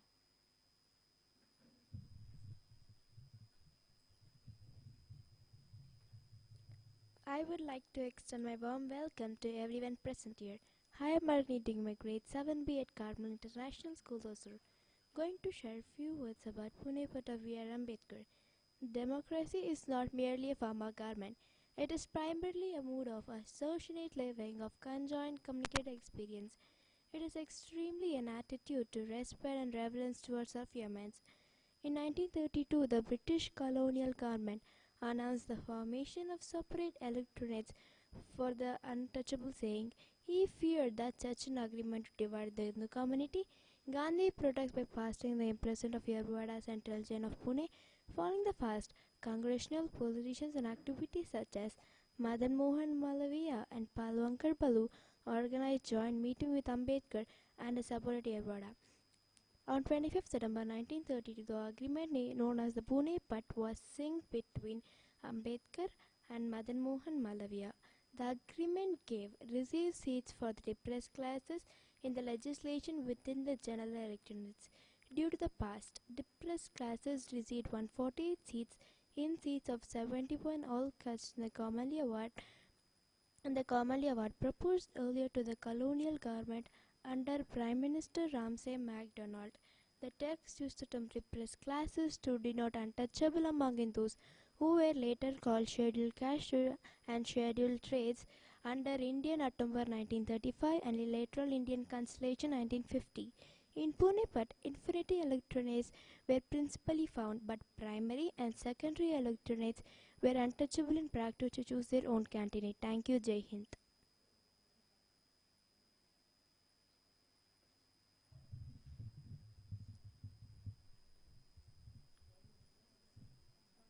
A very good evening to everyone present here. I am Tejashwini doing my grade 7 at Carmel International School, Hosur. It's going to say about economic idea of B.R. Ambedkar. Ambedkar was the first Indian to pursue doctorate in economics. He argued that industrialization and agricultural growth could enhance India. He stressed investment in agriculture as the primary growth of India. According to the Shadat Power, Ambedkar vision helped government to achieve its food security goal. He advocated national economic and social facilities such as public health, public hygiene, and residential facilities. He also analyzed in his PhD dissertation in the finance of British India. In this work, he analyzed various systems. This is used by British government to manage the finance of India. In 1951, Ambedkar established the Finance Commission in India. He opposed taxes and low-income tax groups. He contributed in land revenue and excess taxes policies. He played important role in land revenue and excess taxes policies. He emphasized a free economy. His state socialism has 3 points: state owner as agriculture, maintenance of these resources, and just supplies of these resources. He emphasized the free economy stateable rupee, which India has recently adopted. This free economy stateable rupee is used for family planning. Thus, I conclude my speech by saying a quote of him: "We are Indians, firstly and lastly." Thank you for this wonderful opportunity.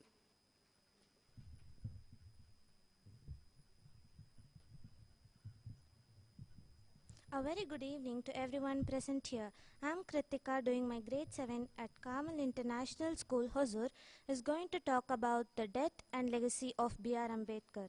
Bhimrao Ramji Ambedkar, 14th April 1891 to 6 December 1956, was an Indian jurist, economist, and social reformer who fought social and economic discrimination against the untouchables, now known as Dalits, in India's Hindu society, and who later renounced Hinduism and inspired the Dalit Buddhist movement. Since 1948, Ambedkar suffered from diabetes. He was bedridden from June to October in 1954 due to medication side effects and poor eyesight. His health worsened during 1955. 3 days after completing his final manuscript of Buddha and his Dhamma, Ambedkar died on his sleep on 6 December 1956 at his home in Delhi. The Buddhist cremation was organized at Dada Chaupati Beach on 7 December, attended by 500,000 grieving people. The conversion program was organized on 16 December so that the cremation attendees were able to convert into Buddhism at the same place. A memorial of Ambedkar was set up at his Delhi house on 26th Alipur Road. His birth date was celebrated as a public holiday known as Ambedkar Jayanti or Bhim Jayanti. He was posthumously awarded the India's highest civilian honor, the Bharat Ratna, in 1990. On the anniversary of his birth and death, and on Dhammachakra Din, 14th October in Nagpur, at least 500,000 people gathered to pay homage to him at his memorial in Mumbai. Thousands of bookshops were set up and books were sold. His message to his followers were educate, agitate, organize. Ambedkar's legacy as a socio-political reformer had a deep effect on modern India. In post-independence India, his socio-political thought was respected across the political spectrum. His reputation as a scholar led to the appointment as a free law minister and the chairman of the committee for drafting the constitution. He passionately believed in individuals' freedom and criticized caste society. His accusation of Hinduism as being the foundation of a caste society made him controversial and unpopular among Hindus. Many institutions were named in his honor. Dr. Babasaheb Ambedkar International Airport in Nagpur, otherwise known as Sonegon Airport, Dr. B.R. Ambedkar National Institute of Technology, Jalandhar, Ambedkar University, Delhi, were also named in his honor. Thank you.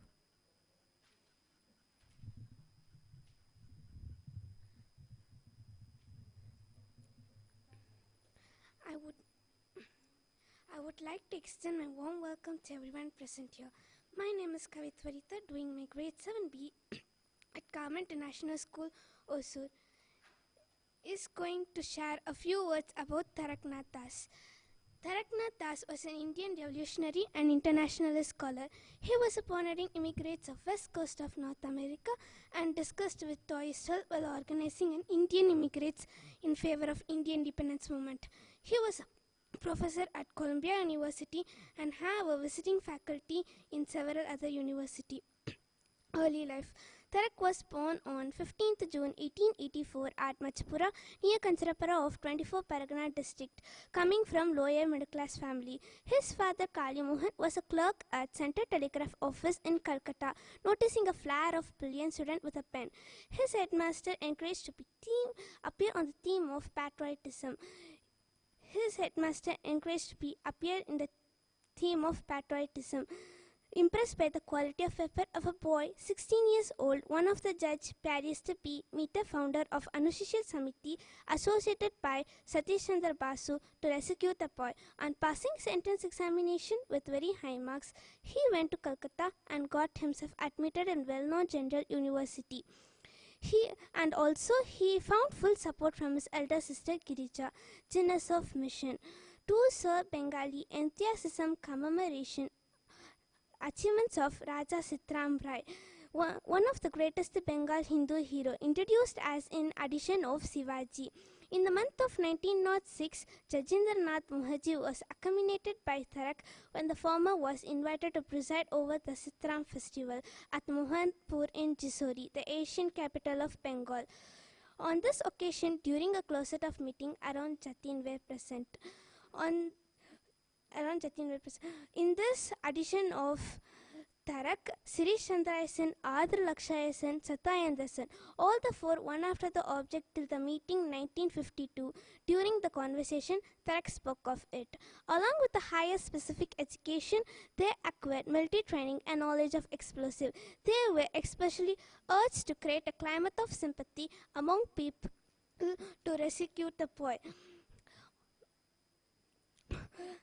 and to free Western countries in favor of Indian decision to win our freedom. Thank you for this wonderful opportunity.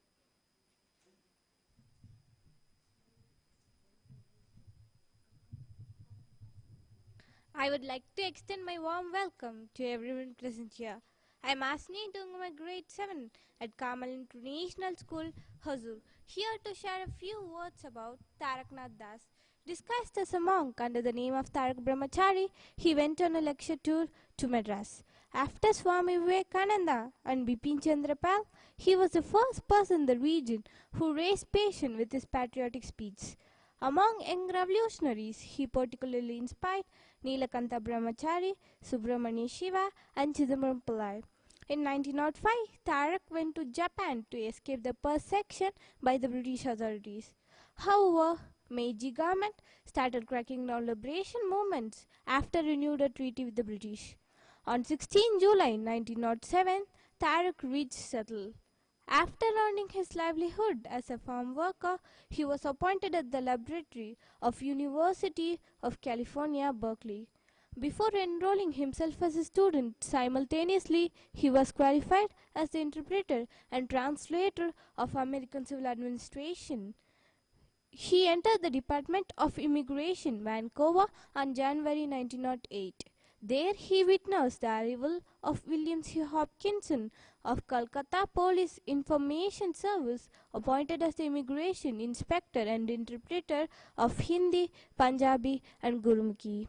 During 7 long years until his assassination, Hopkinson was required to send detailed and regular reports to the Government of India about the presence of student radicals such as Tarak, and needed to monitor a group of pro-British Sikh informants headed by Bella Singh. With Pandurang Kankaji, Tarak founded the India Independence League with converse and comparative laws. He served all his need of his comrades, most of whom were illiterate migrants from Punjab region. In Millside, near New Westminster, he founded the Swadesi House, the boarding school for the children of Asian Indian immigrants. Being a suspect of extracting bribes of Asian Indian immigrants, Hopkinson used his influence to make Tarak a scapegoat and eventually got him expelled from Canada in the middle of 1908.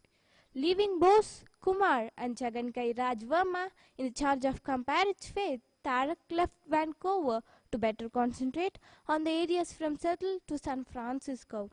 Despite his popularity among the students of all ethnic origins, he was rusticated from the institution due to his anti-British activities such as editing Free Hindustan. At the end of 1909, Tarak returned to Seattle. Thank you for this wonderful opportunity.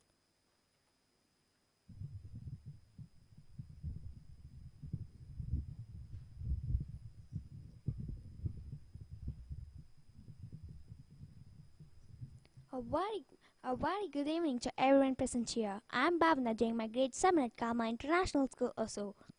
I'll be talking about founding the Gather Party. The Gather movement is an early 20th century international political movement founded by the expatriate Indians to overthrow British rule in India. The early membership composed mostly of Punjab. The direct appeal to Sikhs appeared in September to October 1909 issues of Free Hindustan, reprinted by Swadek Sevak. The article ended with coming into contact with free people and institution of free nations. Some Sikhs, the laborers in North America continent, as assimilated the ideas of liberty and trapped the medals of slavery. At the Gather Party continued the fight against colonial from 1914 to 1917 with the support of German and Ottoman Empire. Both were a part of Central Power opposed to British. Now the difference between acts and power, visiting the linked article. In March 1912, the letter published asked the Punjabi to come leader in organize India in the view in the area and the rising the loyalty spirit. Originally they discussed to invite Kumar and Sardar Ajit Singh. When Tarak arrived, he suggested to invite Lal Hardayal, who he knew from his sonhood university. Hardayal agreed to work with him, setting up an Indian Association of Pacific Ocean, which provided the first base of Gather Party. Many leaders from other parties and different parts of India, Lal Hardayal, Hat Bihar Bose, and Barakatullah. The Gather Party organized a violent bid freedom rising from 1875. Many hundreds paid their price for their living, wrote Kushwant Singh. Finally, from 1914 to 1917, the Gatherites continue the anti-colony action with the support of German Ottoman Turkey, known Hindi-German Compressive, which held in the sensation of San Cusco in 1917. Following the Wars of Conclusion, the Party of United States fraction and Indian Socialist fraction. Thank you, Jai Hind.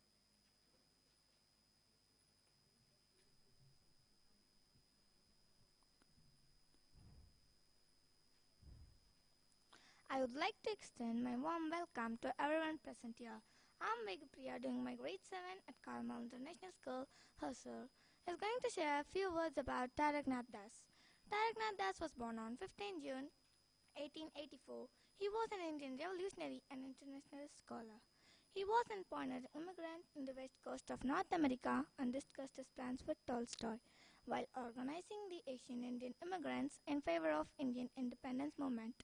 After his release in 1924, Tarak married his longtime friend and benefactress, Miss Mary Keating Morse, and she was founding member of National Association for an Advancement of Colored People and National Women's Party. With her, he went on an extended tour to Europe. He made Munich his headquarters for his activities. It was there that he founded India Institute that awarded scholarships to meritorious Indian students who pursued higher studies in Germany. It was there that he founded India Institute that awarded scholarships to meritorious Indian students who pursued higher studies in Germany. He maintained close contact with Sri Aurobindo and pursued inner spiritual discipline.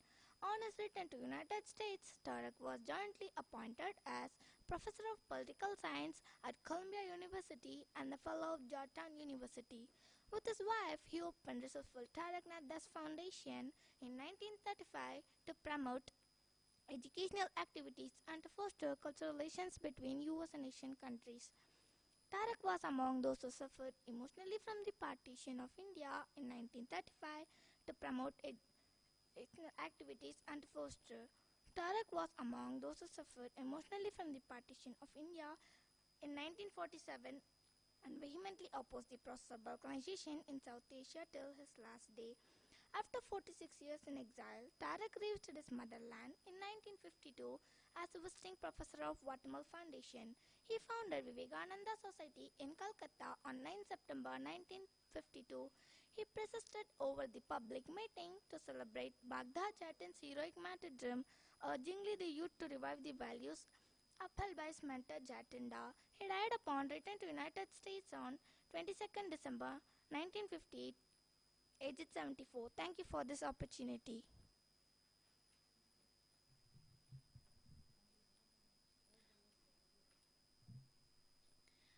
I would like to extend my warm welcome to everyone present here. I am Harshita doing my grade 7 at Carmel International School, Hosur. He is going to share a few words about Pulin Bihari Das. Pulin Bihari Das was a great personality in history of India who was the founder and the president of the Dhaka Anushalan Samiti, and he worked as an Indian revolutionary. In honor of his contribution and work, he received a special endowment prize with his name called Pulin Bihari Das Smriti Padak. Early life. Pulin Bihari was born to Naba Kumar Das in the village of Lonsing, the district of Shahariatpur, in the year of 1877. Pulin Bihari Das was an Indian revolutionary and the founder president of non-violence. In September 1906, Bipin Chandrapal and Pramata Nath Mitra took a tour of newly created province of Eastern Bengal and Assam. The latter, while delivering his speech, he asked them to come forward who were willing to sacrifice their lives for their country, and Pulin had stepped forward. Subsequently, he was nominated to organize the Dhaka chapter of Anushalam Samiti. On October, Pulin founded the Dhaka chapter with 80 young men. Pulin came from the middle class of Bengali Hindu family. Though they held some landed properties, they were employed in colonial jobs. His father was an advocate at the subdivisions of all the court in Madaripur. One of his uncle was deputy magistrate, while another one was munsif. His contribution and activities. Pulin Bihari Das was a person who was the founder of National School of Dhaka, which became a training center to raise a great and powerful revolutionary force. In this school, students were trained to fight with latas and wooden swords, and later received daggers and revolvers. He was the mastermind Bahra Dakati, which was sensation at that time. as it was committed during the day by the revolutionaries in the Jamindar's house. This was done in Dhaka district. In 1908, he was arrested and put in prison. When he left, he again started with his revolutionary activities. He was imprisoned in Montgomery prison, where he met many other revolutionaries like him and had a group of people who will work with him against problems. In 1920, he founded Bharat Sevak Sangh to do his most important revolutionary activities. Pulin Bihari Das was a person who refused to follow the ideals and philosophies of Mohandas Karamchand Gandhi for non-cooperation movements. In 1928, he founded another Samiti known as Bangya Vyayam Samiti, where he trained young men to fight with swords and wrestling. To spread his revolutionary ideas, he even published in newspapers Swaraj and Hakata. Thank you, Jai Hind.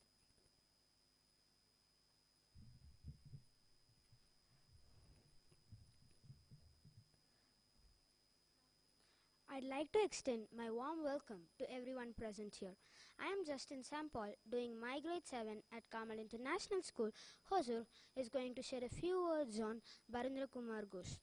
Barindra Kumar Ghosh, or Barindra Ghosh, or popularly known as Barin Ghosh, was an Indian revolutionary and journalist who published many books. He was one of the founding members of the Jugandar Bengali Weekly, a revolutionary outfit in Bengal, India. Barindra Kumar Ghosh was a younger brother of Sri Aurobindo Ghosh, another revolutionary and freedom fighter. Barin came back to Kolkata in 1902 and started organizing several revolutionary movements across Kolkata with the help of Jatindranath Banerjee. He started publishing the Jugandar. The Jugandar was formed from the inner circle of Anushilan Samiti and started preparing for armed militancy activities in order to oust the British from Indian soil and liberate India. Barindra Kumar Ghosh and Jatindranath Mukherjee, alias Bhaga Jatin, were instrumental in the recruitment of many young revolutionaries from across West Bengal. These revolutionaries formed the Maniktala group in Maniktala, Kolkata. It was a secret place and hideout where they started manufacturing bombs and collected arms and ammunition in order to fight the British.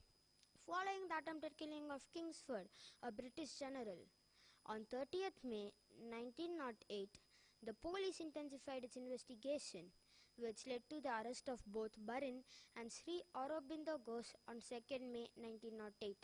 The trial initially sentenced Barin and Ulaskar Datta to death. However, this trial was reduced to life imprisonment in the Andamans, and Barin was deported to the cellular jail in the Andamans in 1909 as he was sentenced by Deshbandhu Chittaranjan Das. Soon he left journalism and started publishing the memoirs of his exile, titled The Tale of My Exile, 12 Years in the Andamans. He founded an ashram in Kolkata, and the following books are by Barin Ghosh: Dvipantarar Banshi, Pather Ignat, Amar Atma Katha, Agni Jag, and Sri Aurobindo Ghosh. During the Second World War, the British commanded all Indian revolutionaries to be released, and Barin was released during this period. Thank you all for this opportunity to talk about this great revolutionary. Jai Hind.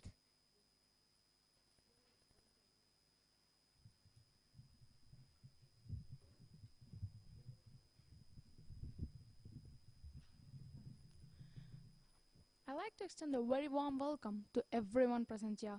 I'm Mitlesh Venkat, doing my grade 7 at Carmel International School, Hosur.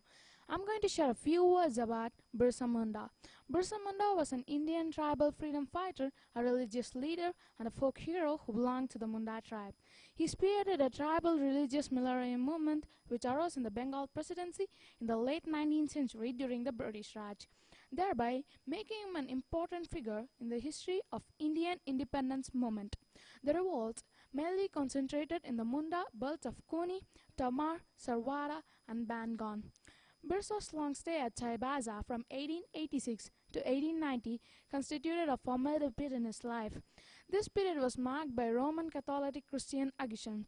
In the light of the freedom struggle, Sugana Munda withdrew his son from the school. Soon after leaving Chaibaza in 1890, Birsa and his family gave up their membership with the German mission and ceased to be a Christian and reverted to their original traditional system.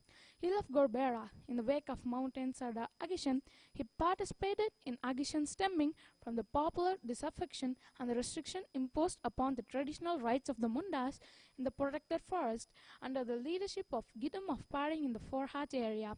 Thereby, enduring 1993 to 94, all wastelands in the village, the ownership which was vested in the government, were constituted to protect the forest under the Indian Forest Act 7 of 1882.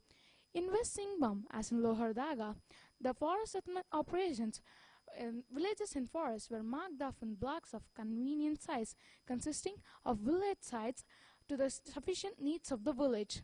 In 1894, Birsa had grown up into a strong young man, shrewd and intelligent, and undertook the work of repairing the Dombari tank at Gorbera, damaged by rains. Birsa stressed monogamy in his later stage in his life. He rose up from the lower peasants, the riots.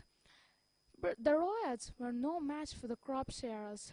Birsa's inexperience as a young man, driven from place to place for employment, given him an agrarian cushion and forest matters. He was no passive spectator, but a participant going on in the neighborhood. Thank you for this wonderful opportunity to bring this freedom model to the limelight.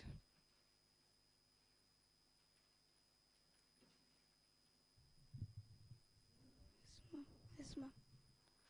I do like to extend my warm welcome to everyone present here. I do like to extend my warm welcome to everyone present here.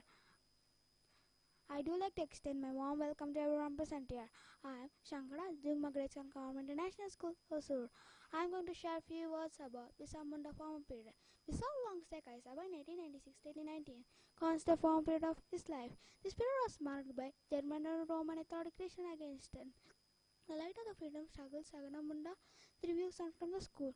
After leaving Kaisaba in 1890, Bisa and his family gave the membership in Roman mission and cast to be a Christian and recorded his original traditional table religious system.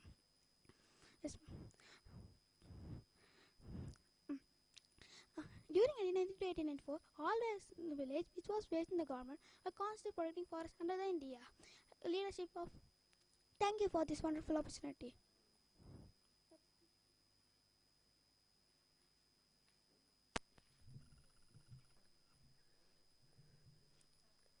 A very warm morning to everyone present here.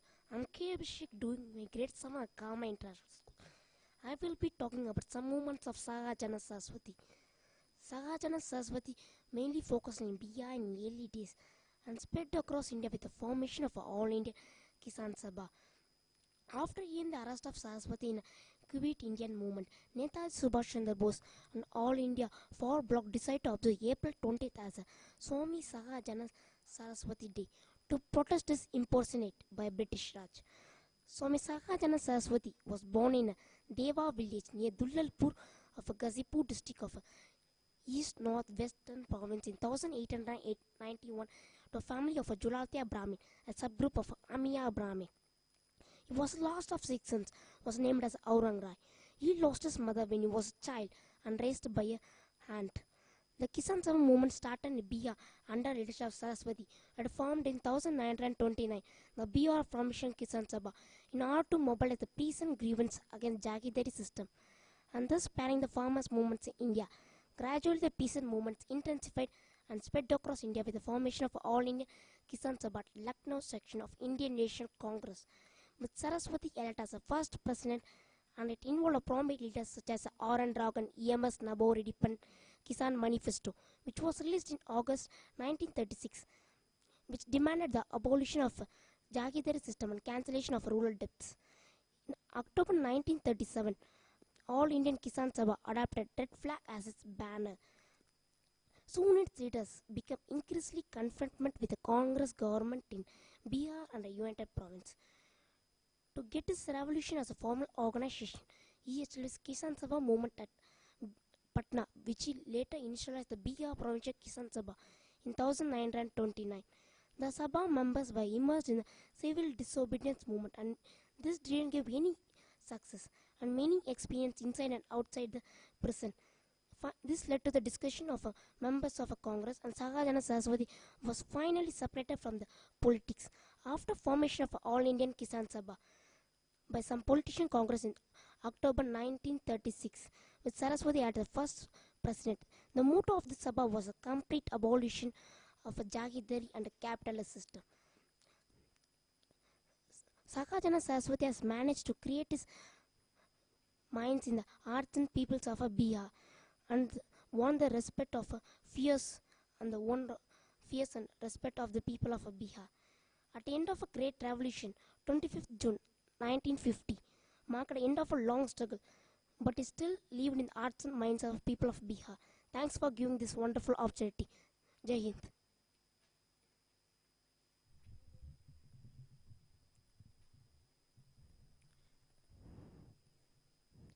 I'd like to extend my warm welcome to everyone present here.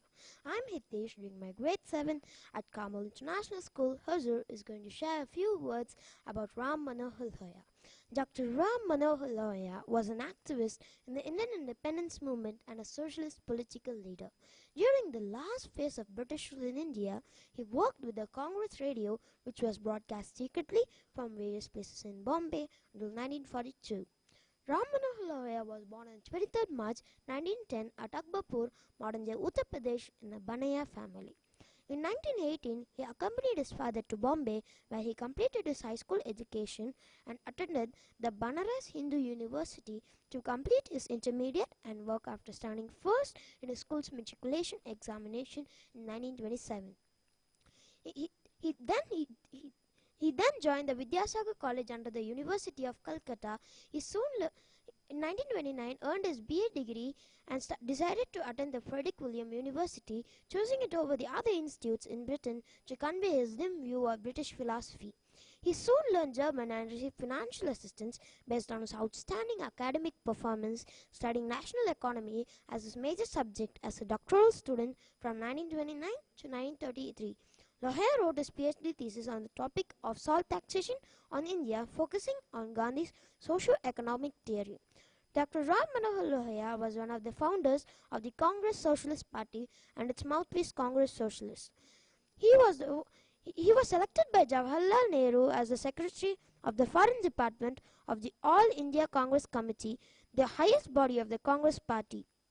In 1938, he quit his job and started to develop his own political standpoint by critically examining positions held under the Gandhian leadership by the communists and the socialists who had poured into CSP. Ram Manohar Lohia was one of the main proponents of socialism in India. He campaigned the idea of democratic socialism while associating his democratic socialism with his socialism. His idea of democratic socialism had two objectives: the economic objective in the form of food and housing, the non-economic objective in the form of freedom and democracy. In June 1940, he was arrested and sentenced to a jail term of 2 years for delivering anti-war speeches, which was already released by the end of 1941. Lohia started to become one of the leading figures which clandestinely tried to organize the Quit India revolt sparked by Gandhi in August 1942. Captured in May 1944, he was incarcerated and tortured in the Lahore fort as one of the last high-security prisoners, with Jayaprakash Narayanan, who was already released by the end of 11th April of 1948. He was the one who gave the idea of Sapt Kranti. Thank you for this wonderful opportunity to talk to this great freedom fighter, Ram Manohar Lohia. Jai Hind.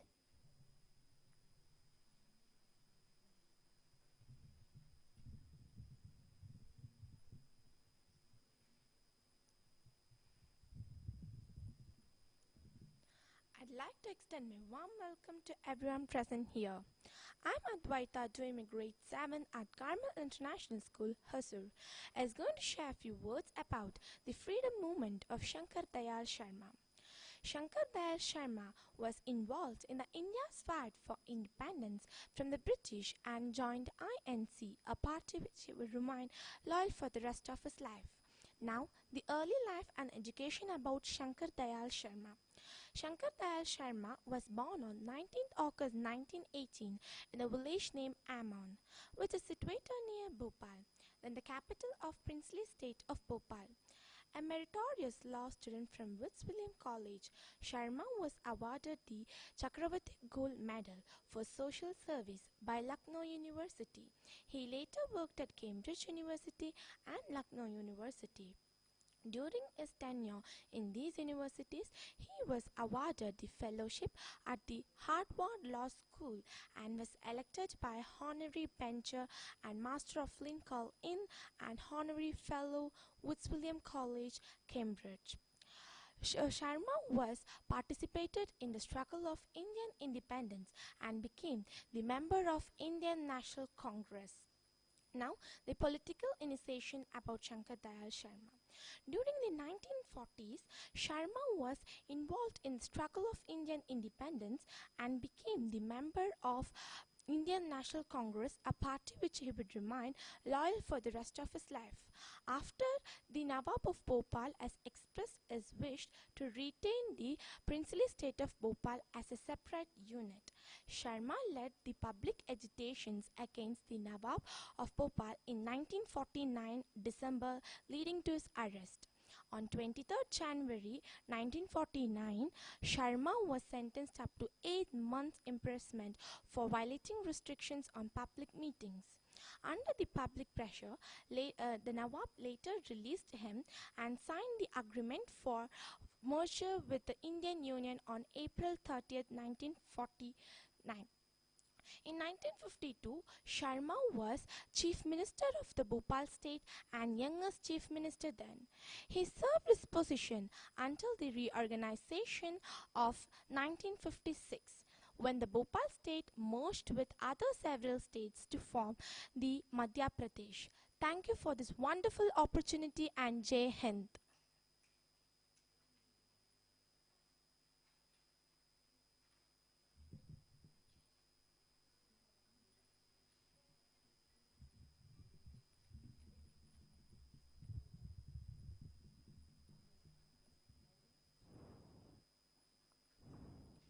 A very pleasant evening to everyone present here. I'm Tanishka R, doing my grade 7 at Carmel International School, Hosur.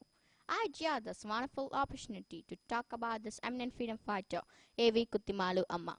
A freedom fighter, a companion of the Swadeshi movement, a social worker, a Khadi promoter, and an active member of the Indian National Congress, INC.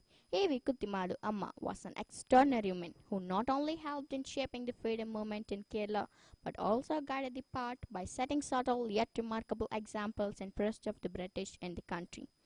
A.V. Kuttimalu Amma was a great woman freedom fighter who was active in the freedom movement, who showed in the Keralians the right path to fight against the British. She has actively participated in many national movements like the Swadeshi movement, civil disobedience movement. She was born in Anagra village in Palakkad district on 23rd April 1905 and belongs to Perambilla Govinda Menon and Madhaviyamma couple of Anagra Vadakathu family at Tritala. She was a prominent figure in civil disobedience movement. On 25th April 1931, with Margaret Pavamani, she organized a picketing at Thrissur town with a group of women from middle-class families. As a result of civil disobedience movement, she was imprisoned along with a 2-month-old baby in 1932. After her release, she was nominated to Madras Assembly in 1936. During Quit India movement, she was imprisoned again for 2 years at the Presidency Jail, Amaravati.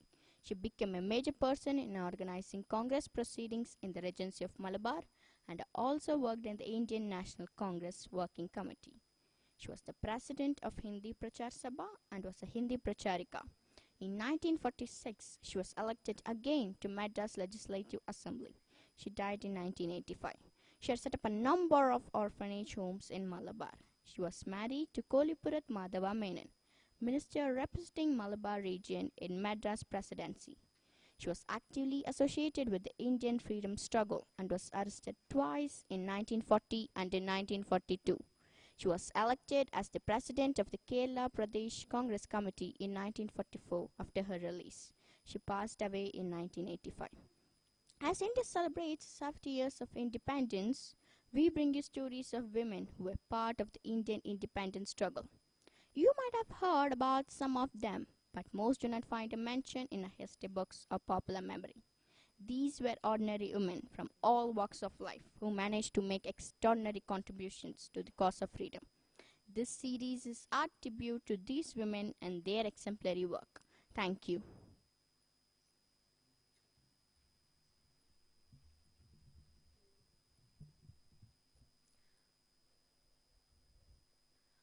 I'd like to extend my warm welcome to everyone present here.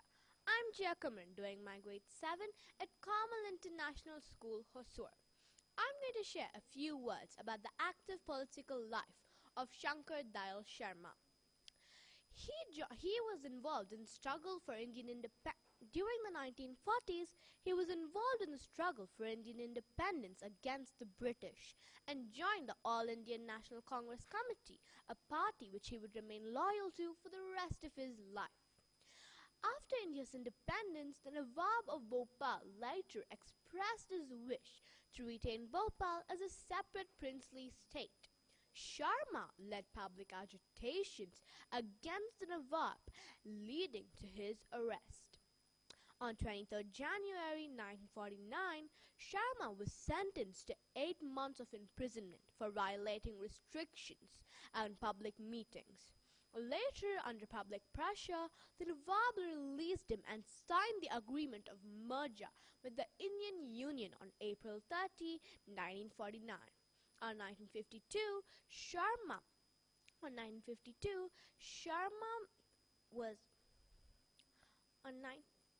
the chief minister of the Bhopal state until the state reorganization of Bhopal of 1956, when he was given several posts. During the 1960s, Sharma supported Indira Gandhi's quest for leadership and was the president of the All India Congress Committee in 1972 and presided over the AICC session in Calcutta. In the 1974 and 1977, he was the chief minister of the.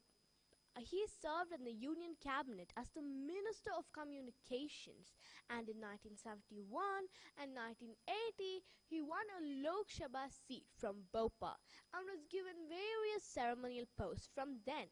In 1984, he started serving as the governor of Indian states, first in Andhra Pradesh, then in Punjab during a time of violence between the Indian militants and the Sikh militants. Then in Maharashtra. He stayed in Maharashtra until 1987, when he was given the 5-year term as the 8th Vice President of India and the chairman of the Rajya Sabha. Sharma was known to be the stickler of parliamentary norms. Death. During the last 5 years of Sharma's life, Sharma suffered from ill health and had a massive heart attack on 26 December 1999. He was admitted at the hospital in New Delhi, where he died. He was cremated at Karma Bhumi. Thank you.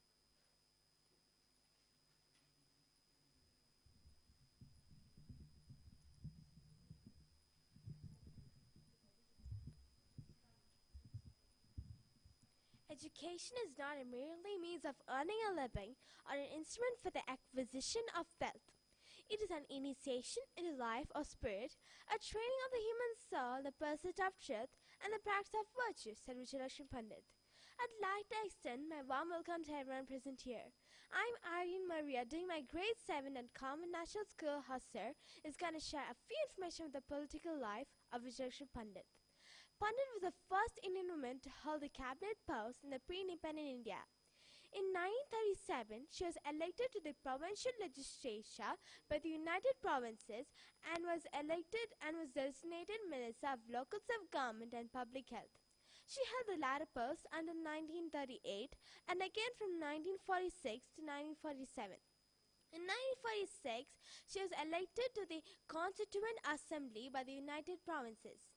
Following India's freedom from the British occupation in 1947, she entered the diplomatic service and became the ambassador of the Soviet Union from 1947 to 1949, United States and Mexico from 1949 to 1951, Ireland from 1955 to 1961, and Spain from 1958 to 1961.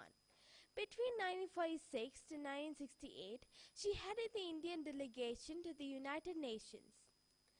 In 1953, she became the first woman honorable member. Srimati Vijaya Lakshmi Pandit resigned her seat from the House with effect from 17 December 1954.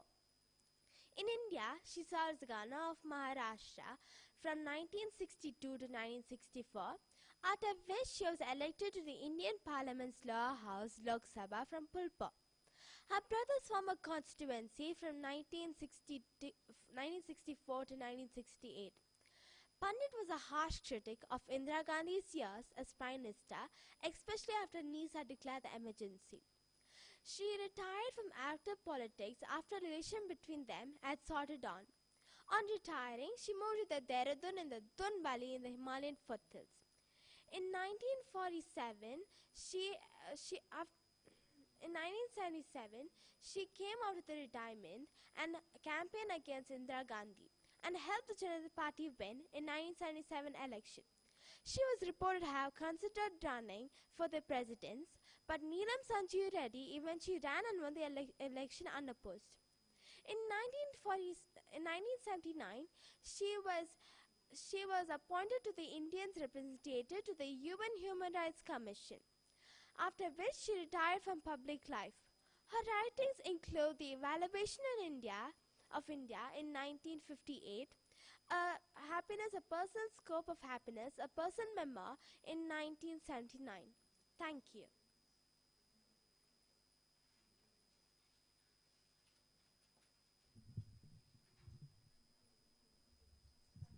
A very warm morning to everyone present here. I'm Shami, doing my grade 7 at Carmel International School, Hosur. I'll be talking about Birsa Munda. Birsa is credited for reviving the traditional tribal culture, which was mostly negatively affected by Christian missionary works. Many tribals under his sect had already converted to Christianity. He opposed and criticized the church and its practices, such as levying of taxes and religious conversions. He himself became a preacher and representative of their traditional tribal religion, and soon he built up a reputation of a healer, a miracle worker, and a preacher. The Mundas, Orans, and Kariyas flocked to Chakkand to see him and to be cured of their ailments. Both Orans and Mundas population up to Barwari and Chachari became convinced besides. Contemporary and lateral folk songs commemorate the tremendous impact of Birsa on his people, their joy and expectations at his advent. The name of Tati Aba was on everybody's lips. Birsa Munda started to advise tribal people to pursue their original traditional tribal religious system. Impressed by his teaching, he silently became a figure to the tribal people and sought his blessings. Thank you for this wonderful opportunity.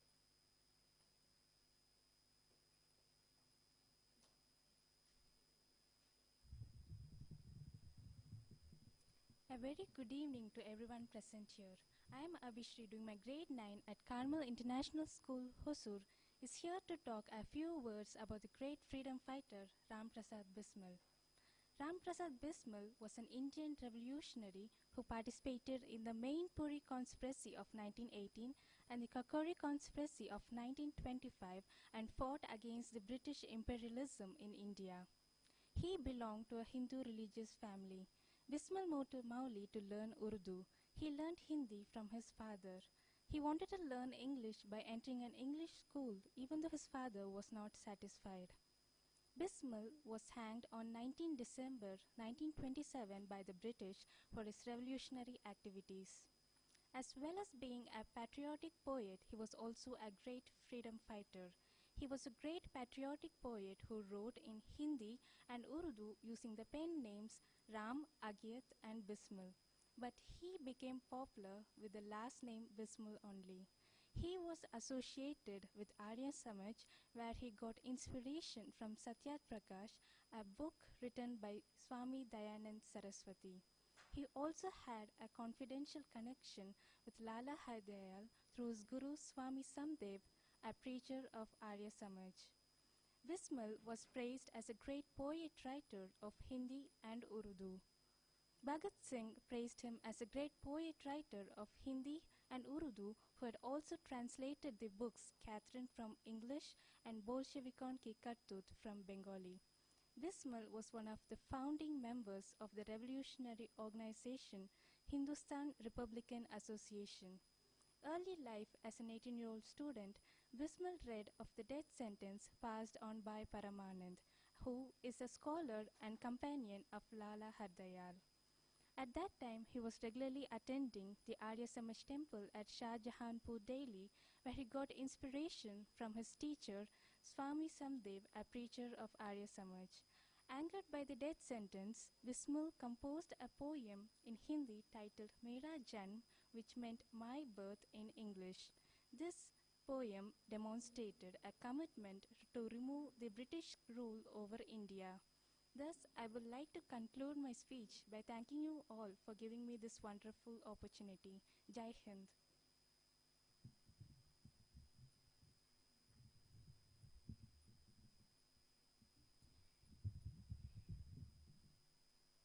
I would like to extend my warm welcome to everyone present here.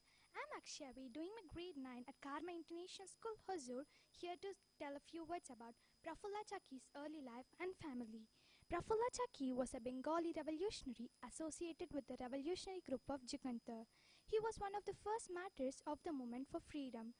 In his previous term, Kingsford was unpopular for imposing harsh and cruel sentences on young political workers of Bengal.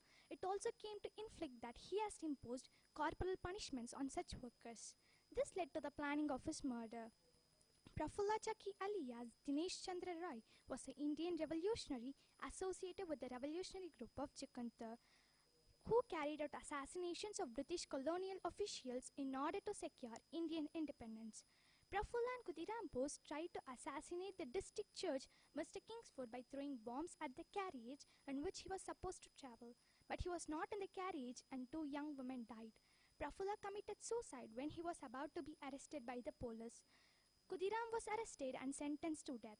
Prafulla and Khudiram was sentenced to death. Mahatma Gandhi denounced the violence and regretted the death of two young women. He also stated that Indian people would not win their freedom to these methods. However, Bal Gangadhar Tilak in his newspaper Kesari defended the death of two young women. He also stated that he also called for immediate Swaraj. This led to his arrest. Prafulla was born on 10 December 1888 in Bihar, a small village in Bangladesh. He was expelled from Rangpur Zilla School in class 9 for taking part in students' demonstration which violated the East Bengal law. He then joined Rangpur National School, where he came in contact with the revolutionaries and also became a practitioner and believer in these revolutionaries. Prafulla loved swimming and horse riding. As a wrestler, he was an athlete too. With this, I would like to conclude my speech by saying thank you.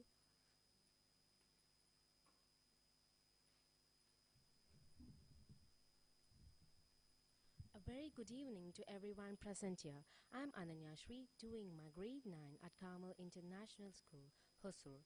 Today I'll be talking about Shahid Udham Singh's early life. I see down with the British imperialism. You say India do not have peace. We have only slavery generation of so-called civilization has brought us everything filthy and degenerating known to the human race. All you have to do is read your own history. If you have any human decency about you, we should die with shame. It's rightly said, for every old tire there is Shahid Udham Singh. Shahid Udham Singh was a freedom fighter who belonged to Ghadar Party, hanged dead on July 31, 1940, after found guilty for committing murders. Shahid Udham Singh was 20 years old at the time of the massacre. After the Jallianwala Bagh incident, After the Jallianwala Bagh incident, he was involved in freedom movement to obtain the independence of India from British. When he was released in 1931, he was under close surveillance due to his close contact with Bhagat Singh Republicans who were hanged because of Lahore plot. However, Udham Singh did not forget his plan. He fired oath dire after the meeting ended and ascended his platform. He was immediately arrested and did not try to flee or resist his arrest. Udham Singh was a well-known figure in Indian independence movement. He is also referred to Shahid-i-Azam Sardar Udham, a district Udham Singh Nahar named after him to pay homage in October 1995 by the Mayawati government. Udham Singh was born in Punjabi Khamud Sikh family as Sher Singh on 26 December 1899 at Sanam Sagar district of Punjab, India. His mother died when he was an infant and his father, Tela Singh, died some years later. His father was a farmer and also worked as railway crossing watchman of the village Upali. After his father's death, Singh and his elder brother Mukta Singh were taken in by the Central Kalas Orphanage, Putligar in Amritsar. At the orphanage, he was administered the Sikh initiatory rites and received the name Udham Singh. He passed his matriculation examination in 1918 and left the orphanage in 1919. Thus, I'm concluding my speech on Shahid Udham Singh's early life. Thank you.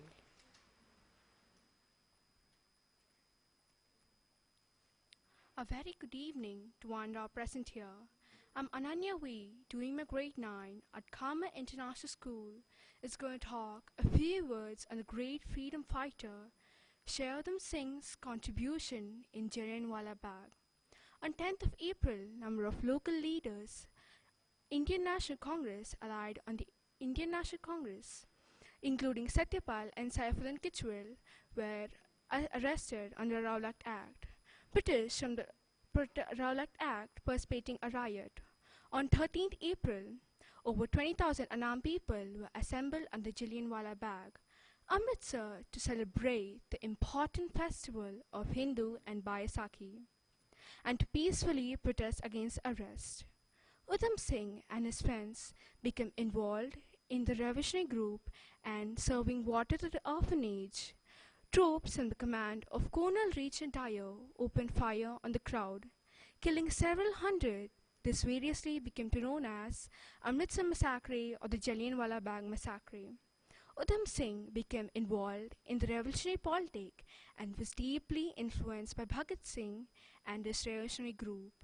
In 1924, he became involved in the Ghada Party, organizing overseas towards overthrowing colonial rule. In 1927, he came back to India from the order of Bhagat Singh, bringing 25 associates as well as ammunition. Soon after, he was arrested for his unlicensed arms. Ammunition as well as revolvers and prohibited Ghada Party, was also known as Ghadar-i-Gunj, were confiscated. He was sent for prison for 5 years. He made his way to Kashmir, where he was able to evade the policies and to escape to Germany. In 1934, he reached London, where he found employment as engineer, and he was able to evade the policies, where he was privately formed Michael O'Dyer assassinating. Thus, I conclude my speech, Jallianwala Bagh. Thank you. Jai Hind. A very warm evening to everyone present here today. I, K. Aruldas of grade 9, studying at Carmel International School, Hosur. I will be talking about a great freedom fighter, Sidhu Murmu. Sidhu Murmu was a well-known person of the Santhal rebellion, fought against British domination and corruption caused by the high-class people and the zamindars in a disrespectful way in the place of Jharkhand. He is a person who attaches a great importance to history and who is responsible for the rebel against the British government. Sidhu Murmu was not alone. He had a partner who was with him throughout the fight and the rebel. He is none other than Kanu Murmu. Sidhu Murmu and Kanu Murmu were the leaders of the Santhal rebellion, the rebellion in present-day Jharkhand and Bengal against both the British colonial authority and corrupt zamindari system. Santals lived in and dependent on forest.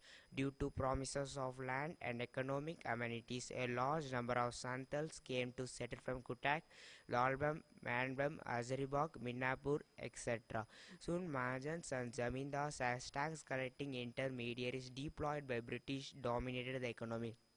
Many Santals became victims of corrupt money lending practices. They were lent money at exorbitant rates. When they never could repay, then their lands were forcibly taken. They were finally forced into bonded labor. This has sparked the Santal rebellion. The Santals initially gained some success, but soon the British found out a new way to tackle these rebels. Instead, they forced them to come out of the forest. In a conclusive battle which followed, the British army, equipped with modern firearms and war elephants, stationed themselves at the foot of the hill. As soon as the battle began, the British officer ordered his troops to fire without loading bullets. The Santals, who did not suspect this trap set by the British war strategy, charged with full potential. This step proved to be disastrous for them. As soon as they neared the foot of the hill, the British army charged with full power and attacked with full power. Although the revolution was suppressed, it marked a great change in the policy. The day is still celebrated among the Santal community. There is Sidhu Kanu Murmu University in Ranchi named upon them. Indian Post also issued a 4 rupees stamp in 2002 honoring them. There is Sidhu Kanu Murmu University in Ranchi honoring them. Thank you. Jai Hind.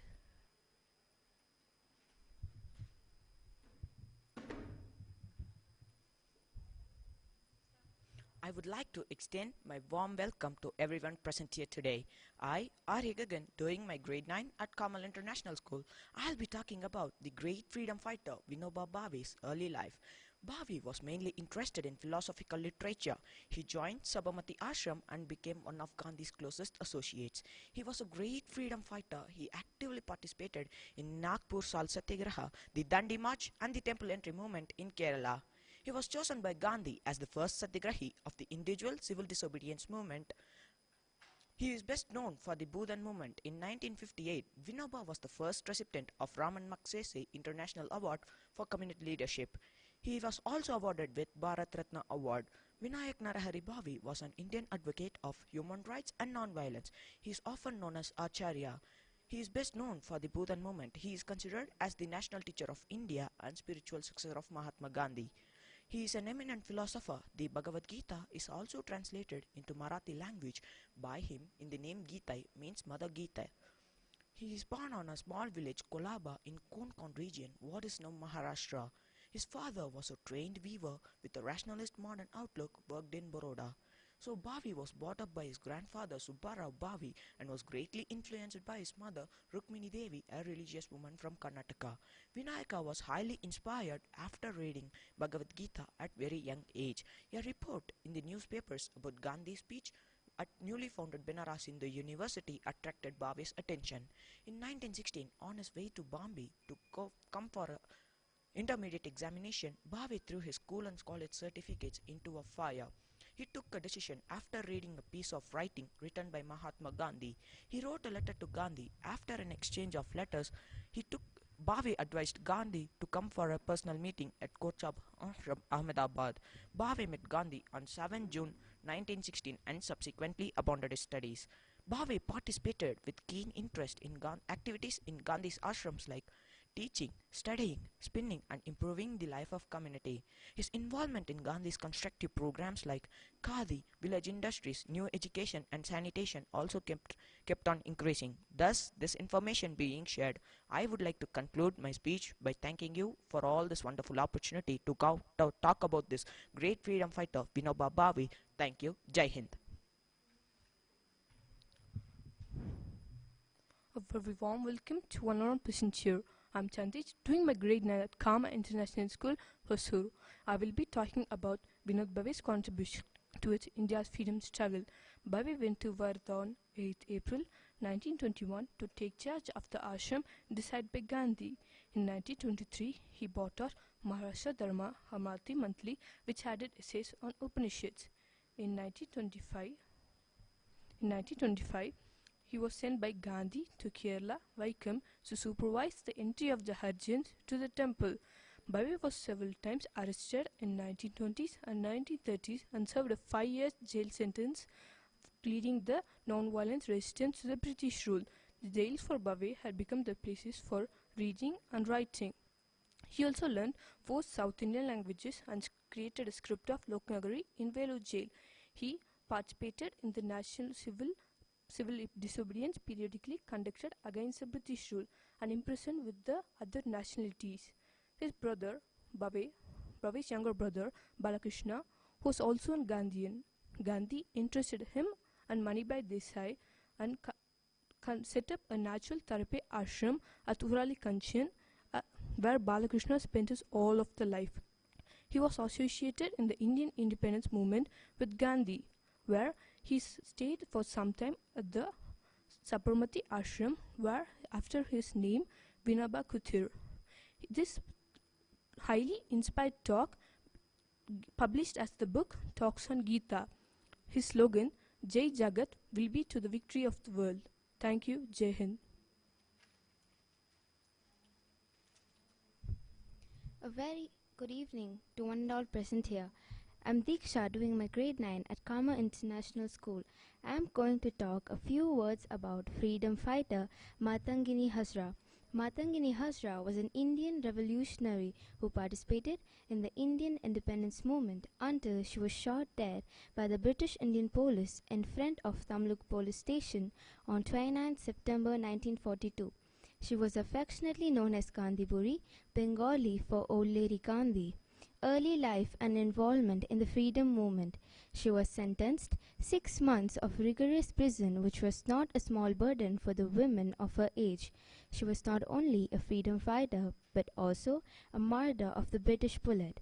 Not much is known about her early life. Apart from that, she was born in a small village of Hoglo near Tamluk.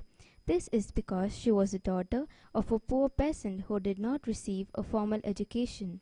She was married early and widowed at the age of 18 without bearing any offspring. In 1905, she became actively interested in the Indian independence movement as a Gandhian. As a part of the Quit India movement, members of the Congress planned to take over various police stations at Medinapur district. This was to be a step to overthrow the British government and establishing an Indian independent state. Hazra was 72 at that time. She led a procession of 6,000 supporters, mostly women volunteers, with the purpose of taking over Tamluk police station. When the procession reached the outskirts of the town, they were ordered to disband under Section 144 of the Indian Penal Code by the Crown Police. As she stepped forward, she was shot once. Apparently, she had stepped forward and appealed to the police not to open fire at the crowd. Matangini led one procession from the north side of the Criminal Court building. As the firing commenced, she advanced with the tricolour flag, leaving all the volunteers behind. The police shot her 3 times. She continued marching despite wounds to her forehead and both hands. As she was shot repeated times, she kept on chanting Vande Mataram, Hail to the Motherland. She died with the flag of the Indian National Congress held high and still flying. Thank you. Jai Hind.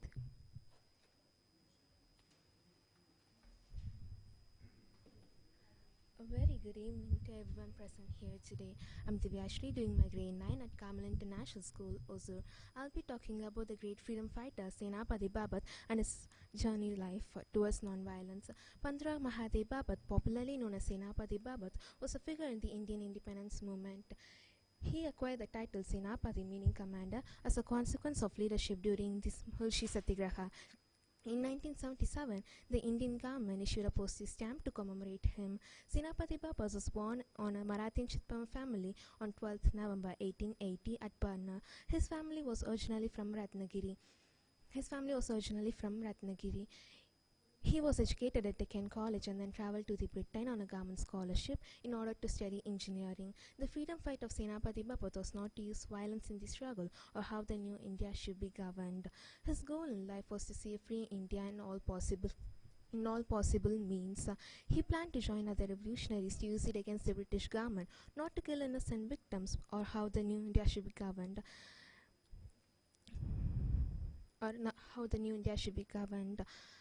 His last trip to the prison was a refusal to speak at a public rally held by Netaji Subhash Chandra Bose. After independence, he was very active in the political life.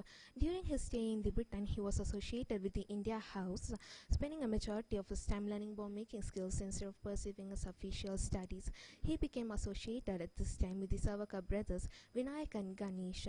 Babat, who had considered blowing up the Houses of Parliament in London, took back his skills to India and passed them on to others. Over a period of time, his focus shifted from overthrowing the British government to educating the population. He realigned himself with the Gandhi's vision of Swaraj. In the late 1920s, following the death of Tilak, and despite having been a fervent supporter of Tilak's vision, this was a considerable shift given his vibrant nature and willingness to use violence. But although he took the oath of non-violence by Gandhi, he remained willing to use force when he thought it necessary. Although satyagrahas are intended to be non-violent, Babat was jailed for vandalism of construction project. Rather than being captured for this, he turned himself in. His third jail sentence was for speaking at a public gathering held by Netaji Subhash Chandra Bose. This remarks the conclusion of my speech on Senapati Babat. Thank you.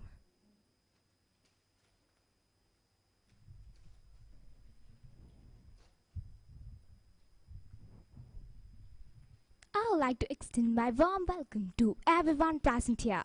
I'm Dhruvi, doing my grade 9 at Carmel International School, Hosur.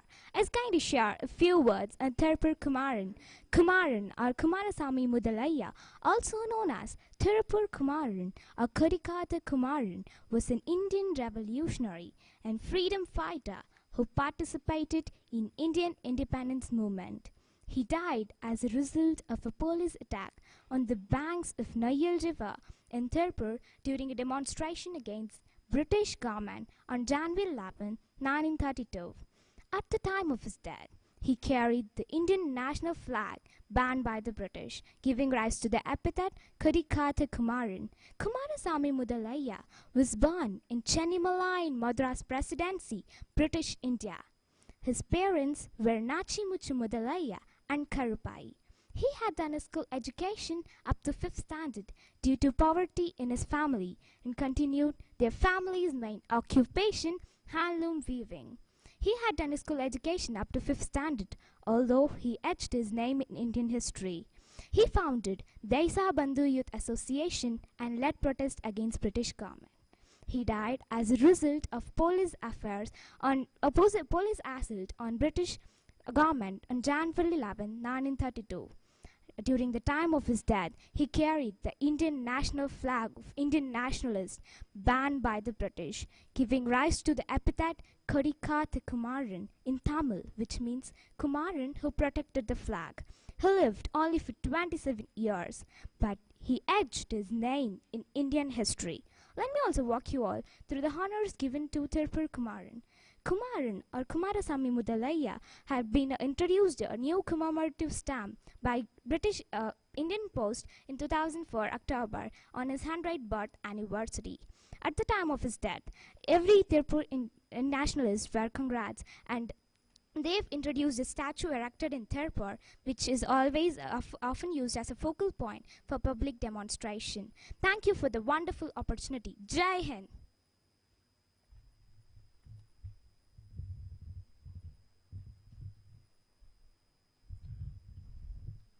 A very warm evening to everyone present here today. I am Gagan, doing my grade 9 at Carmel International School, Hosur. I'll be talking about the great freedom fighter, Muhammad Ali Jawhar's early life and career. He is an Indian leader, activist, scholar, and poet, among the main leaders of the Khilafat movement. He attended the first meeting of Muslim League in 1906. He began his own newspaper called Hamdard and Comrade in 1906. He went to England in 1919 to stop the deposition of the Turkish Sultan. Mustafa Kemal was Caliph of Islam. The rejection of Buddhist Muslims caused a Khilafat movement by Muslims. In 1921, he actively united Muslims against British rule and therefore imprisoned for 2 years. He fell ill and died shortly thereafter on London, January 4, 1931. Muhammad Ali Jawhar was also known as Maulana Muhammad Ali Jawhar, was an Indian Muslim activist, journalist and poet, among the main leading figures of the Khilafat movement. Muhammad Ali Jawhar was a product of Aligarh movement. He was once elected and became the president of Indian National Congress Party in 1923, and it was lost for a few months. He was also one of the founders and presidents of All Indian Muslim League U. Upon his return to India, he served as education director of the Rampur state and later joined the Bado Civil Service. He became a writer and orator of the first magnitude and far-sighted a political leader, writing major articles in British Indian newspapers like Times, London, Manchester, Guardian and The Observer. He launched the English weekly Comrade 1911 in Calcutta. It quickly gained circulation and influence. He moved to Delhi in 1912 and there he launched the Urdu language daily newspapers in 1913. He married Amdaji Bano Begum in 1902. Amdaji Bano Begum was actively involved in national and Khilafat movement. Johar worked hard to expand his Aligarh Muslim University, then known as Muhammad Anglo-Oriental College, was a co-founder of Jamia Millia Islamia in 1920, which was later moved to Delhi. With this, I'd like to conclude my speech on Muhammad Ali Johar's life and career. Thanks for giving this wonderful opportunity. Jai Hind.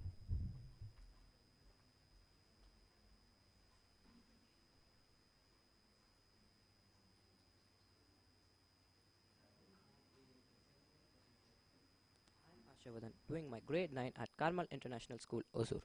I'll be talking about Venadas' confidence and courage. Venadas was an Indian revolutionary and nationalist from West Bengal, born on 24 August 1911. Venadas was the daughter of well-known Brahmo teacher Beni Matab Das and a social worker Sarla Devi. Her elder sister Kalyani Das was also a freedom fighter. Venadas was the student of S.T. Jones Dioson's Girls Higher Secondary School and Bethune College, Calcutta. Venadas was one of the lady revolutionary in independence movement of Indian history. At that time, Venadas was 21 years old on 6 February 1932 in the Convocation Hall of University of Calcutta. The outgoing British Governor Stanley Jackson was delivering a speech to a packed hall of fresh graduates. Unbeknownst to all, a female student had snuck in with a loaded revolver, concealed in a graduation gown. Moment into the speech, student rose from her seat, rushed towards the dais and opened fire. An young lady made an historical event to own nation for its freedom. Bina produced in court by police. In court, she accepted the incident and also said to a judge, "As man is just as good as my father and Lady Jackson as good as my mother. But the governor of Bengal, which represents a system which has kept enslaved 300 millions of my countrymen and women," she added. Then she was sent to Midnapur jail. After she was released for her demands. Then she joined Congress Party. In 1941, she was the leader of South Calcutta Party. In 1942, she joined Quit India movement. From 1946 to 1951, she served as Bengal State Legislature. In 1947, she married a fellow freedom fighter, Jatish Bhowmik. After independence, she began teaching in school. In 1960, she won a Padma Shri Award for her social work. In 26 December 1986, Bina Das died. In 2012, she was conferred a graduation certificate posthumously by a Calcutta University, nearly 80 years after British government withheld her. And she was one of the brave and talented freedom fighters in her record. With this information being shared, I would like to conclude my speech with a thank you note. Jai Hind. A very pleasant good evening to one and all present here. I'm Junior Alex, doing my grade 9 at Carmel International School. Here to talk a few words on Muhammad Ali Johar involvement in Khilafat movement. Muhammad Ali Johar attended the first founding meeting of All Indian Muslim League in Deccan in 1906 and served as its president till 1918. He was active in the league till 1928. Muhammad Ali Johar had a unique distinction of having the direct affairs with the three most important political parties and movements: the Indian National Congress, the All Indian Muslim League, and the Khilafat movement. He represented the Muslim delegation that travelled to England in 1919 to convince the British government to influence the Turkish nationalist Mustafa Kemal not to depose the Sultan of Turkey, who was the Caliph of Islam and presumed leader of all Islamic nations of that time. The British government's rejection of their demand formed Khilafat Committee, which directed Muslims all over India to protest and boycott against the British government. According to the title of Maulan, Ali formed in 1921 a broad coalition with nationalist leaders, who then enlisted the support of Indian National Congress, by which many thousands of Hindus were joined in the Muslim League to demonstrate the unity against the British government. Muhammad Ali Johar was wholeheartedly supported the Gandhi's national civil resistance movement and inspired many hundreds of protests and strikes all over India. He was arrested by the British authorities for a speech delivered in the Khilafat Committee conference. Muhammad Ali Johar was disillusioned by the failure of Khilafat movement and Gandhi's suspension of non-cooperation movement, by which owning the title of Chowari Chowra incident. Ultimately, Muhammad Ali Jawar's frequent jail incidents made his diabetes and lack of nutrition while jailed made him very sick.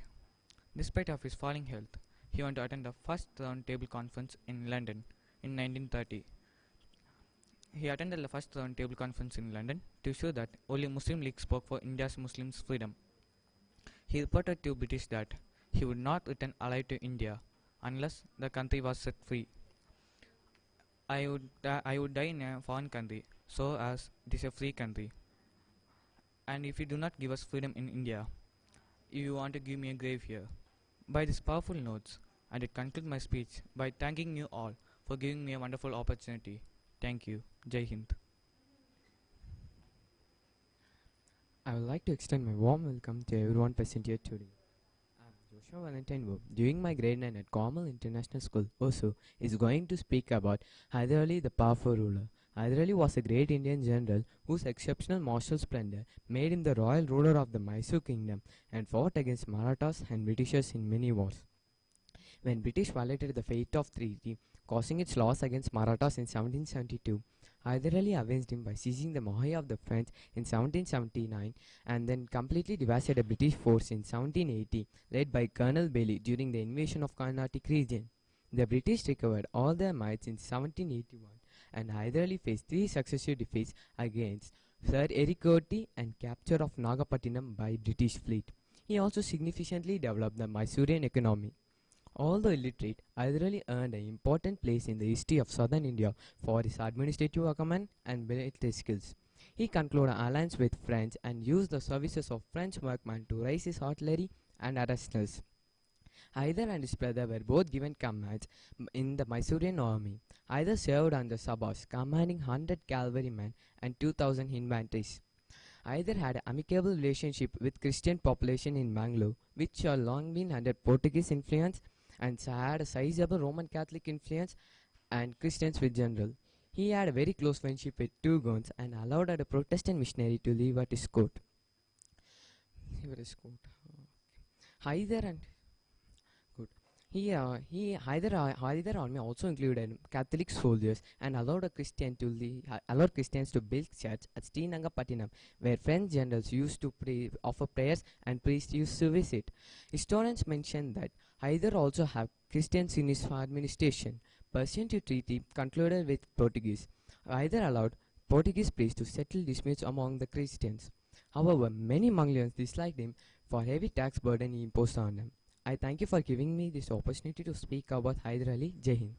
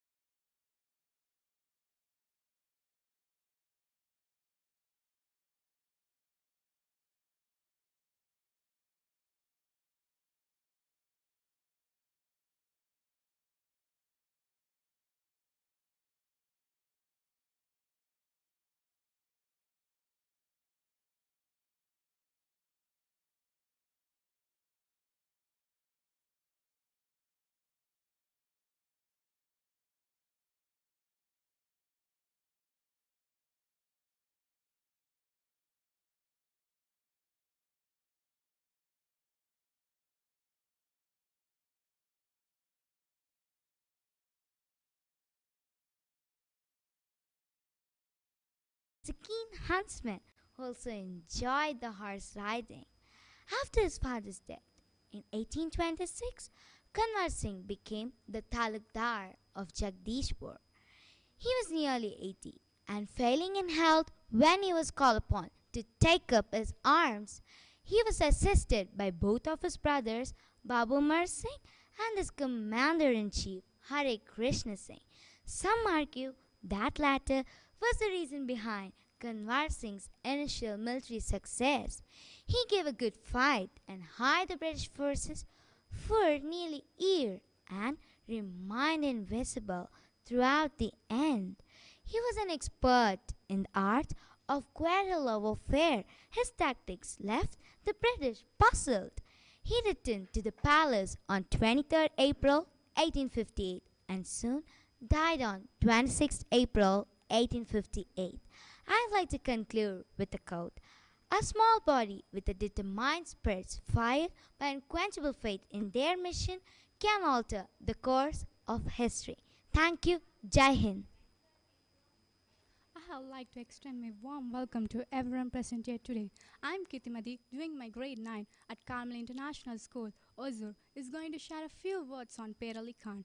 Per Ali Khan changed into the part of the uprising of 1857 and he becomes additionally a number of 14 folks who had been given capital punishment to the British regime. Khan was a bookbinder by profession and he used to secretly distribute brochures, pamphlets with important coded messages to freedom fighters. He regularly campaigned against the British government. He was hanged in Jimais for his role in the revolt. Per Ali Khan was an Indian revolutionary and rebel who participated in the Indian independence movement. He was given capital punishment for participating in the freedom struggle of 1857. Khan was a bookbinder by profession and he used to secretly distribute brochures, pamphlets with important coded messages to freedom fighters. He regularly campaigned against the British government. He was arrested along with his 33 followers on July 4, 1857. On July 7, 1857, Khan was hanged in full public view by William Tyler, then the Commissioner of Patna, along with 14 other rebellions, include Gashta Khalifa, Ghulam Abbas, Nandulal Ali Sifai, Jumam, Madhuwa, Ghazal Khan, Ramjani, Per Baksh, Per Ali, Wahid Ali, Ghulam Ali, Muhammad Akbar and Asar Ali Khan. A road adjacent to the Patna airport is named after him by the Nitish Kumar's government in 2008. Also, Sahid Per Ali Khan Park, a children's park in front of the district magistrate's residence near the Gandhi Maidan in Patna, was named after him by the state government of Bihar. Violence becomes imperative when an attempt is made to assert rights without any reference to duties. Thank you and Jai Hind. A very good evening to everyone present here.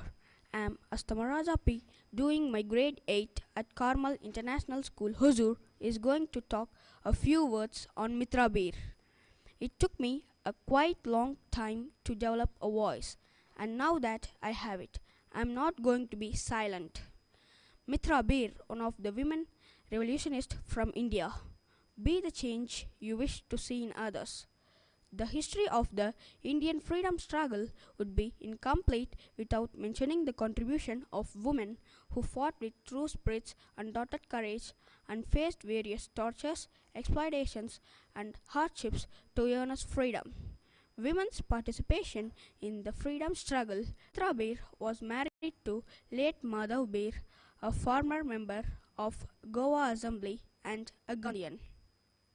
Following the end of the Portuguese rule in 1961, Goa was placed under the military administration headed by Lieutenant General Kunhiraman Palat Kandeth as Lieutenant Governor.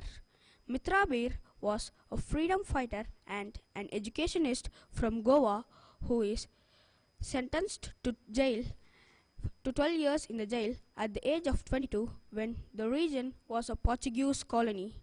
She opened many schools for girls at Margoa, Veram, Kakora and other locations in Goa, as well as centers for adult and vocational education for women. She died in 1978. Thank you. Jai Hind. A warm and A warm and pleasant evening for everyone present here today. I am Kritik of grade 9 at Carmel International School, Hosur. I'll be talking about Tara Rani Srivastava's personal life and freedom struggles.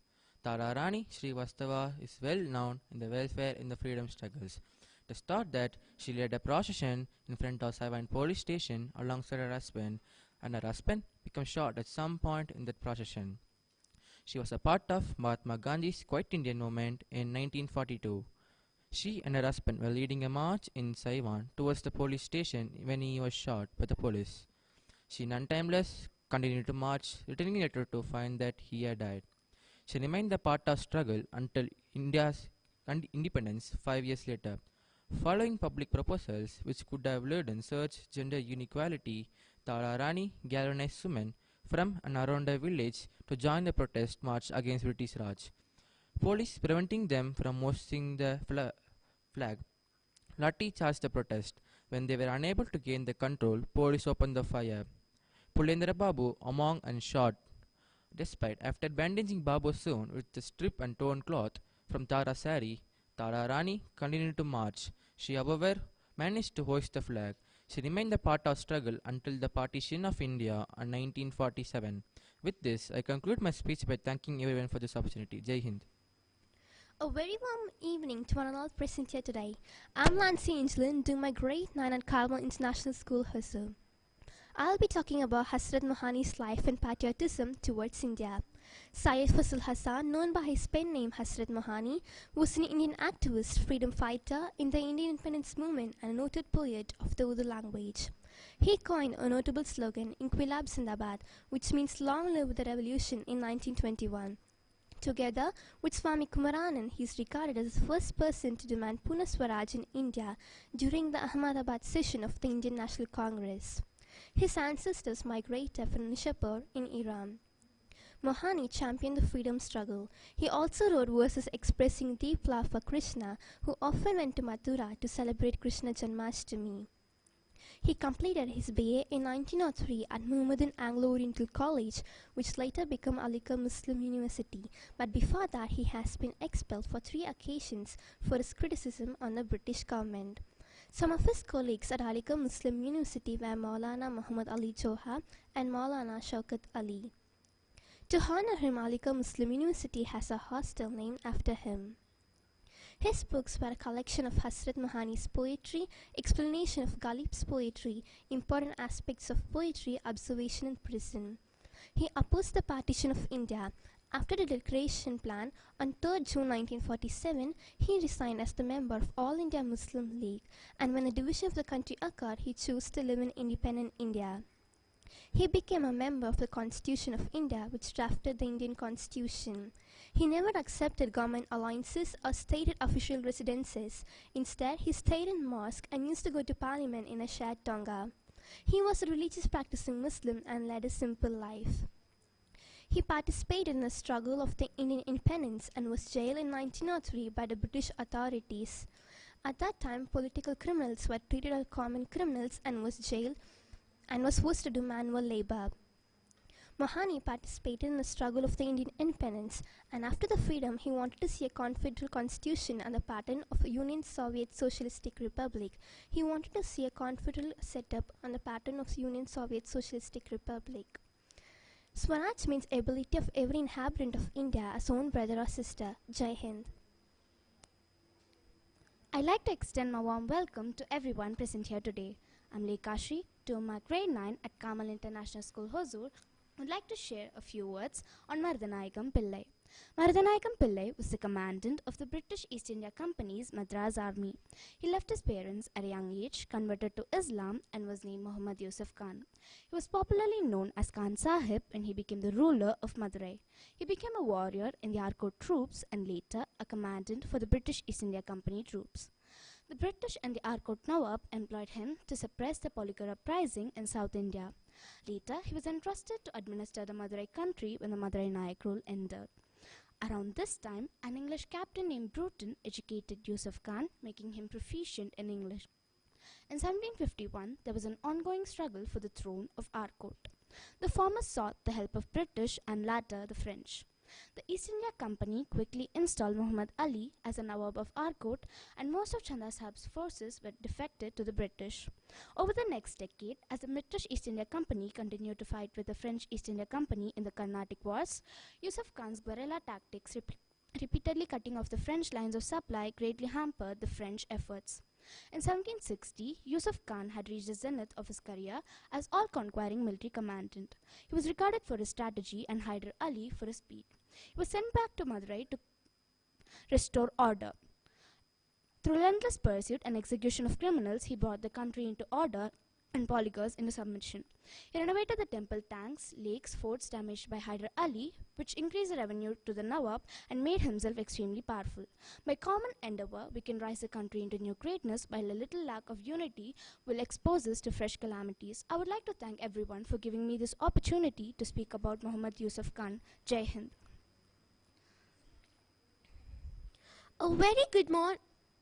A very good evening to everyone. I, Nishikant Rash, doing my grade 9 at Carmel International School, Hosur. And it's my pleasure to share a few words about the great freedom fighter Mahadeva Desai. Just want to share the political activism of Mahadeva Desai. His political activism started in the year 1920. Motilal Nehru requested the service of Mahadeva Desai from Gandhi to run his newspaper, The Independent, from Allahabad. Desai created a sensation by bringing out a handwritten cyclo-style newspaper after the independent printing press was confiscated by the British government. He was sentenced to a year's rigorous imprisonment for his writings in 1921. His first stint, he saw the jail authorities mistreating the prisons, frequently flogging them. His report describing the life inside an Indian jail, published in Young India and Navajivan, compelled the British authorities to bring about some drastic jail reform measures. He took part as an editor in the year 1924, and from the year 1925, he began the translation into English of Gandhi's autobiography and its serial publication. In the following year, he became the chairman of the executive committee and won a prize from Gujarati Sahitya Parishad. He took part in Bardoli Satyagraha along with Sardar Patel, where he wrote a history in Gujarati of Satyagraha Ashram, which he translated into English of Gandhi's autobiography and its serial publication. Following the collapse of Gandhi-Irwin Pact and the deadlock at the Second Round Table Conference, he accompanied Gandhi to the Second Round Table Conference along with Miraben, Devadas Gandhi and Pyare Lal.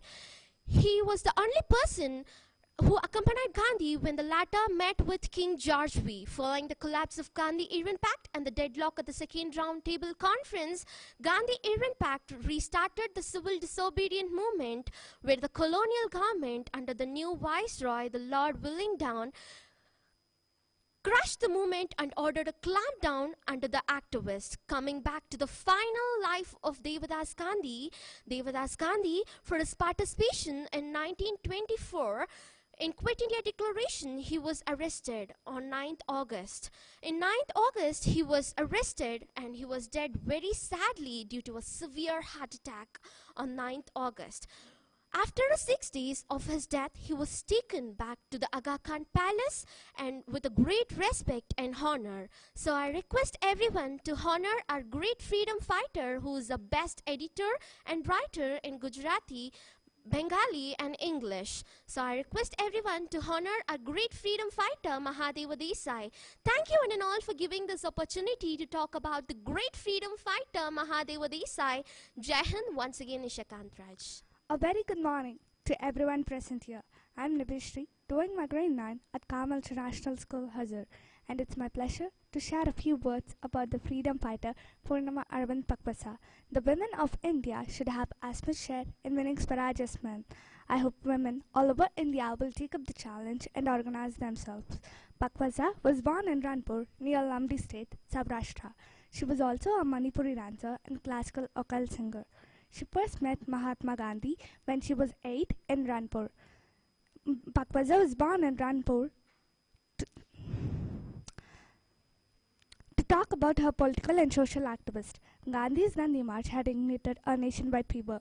Initially, Gandhi had included no women in the Gandhi March, but women everywhere protested this decision and insisted that they want to be full participant in the protest, boycott, demonstration, and even imprisonment. Kasturba Gandhi herself was equally adamant at this point. These women went from village to village and town to town, urging other women to come out of their homes and join the movement by picking up the liquor shop, advocating the boycott of foreign clothes, encouraging spinning and weaving of khadi. Young Purnima was an impassioned crusader in Swadeshi movement in defense in British rule. This was the time when she was arrested and put up in jail. At the age of 18, she participated in the Swadeshi movement, in which she was arrested and put up in jail. Her inmate in jail was Kasturba Gandhi. Pakwasa taught her how to read and write English. She simply started a school, served the tribal people of Dang. At the age of 8, she turned 100 in 25th April 2016 and died on October 2018. Thank you all for giving me this opportunity to talk about the freedom fighter Purnima Aravind Pakwasa. Thank you. A very pleasant evening to one and all present here. I, Rahul V, doing my grade 9 at Carmel International School, is here to talk a few words about Bhogeshwari Pukanani, who was an Indian freedom fighter, and she played an important role in Quit India movement. Pukanani was born in Nagun district, Assam in 1885. Even though she was mother of 8 and housewife, she played an important role in Quit India movement. Pukanani and her sons even took part in the protest march, and a successful attempt was made in reopening the Congress office. The office reopening celebration was held on September 18, 1942, or perhaps 2 days later. The British sent a large force to reclose the office and even possibly to destroy it. There is at least 2 accounts of events surrounding Pukanani's death. According to one, Pukanani and someone named Vatnamala were leading a large group of people, including many from the surrounding village, and they were marching, shouting Vande Mataram and freedom slogans. On their way of march, the British police stopped them with the force, and the British army captain named Finnish grabbed the pole from Vatnamala's hand, where she fell to the ground. Taking this as an insult to the Indian national flag, she rushed forward and struck the captain with the flag which herself was carrying. According to another event, Pukanani wasn't present when the British arrived and demanded the crowd to demolish the Congress office, but when she arrived, she saw a British captain named Finch pointing gun to her son and the other protester. She rushed forward and struck the captain with the flagpole which herself was carrying. In these 2 occurring events, the man got struck, either French or Finnish, then shot her where she succumbed to the gun wound and died either on that day, 20 September 1942, or 3 days later, 20 September 1942. That is, after India gained independence in 1947, there was a hospital built in Nagun district in 1854, and that was named after her. Even an indoor stadium is named after her in the current situation. Even though she wasn't present till India gained independence, she played an important role in Quit India movement. I conclude my speech by telling Jai Hind. Thank you. Very good evening to everyone. I am Sadhana, doing my grade 9 at Carmel International School, Hosur, and it's my pleasure to share a few words about the freedom fighter Vallabhbhai Desai. Vallabhbhai Desai was an Indian independence activist and an acclaimed lawyer. He is well remembered for his defense in the 3 Indian National Army soldiers who accused for treason during the World War II, and for attempting to negotiate a secret power-sharing agreement with Liaquat Ali Khan. Vallabhbhai Desai was born in Valsad, Gujarat, initially schooled by his maternal uncle. He further studied at the Avabai School in Valsad and Bada High School in Bombay, from where he matriculated in 1895, standing first in his schoolings. Desai enrolled as an advocate in the Bombay High Court in 1905 and became one of the city's and later nation's leading lawyer. When we talk about his political career, he began his political career with joining Annie Besant's All India Home Rule League. His connection between the Indian National Congress started when he represented the farmers of the Gujarat in an injury by the British government following the Bardoli Satyagraha in 1928. In November 1934, Vallabhbhai Desai was elected to the Central Legislative Assembly from Gujarat. The Government of India Act 1935, which allowed provincial autonomy, raised the question whether the Congress should participate in the Satyagraha. Participating in the Satyagraha initiated by the Mohandas Gandhi, he was arrested on 10 December under the Defence of India Act and sent to the Hyderabad Central Jail. He was released from prison on September 1941 on grounds of poor health, which affected his participation in the Quit India movement. Gandhi had a full knowledge about the Desai-Liaquat Pact and was in fact the silent force behind the negotiations. It is a worthwhile note when Desai was on his deathbed, Gandhi went to meet him but did not speak a single word, initiating a Smanurata, a fasting where people do not speak for a designated period of time. Now I would like to conclude my speech by saying thank you, Jai Hind. A very good morning to one and all present here. I'm Sana Faiza doing my grade 9 at Carmel International School, Hosur, and it is my great pleasure to share a few words on the great freedom fighter Gopal Das Ambedkar Desai. He is remembered as the first prince in India who gave up his principality to become a freedom fighter against the British Raj. Gopal Das Ambedkar Desai lived between the year 1887 to 1951. He is also known as Darbar Gopal Das Desai, was a prince who ascended the throne in the state of Saurashtra and a noted Gandhian political and social activist, prince and ruler of Tasa. Gopal Das was born in Vaso in the present Khera district of Gujarat. He succeeded his maternal grandfather Ambedkar Das, who adopted him as a heir to the throne. He was a progressive ruler and often provided his subjects with free education.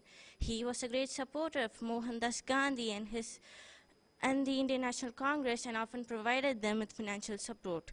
Impressed by the idea of Madame Montessori, he started his own Montessori in the year 1915 with the help of his mentor Motibai Amin. He is also known as Darbar Gopal Das Desai. By 1921, Gopal Das had become active in the Indian National Congress. That year, he became the president of the state of Gujarat. The following year, his state was confiscated and he was deposed as a ruler by British after he disobeyed the British general's warnings about his involvement in the Indian National Congress and his extending financial support to Mohandas Gandhi as a freedom fighter. During 1930 civil disobedience movement, the entire Desai family were imprisoned, including Gopal Das, his wife Bhaktiba, and their two elder sons Mahendra and Suryakant. The entire Desai family were active participants in the Indian Quit India movement. Both Gopal Das and Bhaktiba worked tirelessly for the Gandhian causes of eradication of untouchability and for female literacy. They were both pioneers in advancing female literacy in Saurashtra and in Gujarat. They were also great pioneers in advancing female literacy in Saurashtra and Gujarat. Soon after independence, it was Gopal Das who was given the honor in 1947, the Lady Foundation of Kirti Mandir, a memorial for Mohandas Gandhi in his birthplace, Porbandar. Thank you all for giving me this opportunity. Jai Hind. A very pleasant evening wishes to all. I'm Smriti doing my grade 9 at Carmel International School, Hosur, and it's my pleasure to share a few words about the great freedom fighter, Mahadev Dasi. Mahadev Dasi was an Indian independence activist and a writer, best remembered as Mahatma Gandhi's personal secretary. He has previously been described as Gandhi's Bhojpal, uploaded to Gandhi's sacreds, as well as Ananda to Gandhi's Buddha.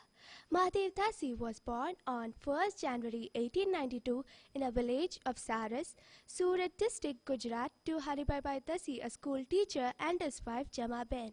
Mahadev Dasi educated at Surat High School and Elphinstone College, Mumbai. Dasi graduated with a BA degree, and after earning his LLB at 1913, he took a job as an inspector in the Central Cooperative Bank of Bombay. Gandhi's associates.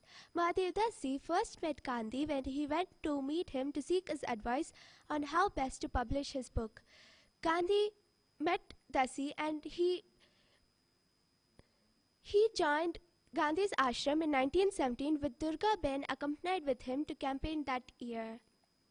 Dasi maintained a diary from 14 November 1917 to 13 August 1942, the day before his death, closing his life alongside with Gandhi.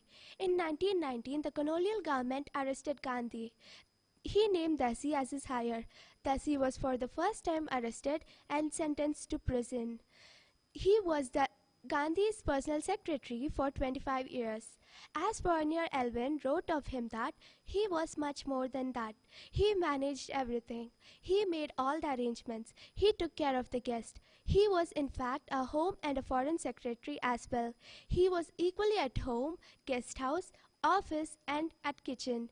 He took care of the guests and the visitors. He almost have saved 10 years of Gandhi's life by diverting him from the unwanted visitors. Rajmohan wrote of him that waking up before Gandhi in the pre-dawn darkness and going to sleep after his master. Thus he lived Gandhi's life thrice. First is to anticipate it, next spending alongside with Gandhi, and finally noting in his diary. Thank you for giving me such a great opportunity to talk about the great freedom fighter Bhadev Dasi. Thank you, Jai Hind. A warm greetings to everyone. I'm Tanya Callan doing my grade 9 at Carmel International School, Hosur, and it's my pleasure to share a few words about the freedom fighter Mohanlal Lalabhai Tandwala.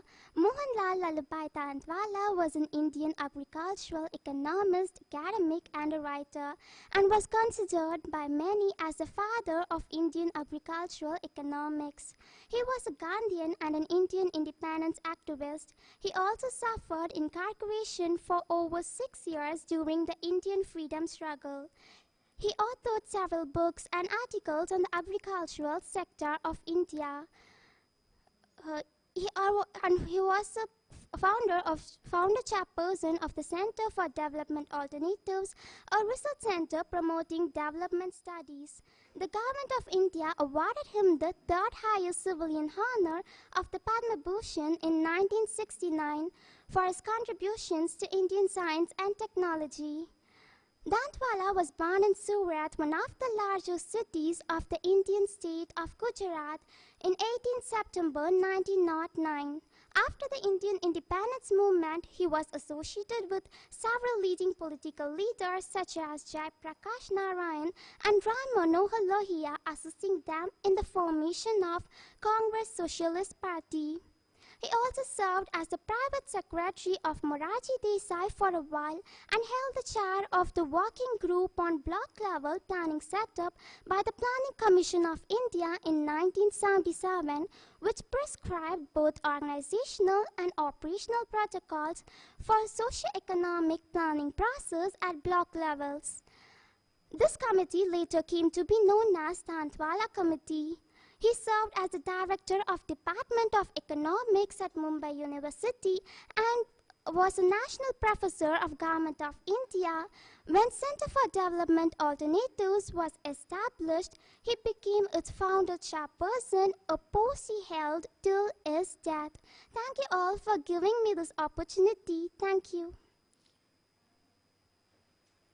A very good evening to one and all present here. I, Tanushree, doing my grade 9 at Carmel International School, Hosur. It's my pleasure to talk some few words about a freedom fighter, Ravi Shankar Shukla. Ravi Shankar Shukla was born to Pandit Jagannath Shukla at 1854 to 1924 and Tulsidas at 1856 to 1941 on 2nd August 1877 at Sagar at the Central Provinces of British India. Ravi Shankar was a leader of Indian National Congress and Indian Independence Movement activist, the Premier of the Central Provinces of Bidar from 27th April 1946 to 25th January 1950. The first Chief Minister to be recognized from Madhya Pradesh state from 1st November 1956 until his death 31st December 1956. He was elected from Saraipalli, Madhya Pradesh, now a part of state in Chhattisgarh. Born into a wealthy family, his father and his grandfather were rich and scholarly.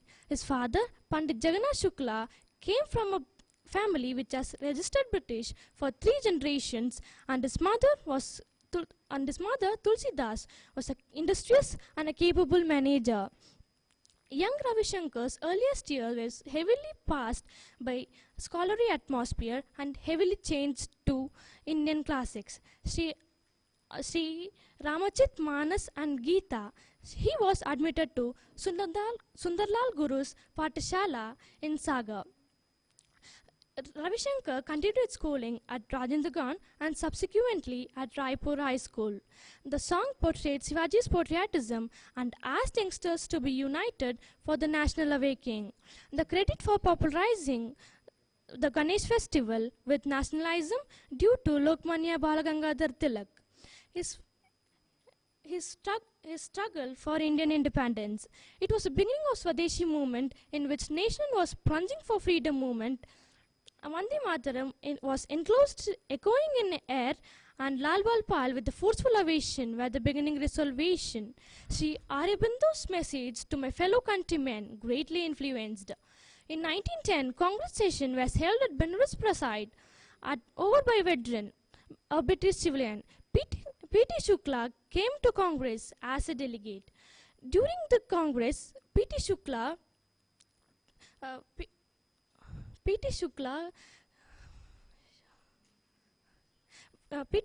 was greatly influenced by practicing Mahatma Gandhi's early morning prayers and seeing his daily routine and simple living style.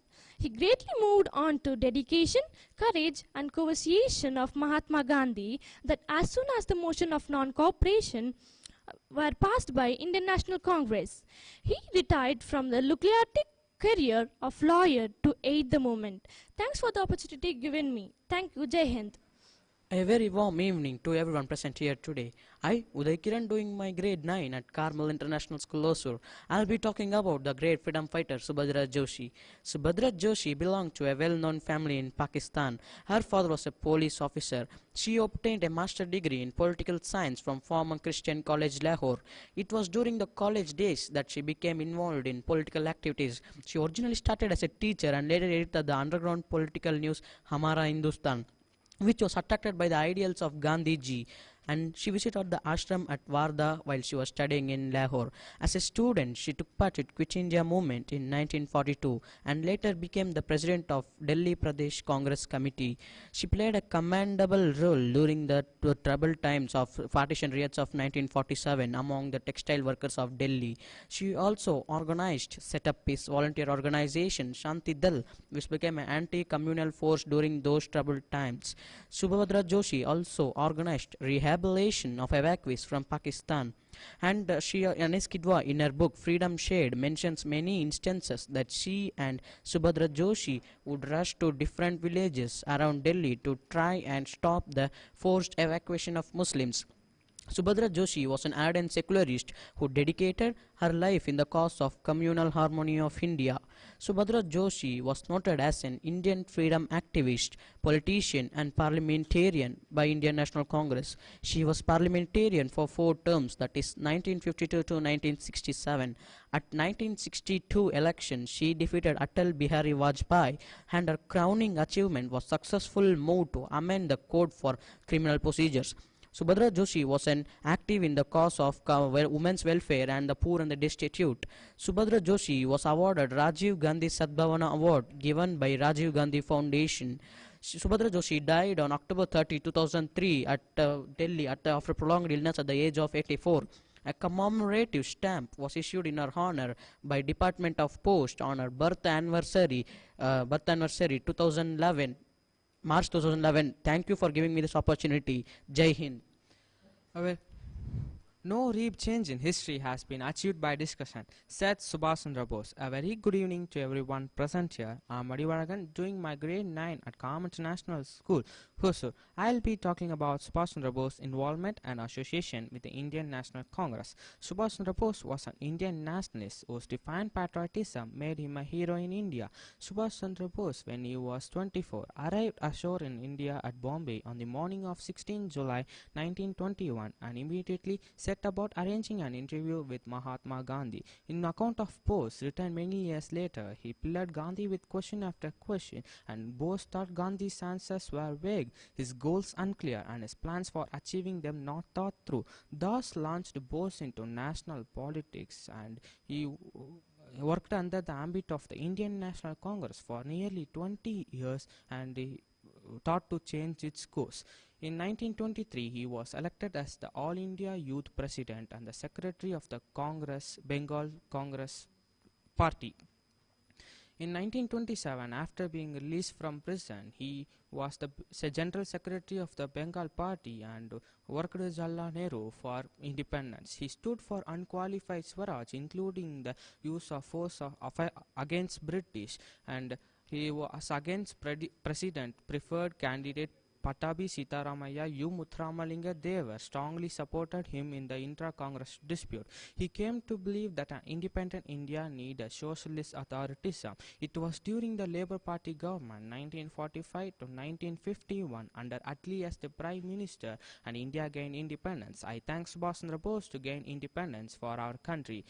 I would like to conclude my speech by saying that men, money, materials cannot buy freedom or victory. They should have the brave deeds to do brave heroic exploits. Thank you for giving me this wonderful opportunity to talk about this great Indian freedom fighter, Subhash Chandra Bose. Jai Hind. A very pleasant morning to everyone present here today. I am Vaishnavi, doing my grade 9 at Carmel International School, Hosur. I will be talking about Subhash Chandra Bose's early life and education. Subhash Chandra Bose was an Indian nationalist whose definite patriotism made him a hero in India. He was born on January 23, 1897 in Cuttack, Orissa. Subhash Chandra Bose was the ninth child among 14 siblings. Subhash Chandra Bose was a brilliant student right from the childhood. Subhash Chandra Bose is popularly known as Netaji, a great militant, freedom fighter and a patriot. A self-made man from the rural outskirts of Calcutta, returning annually to his village during the Puja holidays. He entered the Baptist Mission Protestant European School at January 1902. English was the medium of all instructions in the school. It was his father's choice of school who wanted his son to speak flawless English with flawless annotations, believing both to be an important axis to be the British in India. The school contrasted with Subhash, where only Bengal was spoken. Although his Western education continued apace, he began to wear the Indian clothes and engage with religious speculations. He was also relocated from the university, but after reinstatement, 18 months later, he was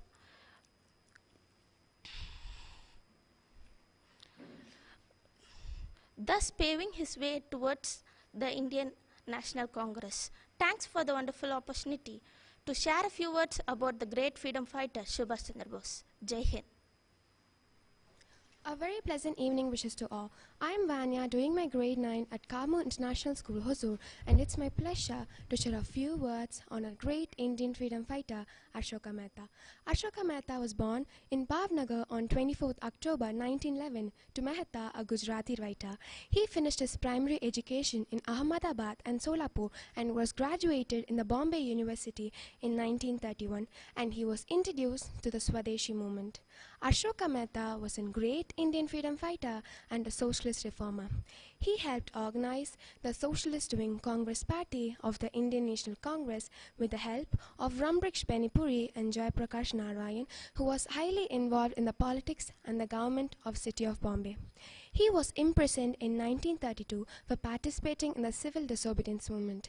He was an active participant in the Quit India movement and was arrested by the British. He was sentenced to rigorous imprisonment 5 times. After India's independence, he helped organize union trades and was one of the founders of the INTUC. Ashoka Mehta served as a mayor of the city of Bombay from 1946 to 1947. And he was a member of the 1st and 2nd Lok Sabha and also Rajya Sabha. He was nominated 3rd time for the 4th Lok Sabha of Bandara, and he was arrested during the emergency of June 26, 1975. And then finally, our great Indian freedom fighter passed away in 10th December 1984. Thank you for giving me this opportunity to share a few words on a great Indian freedom fighter, Ashoka Mehta. Jai Hind. A very good evening to everyone present here today. I'm Vinit, doing my grade 9 at Carmel International School, Hosur. I'll be talking about a great women freedom fighter, Suchita Kriplani. Suchita Kriplani was greatly inspired by the works of Mahatma Gandhi, and in 1946 she joined the Kasturba Gandhi Memorial Trust as the secretary of the organization. She was born in Ambala, Punjab, into a Bengali Burma family. Her father, Surendranath Majumdar, worked as a medical officer, a job that required many transfers. As a result, she attended a number of schools.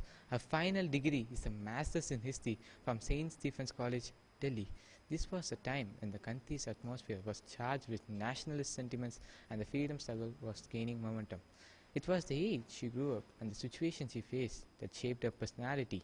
In 1936, she married J.B. Kripalani, a prominent figure from the Indian National Congress, and she came to the forefront during the Quit India movement and was arrested by the British.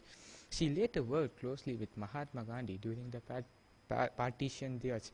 She was elected as the first woman CM of state of Uttar Pradesh from the Kanpur constituency. She was also the part of the sub-committee which drafted the Indian constitution. She was the founder of the All India Mahila Congress established in 1940. After independence, she remained involved in politics. In October 1963, she became the Chief Minister of Uttar Pradesh, the first woman to hold that position in any Indian state. When Congress split in 1969, she left the party with Madhavji Desai faction to form NCO. She lost 1971 election as NCO candidate and remained in seclusion till her death in 1974. Thanks for the opportunity to talk about a great women freedom fighter, Suchita Kripalani. Jai Hind. A very good evening to everyone present here. Today I is doing my grade 9 at Carmel International School, Hosur, is going to talk a few words on Indian freedom fighter Sir Surendra Banerjee. Sir Surendra Banerjee was one of the earliest political leaders during the British rule. He founded a nationalist organization called Indian National Association. Upon his return to India in June 1875, he became an English professor at Metropolitan Institution, the Free Christian Institution, and the Ripon College, founded by him in 1882. He founded a Indian National Association on 26 July 1876. He condemned the racial discrimination perpetrated by the British officials in India through speeches all over the country, which made him very popular. In 1879, he bought the newspaper The Bengali and edited it for 40 years. In 1883, Banerjee was arrested for publishing remarks in his paper. He became the first Indian journalist to be imprisoned. He was elected the Congress president at 1895 at Pune and 1902 at Ahmedabad. Surendranath was one of the most important public leaders who protested the partitions across Bengal in 1905. Surendranath was in the forefront of the movement organizing protested petitions and extensive public support across Bengal and India, which finally compelled British resumed the Bengal in 1912.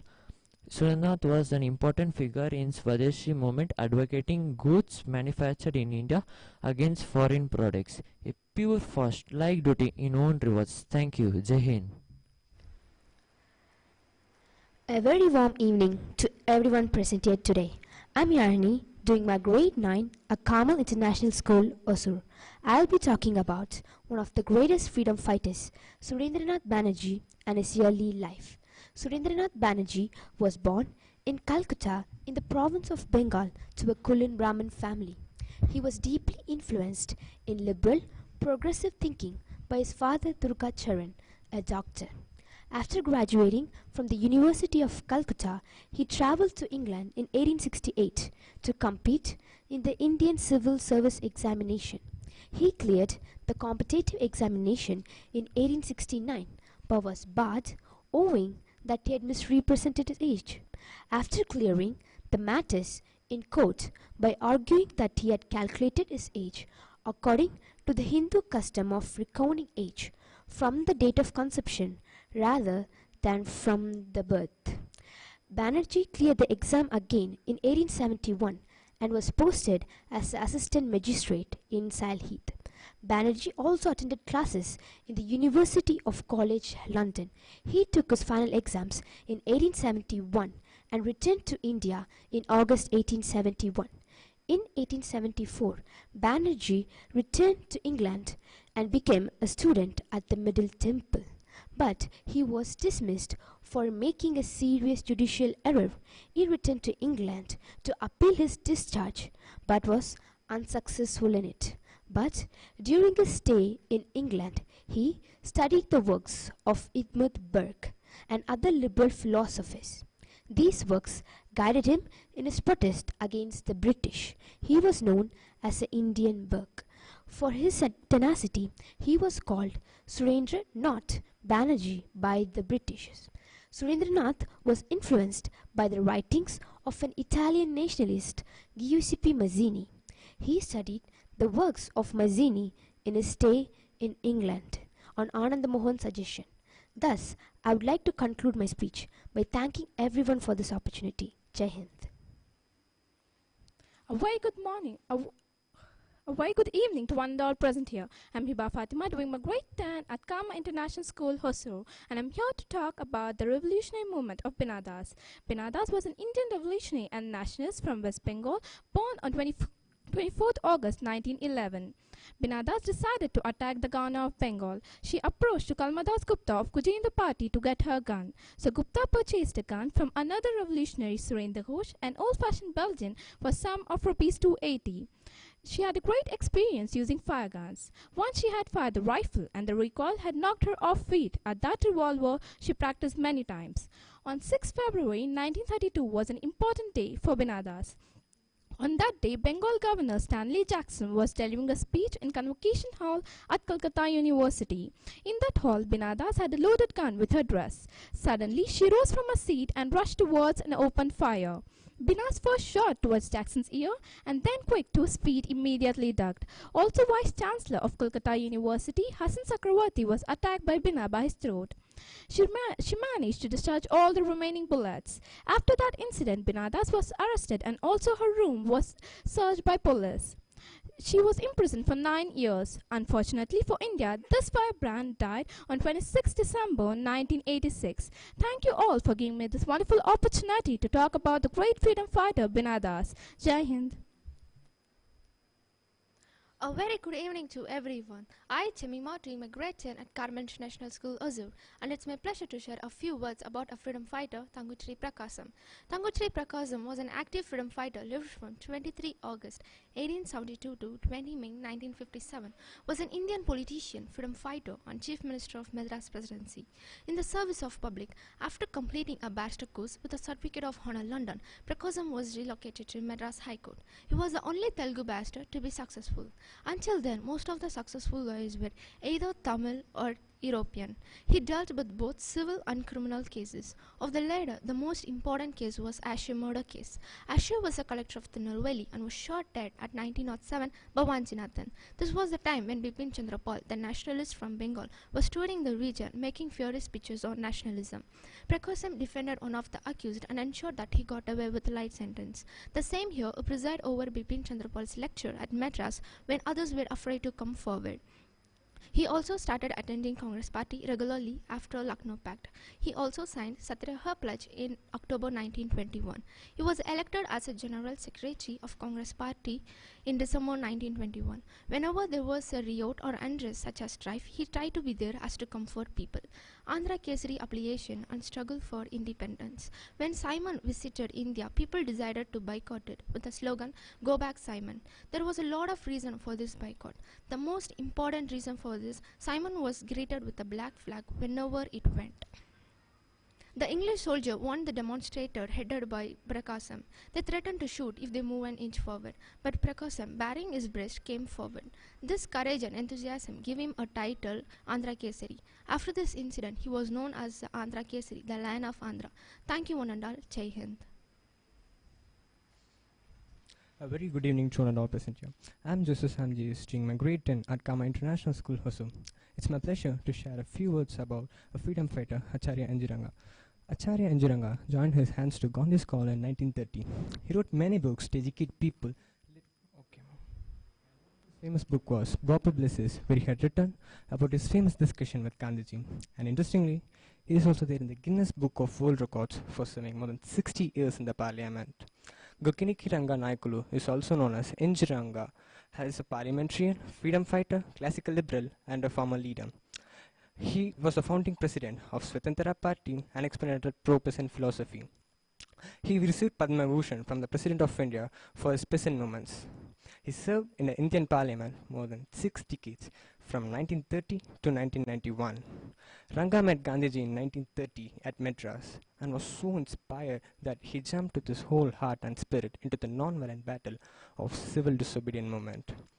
He led riot agitations against Simon Commission and participated in the first roundtable conference. Ranga joined the freedom movement in 1930 and he led riot agitations in 1933. Ranga led as a freedom struggle. He led a historical riot agitation in Andhra Pradesh in 1933. His pro-peasant advocacy was so visible to his supporters farmers' agitation against the zamindari system at Venkatagiri. He successfully convinced Gandhi to lend him some support to the movement despite the opposition of members at the Congress.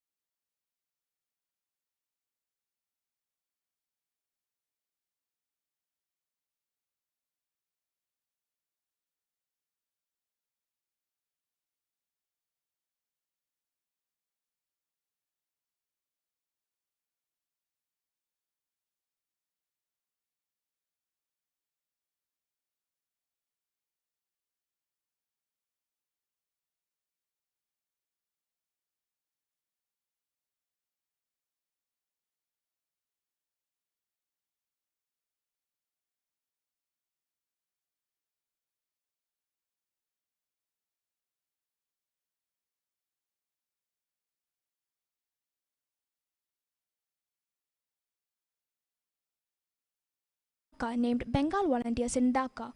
Later, Bengal volunteers became more active revolutionaries and planned for Operation Freedom against the police oppression in Bengal, especially towards the inhuman conduct towards the different political leaders in Bengal. On August 1930, Pinoy decided to kill Lowman, the Inspector General of Police, who was due to present in Midford Medical School to see an ailing superior officer who was undergoing treatment. On 29, 1930, Pinoy killed Lowman and Hodson. The last battle. Pinoy and his peer revolutionaries. On December 1930, breached security and shot at Simpson in his office. Simpson was shot 7 times and 3 bullets to his head. Pinoy was immediately taken to the hospital but died on 13 December 1930 because he kept constantly injuring the area where he had hit with bullet. Finally, the self-sacrifice and martyrdom of Binoy and Dinesh inspired many other revolutionaries in Bengal in general and India in particular. After the Indian independence, the secretariat was named as PBD Bagh, Binoy Dinesh Badal Trio. A plate was engraved on the secretariat building on their writers' building attack. Thank you for giving me an opportunity to speak on this occasion. A very good evening to one and all present here. I'm Kritika Alva doing my grade 10 in Carmel International School Hosur, and it's my pleasure to share a few words on the freedom fighter Tanguturi Prakasam. Tanguturi Prakasam actively participated in all the major freedom movements in bringing the masses together to support the same. Tanguturi Prakasam was a barrister who took very important cases, was inspired by Bipin Chandrapal's speeches, joined as an editor in the Swarajya newspaper, and also associated with the Congress party. Tanguturi Prakasam Panslu lived from 23rd August 1872 till 20th May 1957, was an Indian politician as well as a freedom fighter, Chief Minister of the Madras Presidency, and eventually became the first Chief Minister of the new Andhra state, created by the division of Madras state based on its linguistic lines.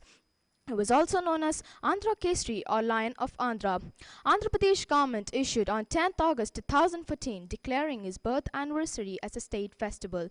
Andhra Kesri 9-feet statue was unveiled by Kochuril Ramanarayanan, who was the President of India on May 5, 2000. When E. Hanumanta Rao Naidu, his teacher at school, moved to Rajamahendravanam, he took Prakasam along with him as that place had a lot of opportunities for education. Prakasam failed his matriculation examination. However, he managed to go to Madras to become a second-grade pleader. Returning to Rajamahendravanam, he became a successful lawyer. He was elected as a municipal corporation chairman of Rajamahendravanam in 1904 when he was just 31 years old. This election was a tough one at that point of time. During a visit on a court case to Madras, a barrister was impressed by his legal acumen and suggested him to become a barrister too. As a second-grade pleader, Tanguturi Prakasam was not allowed to argue the cases at high courts where only the barristers were allowed to do so. Taking this idea to mind, he went to England to pursue his legal studies and worked for the election of Dadabhai Naoroji to the House of Commons. Thank you. Jai Hind.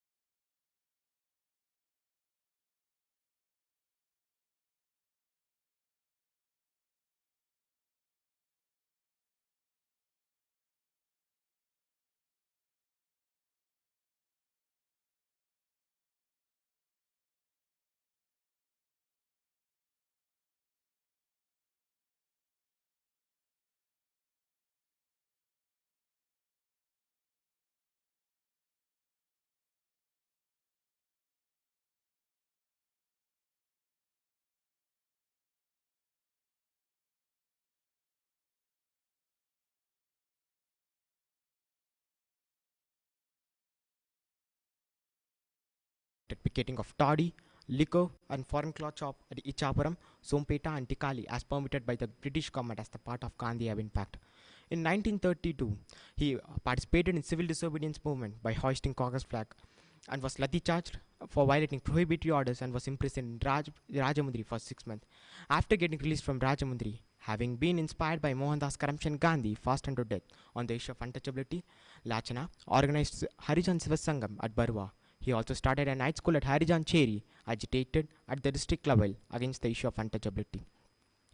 As the secretary of Andhra Rashtra Congress Committee, he organized a reception at Ilur for the soldiers of Azad Hind Fauj revived by Subhash Chandra Bose. He also participated in Quit India movement, which ultimately led to the violent raid at Kalingapatnam post office, armory derailment in his native village, Baruwa, and no tax campaign, and raid at Srikakulam sub-collector office. Then the Madras government announced the price of ₹10,000 for whereabout information of Lachana. Failing to trace him, the government ordered for shoot at sight. While underground, Lachana was invited for the Andhra Congress meeting at Madras. Lachana and Kiliyapal Naidu started proceeding to Madras. Then the message about this was sent by Andhra Congress dictator Sampath Kumar through Jayanti Dharmateja, which led to the ultimate raid at Kalingapatnam, and he was arrested in. Thank you everyone for this wonderful opportunity. Very good evening everyone. I'm Dashan doing my grade 10 at Carmel International School, and it's my pleasure to share a few words about the freedom fighter Godipati Brahmaya. Godipati Brahmaya is well known for his active participation in the freedom movement, whether at the Simon Commission nor the Quit India movement. He involved in all major events and even went to jail protesting against the British. He was awarded Padma Bhushan Award by considering his work for the nation. Godipati Brahmaya or Godipati Brahmaya lived from 3rd December 1889 to 1984. He was popularly known as leader of farmers. He was awarded Padma Bhushan Award in 1982. Born in Kantasala, Divi Taluka of Krishna district in Andhra Pradesh, he was educated at Noble High School. He was the president of District Congress Committee. He was the founder of Khadi Consumers and Producers Society and became the president of Krishna Khadi Board. As a freedom fighter, Brahmaya was one of the pioneers of the Zamdar Rat movement. He participated in the boycott of the Simon Commission. He was one of the... Thank you for this wonderful opportunity. A very good evening to everyone. I am Nitish Kumar doing my grade 10 at Carmel International School, Hosur. And it's my pleasure to share my thoughts about this great Tamil freedom fighter, Pulideva. Pulideva belonged to a community of warlike inhabitants of southern provinces of Tamil country. He ruled Nekkatanchava in Sankarankoil Taluk, Tirunelveli, Tamil Nadu. He is notable for leading a revolt against the British imperialism in India at 1757. A legendary fighter who is the first Indian to resist against the British imperialism in India, lived from 1715 to 1761. He is a Palaikar and a local chieftain of a place called Nekkatanchava in Sankarankoil Taluk. Palaikar literally meant the keeper of armed camp or Palayam. By virtue of his armed might, wielded the governing power in his locality. There were 77 or so such palayams through which the Tamil country was essentially being governed during the 18th century, while English East India Company was making its forays into the political arena of South India. The system of governance through polygars resulted from breakup of once powerful Vijayanagar Empire. The Tamil country, which was a part of this empire, then came to be governed by the provincial governors called Nayaks. They formed the main military muscle in southern provinces. On the other hand, Pulideva was a shrewd strategist who planted spies in English camps who gave him constant updates which helped him to boost his garrison of his morale. Ondiviran and Vennikaladi were the generals of Deva's army who helped him to revolt against the British. He is the first Indian to revolt against the British in India at 1757. Thank you for this wonderful opportunity. Jai Hind. A very good evening to everyone. I'm Nimra, doing my grade 10 in Carmel International School, and it's my pleasure to share a few words about the freedom fighter Abbas Tyabji. First Indian to become a barrister, later on a judge of the Bombay High Court, and an early loyalist president of the Indian National Congress. Leaving his Western-style aristocratic life behind, he adopted many symbols of the Gandhi movement, burning his English clothes and goods. He traveled around the country in third-class railway carriages, stayed in simple dharmshalas and ashrams, walking miles, preaching non-violent disobedience against the British Indian government. In 1928, he supported Sardar Vallabhbhai Patel in Bardoli Satyagraha, which involved the burning of British cloths and goods. In early 1930, the Indian National Congress declared Purna Swaraj or complete independence against the British Indian government. As their first act of civil disobedience, Mahatma Gandhi chose a nationwide non-violent protest against the British salt tax. Congress officials were convinced that Gandhi would quickly be arrested and chose Tyabji as Gandhi's successor in case of Gandhi's arrest. On 4 May 1930, after Salt March to Dandi, Gandhi was arrested and Tyabji placed in charge of next phase of Salt Satyagraha, a raid on Darshana salt works in Gujarat. On 7 May 1930, Tyabji launched the Darshana Satyagraha, addressing the meeting of the Satyagrahis and beginning the march with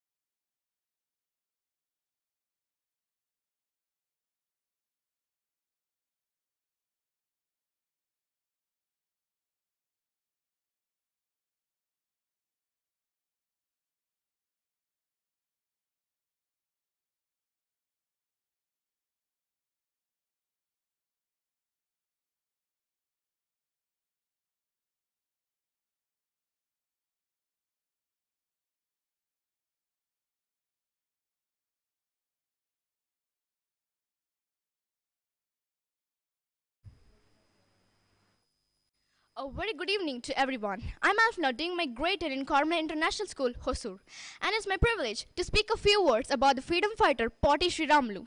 Potti Sriramulu was the tough man we have seen ever. He made the strong decision of making a hunger strike to support the formation of a new state for the Telugu-speaking people. He achieved it but was not alive when his idea came into existence. Not only that, he also participated in many national movements and got arrested multiple times. Sri Ramalu was an Indian freedom fighter and revolutionary. He was revered as Amarajivi, means immortal being in the Andhra region for the self-sacrifice for the Andhra cause. To speak about his early life, Sri Ramalu was born in a Hindu family. Later, his family shifted to Madras, where he completed his high school. After completing his college education, Sri Ramalu joined the Great Indian Peninsular Railway, Bombay. He resigned from his job and joined the Gandhi Sabarmati Ashram to support the struggle for Indian independence. His contributions towards Indian independence movement and Dalit upliftment. Sri Ramalu participated in the Indian independence movement, Quit India movement, Salt Satyagraha and individual Satyagraha in 1930 and got imprisoned on all these occasions. Later, he joined the Gandhi Ashram established by Yarnani Subramaniam in Komaravalu. Commenting on Sri Ramalu's dedication and fasting abilities, Mahatma Gandhi once said, "If only I had 11 more followers like Sri Ramalu, I will win freedom from the British rule in a year." Between 1942 to 1943, Sri Ramalu worked for the widespread adoption of charka textile spinning in Nellore. He was known for taking food provided by all households, regardless of caste or creed. Between 1946 to 1948, Sri Ramalu stayed in Nellore and worked for the Dalits' right to enter the Venugopala Swami temple in Mulapeta. Later, Sri Ramalu fasted to receive favorable orders passed by the Madras government to further uplift the Dalit community. During the later stages of his life, Sri Ramalu stayed in Nellore and worked for the Dalits' upliftment, walking through the cities with slogan and placards calling out for the Dalit upliftment. Thank you for this opportunity. I'm Sanjini Shriya doing A very good evening to everyone. I'm Sanjini Shriya doing my grade 10 at Carmel International School, Hosur, and it's my pleasure to share a few words about the freedom fighter Rani Gaidanlu. At her 13, she joined the Heraka movement of her cousin brother Haipu Jodonang. Later, this movement turned into a political movement which seeks to expel the British from Manipur and the surrounding areas of Naga. At her 13, she joined the Heraka movement. To talk about her early life, Gaidanlu was born on 26 January 1915 at Nunga village in Manipur. She belongs to the Kabui tribe and she is the fifth of 8 children, including 6 sisters and a younger brother born to Lotonang Pame and Kachaklenlu. The family belonged to the ruling class of the society. She did not have any formal education due to the lack of schools in the area. In 1927, when she was just 13 years old, she joined the Heraka movement of her cousin brother Haipu Jodonang, who had already emerged as a prominent local leader. Jodonang's movement became a revival for the local Naga tribal religion. It aimed to end the British rule and establish the self-rule of Nagas. It attracted a number of followers from the Zeliangrong tribal people. With the arrival of guns from Cachor, it turned into an armed rebellion against the British policies of forced labor and ruthless oppression. Persuaded by Jodonong's ideologies and policies, Gaidanlu became his disciple and a part of his movement. After 3 years, at the age of 16, she became the leader of the guerrilla fighting forces. Rebellion and incarceration. After Jodonong was arrested and hanged by the British in 1931, Gaidanlu became his political and spiritual hire. She openly rebelled against the British rulers, exhorting the Zeliangrong tribal people not to pay taxes. She received donations from the local Nagas, who also joined her as volunteers. The British authorities launched a manhunt for her. She evaded arrest by police by moving across the villages from which are now known as Manipur, Assam and Nagaland. The governor of Assam dispatched the 3rd and the 4th battalions of Assam Rifles against her under the supervision of Naga Hills Deputy Commissioner J.P. Mills. Monetary rewards were declared for the information leading to her arrest. This included a 10-year tax break for the villagers providing information on her. Her forces engaged the Assam Rifles in the armed conflicts in North Cachar Hills and Hungrum village. Thank you for the opportunity to insight the views about this brave woman, Rani Gaidanlu. Jai Hind. A very good evening to everyone present here. I'm very delightful to share my views on this great leader, Asaf Ali. Asaf Ali, 11th May 1888 to 2nd April 1953, was an Indian independence fighter and a noted Indian lawyer. He was the first Indian ambassador to the United States. He also served as the governor of Odisha. Asaf Ali was educated at St. Stephen's College, Delhi. He was called to bar from Lincoln's Inn in England. In 1914, the British attack on the Ottoman Empire had a large effect on the Indian Muslim community. Asaf Ali supported the Turkish side and resigned from the Privy Council. He saw this as an act of non-cooperation movement and returned to India in December 1914. Upon his return to India, Asaf Ali became heavily involved in the nationalist movement. In 1935, the Central Legislative Assembly, he was elected. He then became significant as a Congress member and was appointed as a deputy leader. The last of the several spells of imprisonment which Asaf Ali quoted during the freedom movement was in the wake of the Quit India resolution adopted by the All India Congress Committee in August 1942. He was detained at Ahmednagar Fort Jail along with Jawaharlal Nehru and other members of the Congress Working Committee. He was in charge of the railways and the transport in the interim government of India held by Jawaharlal Nehru from 2nd September 1946. He served as the first Indian ambassador to the United States from February 1947 to mid-April 1947. Asaf Ali was the first Indian ambassador to the United States. He was appointed as the governor of Odisha for 2 terms and later Indian ambassador to Switzerland. Asaf Ali rose to become one of the most respected lawyers in the country.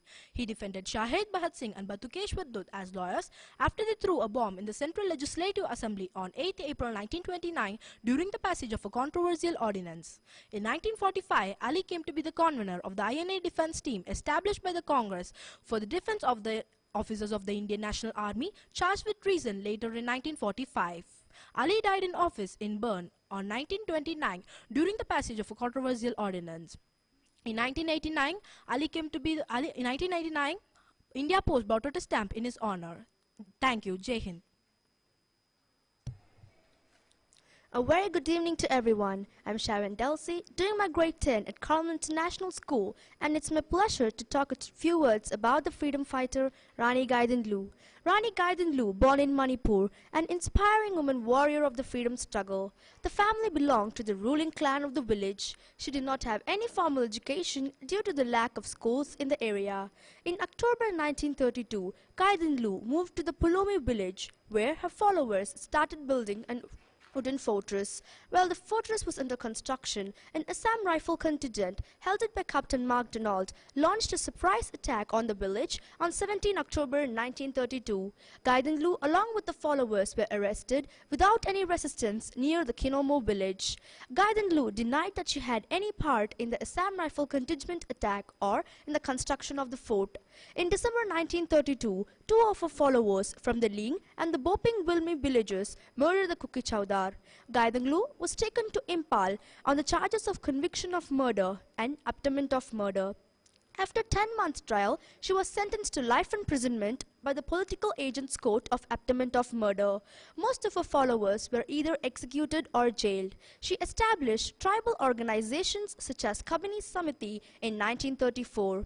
Most of the rebels proclaimed her and Jarong to be an inspiration in refusing to pay taxes to the British. However, her movement declined after last of her followers, Ramjo, was arrested in 1933. Jawaharlal Nehru visited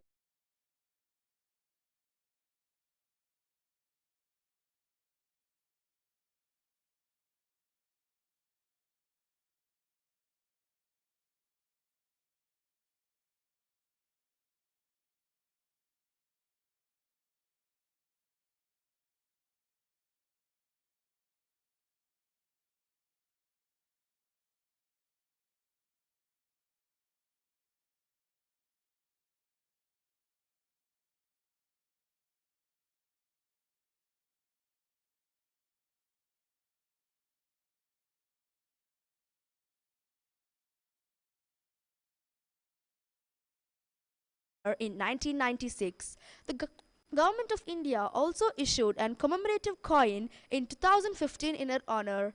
Thank you for this wonderful opportunity for speaking about Rani Gaidanlu. Jai Hind. A very good evening to everyone present here. I am Monisha, doing my grade 10 at Carmel International School, Hosur, and it's my pleasure to share a few words about the great freedom fighter Surya Sen.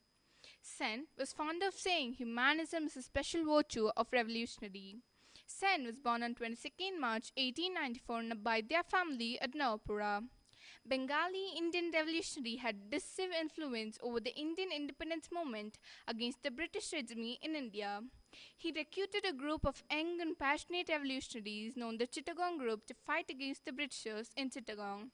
Surya Sen, also known as Surya Kumar Sen, is a Bengali revolutionary who was an influential of the Indian independence movement against the British regime in Bengal and in Indian subcontinent. Sen is best known for leading the Chittagong Omari Ride in 1930. Sen was a school teacher by profession and he was popularly known as Master Da. He was influenced by the nationalist ideals in 1916 when he was a student of BA. In 1918, he was elected as the president of Indian National Congress's Chittagong branch. Sen was known for recruiting a group of young and passionate revolutionaries known the Chittagong Group, including Anata Singh, Ganesh Ghosh, and Loknath Ball, who fought against the Britishers in Chittagong. He was an active participant of the non-cooperation movement, and he was later arrested for about 2 years from 1926 to 1928 for his revolutionary activities. A brilliant and an inspirational organizer. After the Chittagong Omari Ride in 1930 and a fierce battle where about 80 British troops and 12 revolutionaries were killed, Sen and other surviving revolutionaries dispersed into small groups and hid near the neighboring villages, launching raids on government's personnel and property.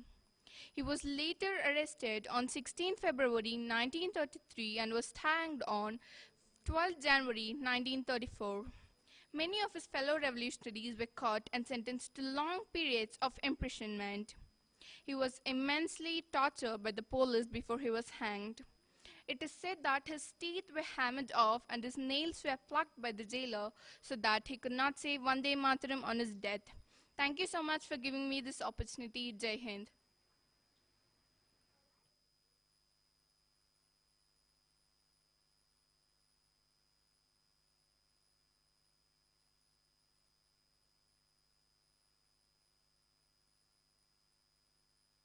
From his injuries and he died on 17th. A very good evening. A very good evening to everyone present here. I am very proud to share my views about this great leader and freedom fighter Lala Lajpat Rai. Every blow stuck on me today will be the last nails in the coffin of British rule in India. Said this the great man Lala Lajpat Rai. Rai did not fully recover from his injuries and he died on 17 November 1928. Doctors thought that Scott's blows had hastened his death. However, the matter was raised in British Parliament. British government denied any role in Rai's death. Bhagat Singh, a revolutionary who was witness to the event, swore avenge the death of Rai, who is a significant leader of Indian independence movement. He joined other revolutionaries Shivaram Rajguru, Sukhdev Thapar and Chandrasekhar Azad in a plot to kill Scott to send a message to the British government. However, in the case of mistaken identity, Bhagat Singh was signaled to shoot on the appearance of John P. Saunders, an assistant superintendent of Lahore Police. He was shot by Rajguru and Bhagat Singh while leaving the district police headquarters on 17 December 1928. Chanan Singh, a head constable who was chasing them, was fatally injured by Azad's covering fire. Thus, I conclude saying that this case did not stop with Bhagat Singh and his fellow members Hindustan Socialist Republican Association for claiming had been exacted. Thank you for giving me this opportunity to talk about this great leader and freedom fighter Lala Lajpat Rai. Thank you.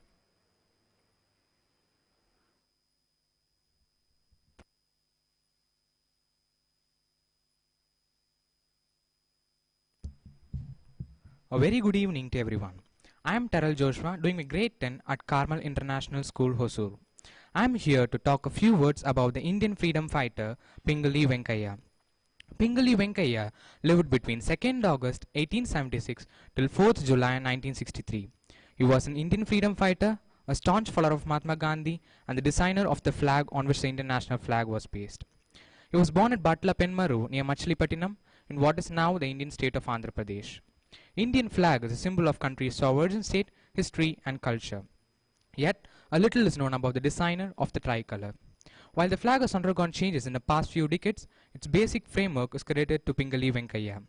Pingali Venkaiah designed the flag based on the same flag that the current national flag of India was designed, but doing some modifications in 1947.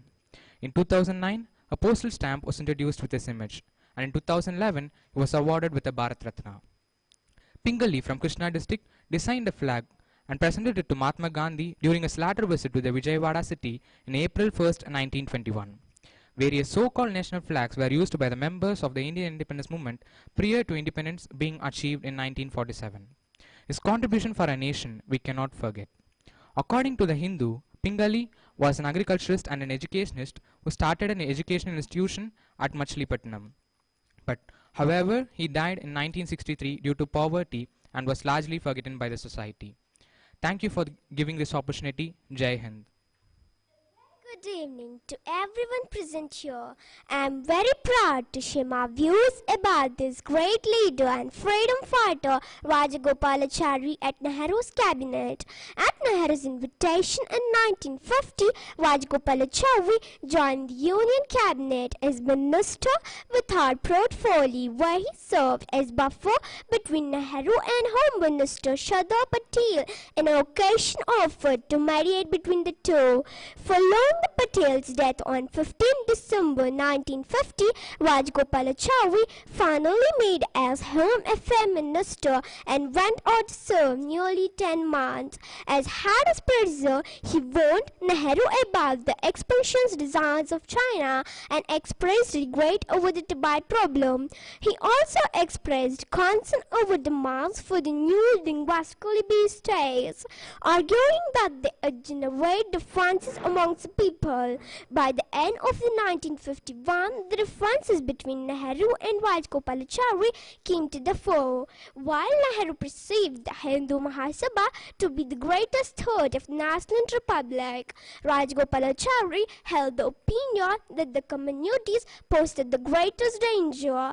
He also adamantly opposed Nehru's situation to commute the death sentences passed over those involved with Telangana uprising and a strong pro-Soviet leaning, tired of being persistently overruled by Nehru concerning critical decisions. Rajagopalachari submitted his resignation on the grounds of ill health and returned to Madras.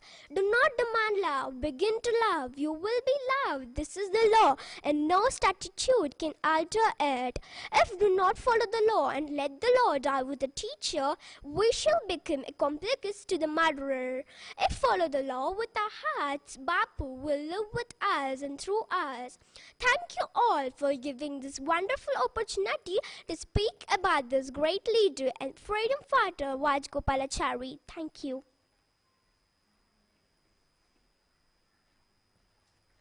I'd like to extend my warm welcome to everyone present here today.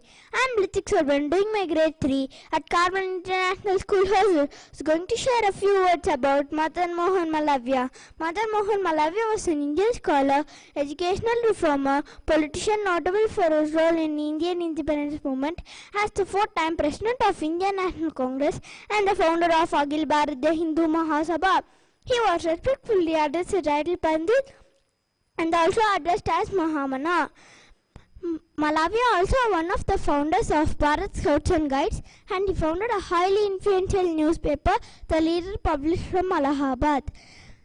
He started his political career with a widely appreciated address session at Calcutta. To honor him, Mahamana, however, during his civil disobedience movement, he was arrested on 25th April 1932 along with 450 other Congress volunteers at Delhi. In a few days after, he was appointed as the president of Indian National Congress session at Delhi after the arrest of Sarojini Naidu. Malavya, along with the help of national leaders Lala Lajpat Rai, M.R. Jayakar and industrialist Kancham Das Birla, to acquire the Hindustan Times and saved it from an untimely demise. Malavya raised 50,000 rupees to acquire the Hindustan Times, and industrialist Kancham Das Birla paid most of the cash. Malavya was the chairman of Hindustan Times from 1924 to 1946. His efforts resulted in the launch of its Hindi edition. Now the paper is owned by the Birla family. The slogan Satyameva Jayate, Truth Alone Triumphs, is a legacy given to the nation by Pandit Malavya. To honor him, Mahamana Express train plying between Delhi and Varanasi has been flagged by the Prime Minister of India, Narendra Modi, on 22nd January 2016. The train is named after Pandit Madan Mohan Malavya. Equipped with modern facilities such as bio-toilets in every coach and air-conditioned compartments. With this, I'd like to conclude my speech. Thank you all.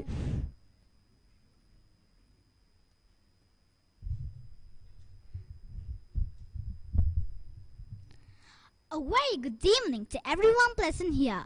I'm C.D. Sandra Mercer, doing my grade 4A at Carmel International School, Hosur. I'm very delighted to share my views about this great leader and freedom fighter, Rajagopalachari. Madras Presidency, 1937 to 39. The Indian National Congress first came to power in the Madras Presidency following the Madras election of 1937. Except for a 6-year period when Madras was under the governor's direct rule, the Congress administered the presidency until India became independent on 15th August 1947. At the age of 59, Rajagopalachari won the Madras University seat and entered the assembly as the first premier of Madras Presidency from the Congress party. In 1938, the Dalit members of the Madras Legislative Council proposed a temple entry bill, but the Congress Chief Minister Rajagopalachari asked them to withdraw it. Rajagopalachari issued the Temple Entry Bill, Authorization and Indemnity Act 1939, under which restrictions were removed on Dalit pensioners entering Hindu temples. In the same year, the Meenakshi temple at Madurai was also opened to the Dalits in Chennai. In